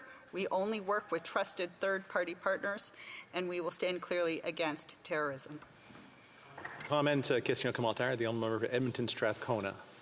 Thank you, Mr. Speaker, and I would like to thank my colleague for her intervention. We've spoken before in this place about the impacts that anti-Semitism has had on her family, on her community, and I know that we are seeing a rise in that across the country. I also know that we're seeing anti-Palestinian hate happening across this country. I spoke to a colleague today who said that she's worried about her mother, who sometimes speaks Urdu in public, and has told her that she has to stay home. I've spoken to other people who have said because their sisters are wearing a hijab that they are going to go home and protect them because they're worried about them. Perhaps the member could talk a little bit about what more we could do as Canadians, as a country, to come together and protect against the anti-Semitism and anti-Palestinian hate we're seeing that's rising across this country. The Honourable Minister. Thank you, Mr. Speaker, and I'll thank the honourable member for her question. We have indeed spoken on many occasions about our deep concerns for peace in the region. But what I would say, Mr. Speaker, is diversity is our strength in this country, but inclusion is a choice, and it is one that we must model each and every day. And my own daughter is on a university campus and took off her Star of David today. This is unacceptable. She also walked to school with her Muslim friend and had to be worried about her safety as well going through the streets to campus. We have a collective duty as parliamentarians in this House to model the Canada we wish to see. Commentaire, l'honorable député de Lac-Saint-Jean. Merci, Monsieur le Président. Mr. Speaker, I would like to thank my honourable colleague for her very touching speech. It all moved us, all parties in this chamber. Yes, Canada was one of the first countries to announce humanitarian aid, and I congratulate the government for this announcement. But to get this humanitarian aid out, it will not, well, actually reach the people that it is intended because at what point is it important to get aid to the Gaza Strip, and what will the government do to ensure that this humanitarian aid will exist? The Honourable Minister. I'd like to thank my colleague for his question. I will say this, the Minister of Foreign Affairs just returned home to Canada after days in the region working with our regional local partners and also in a multilateral effort to get humanitarian aid into Gaza and create humanitarian corridors. We are deeply committed to this work as much as we are committed to making sure that the hostages that are being held under Hamas right now are released. We have a collective duty as an international community to ensure that civilian lives are protected and to ensure that hostages are returned to safety. One quick exchange. The Honourable Government House Leader. Mr. Speaker, I first of all want to thank my colleague for her courageous speech. I know this is something that is deeply personal for her as an Israeli Canadian, and the past week has been exceptionally difficult for her personally, as well as Jewish and Palestinian communities across this country. I'm just wondering if she can talk about what's important for us to do now here in Canada to bring communities together. Thank you, Mr. Speaker. The Honourable Minister. Thank you, Mr. Speaker, and I'll thank the honourable member for her question. Mr. Speaker, today we announced the appointment of the new special envoy for Holocaust preservation of Holocaust remembrance and anti-Semitism, the Honourable Ambassador Deborah Lyons. Mr. Speaker, one of her first task items is to work with her special envoy counterpart on Islamophobia, because as the members of this chamber well know, this is a government that is committed to combating hate. This is a government that is committed to creating safe spaces for all Canadians, no matter who they are, where they worship, or how they identify, and we will continue to do that work each and every day. Resuming debate, the Honourable Minister of International Development. Thank you so much, Mr. Speaker, for giving me this opportunity to address my colleagues. I join my colleague, the Honourable Member for York Centre, and my colleague Minister in condemning Hamas. The pictures coming out of the attacks by Hamas on innocent Israeli civilians were horrific. I unequivocally join my colleagues in condemning Hamas and their blatant act of terror, and our priority is on the civilians. Every human life is precious, whether it is Muslim, Jewish, Palestinian, or Israeli, or Christian. Mr. Speaker, Hamas does not and will never represent Muslims, Palestinians, and it does not represent the Palestinian people and their legitimate aspirations. We must do everything that we can to continue to protect both Israeli and Palestinian civilians, and we will continue to work with our allies in the region and beyond to make sure that all civilians get the assistance and aid that they need. The reality, Mr. Speaker, is that this humanitarian crisis is getting worse. We need unimpeded humanitarian access and an open corridor to make sure that life-saving food, medicine, and water gets to those who desperately need it now. We're working very closely with our international partners, trusted organizations like the International Committee of the Red Cross and the Red Crescent, and groups in the region who have always served everyone. I had a number of conversations with ICRC as well as MDA in Israel, the equivalent of ICRC in Israel, as well as the Palestinian Red Cross Society, to get a sense of the needs on the ground and the heroic work that is being done by humanitarian and medical workers. With regard to our support so far, we've wasted no time in taking action, Mr. Speaker. We were the first Western country to move forward to commit an initial $10 million to provide much needed aid and assistance in the hands of trusted organizations so that they can deliver that water, food, and medicine to civilians in need. And we will continue to work with our allies to call for the respect for international humanitarian law, which means allowing unimpeded access of medical and food and other aid to get through. I want to emphasize that in terms of our domestic approach, we know that Muslim Canadians, Jewish Canadians, Palestinian communities, Arab communities are impacted by this. There's folks who have had family members who have been killed as a result of this conflict. Family members who are experiencing grief because their loved ones are being held hostage by Hamas. Family members who are really concerned about being caught in the conflict in Gaza and making sure that they're safe. And so we must not let the actions of Hamas turn into hate in Canada. And I unequivocally condemn the rising acts of anti-Semitism and anti-Muslim behavior that we've seen in Canada in the last week. We must come together to call out hate in all its forms. And I'm so proud of the fact that, our special envoys are working together. I spoke to both of them on the weekend. It is so heartening for me as a Canadian to see that our special representative to combat Islamophobia and the newly appointed special envoy for Holocaust remembrance and combating anti-Semitism are not only working together but embracing each other to lead us forward, to make sure that we're holding on to the diversity and the inclusion that makes Canada so strong. Canada only succeeds when Canadians can put aside their differences and work together for the betterment of all, not just in the good times, but also in the difficult times. And I can tell you that, we are steadfast in coming together to assist the most vulnerable. I want to reiterate our government's active engagement on this issue, and we will be there to support the civilians. We'll continue to monitor the situation, work with our partners, work with our regional friends and allies, and make sure that we continue to work with those trusted organizations that have served us so well over the years to make sure that Canadians have the framework to go through them to help the most needy and the most vulnerable. And Canada will continue to do that. Thank you very much, Mr. Speaker.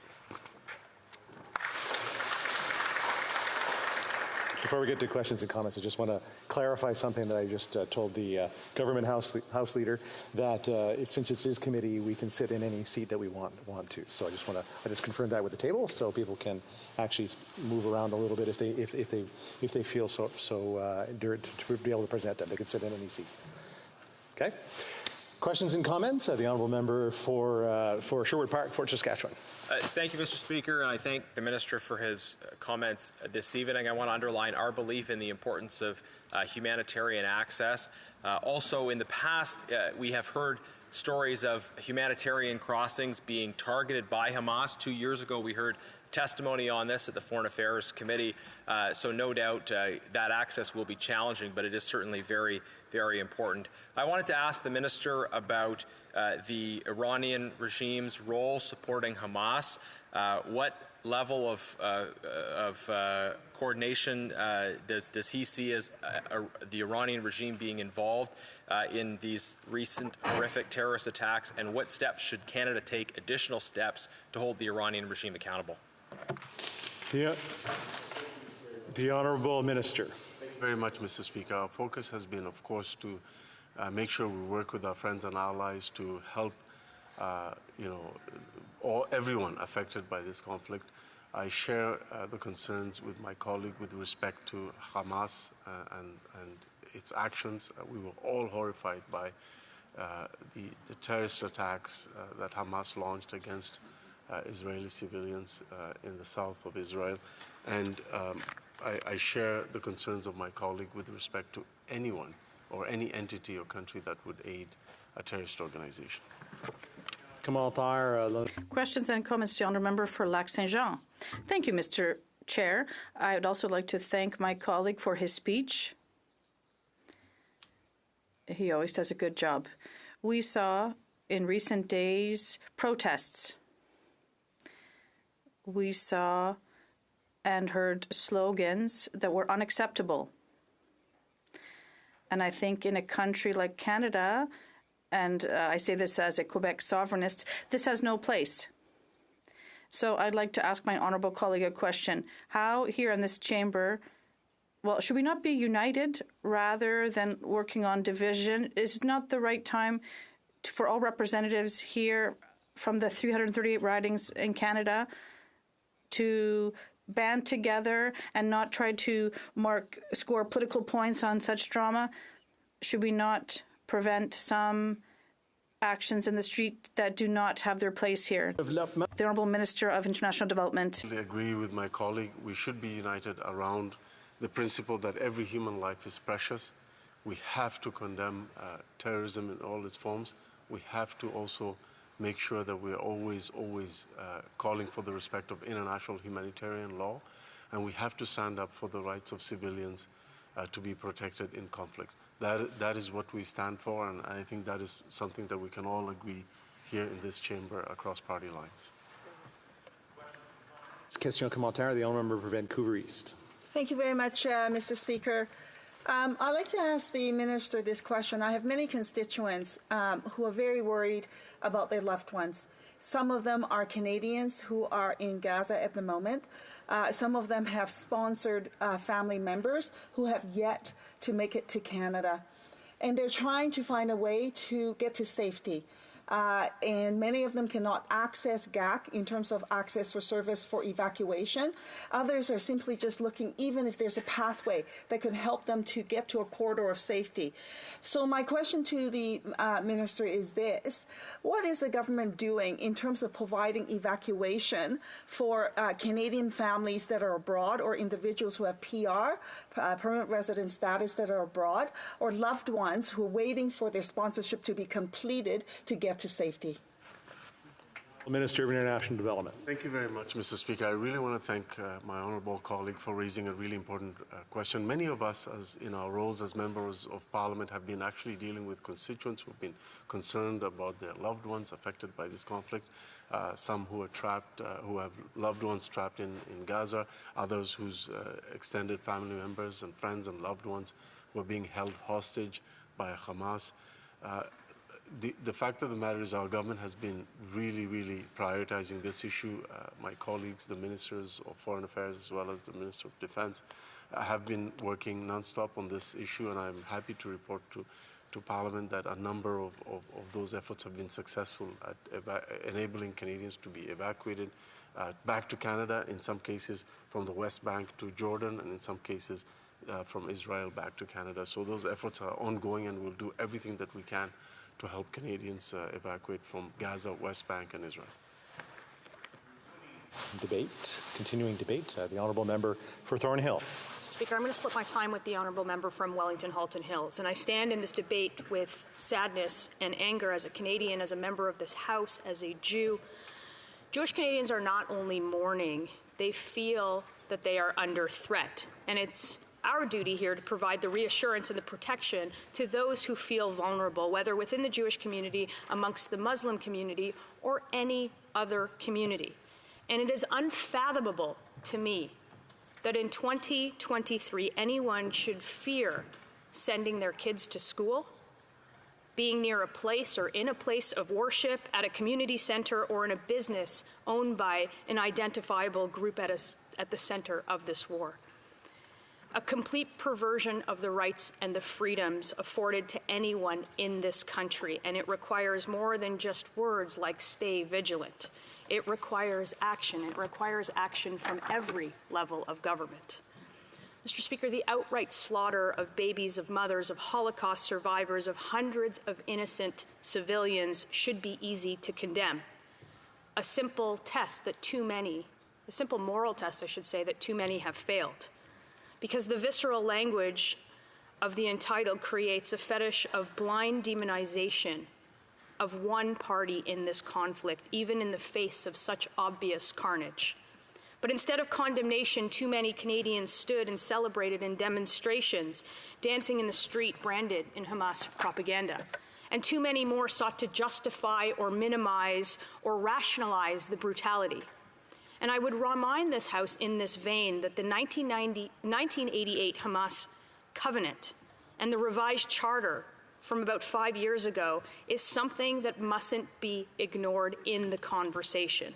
The original charter is rather clear on Hamas's genocidal intentions. It calls for the complete destruction of Israel as an essential condition for the liberation of Palestine and the establishment of a theocratic state based on Islamic law. It states the need for an unrestrained and unceasing jihad to attain that objective, and the outright dismissal of any negotiated resolution or political settlement of Jewish or Muslim claim to land. It is by every account anti-Semitic. And what happened in Israel on Saturday is true to Hamas's explicit charter edict, their objectives and their ambitions. On October 7th, Hamas carried out the worst attack on the Jewish people since the Holocaust.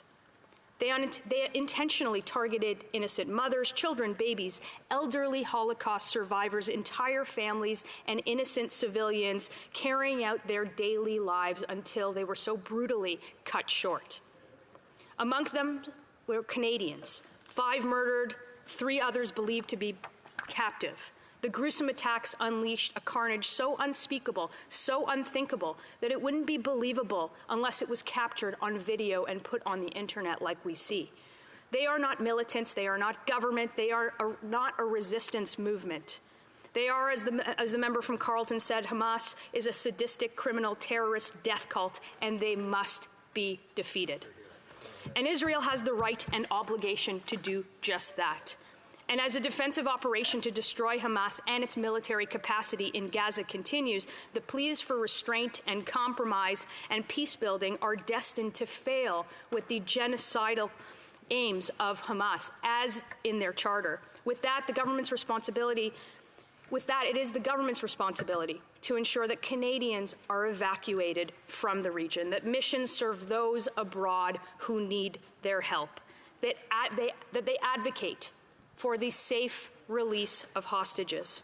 And I would add this final critical point, if there is one thing that we can take away, that the government finally, like they said they would, criminalize the IRGC, the funder and convener through which the regime in Iran is fighting a proxy war to proliferate the terror not only on Israelis, but those in Gaza and around the world. We will not let the government have a free pass on this, for it is too common for Israel to have friends when it's easy and much harder for those friends to stand up when times get difficult. And for the destruction of terror in Hamas, in the Iranian regime, and around the world, and for the security of our ally, Hamas must be destroyed, and things will get harder. Thank you. Questions and comments? Question commentaire. The honourable member for Winnipeg. Thank you, Mr. Speaker, and I just want to share with my colleague how deeply troubling the events have been, and certainly with my family history as well, Mr. Speaker, having lost my whole family in the Holocaust on my father's side, it is very troubling what is going on, and I learned many valuable things from my father, and I was very touched by Vivian Silver's son's comments about his mother, who's currently a hostage with Hamas. And what he said is, he said, "You can't cure killed babies with more dead babies. We need peace." And he spoke about the fact that vengeance is not a strategy. And as somebody who is an intergenerationally impacted member of the Holocaust, having grown up with no family because of war, I'm wondering what she thinks of Vivian Silver's son's comments about what's currently happening in Gaza. Thank you, Mr. Speaker. The honourable member for Thornhill. I'd like to thank the member for her comments. And I would say that Vivian Silver, alongside Lillian Weinstein and the daughter, Teferet Lapidot, of Canadians, amongst the 3 hostages that we know of, should be the government's primary priority right now, securing the release of those hostages, to ensure not only that Canadians come home safely from the grips of Hamas, who have terrorized the region as a whole, terrorized Israelis, terrorized Palestinians, but to ensure that there is no regime out there that would look to Canadians as currency, and to make sure that there are no Vivians in the future and that Canadians aren't taken hostage. We have to have a strong stand on this. We have to do more. Questions and comments, question, commentaire, the honourable member for Sherwood Park, Fort Saskatchewan. Well, thank you, Mr. Speaker. I thank my colleague for her excellent speech. She has put forward a bill in this House, Bill C-353, that deals specifically with this issue of hostages that are taken. And of course, many of us are seized with concern about the situation of these hostages, including Canadians. I wonder if the member can share a little bit about the private member's bill she put forward before this situation happened, but what the provisions in that bill are and the impact that it would have in Canada playing a stronger role securing the freedom of hostages. The honourable member for Thornhill. Thank you, Mr. Speaker. We'll have the opportunity to speak to the bill, but hostage diplomacy is becoming all too common in this world. We've seen it before with Canadians. We see it now with Canadians. We will likely see it in the future with Canadians. And it is incumbent on the government to make sure that they have an open line of communication with family by establishing a liaison. And more importantly, that we cooperate with those who provide the information for the secured release of those in arbitrary detention or those in a hostage situation. And we want to give the ministerial authority to be able to do that, whether it is a monetary compensation or whether it is something based in citizenship. And I look forward to the support in this House for that bill. Questions and comments? The honourable member for Winnipeg South Centre. Thanks, Mr. Speaker. I appreciate the comments from my colleague from Thornhill, and I want to thank her as well as colleagues on the opposition side for their support for our community and myself personally over the course of the past number of days. I've heard varying perspectives, Mr. Speaker, in this chamber today on the conflict in Israel and Gaza. I'm wondering, one of the things that I heard was a member from another opposition party talk about and characterize Israel's response as one of revenge. I took exception to that. I'm wondering if the member could comment from her own perspective as to whether or not she feels as though Israel's response is one of revenge or one that is occurring in terms of its right to defend itself. Thank you, Mr. Speaker. Well, member for Thornhill. Speaker, we've said in this House before that Israel absolutely has the right to defend itself. And vengeance would mean that Israel does proportionately exactly the same thing as what was done to Israel. That will never happen because that was done by the monsters in Hamas. That would mean that they would engage in rape, in decapitation, in complete humiliation of their victims. That is not what a democratic ally and our friend Israel would ever do.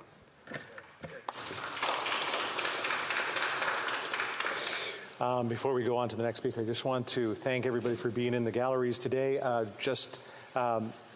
much as we enjoy that you are here listening to this debate, to keep your thoughts to yourselves so the debate can happen on the floor. So clapping and all that, just thank you for being here. Continuing debate, the honourable member for Wellington Halton Hills. Thank you, Mr. Speaker. Mr. Speaker, Canada must stand with the State of Israel. The events of October 7th, 2023 were the biggest loss of Jewish life since the Holocaust. On that day, Hamas launched a terrorist attack and invaded Israel. Some 2,500 Hamas terrorists broke through the border, attacking Israeli military bases and massacring Israeli citizens. The latest count indicates that some 289 IDF soldiers were killed and over 1,100 Israeli civilians were killed. Thousands more casualties took place as IDF soldiers and Israeli civilians were injured. The over 1,100 Israeli civilians that were killed were not killed inadvertently or accidentally. These 1,100 civilians were deliberately and systematically targeted and murdered by Hamas. They were gunned down execution style, just like the mobile killing squads of the Nazis, the Einsatzkommandos, who executed some 1.5 million Jews by firing squad during the 1941 Action campaign in Eastern Europe. It was the Holocaust by bullets, before the Holocaust by gas chambers, that murdered an additional 4.5 million Jews. On October 7th, whole families were executed. Innocent babies were killed in their cribs. And the dead were mutilated. Some of the dead were paraded through the streets of Gaza. The war that began on October 7th is an existential threat to the state of Israel. The very state of Israel is threatened by this war, particularly if Hezbollah in Lebanon and the IRGC in Iran start participating in attacking Israel. And one of the belligerents in this war, Hamas, has targeted Canadian interests. 5 Canadian citizens were murdered by Hamas, and another 3 are missing, presumably being held hostage by Hamas in Gaza. And we in this House call for the immediate release of these hostages by Hamas. And we won't forget about the 5 Canadians that were murdered by Hamas, and we won't forget what will happen to the 3 Canadians currently held by Hamas. Mr. Speaker, there has been widespread condemnation from Western democratic leaders of Hamas's barbaric terrorist attacks, including Canada's democratic leaders. There's been widespread solidarity expressed by Western democracies for the state of Israel at this difficult time. This institution, the Parliament of Canada, projected an image of the Israeli flag onto the Peace Tower as a sign of our solidarity. The coming days and weeks, though, will be a test of Western condemnation of Hamas and a test of Western solidarity with Israel. In the coming days and weeks, Israel will exercise its right to defend itself under Article 51 of the United Nations Charter, which states, quote, "Nothing in the present charter shall impair the inherent right of collective or individual self-defense if an armed attack occurs against a member of the United Nations," end quote. In the coming days and weeks, we should be clear that Israel has the right to eliminate Hamas as a threat from the Gaza Strip and to liberate the hostages Hamas has taken. As casualties mount, we should resist the temptation to call for a ceasefire until the Israeli Defense Force achieves its goal of eliminating this existential threat to the state of Israel. This is a war, Mr. Speaker. It is a legal war under international humanitarian law, under the law of armed conflict. It is a justifiable war against a terrorist group, a group that the Government of Canada has officially listed as a terrorist entity under the Criminal Code of Canada. The State of Israel has the right to prosecute this war at the time and pace of its choosing until it has accomplished its goal of eliminating this existential threat. Israel has the right to determine within the bounds of international law how it will prosecute this war. It has the right to determine the pace of this war. It has the right to determine the timing of this war, including when the war will end. Palestinians are also victims of Hamas. The suffering of the Palestinian people is a real tragedy. 1 million Palestinians have been displaced in Gaza. Every innocent human life, whether it be Palestinian, Israeli, Jewish, Muslim, or any other faith, is of equal precious value, and we must do everything in our power to preserve this precious life and to minimize the suffering of innocent civilians. Thank you, Mr. Speaker. Great job, Mike. Questions and comments? Question et commentaire, the honourable member for Edmonton Strathcona. Thank you, Mr. Speaker. Mr. Speaker, I have a great deal of respect for that member, and I'm deeply disappointed by that intervention. He spoke about the need to eliminate Hamas. The children who are being bombed in Gaza today are not Hamas. The children that are dying every 16 minutes right now in Palestine are not Hamas. Will he agree that collective punishment is against international law and that that is what's happening right now in Gaza? The honourable member for Wellington Halton Hills. Mr. Speaker, I want to thank my honourable colleague for a question. I agree with her that we should not conflate the terrorist group Hamas with the Palestinian people. We support the aspirations of the Palestinian people, who aspire for an independent, sovereign state, a two-state solution in the Middle East. We believe in the aspirations of the Palestinian people to live in peace and security in their own country with their own self-determination among the community of nations. But we must also be clear that Hamas is a terrorist group, and Hamas committed horrific war crimes, not just in attacking Israel in the first place, but in slaughtering over 1,000 innocent civilians in what was clearly war crimes and which were so systematic that might actually rise to the level of crimes against humanity. And Mr. Speaker, at this difficult time in Israel's history, we must stand with the State of Israel as we stand with other democratic nations in their defense and security. Questions and comments? The honourable member for Winnipeg South Centre. Thank you, Mr. Speaker. I'd like to ask my honourable colleague if he could comment on the following two questions. One would be, what does he believe would happen should Hamas announce this moment that they were releasing the hostages being held in Gaza? And two, what does he believe would happen in the region if Hamas were to change from its charter its aim and pursuit of the eradication of the Jewish people from the earth? Thank you, Mr. Speaker. Honourable member Wellington Halton Hills. Well, I'm not going to speculate on what Hamas might or might not do, but I will say is that Hamas must release the some 199 hostages they are currently holding, 3 of which may be Canadian citizens. And we will be watching very carefully to see what Hamas does with these 3 missing Canadians. I would further add that Hamas is a listed terrorist entity under the Criminal Code of Canada, and as such, providing material support to this organization within Canada is a criminal offence, something that we expect our law enforcement to prosecute to the full extent of the law. Let's be clear here. Hamas has been an organization in the Middle East that has created great misery, not just for Israelis, but for Palestinians themselves. And the elimination of Hamas hopefully will lead to a two-state solution that will allow the Palestinians to fulfill their aspirations to live in their own country, side by side, peacefully among the community of nations. In comments, the honourable member for Saanich Gulf Islands.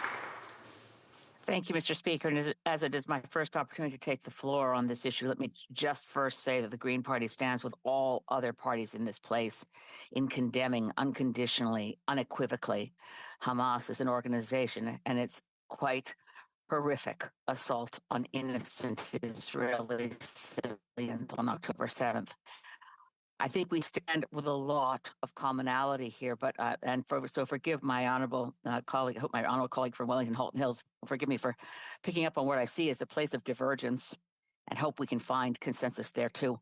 As Secretary General of the United Nations Antonio Guterres said recently, even wars have rules. Clearly, Hamas violated all humanitarian norms and international law, but that doesn't mean that even as we stand with Israel, there has to be a moment, as our friend from Edmonton Strathcona said, when we also say to Israel, as hard as it is in this moment when we stand in solidarity with them with the goal of eliminating Hamas, that innocent children must not be bombarded indiscriminately in Gaza.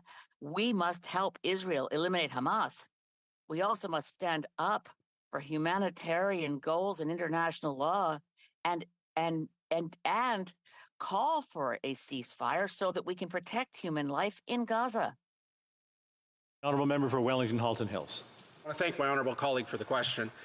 We agree that innocent civilian lives need to be protected, and that's why we've called for 3 things. First, we've called for the establishment of a safe zone in the southern part of the Gaza Strip to allow Gazans who are fleeing from the north, where a lot of the IDF is targeting Hamas infrastructure, to get to the south of the Gaza Strip in safety. Secondly, we're calling for a humanitarian corridor to allow for food, water, and medical supplies from outside of the Gaza Strip to enter the Gaza Strip. And third, we're calling for a humanitarian corridor to evacuate foreign nationals who are in Gaza, particularly Canadian citizens who are trapped there. Continuing debate, reprise du débat, l'honorable député de Lac. The Honourable Member for Lac-Saint-Jean. Thank you, Mr. Speaker. Mr. Speaker, on Saturday, October 7th, Hamas launched a coordinated attack against Israel from the Gaza Strip, and the attack was baptized the Al-Haq deluge. Over 1,500 Hamas fighters took part in the attack, and they left more than 1,400 people, mostly civilians, dead on the ground. Mostly men, women, children, babies, just a few months old, who, according to sources, were decapitated and burned. Faced with the barbarity and the hatred, we must all, first of all, offer our deepest condolences to the Israeli people. It is with great sadness and concern that I said the following words earlier today, and I am repeating them tonight with the same emotion. The Bloc Québécois firmly and unequivocally condemns the terrorist attacks of Hamas. We reiterate that Israel has the right to defend itself against Hamas. However, it is important to distinguish Hamas from all of the Gazans and the Palestinian people. Israel replied to the terrorist attack by declaring war on Hamas and asking almost half of the population of Gaza to evacuate. And we're talking about over 1 million civilians who have had to leave their homes. It's an impossible and even an illegal situation, according to the UN. They've fled toward the south of Gaza Strip, and this is not a good situation for young families, as you could understand. There's also the complete siege against the Gaza Strip, and there's no water or electricity. According to a number of supplies, a number of Palestinians are currently drinking salt water, which is making the mortality rate increase. What is worse is that there is soon to be a ground attack by Israel against Gaza. And in that case, we know that Israel, which is a democracy, has a duty as a democracy to respect international law and human rights. There is a desperate need to create a humanitarian corridor in the Gaza Strip. Time is running short. It is an emergency. We are talking about human lives here. The United States, Great Britain, France, Germany, and Italy are working together to build humanitarian corridors and to help civilians. Canada must join these efforts and do everything in its power to pressure its partners and to use all necessary means to assist at-risk populations. In that situation, Canada can and must do more. It is an issue of responsibility facing the desperate humanitarian crisis that is taking place. I am here this evening, even though what I say will have too little of an impact on the situation, and of course no impact on the lives of whose are upended by the the armed conflict. But I will say that I am wholeheartedly with the victims and those who have been the victims of the inhuman attacks that we've witnessed in recent days. I can't even imagine for a second how intensely the civilians are feeling fear. They are living from hour to hour in the uncertainty of not knowing whether they will ever be able to go home. They do not know whether they will ever be able to hold their loved ones in their arms. And their concerns are founded because Hamas is ostensibly using civilians as human shields. And if there is a land attack on Gaza, in that context, there is nothing that can justify a lack of humanity. There is nothing that can justify the horror. I think that cooperation and working together must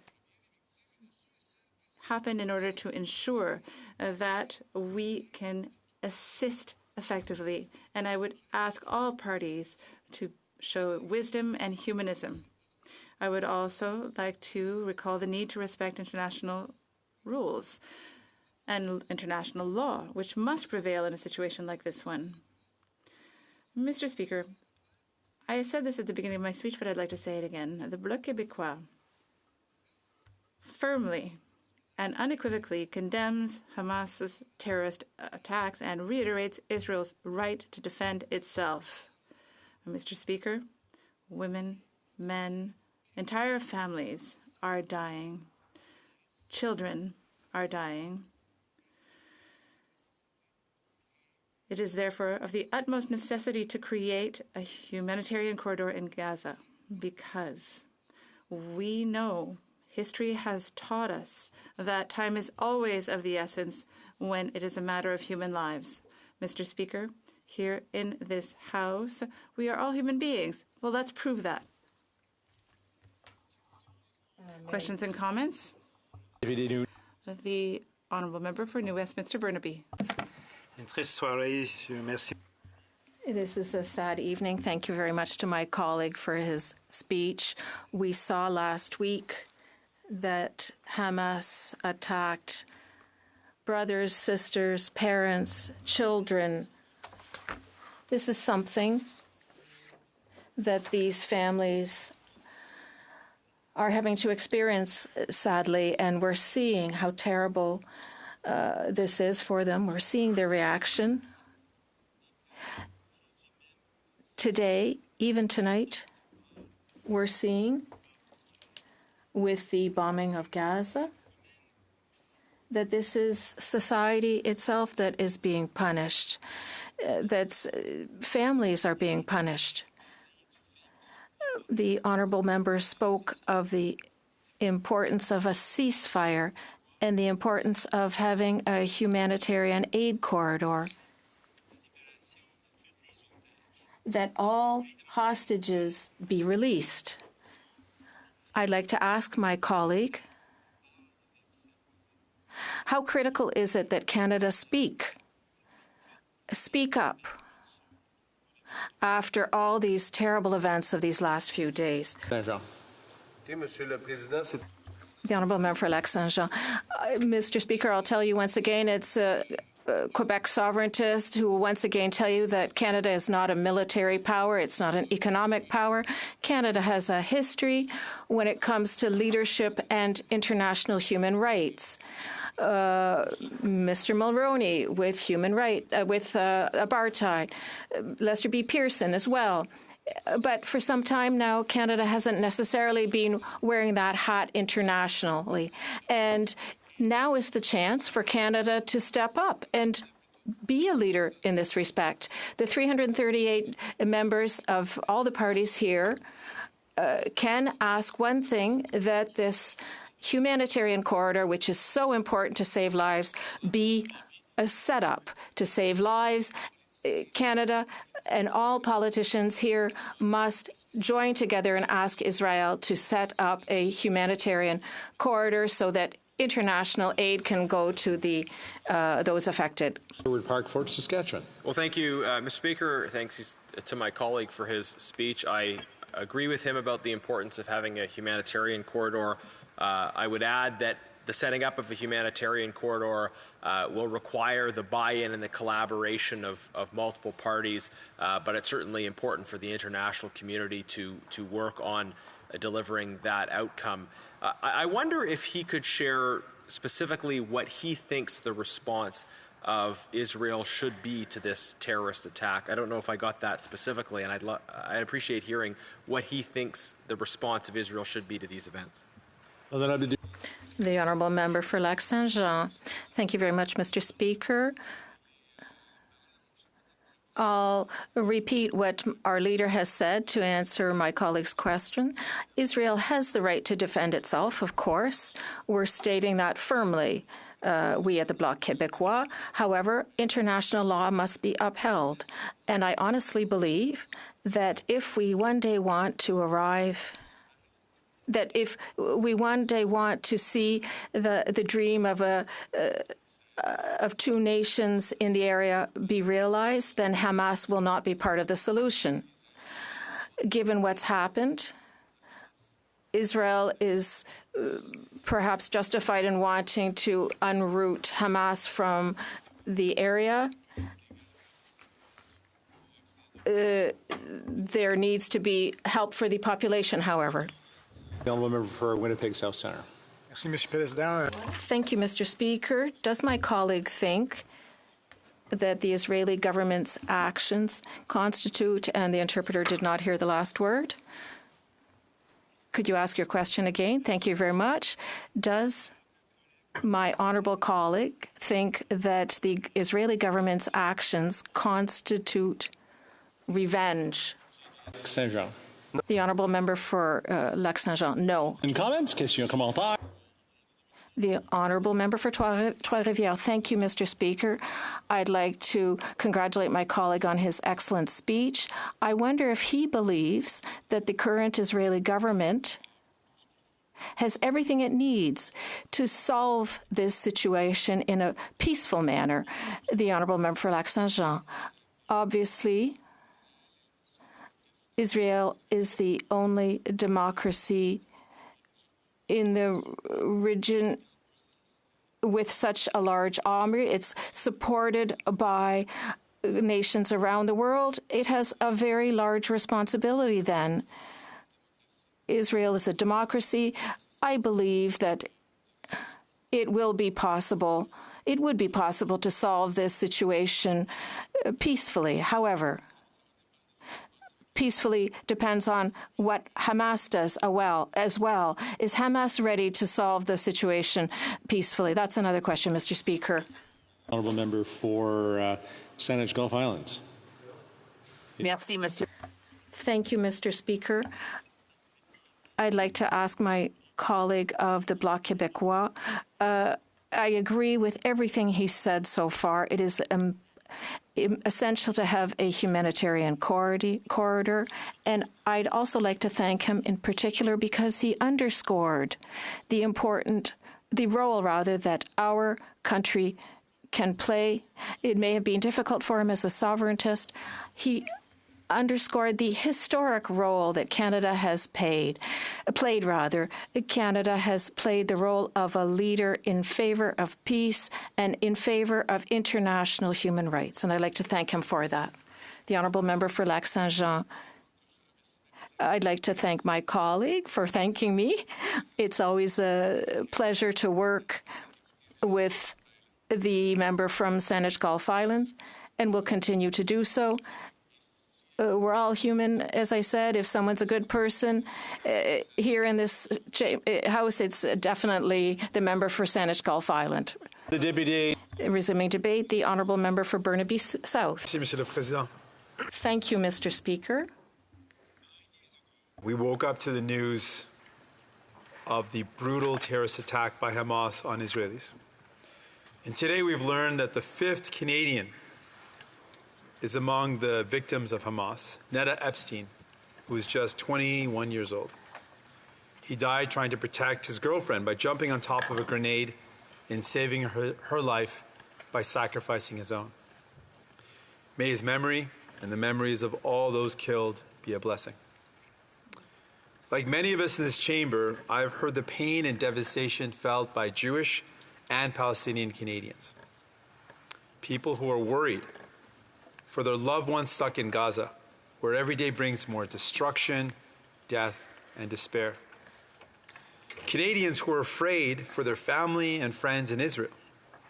They wait for news about those taken hostage. They're trying to maintain hope when there are so many reasons for despair. Jewish Canadians, descendants of Holocaust survivors who grew up hearing stories of family members dragged from their homes and killed. Today, they watch videos of young Jews attending a music festival, shot or taken hostage. They fear that the world's promise of never again has been broken. Canadians of Palestinian origin see their families trapped in Gaza, said to be the worst place on earth. it's always the children who pay the price of war.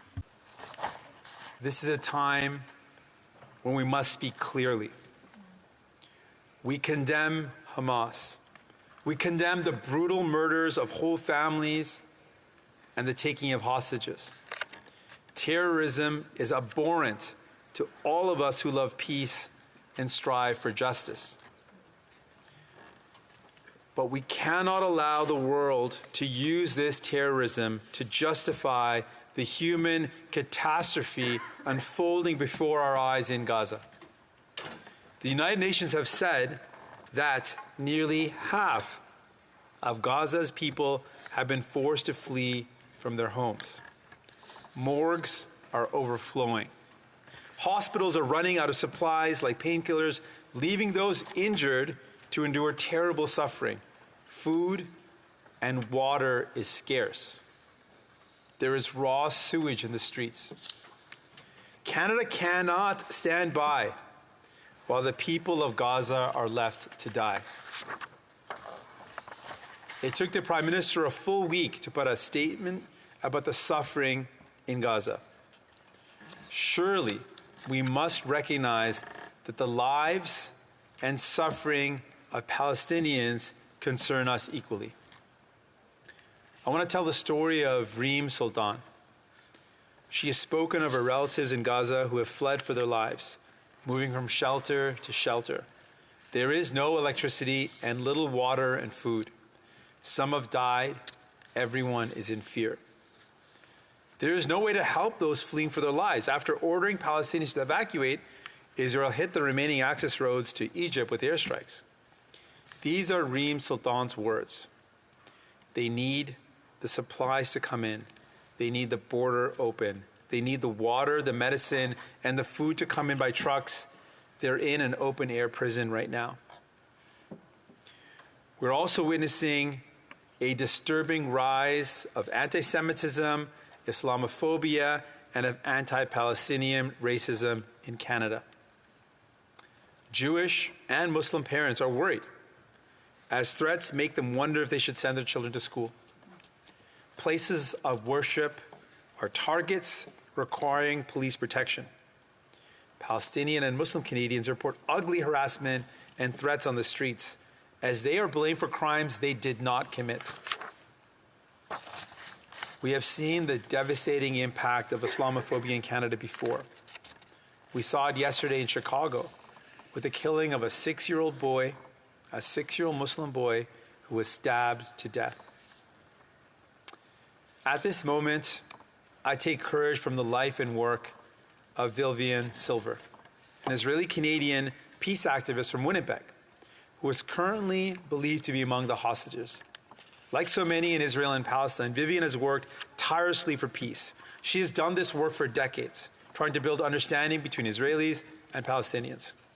She organized Friday afternoon meetings between members of the kibbutz where she lived with people who would gather in a field and speak with Palestinians in Gaza. She helped people living in Gaza to get access to cancer treatment. She is a mother and a grandmother whose family misses her terribly. Her son was recently interviewed about what he wants to happen to free his mother.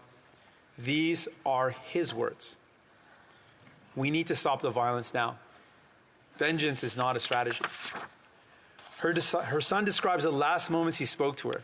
They sent text messages because she was too afraid to speak and let the terrorists know where she was hiding. His last message to her was to let her know that he was with her, that she was not alone.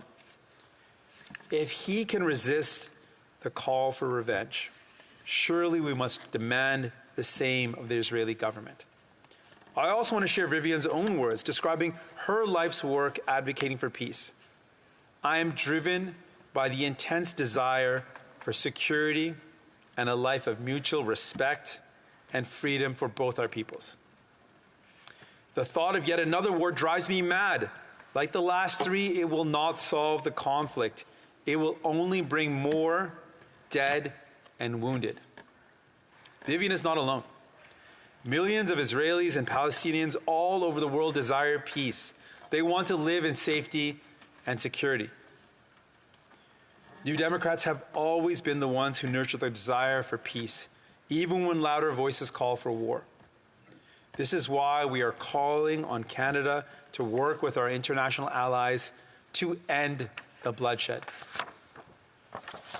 New Democrats continue to call for an immediate release of all hostages, the protection of all civilians, and an end to the siege and bombardment of Gaza, and for humanitarian aid to reach civilians urgently and without restriction. International law must be upheld and respected. Make no mistake, collective punishment is a violation of this law. Canada must insist that all those who broke these laws are held accountable, even those nations we have called friends. Canada must call for a ceasefire to end the killing of innocent civilians in Gaza immediately. We cannot allow for the continuing dehumanization of an entire population. When we stop seeing each other as humans, when we stop believing that each life has value, this is when the seeds of genocide take hold. These are dark days, and the weeks ahead are likely to bring even more anguish. But we can never surrender to despair. And we can never forget that we share a collective humanity and a collective responsibility to protect all people from violence and terror. Thank you.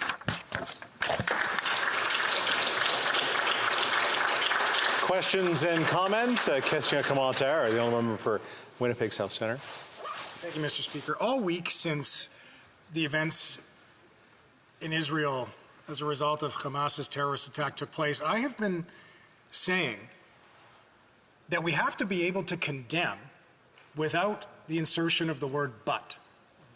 The leader of the NDP just began his speech, empathetic, so it seemed, to the victims of Hamas's terrorist attack, only to insert the word but.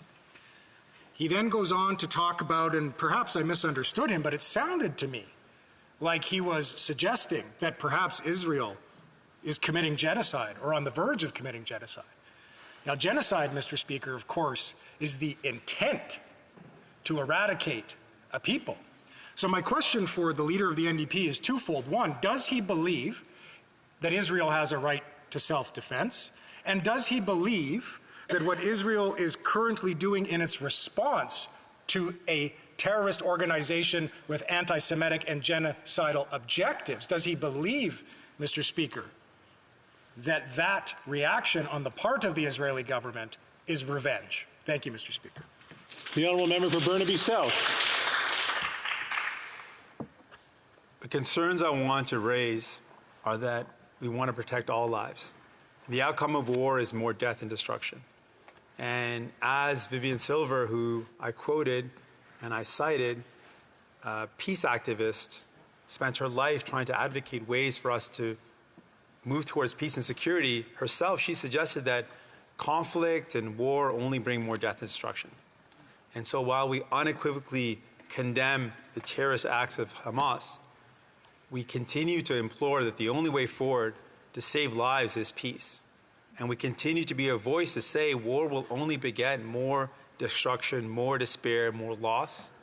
We have to find a better way forward. And given the circumstances, given the conditions that are being imposed on the people of Gaza right now, without any access to resources like water, medication, food, without proper access to these resources, the conditions are being set up for an imminent and horrific despair, loss of life, and tragedy. That must be avoided. Questions and comments? Question commentaire. The honourable member for Thornhill. Mr. Speaker, I will ask again. The leader of the NDP used words like revenge, genocide, collective punishment. It sounds like he's walked those back after his prepared remarks. I'm going to ask him one more time. If he believes, and this is a serious matter, if he believes that Israel is or is about to commit a genocide, just a yes or a no. The Honourable Member Burnaby South. Many human rights experts and the United Nations have expressed dire concerns about the conditions of people, the lives of people in Gaza. I share those concerns. I think anyone who cares about the collective responsibility and the collective humanity that we have to protect life will look at the circumstances right now of people in Gaza and say, without access to food, without access to water, without access to electricity, without access to the resources you need to run a hospital, the conditions that are being imposed are dire.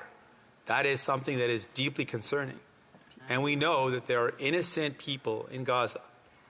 And the imposition of these horrific conditions on everyone in that community is deeply concerning. That is what the United Nations have expressed. That is what we're expressing. And what we want to be clear is our goal here should be to save lives. And that's why we are calling for a release of all hostages. We're calling for a ceasefire. We're calling for a path to peace and to save innocent lives. Questions and comments? Question commentaire. The Honourable Member for Edmonton Strathcona. Thank you very much, Mr. Speaker. And I'd like to thank the leader of the New Democratic Party for his love that he's shown for both Israelis and Palestinians. There's something I want to ask him, and it is this. It is, you know, right now we know the hostages that have been taken by the terrorist organization Hamas are likely in Gaza. We know there are 150 Canadians at least that are in Gaza. We know more than 50% of the population in Gaza are in fact children. So the New Democrats have called for a ceasefire.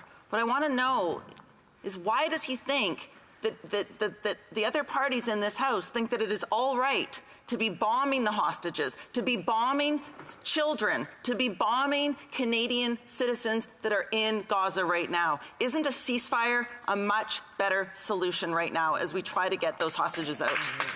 Honourable Deputy de Burnaby Sud. We are in a very horrible time right now, and it is important to acknowledge how painful and how difficult this is. And what my honourable colleague is pointing out is that our path that we're suggesting is to look at our collective humanity, to not lose sight of the fact that every life is precious and dear, and that we don't want to walk down a path which will result in even more death, destruction, and despair. And that's a path we're on right now. That's a path that the world is headed on. And we're calling out, as difficult as it is, understanding how horrible the circumstances are, we're saying that more war, more violence will only result in more loss of life. And so we need to find a better way forward. That's why we're calling for a release of all hostages. We're calling for a ceasefire. We're calling for a path of peace. Because the only outcome of more war is more death, and we have to prevent that. Question et commentaire. Questions and comments. The Honourable Member for Mont-Royal. But I was very concerned by what I heard before. The Jewish people were the victims of the greatest genocide in human history, the Holocaust. Israel is the only majority Jewish state in the world. It sounded to me very much like he accused the state of Israel of being on the verge of committing a genocide. So I would like to ask, yes or no, do you believe that Israel is or is about to commit genocide? I also remind our honourable members to run it to the chair. The honourable member for Burnaby South. Thank you, Mr. Speaker. I understand that there are very real emotions and really serious concerns, and I respect and I acknowledge that. What we're concerned about are the conditions right now that are being imposed on the people of Gaza. The conditions which involve no more electricity, no more clean water, no more access to food, that these conditions, no more access to the resources necessary to run a hospital, that these conditions being imposed on an entire population are very serious. The consequences of actions like that are very dire. And the United Nations have pointed out that the consequences of a path where necessary resources are withheld from a population could be devastating and dire, and that is what I'm expressing as a very deep concern. And that is why we reiterate our call. Release all the hostages. We need to ensure that there is a ceasefire. We need to see a path of peace because we need to save all lives. Innocent lives have been lost, More will be lost if the steps that are taken continue. Questions and comments? Question commentaire, l'honorable député de... The Honourable Member for Rimouski-Nejet-Témiscouata-Les-Basques. Thank you, Mr. Speaker. I'd like to thank my colleague for his speech. Mr. Speaker, of course, we understand the NDP's position on the ceasefire as well as on a humanitarian corridor. I would like my colleague to say what solution he is recommending right now. Does Israel already have all the tools it needs to resolve the conflict? What does my colleague propose in order to save civilian lives and end the conflict as quickly as possible? The Honourable Member for Burnaby South. Thank you for that question. In fact, the only solution to this conflict will be a political solution, a diplomatic solution, not a military solution. That is what we are calling for, because we know that war leads to more deaths, more destruction, more devastation. That is why the NDP is calling for a ceasefire, the release of all hostages, and a path to peace, a path to safety. That will be the only way to arrive at a solution. The Honourable Member for Sherwood Park, Fort Saskatchewan. Thank you, Mr. Speaker. It seems like the NDP leader has essentially offered a defense of complete pacifism. He has stated as a principle he seems to believe that war is never the solution, that more war is never going to lead to peace. I want to just clarify his views on that. Does he believe that there is no case in which war is necessary or just? Because if there is any such case, it would seem to me that in response to this kind of a terrorist attack against civilians would likely qualify. But does he believe there is such a thing as a just war? There is any instance where the use of force against an aggressor is justified? And what is that case in his view? I know we don't have a lot of time, but the Honourable Member for Burnaby South. We are denouncing and concerned about an approach of collective punishment. That of course, there are serious concerns, and we denounce the terrorist attack of Hamas, but our concern is that there's many innocent lives that are being put in a condition of desperation and a dire lack of access to basic necessities. That's a serious concern. And that the approach that we have to take is one where we resolve conflicts through peace and through a desire to achieve safety and security for everyone that cannot be achieved with more war. Continuing debate, the Honourable Member for Mont-Royal.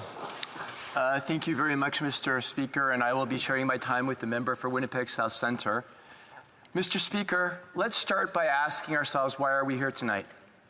We're here tonight because a terrorist organization that has in its charter the destruction of the State of Israel and the destruction of the Jewish people launched the worst attack against Jews since the Holocaust. They crossed the border into Israel. They slaughtered babies. They slaughtered women in their 90s who were Holocaust survivors. They took men, women, and children, huddled together in bomb shelters and kibbutzes, and slaughtered them brutally and put it on video. They went to a music festival where young people were having fun and slaughtered them all. Amongst those who were slaughtered, amongst the 1,400 plus who were slaughtered, this is the number that we know right now, were 6 Canadians: Alexandra Luck, Ben Mizrahi, Adi Vital Kaploon, Shira Hanek Georgi, Netta Epstein, and Judith Weinstein Haggai. And I just, Mr. Speaker, have learned from the family of Tiferet Lapidot that she was also slaughtered, and they found her body. So 7 Canadians have been slaughtered. Mr. Speaker, I've been speaking to the families of those people, and it's devastating for them. This is something that has been impressed on the Jewish community for a very long time. The feeling that in the world today, we're very isolated. Anti-Semitism is on the rise. People are worried, and this has exacerbated the situation. Israelis never thought this could happen. They thought their intelligence was better than this. And Jewish Canadians are left shocked, vulnerable, apprehensive, afraid, angry. And that, Mr. Speaker, is where we are today. Israel, as a nation, has the right to defend itself within international law. We talk about the Holocaust, and the difference between today and the Holocaust is in the Holocaust, we had no army for the Jews. We had nobody to stand up for us. Now we have a state that is a democratic state that has an army that can defend itself and can defend the Jewish people. And that army has a right to eradicate a terrorist organization that not only has wreaked misery for Israeli families, but for Palestinian families as well. Hamas uses their population as human shields. We need to make sure, absolutely, that in Gaza there's a humanitarian corridor. We need to make sure, and Israel has historically had the IDF make sure, that they don't attack civilians. We need to make sure that civilians are protected as best as possible, that humanitarian aid reaches Gaza, that there's a safe zone in the south. All of these things are important. But Israel has the right and the duty to defend itself. And that, I think, is important. I want to turn to something that hasn't come up as much as it probably should, which is in Canada, there are two communities right now that are very vulnerable and nervous: the Jewish community and the Muslim community. And of course, all those people who identify as Palestinians, whatever their religion, feel very vulnerable. Jews are not responsible in Canada for the actions of the State of Israel, and Palestinians are not responsible for the actions of Hamas. These two populations in Canada have historically gotten along very well and been allies. And we as parliamentarians have a duty. Nous avons tous un devoir. We all have the duty to ensure that in Canada, we do not wage the same wars we do in the Middle East, that all communities in Canada can get along, that we as parliamentarians offer all the support to the people in our ridings who feel very vulnerable, especially students in universities, children in schools. Their safety is essential. An example for everyone. We need to be seen whether we agree or not, talking to one another, sharing our concerns in a civil way, because that is the way we set an example for future generations and set an example for other countries around the world. Merci, Monsieur le Président. Thank you, Mr. Speaker. Questions and comments? Question and commentaire. The honourable member for Sherwood Park, Saskatchewan. Thank you, Mr. Speaker. I want to ask my honourable friend about his views on the Iranian regime's role behind this attack. It's clear, I think, that the Iranian regime is seeking to support terrorist organizations throughout the region. We see, if you just look at Israel's borders, you see Iranian regime engagement with Hamas, with Hezbollah, and with the Assad regime in Syria. We have called for the government to take additional steps to hold the Iranian regime accountable, listing the IRGC as a terrorist organization, for example, and taking additional steps in terms of sanctions. And I think this attack is another data point in terms of the horrors we've seen over the years in terms of the actions of this regime. I wonder if the member could share what his views are on listing the IRGC, on the role of Iran in this particular attack, and on what Canada can do to hold the Iranian regime accountable. The honourable member for Mount Royal. Colleague, for that very important question. Iran is definitely responsible for Hamas having the resources it had to carry out these terrorist attacks. Whether or not Iran was actually involved in plotting these attacks, we don't know yet. I imagine we will at some future date. But what we do know is that Iran is actively involved with Hezbollah and may well try to get them to create a second front in Lebanon. We need to make sure, along with our allies, that Iran does not further exacerbate tension in the region. And of course, I have voted in this House to designate the IRGC as a terrorist organization, and I certainly continue to support that vote that I had made several years ago. The honourable member for Trois-Rivières. Thank you, Mr. Speaker. I would like to thank my colleague for his passionate speech, and my thoughts are with him first and foremost. This is a difficult situation that we are talking about tonight, and it requires a certain delicacy. So I'm going to ask a question about one of his comments. Where is the line between defense and revenge? Thank you. The Honourable Member for Mount Royal. Mr. Speaker, I always appreciate the questions from my honourable colleague, who is a very smart man, always asks good questions. For me, we are looking at a situation where there is a democratic Western country that has been attacked by a third party, a terrorist group, whose stated goal is to eradicate the country. It's not working for a two-state solution. It wants to wipe out the state of Israel. The state of Israel has the right to defend its people. All countries enjoy this same right. Unfortunately, it seems to me that sometimes Israel, of all the countries in the world, is treated differently. I always appreciate the Bloc Québécois and their nuanced approach to this question. In Strathcona. Thank you, Mr. Speaker. And I would like to thank my colleague for his intervention today. I know him to be a very, very kind man, and I feel for him and for his community. I know as a Jewish Canadian how difficult this week must have been for you and for the member, and I'm deeply sorry. But my concern is he speaks about the right that Israel has to eradicate Hamas, and I utterly agree with him on that. Israel has every right to eradicate Hamas. The problem is it's not Hamas that I'm worried about. It is the children in Gaza, and that Israel does not have the right to undertake collective punishment. In fact, Noé Katzman, whose brother was murdered by Hamas, has said, and I quote, "The most important thing for me and also for my brother is that his death will not be used as a justification for killing innocent people." There has to be a way that we can protect civilians, and right now that's not happening. There is no corridor. There is no safe place for these families to go. There's no safe place for these children to go. There's nowhere for them to go to escape from the bombardment. How do we stand by and say that killing innocent children will make up for the murder of innocent people? The Honourable Member for Mount Royal. Mr. Speaker, I also know my honourable colleague to be a very nice and well-reasoned person, and I consider her a friend. And so we disagree on this. I don't believe that anybody is saying any of the things that she just said. I think that Israel will do its best, as always, to make sure to make civilian casualties as low as possible. Israel, the difference between Hamas and Israel is Hamas attacks civilians. That is their goal. Hamas wants to kill as many people as possible. Israel does not.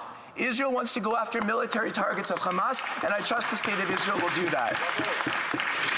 Continuing debate, the Honourable Member for Winnipeg South Centre. Thank you very much, Mr. Speaker.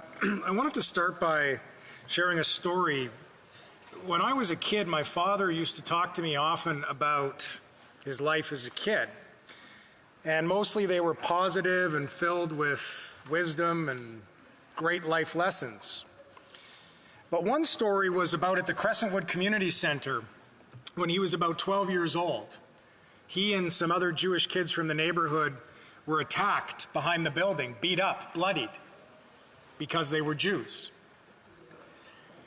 And it really hasn't been, Mr. Speaker, until today that I have understood and felt the same fear that I suspect my father felt back then. It's with that I quote something that Professor Erwin Kotler said earlier as we announced a new special envoy on Holocaust remembrance and to combat anti-Semitism. That was that the Jewish population in Canada, Mr. Speaker, represents but 1%.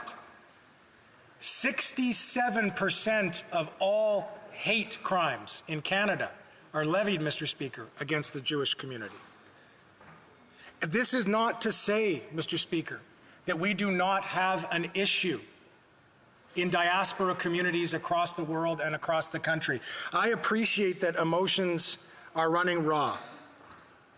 I appreciate that when we are traumatized and conflicts such as this arise, that we are pushed back into our most primitive states. that innately we respond in tribalistic ways where we feel that for our own survival we have to stick with our people. There is certainly danger in that as we seek peace, Mr. Speaker, and I recognize that. I am able to stand on the floor of this House, Mr. Speaker, and say that the loss of every Palestinian child's life is tragic. Without but. The loss of every Palestinian life is tragic. It seems as though my colleagues in the NDP are not capable of speaking to what has occurred in Israel without the insertion of the word but, Mr. Speaker, and I encourage them to reflect on the perspective that they have and the ways in which they are contributing to our national dialogue right now on this critically important issue. In the Jewish faith, Mr. Speaker, we have a ceremony that is called the unveiling. It takes place roughly a year after the passing of someone. On Monday, we had the unveiling of the tombstone for my father. And as we were walking to the graveside, we walked past the gravestone, or the headstone rather, of my grandmother. And it reminded me of the importance of relationship. It reminded me of the importance of bridge building. That despite the fact that our emotions are raw, we don't have to agree, Mr. Speaker, on everything. In fact, we are not going to solve the problems of the Middle East in this chamber or in our communities. But what we can do is we can respect one another. We can show empathy. We can engage in dialogue. And most importantly, Mr. Speaker, I want to come back to what I saw and was reminded of on my grandmother's headstone last week during my father's unveiling. And it said, "Here lies Esther Carr. She made everybody feel like a somebody." She made everybody feel like a somebody.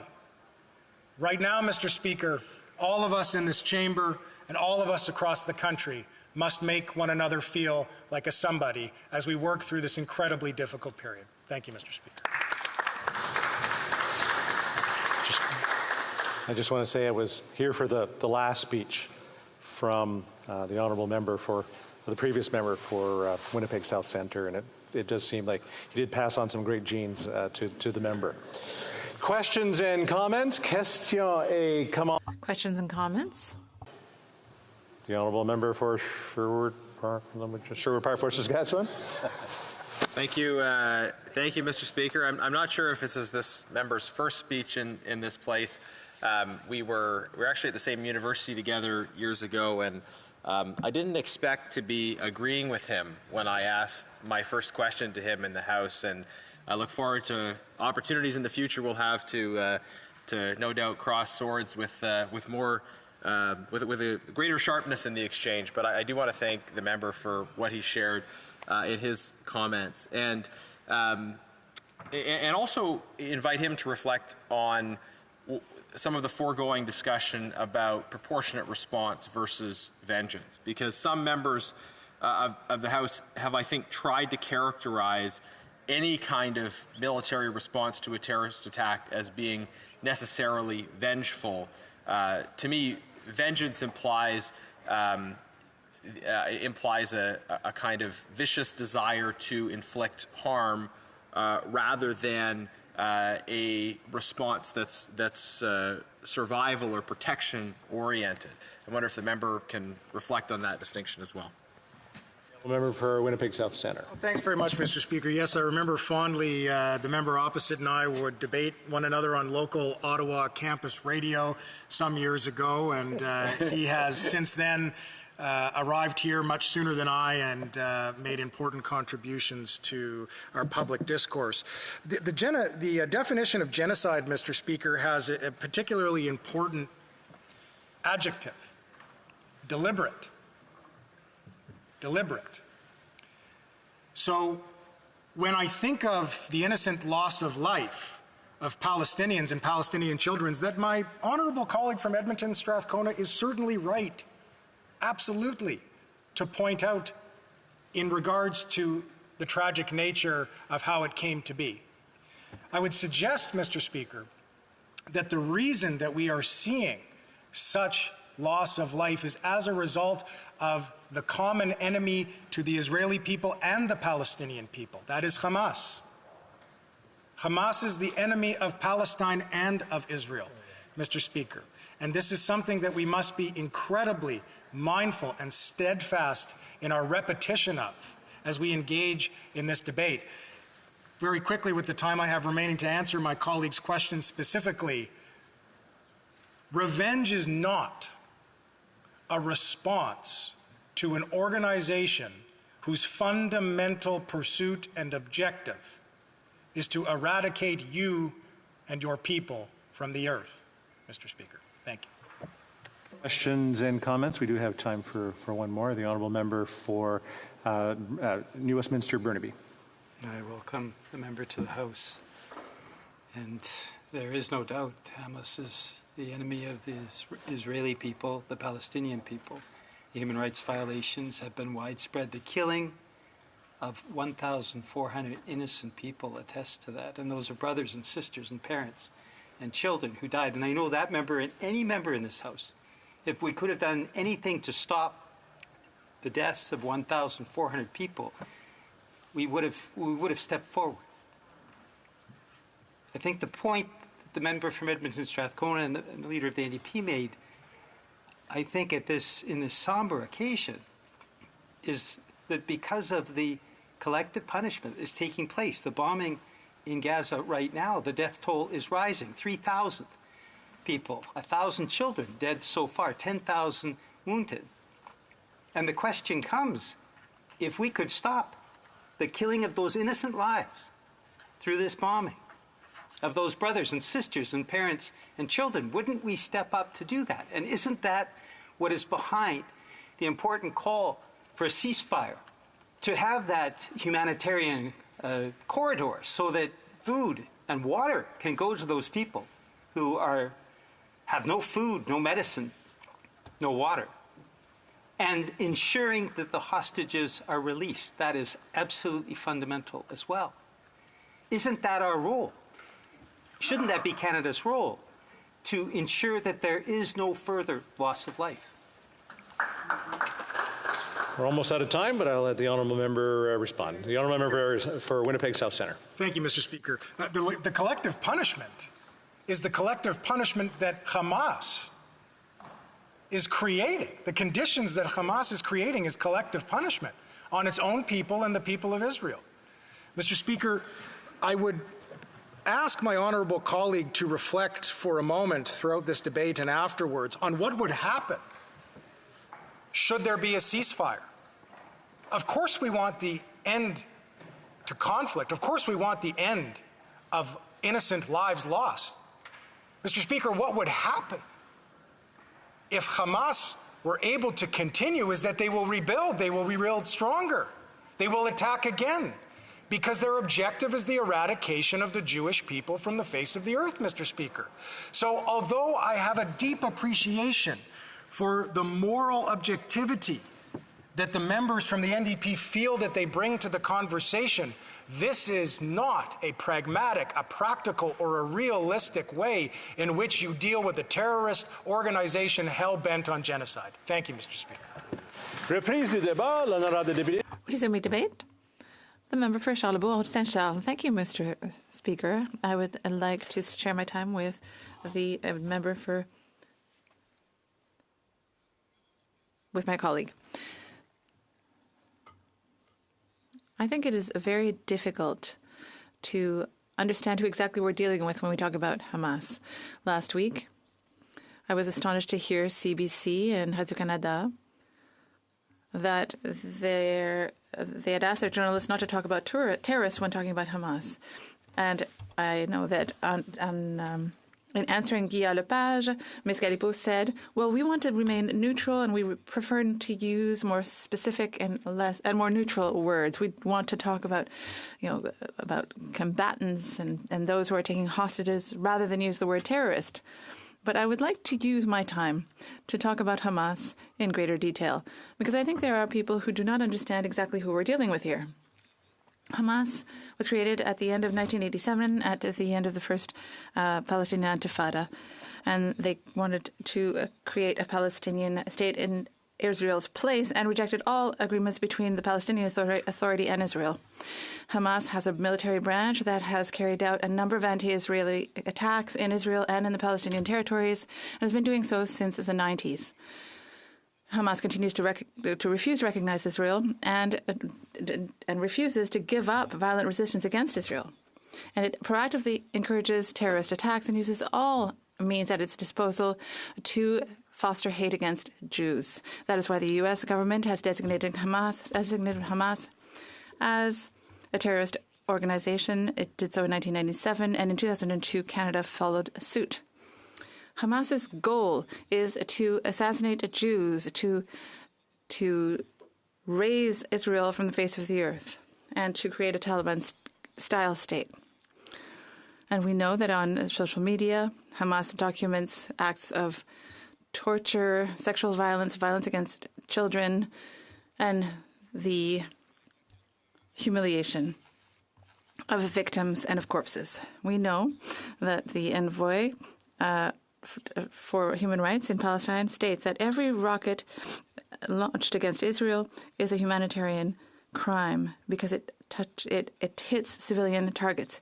More than 1,500 Hamas terrorists crossed the Israeli border on October 7th and had a killing spree.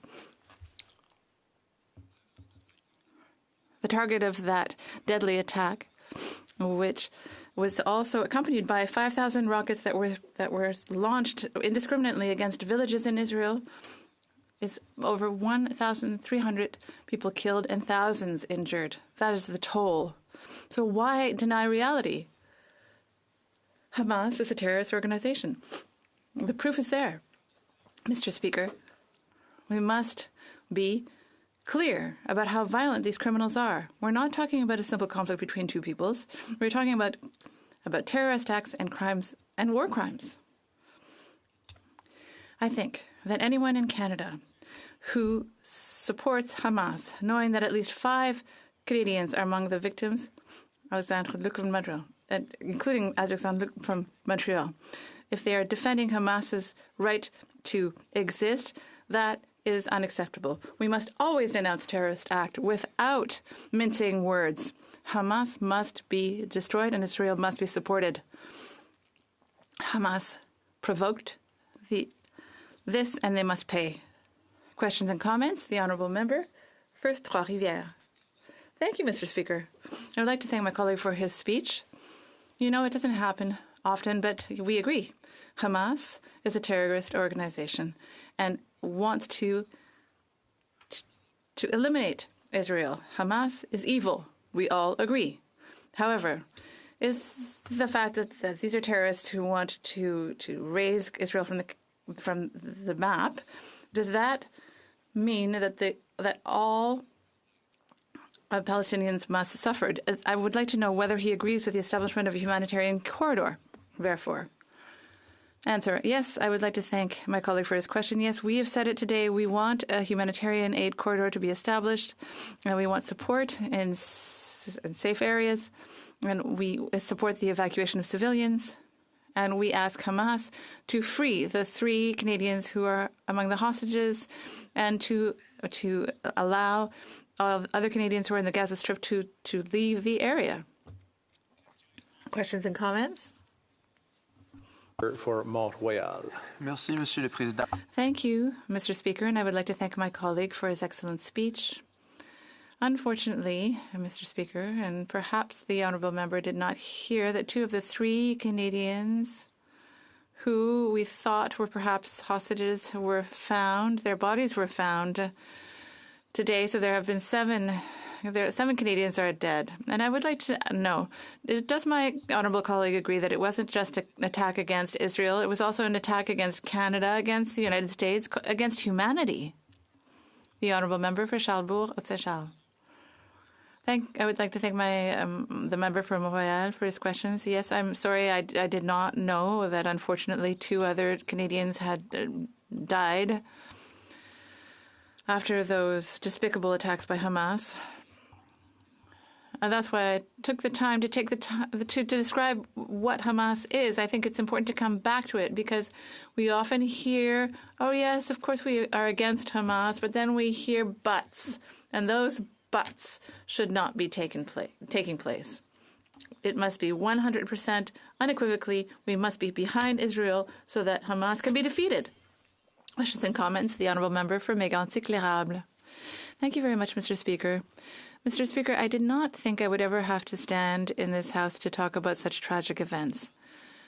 I have been astounded since the beginning of this debate is this attempt to dehumanize what happened on October 7th by talking about the attack against Israel. But no, it was an attack against women and children, against fathers who fought unto their death to protect their families, attacks against elderly persons who just were trying to get by, attacks against people who were trying to celebrate peace. The attack against Israel is a terrorist attack against human beings, against civilians. Does my colleague agree? To say that Hamas, which is against this sordid and sadistic attack, must disappear? And does he agree that Israel has the right to chase down Hamas to ensure the security of Israeli civilians no matter what? The member for Charlesbourg, Haute-Saint-Charles. I would like to thank my colleague for his comment and his question. Yes, he is absolutely right. Because we have been talking about an attack against Israel, but we forget, no, we don't forget it, but I think there are some people who are trying to dilute the real way in which Hamas attacked the Israelis in such a despicable way. Canadians have died, Americans have died, young people who were at a concert listening to music, and then all of a sudden they're surrounded by attackers shooting at them. So it's important to remember the acts that were committed. Yes, there were acts against Israel, but against all other countries whose citizens were there that day. They were attacked by 1,500 Hamas commandos, terrorists who did it to breed terror, because that's what terrorists do. They want to breed terror and scare people. For Charleswood, St. James, Assiniboia, Headingley. On October 7th, we woke up to an unspeakable horror. Hamas terrorists brutally invaded Israel, invaded homes, intentionally killing 1,400 Israeli civilians, taking hostage over 100 more. We must stand shoulder to shoulder with Israel as it defends itself from the criminal and barbarous acts of Hamas. Among the dead are 7 Canadians. May their memories be a blessing. At least 1 Canadian is still missing and presumed held hostage. All hostages must be released. More Jews were killed in Saturday's attack than in any single day since the Holocaust. They are children, babies, men, women, intentionally slaughtered in their homes. They were young people just out listening to music at a dance party. This was an unprecedented, brutal, intentional attack. As we speak, Hamas is threatening to execute innocent hostages. This outrage cannot and must not stand. Don't let anyone tell you Hamas is the legitimate voice of the Palestinian people. It is not a government. They are not activists or freedom fighters. They are not a resistance movement. They are genocidal. They are a genocidal, murderous, and evil death cult, and they must be defeated. Hamas has demonstrated in an especially depraved manner why it is listed as a terrorist entity by Canada and its Western allies. There is broad consensus that the war on Hamas is a just one. Hamas is a sworn enemy of Israel, intent on its annihilation, but it has also betrayed the Palestinian population it claims to represent. Their goal is to maximize suffering of both Israelis and Palestinians. It serves as a fundamental impediment to peace and the goal of reconciliation between Israel and the Palestinian people. Make no mistake, Hamas is a direct proxy of Iran, and that is why Canada must list the IRGC as a terrorist entity. I have to say, Mr. Speaker, all celebrations on Canadian soil of the evil, sadistic Hamas terrorist attacks on Israeli citizens is abhorrent. Shame on all those who participated. Conservatives unequivocally condemn the invasion of Israel by Hamas terrorists and the sadistic violence that Hamas has carried out against innocent civilians. Now is the time for moral clarity. There is no moral equivalency between democratic Israel and the butchers of Hamas. There is no response within the boundaries of international law that would be disproportionate to the crimes Hamas has committed. Israel has the right to defend itself against these attacks and respond against the attackers just as any other country would. Theodor Herzl, the father of modern Zionism, was famous for saying, "If you will it, it is no dream." In 1948, that dream became a reality, a homeland in Israel, the Promised Land. Working together, Israelis turned a desert into an oasis, an island of democracy surrounded by a sea of autocracy, a Jewish state where Jews could live in peace, free from fear and persecution. Let there be no doubt, Israel is the ancient and indigenous homeland of the Jewish people. Many politicians will stand with Israel when it's easy, but listen to what they say when it's hard. They will talk about both sides. I'm here to tell you that there is only one side, the side of morality, the side of democracy, the side that Israel is on. We see too often politicians at the United Nations unfairly single out Israel for criticism. I will always stand against the unfair singling out of the Middle East's only democracy. We call on the government to conduct an immediate review of all aid going to Gaza to ensure it does not go to funding Hamas in its campaign of terror, but rather to aid innocent civilians. Already there are calls for Israel to de-escalate. I can't believe that I'm hearing this even from the NDP. I ask, would any country de-escalate after having its people slaughtered in cold blood, still held hostage? No, they would not.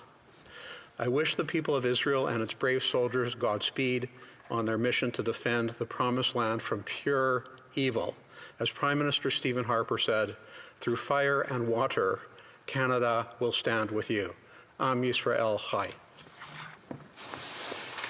Questions and comments. Question commentaire. The honourable member for Mount Royal.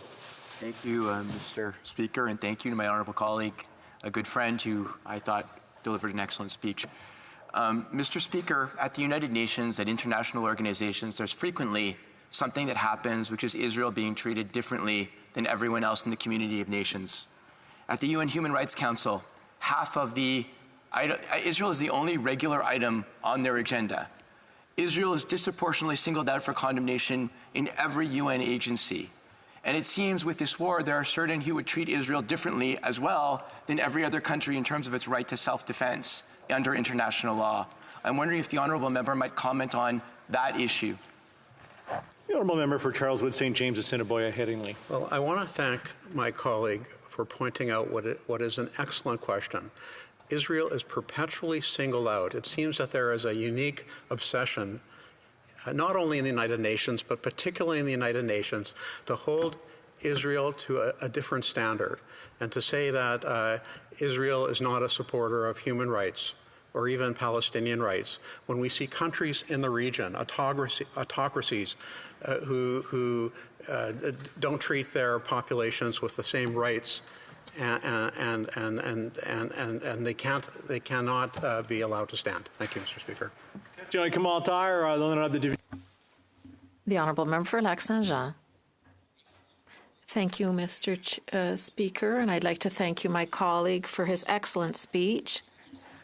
I think there's a consensus tonight, a clear one, that what happened this October has happened is inconceivable. It's a terrorist attack that must be condemned as firmly as possible.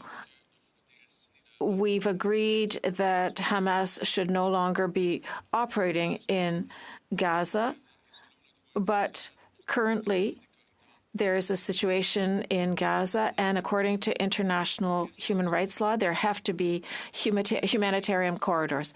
What does my colleague think of this? Thank you. St. James, Assiniboia, Headingley. I want to thank the member for his excellent question. Of course, Conservatives have called for and support the idea of a safe zone in southern Gaza, and of course humanitarian corridors, both to provide needed supplies of food and water and medical supplies in Gaza, and of course to have foreign nationals that are in Gaza safely removed and taken back home. But at the end of the day, Israel has a right to defend itself, and its mission is to eradicate Hamas. And at the end of the day, that will be a good thing for not only Israelis, but Palestinian citizens. In comments, the honourable member for Edmonton Strathcona. Mr. Speaker, and I would like to thank my colleague for his speech today. I want to send my heartfelt sympathy to him, and as a Jewish Canadian, I know he is experiencing such incredible heartbreak right now. I also know that while I'm not Jewish, I empathize with every Jewish Canadian and Jewish people around the world for the horrific things that have happened in Israel over the last several days. And because I'm not Jewish, I'm going to quote from somebody that is a survivor of the massacre at the kibbutz Bereri, who writes, how am I supposed to wake up every morning and know that 4.5 kilometers from me, from my home in kibbutz Bereri, that in Gaza there are people for whom this is not over? If you hear my words, look deep, deep inside and ask yourself what your values are. I know what I want. I want a just peace. Do the children in Gaza not deserve the same peace that we are all hoping for the Israeli people? Honourable member for Charleswood, St. James, Assiniboia, Headingley. It's important, and I know the NDP likes to do that, not to conflate Hamas with the plight of the Palestinian people. But with regard to the plight of the Palestinian people, all I can really say to that member is that if she truly wants peace for the Palestinian people, that she will get behind international calls for the eradication of Hamas. Continuing debate, reprise du débat, the honourable member for Scarborough Centre. Thank you, Mr. Speaker. Let me begin by saying that, like all Canadians, I have watched with horror the events unfolding in Israel and in Gaza. Violence and acts of terror are never the way to lasting peace and justice. Hamas is an illegal terrorist group that does not represent or advance the cause of the Palestinian people or the Muslim people. I condemn the intentional targeting of innocent civilians regardless of their political views or affiliation.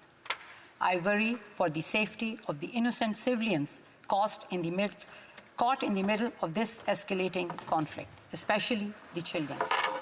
Sorry, Mr. Speaker, just wanted to say that I will be sharing my time with the member for Outremont. I worry for the safety of the innocent civilians caught in the middle of this escalating conflict, especially the children. I'm also concerned about rising incidents of Islamophobia and anti-Semitism here in Canada. In Canada, we live in peace with our neighbors.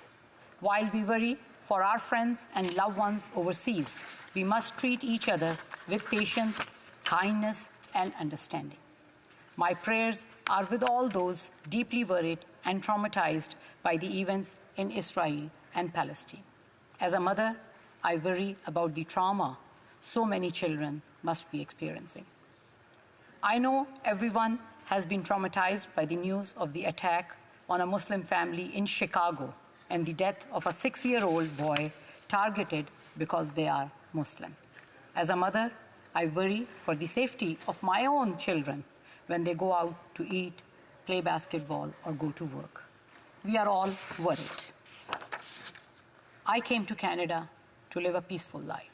I condemn all incidents of anti-Semitism and Islamophobia, and I urge any incidents of hateful violence to be investigated by the proper authorities. There is no place for any hatred in Canada. I have heard from many in the Scarborough community deeply concerned about Israel's order to 1 million innocent civilians to flee Gaza under an unrealistic deadline.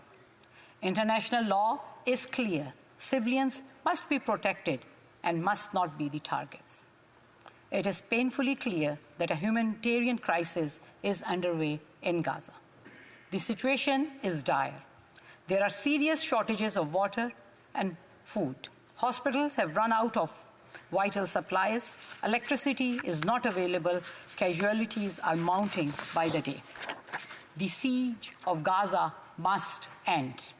The innocent civilians of Gaza must not be the victims of this conflict. The World Health Organization and the United Nations has urged this order be rescinded. There needs to be a humanitarian corridor and support for those innocent civilians, including food, water, and electricity. The United Nations and other humanitarian agencies are ready to do that work, are ready to help. Canada must do all it can to ensure the safe and unimpeded access of relief via a humanitarian corridor. I urge Canada to be a voice for an immediate ceasefire, the end of all violence, and the return of all hostages home to their families. While our focus is on the immediate crisis and the protection of the innocent civilians of Gaza, the West Bank, and Israel, we must not lose sight of the need to end the cycle of violence. And the only way to do that is through dialogue. History has shown us that war and violence is never the way to peace and justice. Canada has long been a proponent for a two-state solution, a free and democratic state of Israel and a free and democratic state of Palestine living side by side in peace. Sadly, that dream seems to slip further and further away every day, and yet I don't know what other option for a better future there could be. Canadian policy is also clear.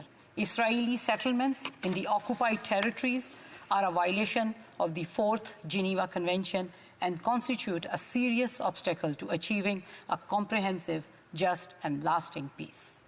And I again call for Canada to recognize the jurisdiction of the International Criminal Code. All those guilty of war crimes must face international justice.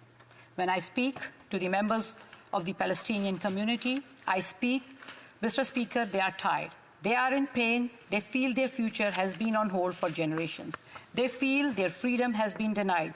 They just want what all of us want, what all of us take for granted, to be able to work, walk their children to school, to be able to go to work, to be able to give their next generation a better future without security checkpoints and constant worry. They yearn for hope, Mr. Speaker, but so many, too many, are without hope. They can't see a better future for their children. Let Canada be a voice for hope. Thank you, Mr. Speaker. The honourable member from Sherwood Park, Fort Saskatchewan. Thank you very much, Mr. Speaker. I thank my colleague for her remarks. I know she's very sincere in her convictions on these matters. I wanted to pick up on the issue of the importance of establishing a humanitarian corridor and safe zones for the distribution of essential humanitarian assistance. Our party supports that and has called for that. I want to note that the last time there was conflict between Gaza and Israel, there was one instance that we heard about at the Foreign Affairs Committee where Hamas intentionally targeted a humanitarian crossing point. I asked Canadian officials, why would Hamas intentionally target a humanitarian crossing? Canadian officials at the time said, quote, in terms of the reason, obviously the intention and the pressure on all parties Hamas may not have wanted alleviated instantly to keep the pressure on and keep sending the message. I wonder if the member would agree that as vitally important as establishing these humanitarian corridors are, one of the challenges has been historically that Hamas has shown capricious disregard for the lives of Palestinians and has in fact used their pain and the prevention of access for humanitarian aid as a tool to try to exert more pressure on the international community. The honourable member from Scarborough Centre. Thank you, Mr. Speaker. I would like to thank the honourable member for his question. And as I said in my speech also, it is really very important that all parties to a conflict have the responsibility to abide by international law. And international law is very clear. Civilians must be protected and must not be the targets. So the situation right now is very dire. There are serious shortages of food and water. There is no water, there is no life in Gaza. Hospitals have run out of vital supplies, so it is really very important that all efforts are made. And as Minister for International Development has said in the morning, that all the humanitarian aid should be directed towards the people, the civilians who don't have any food or any water. So the innocent civilians of Gaza must not be the victims of this conflict. Thank you. The honourable member from Winnipeg South Centre. Thank you, Mr. Speaker. I want to thank my colleague for her sincerity, her conviction, and her articulation of support for the pursuit of peace. And I understand the pain that she is feeling and the fear that she is feeling as a leader, both in her religious and faith-based community, but also in her responsibilities as a parliamentarian, broadly speaking. I think that all of us are feeling that way right now. We will have differences, Mr. Speaker, in terms of the way in which we approach solutions to this very difficult conflict. On this side of the House, of course, there will be difficult conversations, as I imagine there will be on that side of the House. What I'd like to ask my colleague is, in what ways can we, both within these walls and outside of these walls, as colleagues and as parliamentary leaders, start to bring the temperature down in the country and work together despite these differences in order to restore a sense of security and safety for all Canadians? Thank you, Mr. Speaker. A brief answer, if that is possible, from the member from Scarborough Centre. Thank you, Mr. Speaker. And I really want to thank the honourable member for his question. I'm also really very concerned about what's happening domestically, the increase in the incidence of Islamophobia and anti-Semitism. So while we worry about our friends and loved ones overseas, I think it's really very important that we must treat each other with patience, kindness, and understanding. This is what the Canadians are known for. Canadians, I know, are worried. I heard it while I was in my riding last week. But I think it is really very important that we all come together to make sure that we fight anti-Semitism and Islamophobia right here in Canada so that everyone feels safe. Thank you. A short question from my colleague, the Honourable Member for Trois-Rivières. Thank you very much, Mr. Speaker, and I'd like to thank my colleague for her speech. I appreciate her sensitivity. Tonight we're hearing a lot about good intentions, but beyond good intentions, what specifically can be done? Thank you. Député de Scarborough Centre. Honourable Member for Scarborough Centre. I want to thank the honourable member for his question. As I said also in my remarks, that the only way to break out of this cycle of violence is for both Israelis and Palestinians to work together to build a just peace that recognizes the rights of Israelis and Palestinians who only want to live in peace, freedom, and security. We have a lot of work to do to get there. So I hope Canada can play its role to make sure that we call for lasting peace in that region. Je remercie les députés I would ask members to behave during this debate. Unfortunately, this is a very important debate where many sensitive questions are being raised, but there are certain restrictions for the period of debate in question, and I would like to thank all members for their patience with that rule. I will now recognize the Parliamentary Secretary to the Deputy Prime Minister and the member for Outremont. Alexandre Luc, 33 ans. Alexandra Look, 33, Montreal, called around 11 saying my mom's involved in a terrorist attack. He explained in an interview with RDI. His father added, they called for the killing of our son. Alexandra Look was hiding in a shelter. Those in the shelters explained that he had tried to hold off attackers at the entry. It had no doors. That is how he was shot by combatants. One survivor testified about Alexandre. I assure you, he was our shield. Were he not there, we all would have died. This Montrealer gave his life to save others. Shir Georgie, 22. Ben Mizrahi. Avital Kaplan, Netta Epstein, all Canadians. With a heartbreaking, terrifying story. Canadians taken hostage, each with a heartbroken and terrified family. I spoke to a father, Mr. Speaker. His voice still rings in my ear. His daughter was kidnapped, and he lays awake at night wondering if she is alive or dead.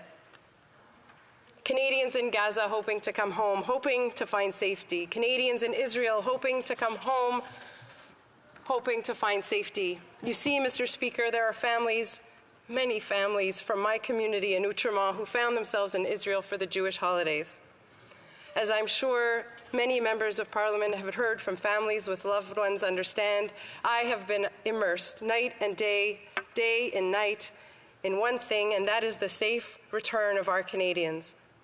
I cannot describe the calls, the sirens in the background, the babies screaming, parents asking for help, parents asking to get on a plane. Our utmost priority has been the safe return of all Canadians, whether they're from Gaza, the West Bank, Israel, whether they are Muslim, Jewish, Coptic Christians, like those who flew home on our military plane just a few days ago. Our government will continue to devote ourselves to keeping all Canadians safe. And for me, that means two things: bringing our people home and keeping our country free from the hateful rhetoric and violence that flourishes anywhere and everywhere whenever we pit one community against another. I've been horrified by the explosion of hate here in Canada and around the world. In Germany, apartment buildings where Jewish people live were marked with the Star of David, a horrific echo of Nazi persecution. In Australia, a crowd of so-called protesters shouted, "Gas the Jews," over and over again, Mr. Speaker. And in the United States, a Palestinian boy, a boy of just 6 years old, was fatally stabbed 26 times. In Montreal, less than 48 hours after the massacre in Israel, protests took place celebrating Hamas's terrorist attack as an act of resistance. A few days ago, young people at the University of Montreal shared their fears with me. Some of them have been harassed. Others have called me to contact the police in their names. Parents are fearing for their children. That is going on here at home in Montreal. What has taken is the position of all Western democracies. It is the only position that could allow the rules-based order to survive. It is to defend your territory. It is to defend your people against terror. Should a terrorist organization enter our country's borders and attack Canadians, would we not respond? Yes, we would, Mr. Speaker. I want to be crystal clear. Do Palestinians in Gaza, who had nothing to do with the massacre by Hamas, have the right to access food, water, and fuel? Without a doubt, absolutely. Should there be a humanitarian corridor? Absolutely. Should there be safe passage to neighboring countries such as Egypt? Of course there should be. But as a Canadian government, our priority is to defend Canadians. And Mr. Speaker, we too were attacked. Canadians have been taken hostage by this terrorist organizations. Canadians have died at the hands of this terrorist organizations, and those responsible need to be stopped. Because if anyone in this House of Commons aspires to peace, has hopes for a just and lasting resolution, dreams of a two-state solution, of a Palestinian state living side by side of an Israeli state, then Hamas must be destroyed. Questions and comments. The Honourable Member for Saanich Gulf Islands. Thank you, Mr. Speaker. And I'd like to thank my colleague from Outremont for his speech. Debate is difficult, emotionally wrenching, because this week has been emotionally wrenching. Hamas's crimes are horrific. I cannot say strongly enough, Hamas must be eliminated. But as this debate has gone forward, and I know this is dangerous to think out loud in a debate among colleagues, but I'm thinking, how can we ensure the safety of the civilian population of Gaza, which I think we all agree must not be conflated with their horrific captors? Let's make no mistake, Hamas has kept the people of Gaza hostage as well since 2007. On one side in this war is the state of Israel. On the other side is a terrorist organization of criminals, laced among and hiding among a civilian population. Is this perhaps, and I know a perhaps in this context is a dangerous notion for someone in politics, but let me climb out on this limb and ask, can we as Canadians, with the history of having invented the peacekeepers under former Prime Minister Lester B. Pearson, can we imagine a policing action of many states to eliminate Hamas, to go in and eliminate the criminals without bombing from the air, an ability to rescue innocents, rescue hostages, and eliminate, and I'm not saying no violence, eliminate Hamas, but do it carefully through peacekeeping measures? The Honourable Member for Outremont. Mr. Speaker, and I thank my colleague for her question. I agree with her that Hamas has been keeping the Palestinian people hostage. I agree with her that they must be stopped, must be destroyed. I'm not here to speculate on how we do that. I certainly am open to suggestions. But as I said in my speech, and if my colleague was listening, this is a conflict halfway around the world. I'm not sure that right at this moment these are the ideas that need to be said in this House, because in this moment, Canadians are afraid. Canadians are hurting, and our duty is towards our Canadian community. L'honorable député de Sherwood Park. The Honourable Member for Sherwood Park, Fort Saskatchewan. For her speech, I just heard the leader of the Green Party propose that perhaps Hamas could be eliminated by another international force. I would speculate that if other countries volunteer to do that, Israel would be happy to have that occur. But in the absence of other countries committing troops to the defeat of Hamas, Israel is obviously on the front line and committed to protecting itself. My grandmother was a Holocaust survivor, and as a result, I reflect a lot on the meaning of never again. And I think part of what never again means for Jewish people or for their descendants is that during the horrific period of the Holocaust, other people, other nations did not step forward to prevent and stop the Holocaust. And as such, Jewish people realized the need to protect themselves and develop the military capacity to defend themselves, because if necessary to stand alone, they had to protect themselves and make sure that something like this would never happen again. I wonder if the member wants to comment on that. The Honourable Member for Outremont. Thank you, Mr. Speaker, and my colleague, who I've worked on several occasions in Common Cause, is touching upon a very important point, and that is October 7th and the horrific attack by Hamas marks the day when the most Jews were killed since the Shoah, since the Second World War. And that has served to re-traumatize survivors of the Holocaust, but all Jewish people here in Canada and around the world. And I think that that is a very important point. We have time for a very brief question from the Member of Parliament from London, Fanshawe, and a very brief answer from the Member from Outremont. Thank you, Mr. Speaker, and I thank my honourable colleague for her speech. She spoke about Canadians hurting, doing what we can to ensure that she spoke about the people in her own community and the fear that they have, and ensuring that we're protecting them, of course. In my community, it was just reported that in one of the apartment buildings there was a sign that was publicized for everyone to see that said "Kill all Muslims." Can she speak about what we need to do here today to ensure that that anti-Palestinian, anti-Semitism, and those messages, anti-Semitic messages, are really addressed here in this place? Thank you, Mr. Speaker. An extraordinarily brief comment, an answer from the member from Uchimo, please.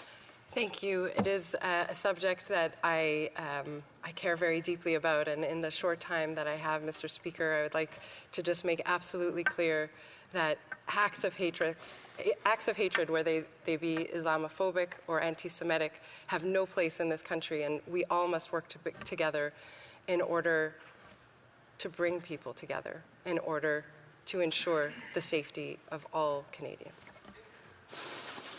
Thank members for doing their very best to keep this to brief questions and answers. Resuming debate, the member from Dufferin-Caledon. Thank you, Mr. Speaker. I'll be splitting my time with the member for South Surrey White Rock.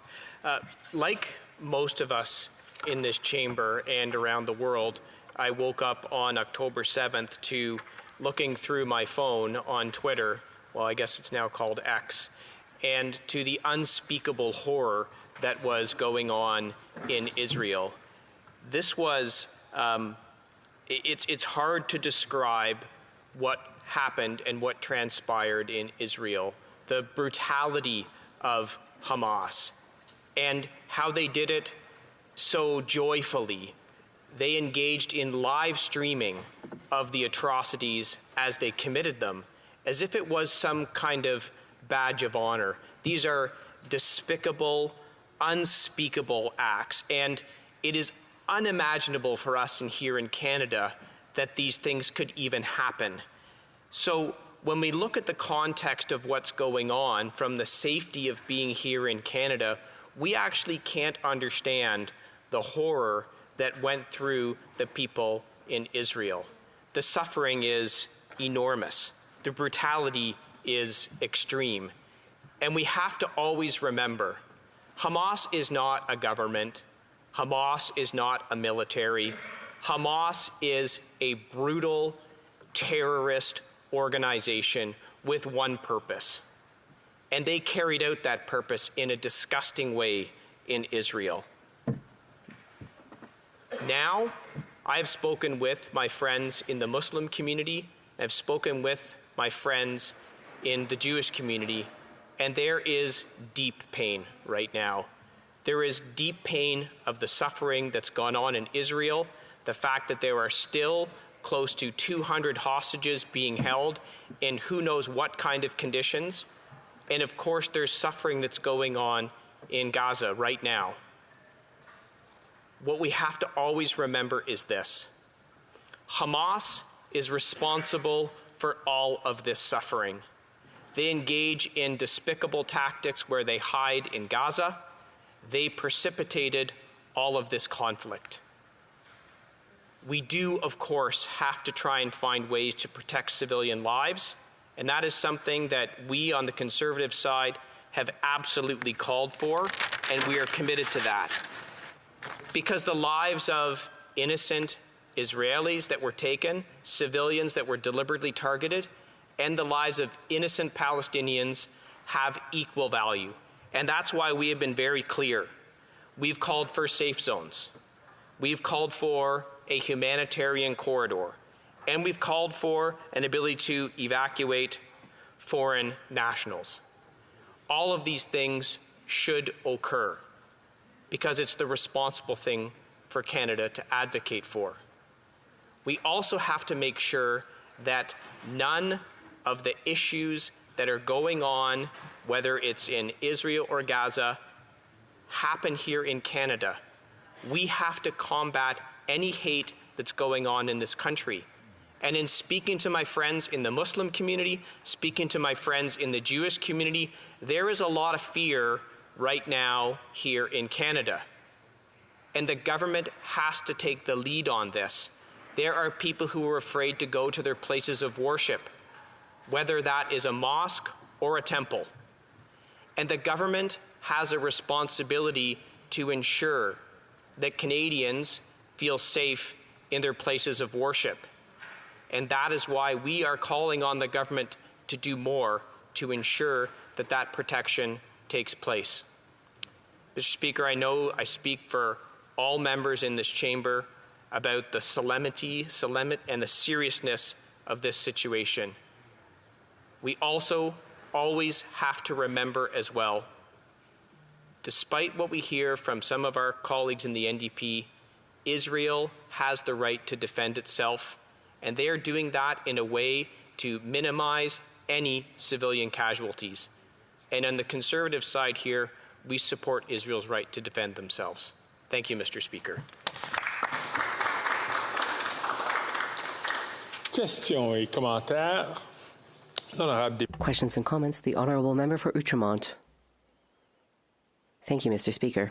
For his speech, he touched on a few of the points that I feel also very strongly about, and I believe he mentioned the importance of our government, taking action in order to help Canadians feel safe in their communities. I couldn't agree with him more. As I mentioned, that is a priority, of course, of our government.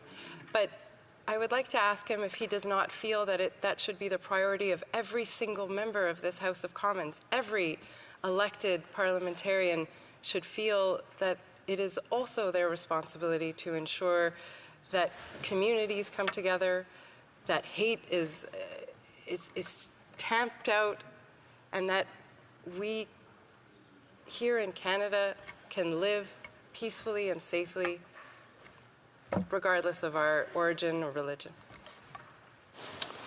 The Honourable Member for Dufferin-Caledon. I agree 100%.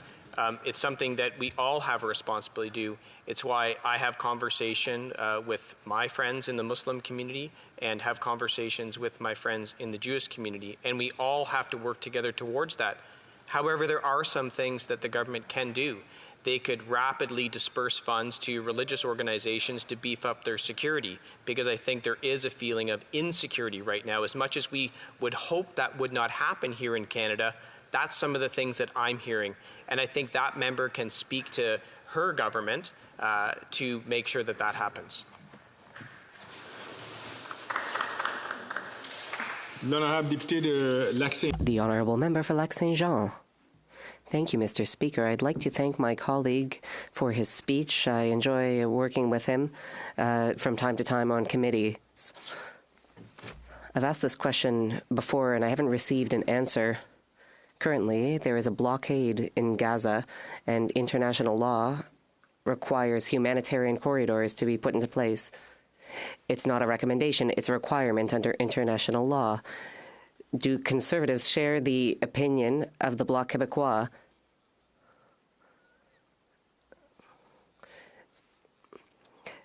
Even the government seems to be on the same page. Everyone is calling for a humanitarian corridor, but it's not happening, and it's creating great pressure for the Gaza Strip and its people. The lack of a humanitarian corridor is endangering the entire region. What does my colleague think is preventing Israel from allowing a humanitarian corridor? The member from Caledon, Dufferin-Caledon. That part of the problem that there isn't a humanitarian corridor is Hamas, who will do everything they can to prevent such a humanitarian corridor from functioning effectively. But it is something we're absolutely calling for. We're on the same page on that. Thank you, Mr. Speaker. The Honourable Member for Kitchener Centre. Speaker, I join my honourable colleague in condemning Hamas. I also note in his speech, and I appreciate he talked about protecting lives. Now, he's also likely aware that in recent days there have been 6,000 bombs dropped on Palestinians, almost 3,000 Palestinians killed. In light of this, at what point, if any, would he join in calling for a ceasefire? The Honourable Member for Dufferin-Caledon. It's not my position to tell a sovereign nation when their right to defend themselves ends. What I do know is this. that Israel is attempting to minimize any civilian casualties. But they do have the right to defend themselves. We all agree in this chamber that you have to eliminate Hamas, and that is what Israel is trying to do. And we on this side, we support that effort, Mr. Speaker. We have time for one more brief question and answer. Member of Parliament, I'd like to recognize the member from Edmonton Strathcona. Thank you, Mr. Speaker, and I'd like to thank my colleague for his intervention today. He works with me on the Canada-China Committee, and I actually was in his riding just recently. He spoke a little bit about international law and the right of Israel to defend itself. We know that the former International Criminal Court prosecutor Ocampo has said that there is potential for what is happening in Gaza to be a humanitarian genocide. Would he be open to having all crimes committed at this time be investigated by the ICC or the ICJ? A very brief answer, regrettably, Speaker, from the member from Dufferin Caledon. Mr. Speaker, I'm not going to speculate on what she's suggesting. What we do know for sure is that Hamas committed despicable war crimes and they live streamed them. And for that, Hamas needs to be eliminated. Thank you, Mr. Speaker. Resuming debate, the Member of Parliament from South Surrey, White Rock. Correct, Mr. Speaker.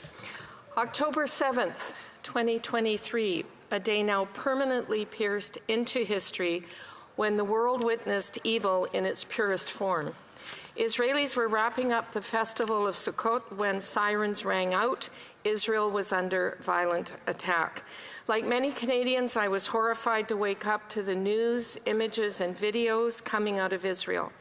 This deliberate, coordinated attack by Hamas terrorists was despicable, unjustified, and I condemn it unequivocally. Israel has the right to defend itself just as Canada would if this attack was carried out on our soil. This shouldn't be difficult to say. But some Canadian politicians and some in the media couldn't find the moral courage to say so.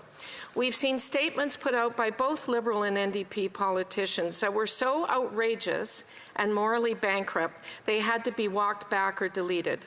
The CBC instructed its employees to avoid referring to Hamas as terrorists.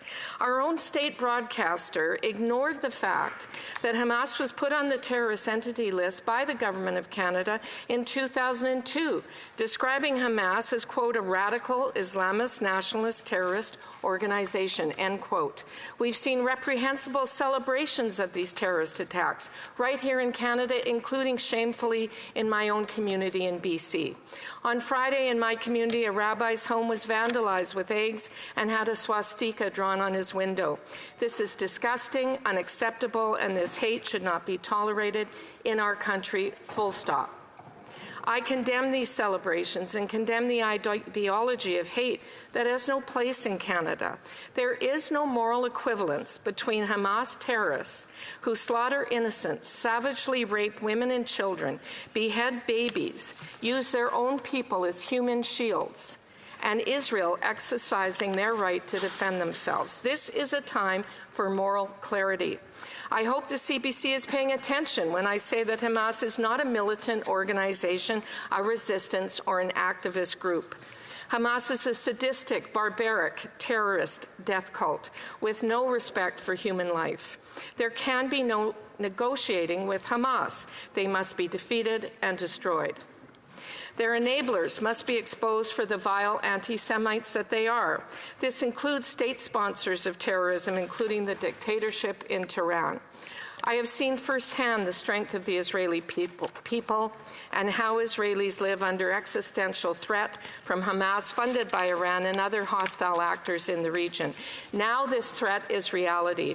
My heart breaks for the families who have been destroyed, especially the families of the 7 Canadians who were ruthlessly murdered. Last night in South Surrey, I attended a rally in support of the Jewish community and spoke to friends of Ben Mizrachi, a 22-year-old British Columbian murdered at the music festival. He was using his training as a medic with the IDF to help people who were wounded in the attack. He was trying to save lives when he tragically lost his own. For those still in danger, we must do everything we can to bring them home safe. As we continue to watch the horrific events unfolding in Israel, there are concrete actions that Canada can and must take. First, Canada must criminalize the IRGC, the terrorist arm of the Iranian government. Today, again, the Liberals blocked the passage of a Conservative bill that would have taken this necessary first step.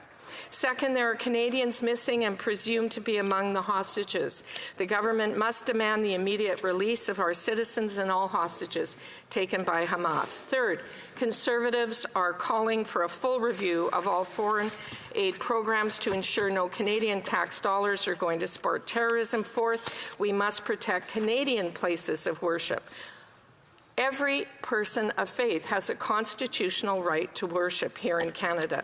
Never again is a phrase that is associated with the atrocities of the Holocaust. Never again is now. Jewish people around the world are remarkably resilient. They choose to believe the promises of Scripture that better days and peace lie ahead. However, they should not be continuously forced to prove their resilience by malevolent forces against their own existence. I am proud to stand with our friend and ally, Israel. Thank you.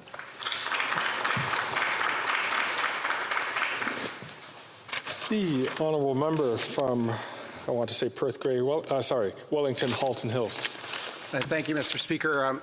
Thank my honourable colleague for her remarks. She knows that the Integrated Threat Assessment Centre of the Government of Canada has a national terrorism threat level. It was set in October of 2014, our last terrorist attack here on Canadian soil when Parliament Hill was attacked, to medium, which is that a terrorist attack could occur.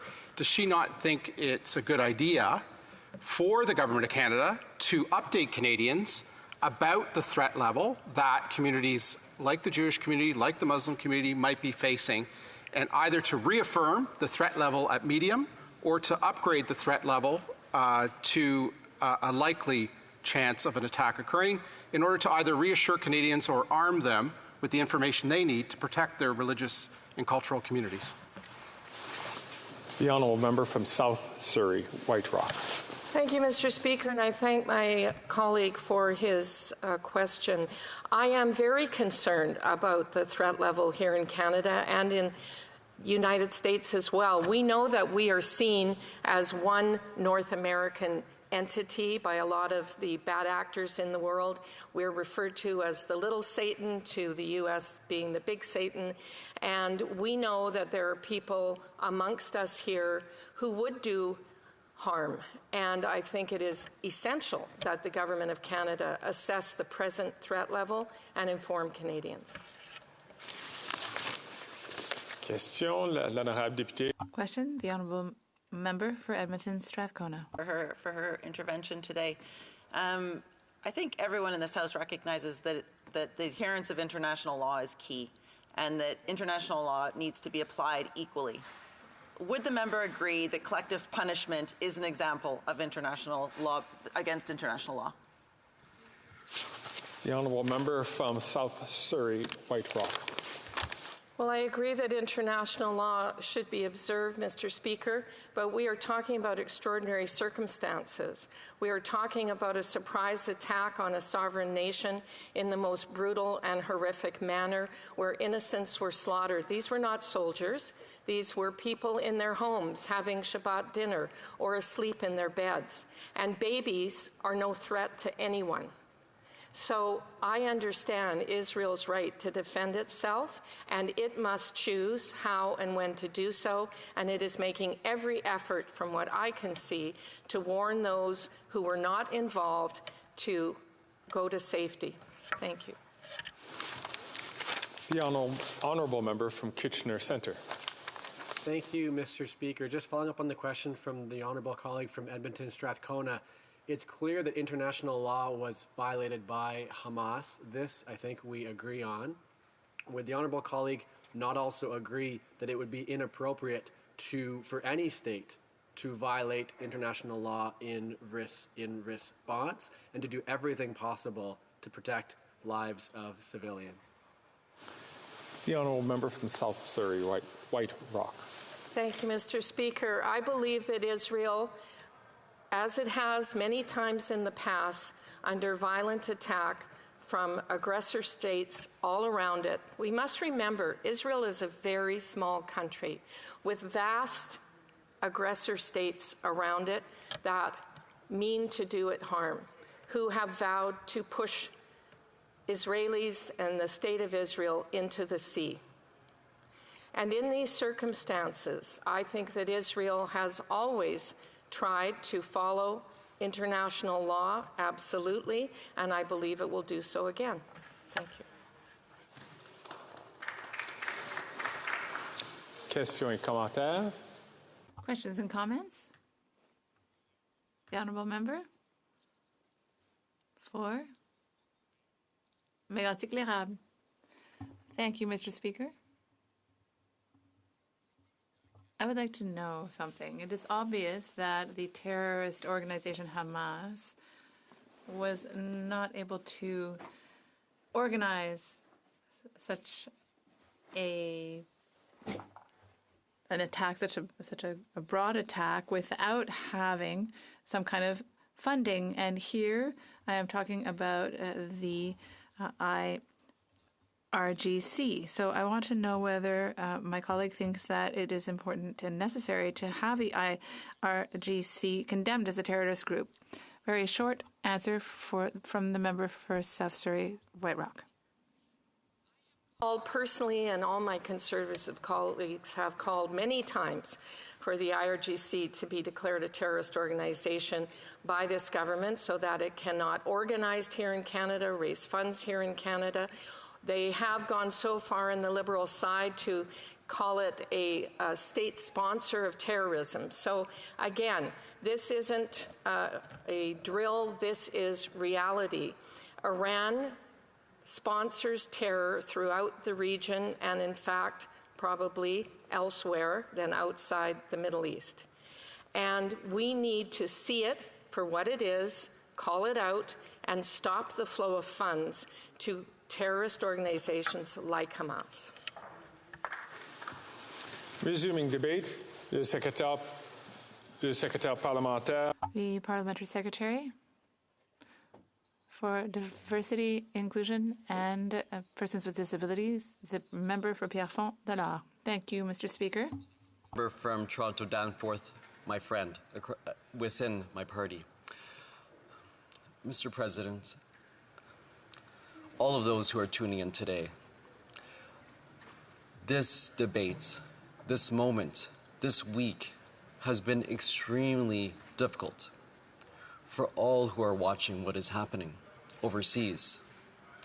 It's caused fear, trauma, anger, and hurt. These are emotions that are flowing through all of us. These emotions, we have to recognize them. These emotions are legitimate and valid. It's important that we take stock of them. On Saturday the 7th, I attended a Shabbat lunch with a rabbi in my writing. It was in his home, which is also a synagogue. And in that morning, the full scale of what happened with the escalation of violence, the terror that was caused by Hamas, was not fully realized. But we sat together, and the rabbi said that we are honored by guests from outside of the community, and our Sukkot is completed when we welcome those from outside the community. We are all part of the puzzle. We are all part of the human family. We complete each other. We all have a role to play. And so, Mr. Speaker, 1 week after that, and then some, a lot has happened. We have seen terrible things within Israel, terrible violence within Gaza. People died. People are dying now, as we speak. It should disturb us deeply. It should keep us awake at night. Why? Because lives are being lost right now, but we know that is not the end of it. We know that violence will continue to be unleashed. Will this solve the question that we are all trying to solve, which at its core, at its root, is to build a safe, a peaceful environment within the Middle East for both Israelis and Palestinians? Take it here to home in Canada. We have seen this manifest within our communities. I was speaking with a rabbi in my riding earlier today, and he was telling me how children stayed home on Friday because of a threat that came from overseas. Children stayed home, they didn't go to school because they were worried. In my own family, my sister-in-law, who wears the hijab, today, this morning, as she was going to school, driving my 9-year-old niece, her daughter, to school, she was accosted while driving. 2 different people within my riding gave her the middle finger. One followed her.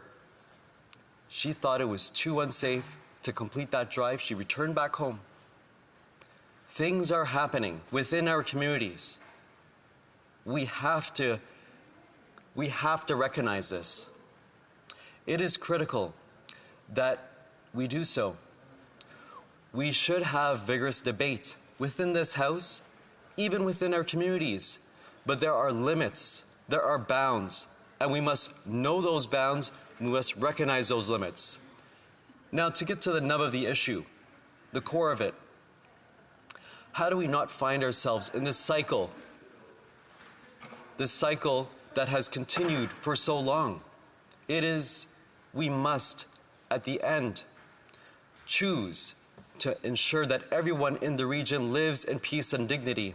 And that happens only through the creation of viable states for both Israelis and Palestinians.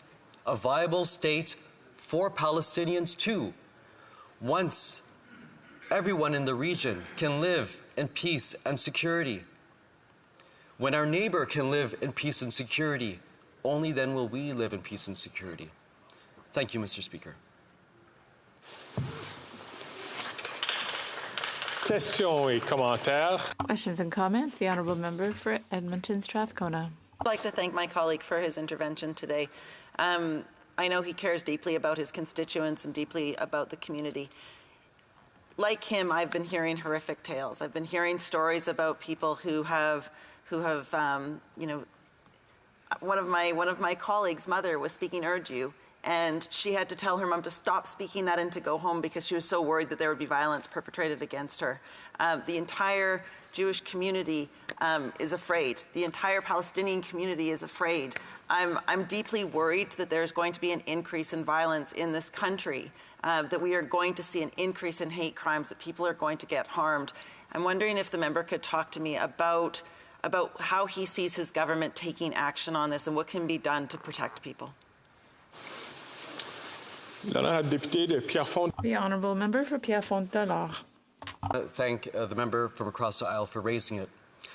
We need to recognize that a lot is happening within our communities. And I think it's important for everybody in this House to understand that. We need to bring people together, as difficult as that is. We must do so. As leaders within this chamber, we are all leaders in our own right within our communities. We must do our utmost best to bring people together, as difficult as that is. And we have to also, allow people to work through what they're experiencing, to work through it, and to be there and respect that people are hurting. Thank you, Mr. Speaker. The Honourable Member for Lac-Saint-Jean. Thank you, Mr. Speaker. I'd like to thank my honourable colleague. We've worked together on various human rights files, and that's what we're doing again tonight. I'd like to thank him for his speech then. But perhaps I'm going to be a bit boring tonight in that I don't think there are many people who are in Israel or in Palestine who are listening to us tonight. I'm trying to determine what we can truly do, what impact we can have. And I see that Canada could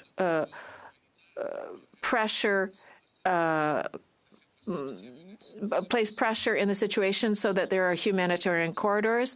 I'm wondering if my friend would also like to see that happen. Is it currently happening? I'm wondering if he knows.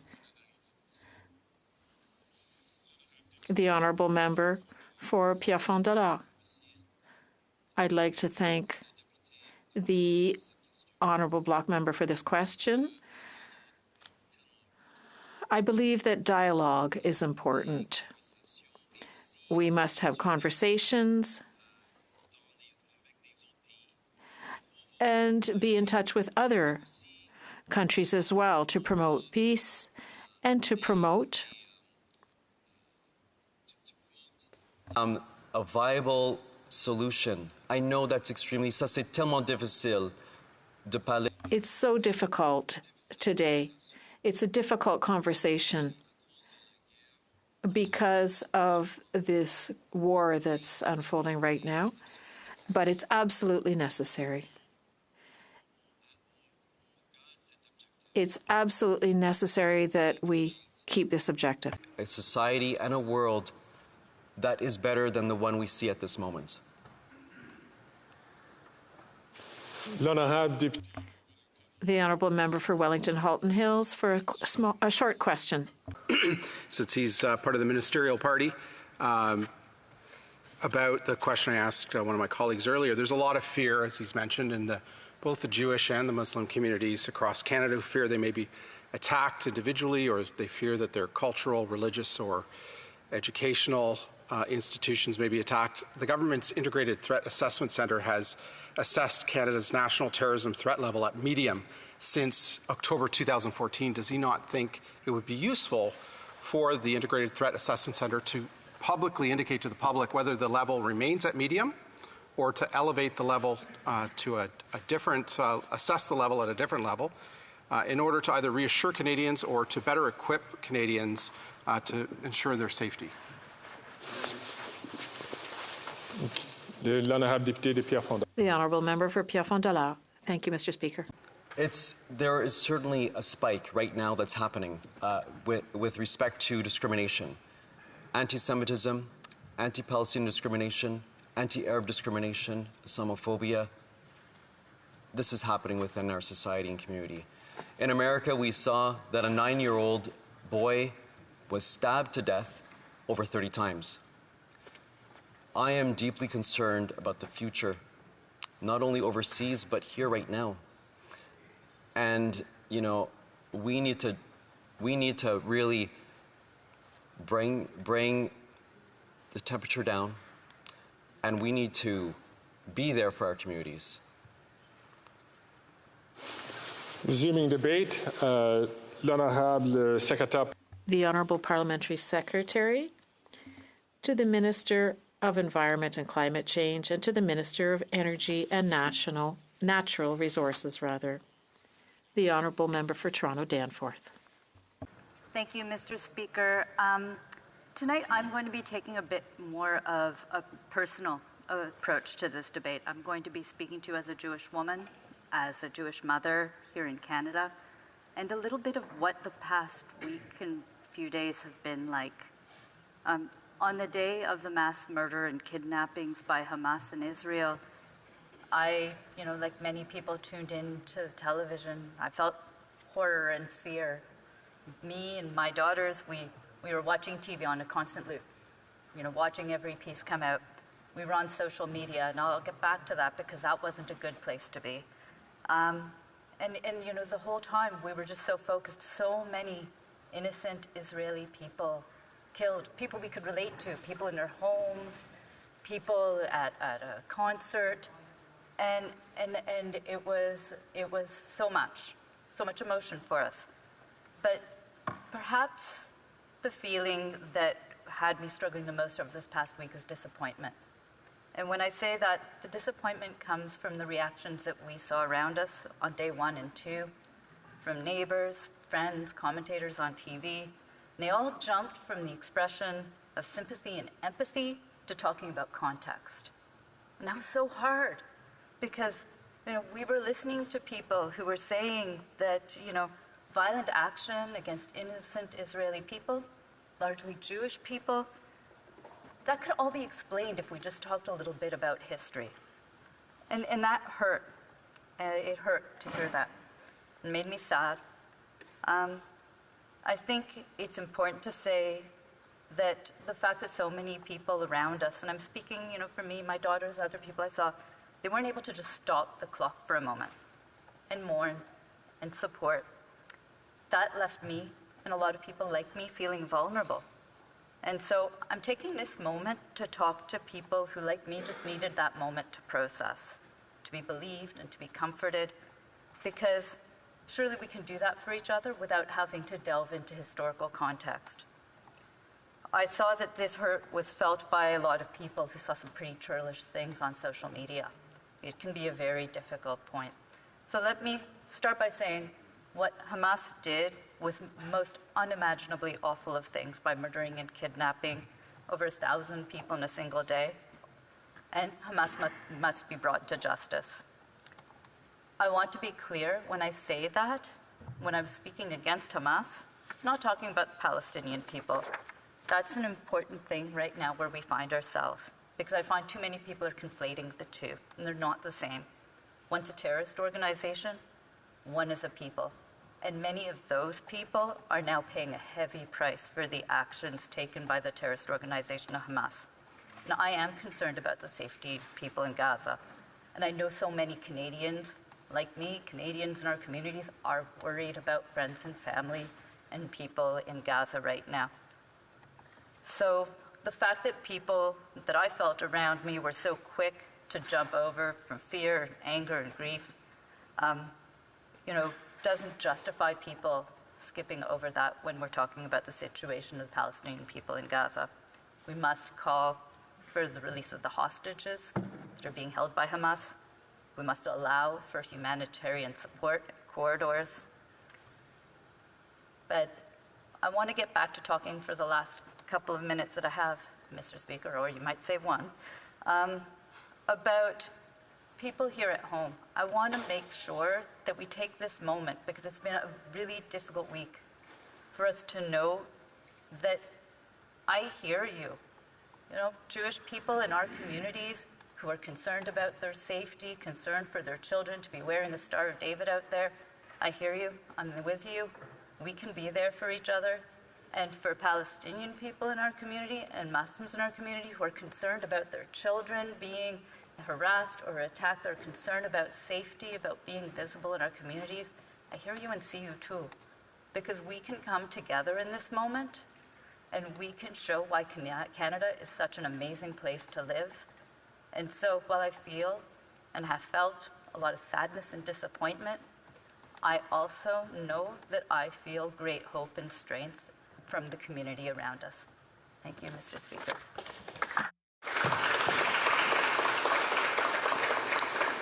Questions et commentaires. Questions and comments. The Honourable Member for Sherwood Park. Fort Saskatchewan. Sherwood Park, Fort Saskatchewan. Speaker, I thank my colleague for sharing some very important personal reflections that I think are very valuable for the House to consider. I did want to ask a question on a somewhat different aspect of this debate, though, and that is a question I've asked a few government members, and that is just about the role of the Iranian regime in supporting Hamas and supporting other terrorist organizations that threaten Israel. Up until now, it has not been the position of the government to list the IRGC as a terrorist organization. I know there are some members of the government that have individually expressed support for the idea of listing the IRGC as a terrorist organization. This is another example. We've seen many examples in recent years of IRGC violence. Does the member think that that there may be a change coming, possibly, in the government's position around listing the IRGC as a terrorist organization?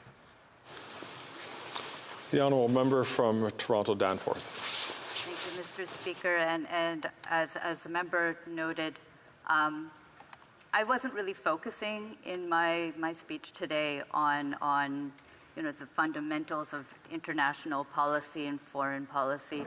And what I would say is actually, when I was, for example, in Mel Lastman Square last week, I saw many Iranian people there. I know that who are feeling vulnerable for things maybe happening back home in their home country, and we have certainly been there to support women, life, freedom, as we say, supporting women in Iran. I don't think that I have to delve deep into what the answers are from foreign policy today, but to say that very much that same feeling that we show support for Canadians here of Iranian heritage who may be feeling also very vulnerable over the past year. Thank you. The Honourable Member for Trois-Rivières. I'd like to thank my colleague across the aisle for his speech full of wisdom. For her speech full of wisdom, rather. It was refreshing. Does she believe that there is room for nuance or for taking a step back in this debate? The Honourable Member for Toronto Danforth. Merci, Monsieur. Thank you, Mr. Speaker. Thank you, Mr. Speaker, and I appreciate this question. This is exactly what I was trying to say. I think from time to time, we try too often to have ready-made answers, and sometimes we just need to reflect and be sensitive to how our words will affect other people, the people around us. So I really appreciate this question. It's good from time to time to take the time to think about people around us. The Honourable Member for Kitchener Centre. A brief question, please. Well, in that case, thank you, Mr. Speaker. I want to start by just sharing how much I appreciate that the member for Toronto Danforth spoke from her heart tonight in such a difficult time for her as a Jewish Canadian. I appreciate her for that. And in her comments, she also spoke about empathy for Palestinian people. As she likely knows, there are hospitals, for example, in Gaza right now who are on the brink of running out of backup generator power. And I wonder if she could speak to any reflections she would have on what can be done to protect innocent lives in Palestine. Thank you. The Honourable Member for Toronto Danforth. Thank you, Mr. Speaker. I noted in my comments, I think that humanitarian support and corridors is essential. I think that everyone needs to know that people, individuals, innocent individuals are protected, and that we are ensuring wherever we can that they have the support they need. So that stands. We can always help to protect one another more. We have time for a last question. 25 seconds. The Honourable Member for London Fanshawe. And I too want to thank my honourable colleague for the strength and that she brings to this debate, and knowing her background as a Jewish Canadian, I can't even imagine. So I appreciate that. She spoke a lot about that local impact, of course, and I come from London, where we're still dealing with a lot of the impacts of what happened to our London family, and so to move forward, I've been asking about concrete actions that we can take here in this place, that the government will take to continue the supports of all of our communities when we're dealing with such tragedy and such actions of violence and hatred. Thank you, Mr. Speaker. A short answer to a difficult question. The Honourable Member for Toronto Danforth. Thank you. I think that part of it is also showing and evidencing civility and thoughtfulness and caring between ourselves as parliamentarians. I think that can go a long way as setting an example. And back home in our communities, listening and being there for each other. Sometimes it's about the different programs, and sometimes it's also just about making sure that we can be there for one another. Thank you. Resuming debate, the Honourable Member from Sherwood Park for Saskatchewan. Thank you, Mr. Speaker, and I'll be sharing my time. I come to this debate tonight as a Christian, as the grandson of a Holocaust survivor, and as someone with deep love for my many Muslim friends. The three great Abrahamic faiths have many points of unity. We share our commitment to the singular worship of one God, a belief in a moral framework that flows from the Ten Commandments, an appreciation for the role of reason in religious life, and an attachment to the place we all call the Holy Land. In the midst of these tumultuous times, there are those who believe conflict between the Abrahamic faiths is inevitable, but I do not agree. Those who assert some inevitability of conflict lack both memory and imagination. They fail to recall centuries of fruitful cooperation between members of these faith communities, and they fail to perceive opportunities for a bright future. There is a bright star at the end of this dark tunnel. That star is one in which Israelis and Palestinians, Jews, Muslims, Christians, and others live side by side in peaceful, democratic, pluralistic, and prosperous states. A two-state solution in which each reflects the legitimate national aspirations of Israelis and Palestinians. Israel has established peaceful relations with many Muslim-majority nations, most recently through the aptly named Abraham Accords. But disrupting these efforts at peace is the violent, extremist, and colonialist regime in Tehran. While more and more actors in the Middle East are moving towards peace, the Iranian regime is trying to be a spoiler, supporting and enabling many different terrorist organizations. Hamas terrorists, recognized as such by successive Canadian governments, have militarily conquered and have terrorized the people of the Gaza Strip for a decade and a half. Hamas has not sought to govern the Gaza Strip in any meaningful sense. They have rather sought to turn the Gaza Strip into a staging ground for terrorist operations into Israel. Hamas has shown capricious disregard not only for the lives of Israelis, but also for the lives of Palestinian civilians living in Gaza. During the last round of fighting between Israel and Hamas, the Foreign Affairs Committee heard that over 15% of the rockets launched by Hamas intended to kill Israeli civilians actually land in Gaza on the heads of Palestinian civilians. The committee also heard at the time about how a vital humanitarian corridor into Gaza was closed after being subject to a Hamas mortar attack. I asked officials, why would Hamas intentionally target a humanitarian crossing? Canadian government officials told the committee, in terms of the reason, obviously the intention and the pressure on all parties Hamas may not have wanted alleviated instantly to keep the pressure on and keep sending the message. So in other words, the testimony of this expert was that Hamas weaponizes the pain of the Palestinian people for their own twisted political ends. In the present context, I want to call for and underline the importance of humanitarian access. Palestinian civilians should be able to access the things required to meet basic humanitarian needs. There should be a corridor for bringing essential humanitarian supplies into Gaza, and there should be a secure, safe zone area or areas for civilians to take shelter and access essential humanitarian goods. The international community should work together to establish this essential humanitarian access.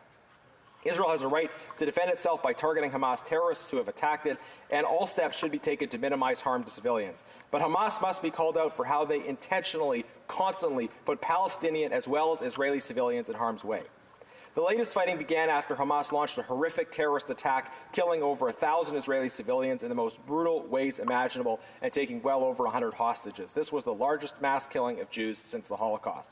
So as the descendant of Holocaust survivors and as the descendant of some who did not survive, this is deeply personal for me. There can be no equivocation about the horror of what happened or about the need to hold the killers responsible. No other country, after facing such an attack, would be expected to contemplate an immediate ceasefire without first securing freedom for hostages and bringing perpetrators to justice. I hope and pray that Israel's legitimate pursuit of its own security will lead to the least possible loss of human life in the short term, but also in the long term. A long-term future of peace and security for Palestinians and Israelis is likely not possible until the tyrannical control of the Gaza Strip by Hamas terrorists ends. Palestinian self-determination starts with Palestinians being able to choose who governs them and choosing a government within constitutional constraints that puts the well-being of the Palestinian people first. Speaker, while more and more Muslim-majority nations are pursuing peace with Israel, the Iranian regime is enabling and using terrorist proxies to attack Israel and to undermine the sovereignty of other nations in the region. That is why I will continue to push this government to list the IRGC as a terrorist organization and shut down their operations here in Canada. And that is why I will continue to support the Women, Life, Freedom movement. The success of the Iranian freedom movement would deprive terrorist groups throughout the region of material and strategic support. As those protesters say, no solution but revolution. I stand today with Israelis, Palestinians, Iranians, and people of all faiths and backgrounds who desire three simple things: to live in freedom from tyranny and oppression, to protect their family, and to practice their faith. This is the best of the Abrahamic faith traditions that we share, the commitment to freedom, family, and faith that must unite us all. Thank you. Questions et commentaires. Questions and comments? The Honourable Member for Lac-Saint-Jean. Delighted to see you here, Mr. Speaker. I always enjoy my colleagues' speeches, which are said with passion and intelligence, even if we don't always agree. There is one thing that we agree about, however. I think all the House of Commons agrees that we must have a humanitarian corridor set up. Everyone agrees, but no one has been able to tell me how is it that Israel has not already set up a humanitarian corridor. I've been told it's because of Hamas.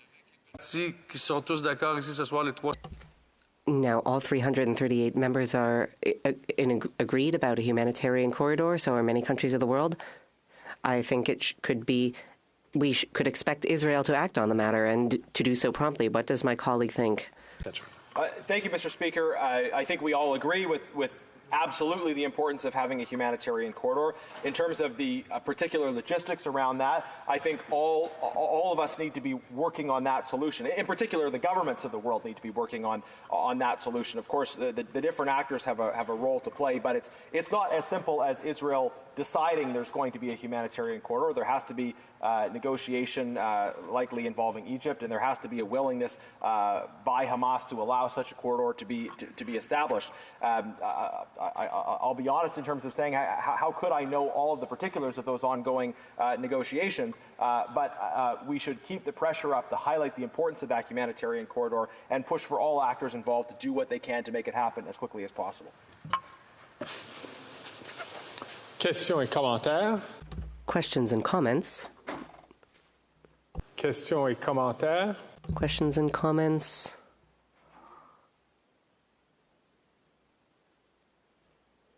Debate.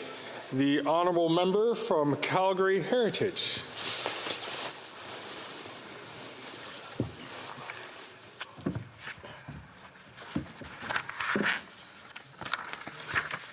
I rise as a voice for the great people of Calgary and for our vibrant Jewish communities. In the solemn silence of the Sabbath, violence and terror ensued last Saturday. The chosen friends that I have had, the chosen family I get to make, like so many of you from across Israel, began to text. They began to text as they learned and watched the documented evidence of atrocities. They watched babies being thrown into cages. They watched seniors being dragged across the street. They heard news of young people reveling in joy and song and love being slaughtered. They watched wanton destruction of terrorists roaming the street of the country I've come to love in the many times I've had the honor to visit. And now 7 Canadians lay dead. I'm here just to say a few things. The first is, Israel has the right to exist. The Jewish people, as indigenous to the land, who through the modern state of Israel, tell the story of the most remarkable indigenous revival on planet Earth. And the world is long overdue in recognizing this Israeli legitimacy, this Zionism. Terror runs across the streets of this great country, this amazing, remarkable democracy. Its legitimacy, Mr. Speaker, is being challenged yet once again. Which brings me to my second point. Israel has the right and indeed the obligation to defend itself by itself. In 1948, the world's establishment had argued against its existence as less permanent than other nations. It is a logic that strays dangerously close to anti-Zionism and through it, actual anti-Semitism. Time and time again, Israel has proven them wrong. Against great odds, fighting to preserve its state, proving beyond any doubt its ability to defend itself and its capital. In most incidences, such strength would be taken as an example of Israel's permanence. Yet each time the Jewish state is forced to sue for peace and grant concessions to its enemies who have only one goal: destroy the state, eradicate the people. We stand with the reservists and security services that bring order to Israel by weeding out hundreds of Hamas terrorists, by rescuing hundreds of innocent hostages, and by ensuring Hamas is dismantled and never capable of this again. And third, Mr. Speaker, anti-Zionism is anti-Semitism. At rallies sprouting up across our land, extremists celebrate rape, murder, and kidnapping by Hamas, calling for actual incitement of violence against our treasured Jewish communities. Extremists celebrating actual hate crimes and actual war crimes constitute an affront to the peace and freedom of all Canadians, especially our Jewish communities. For all the misery, murder, and chaos across Israel and Gaza, Hamas is responsible. There is no equivalence. Hamas is responsible for the deaths you see on the streets of Israel and for the loss of every innocent life to come. Gaza has not been occupied for more than 18 years. For 18 years, it has been part of a Hamas terror factory backed by a clerical military dictatorship in Iran, and it is time to dismantle all of it now. So, Mr. Speaker, in this terrible test, when the calls for appeasement and restraint come, when it's hard to stand with Israel, pay attention to those who actually do. Because under attack by land, by sea, by air, and a firestorm of rockets, infiltrators kidnap and kill innocent civilians. There is no equivalence to be made. Hamas is responsible. Now, this is hard for me because I spent a few years living in the desert under bombardment of Iranian rockets, and I know what it's like. So in the hours and weeks, in the dark months ahead, in the trying times of our defining age, may the blessing of the memories of those who have been murdered over this last week, of those who have been sent to gas chambers, of those who through the millennia have survived, may their blessings fortify us to get this job done because Am Yisrael Chai. Thank you.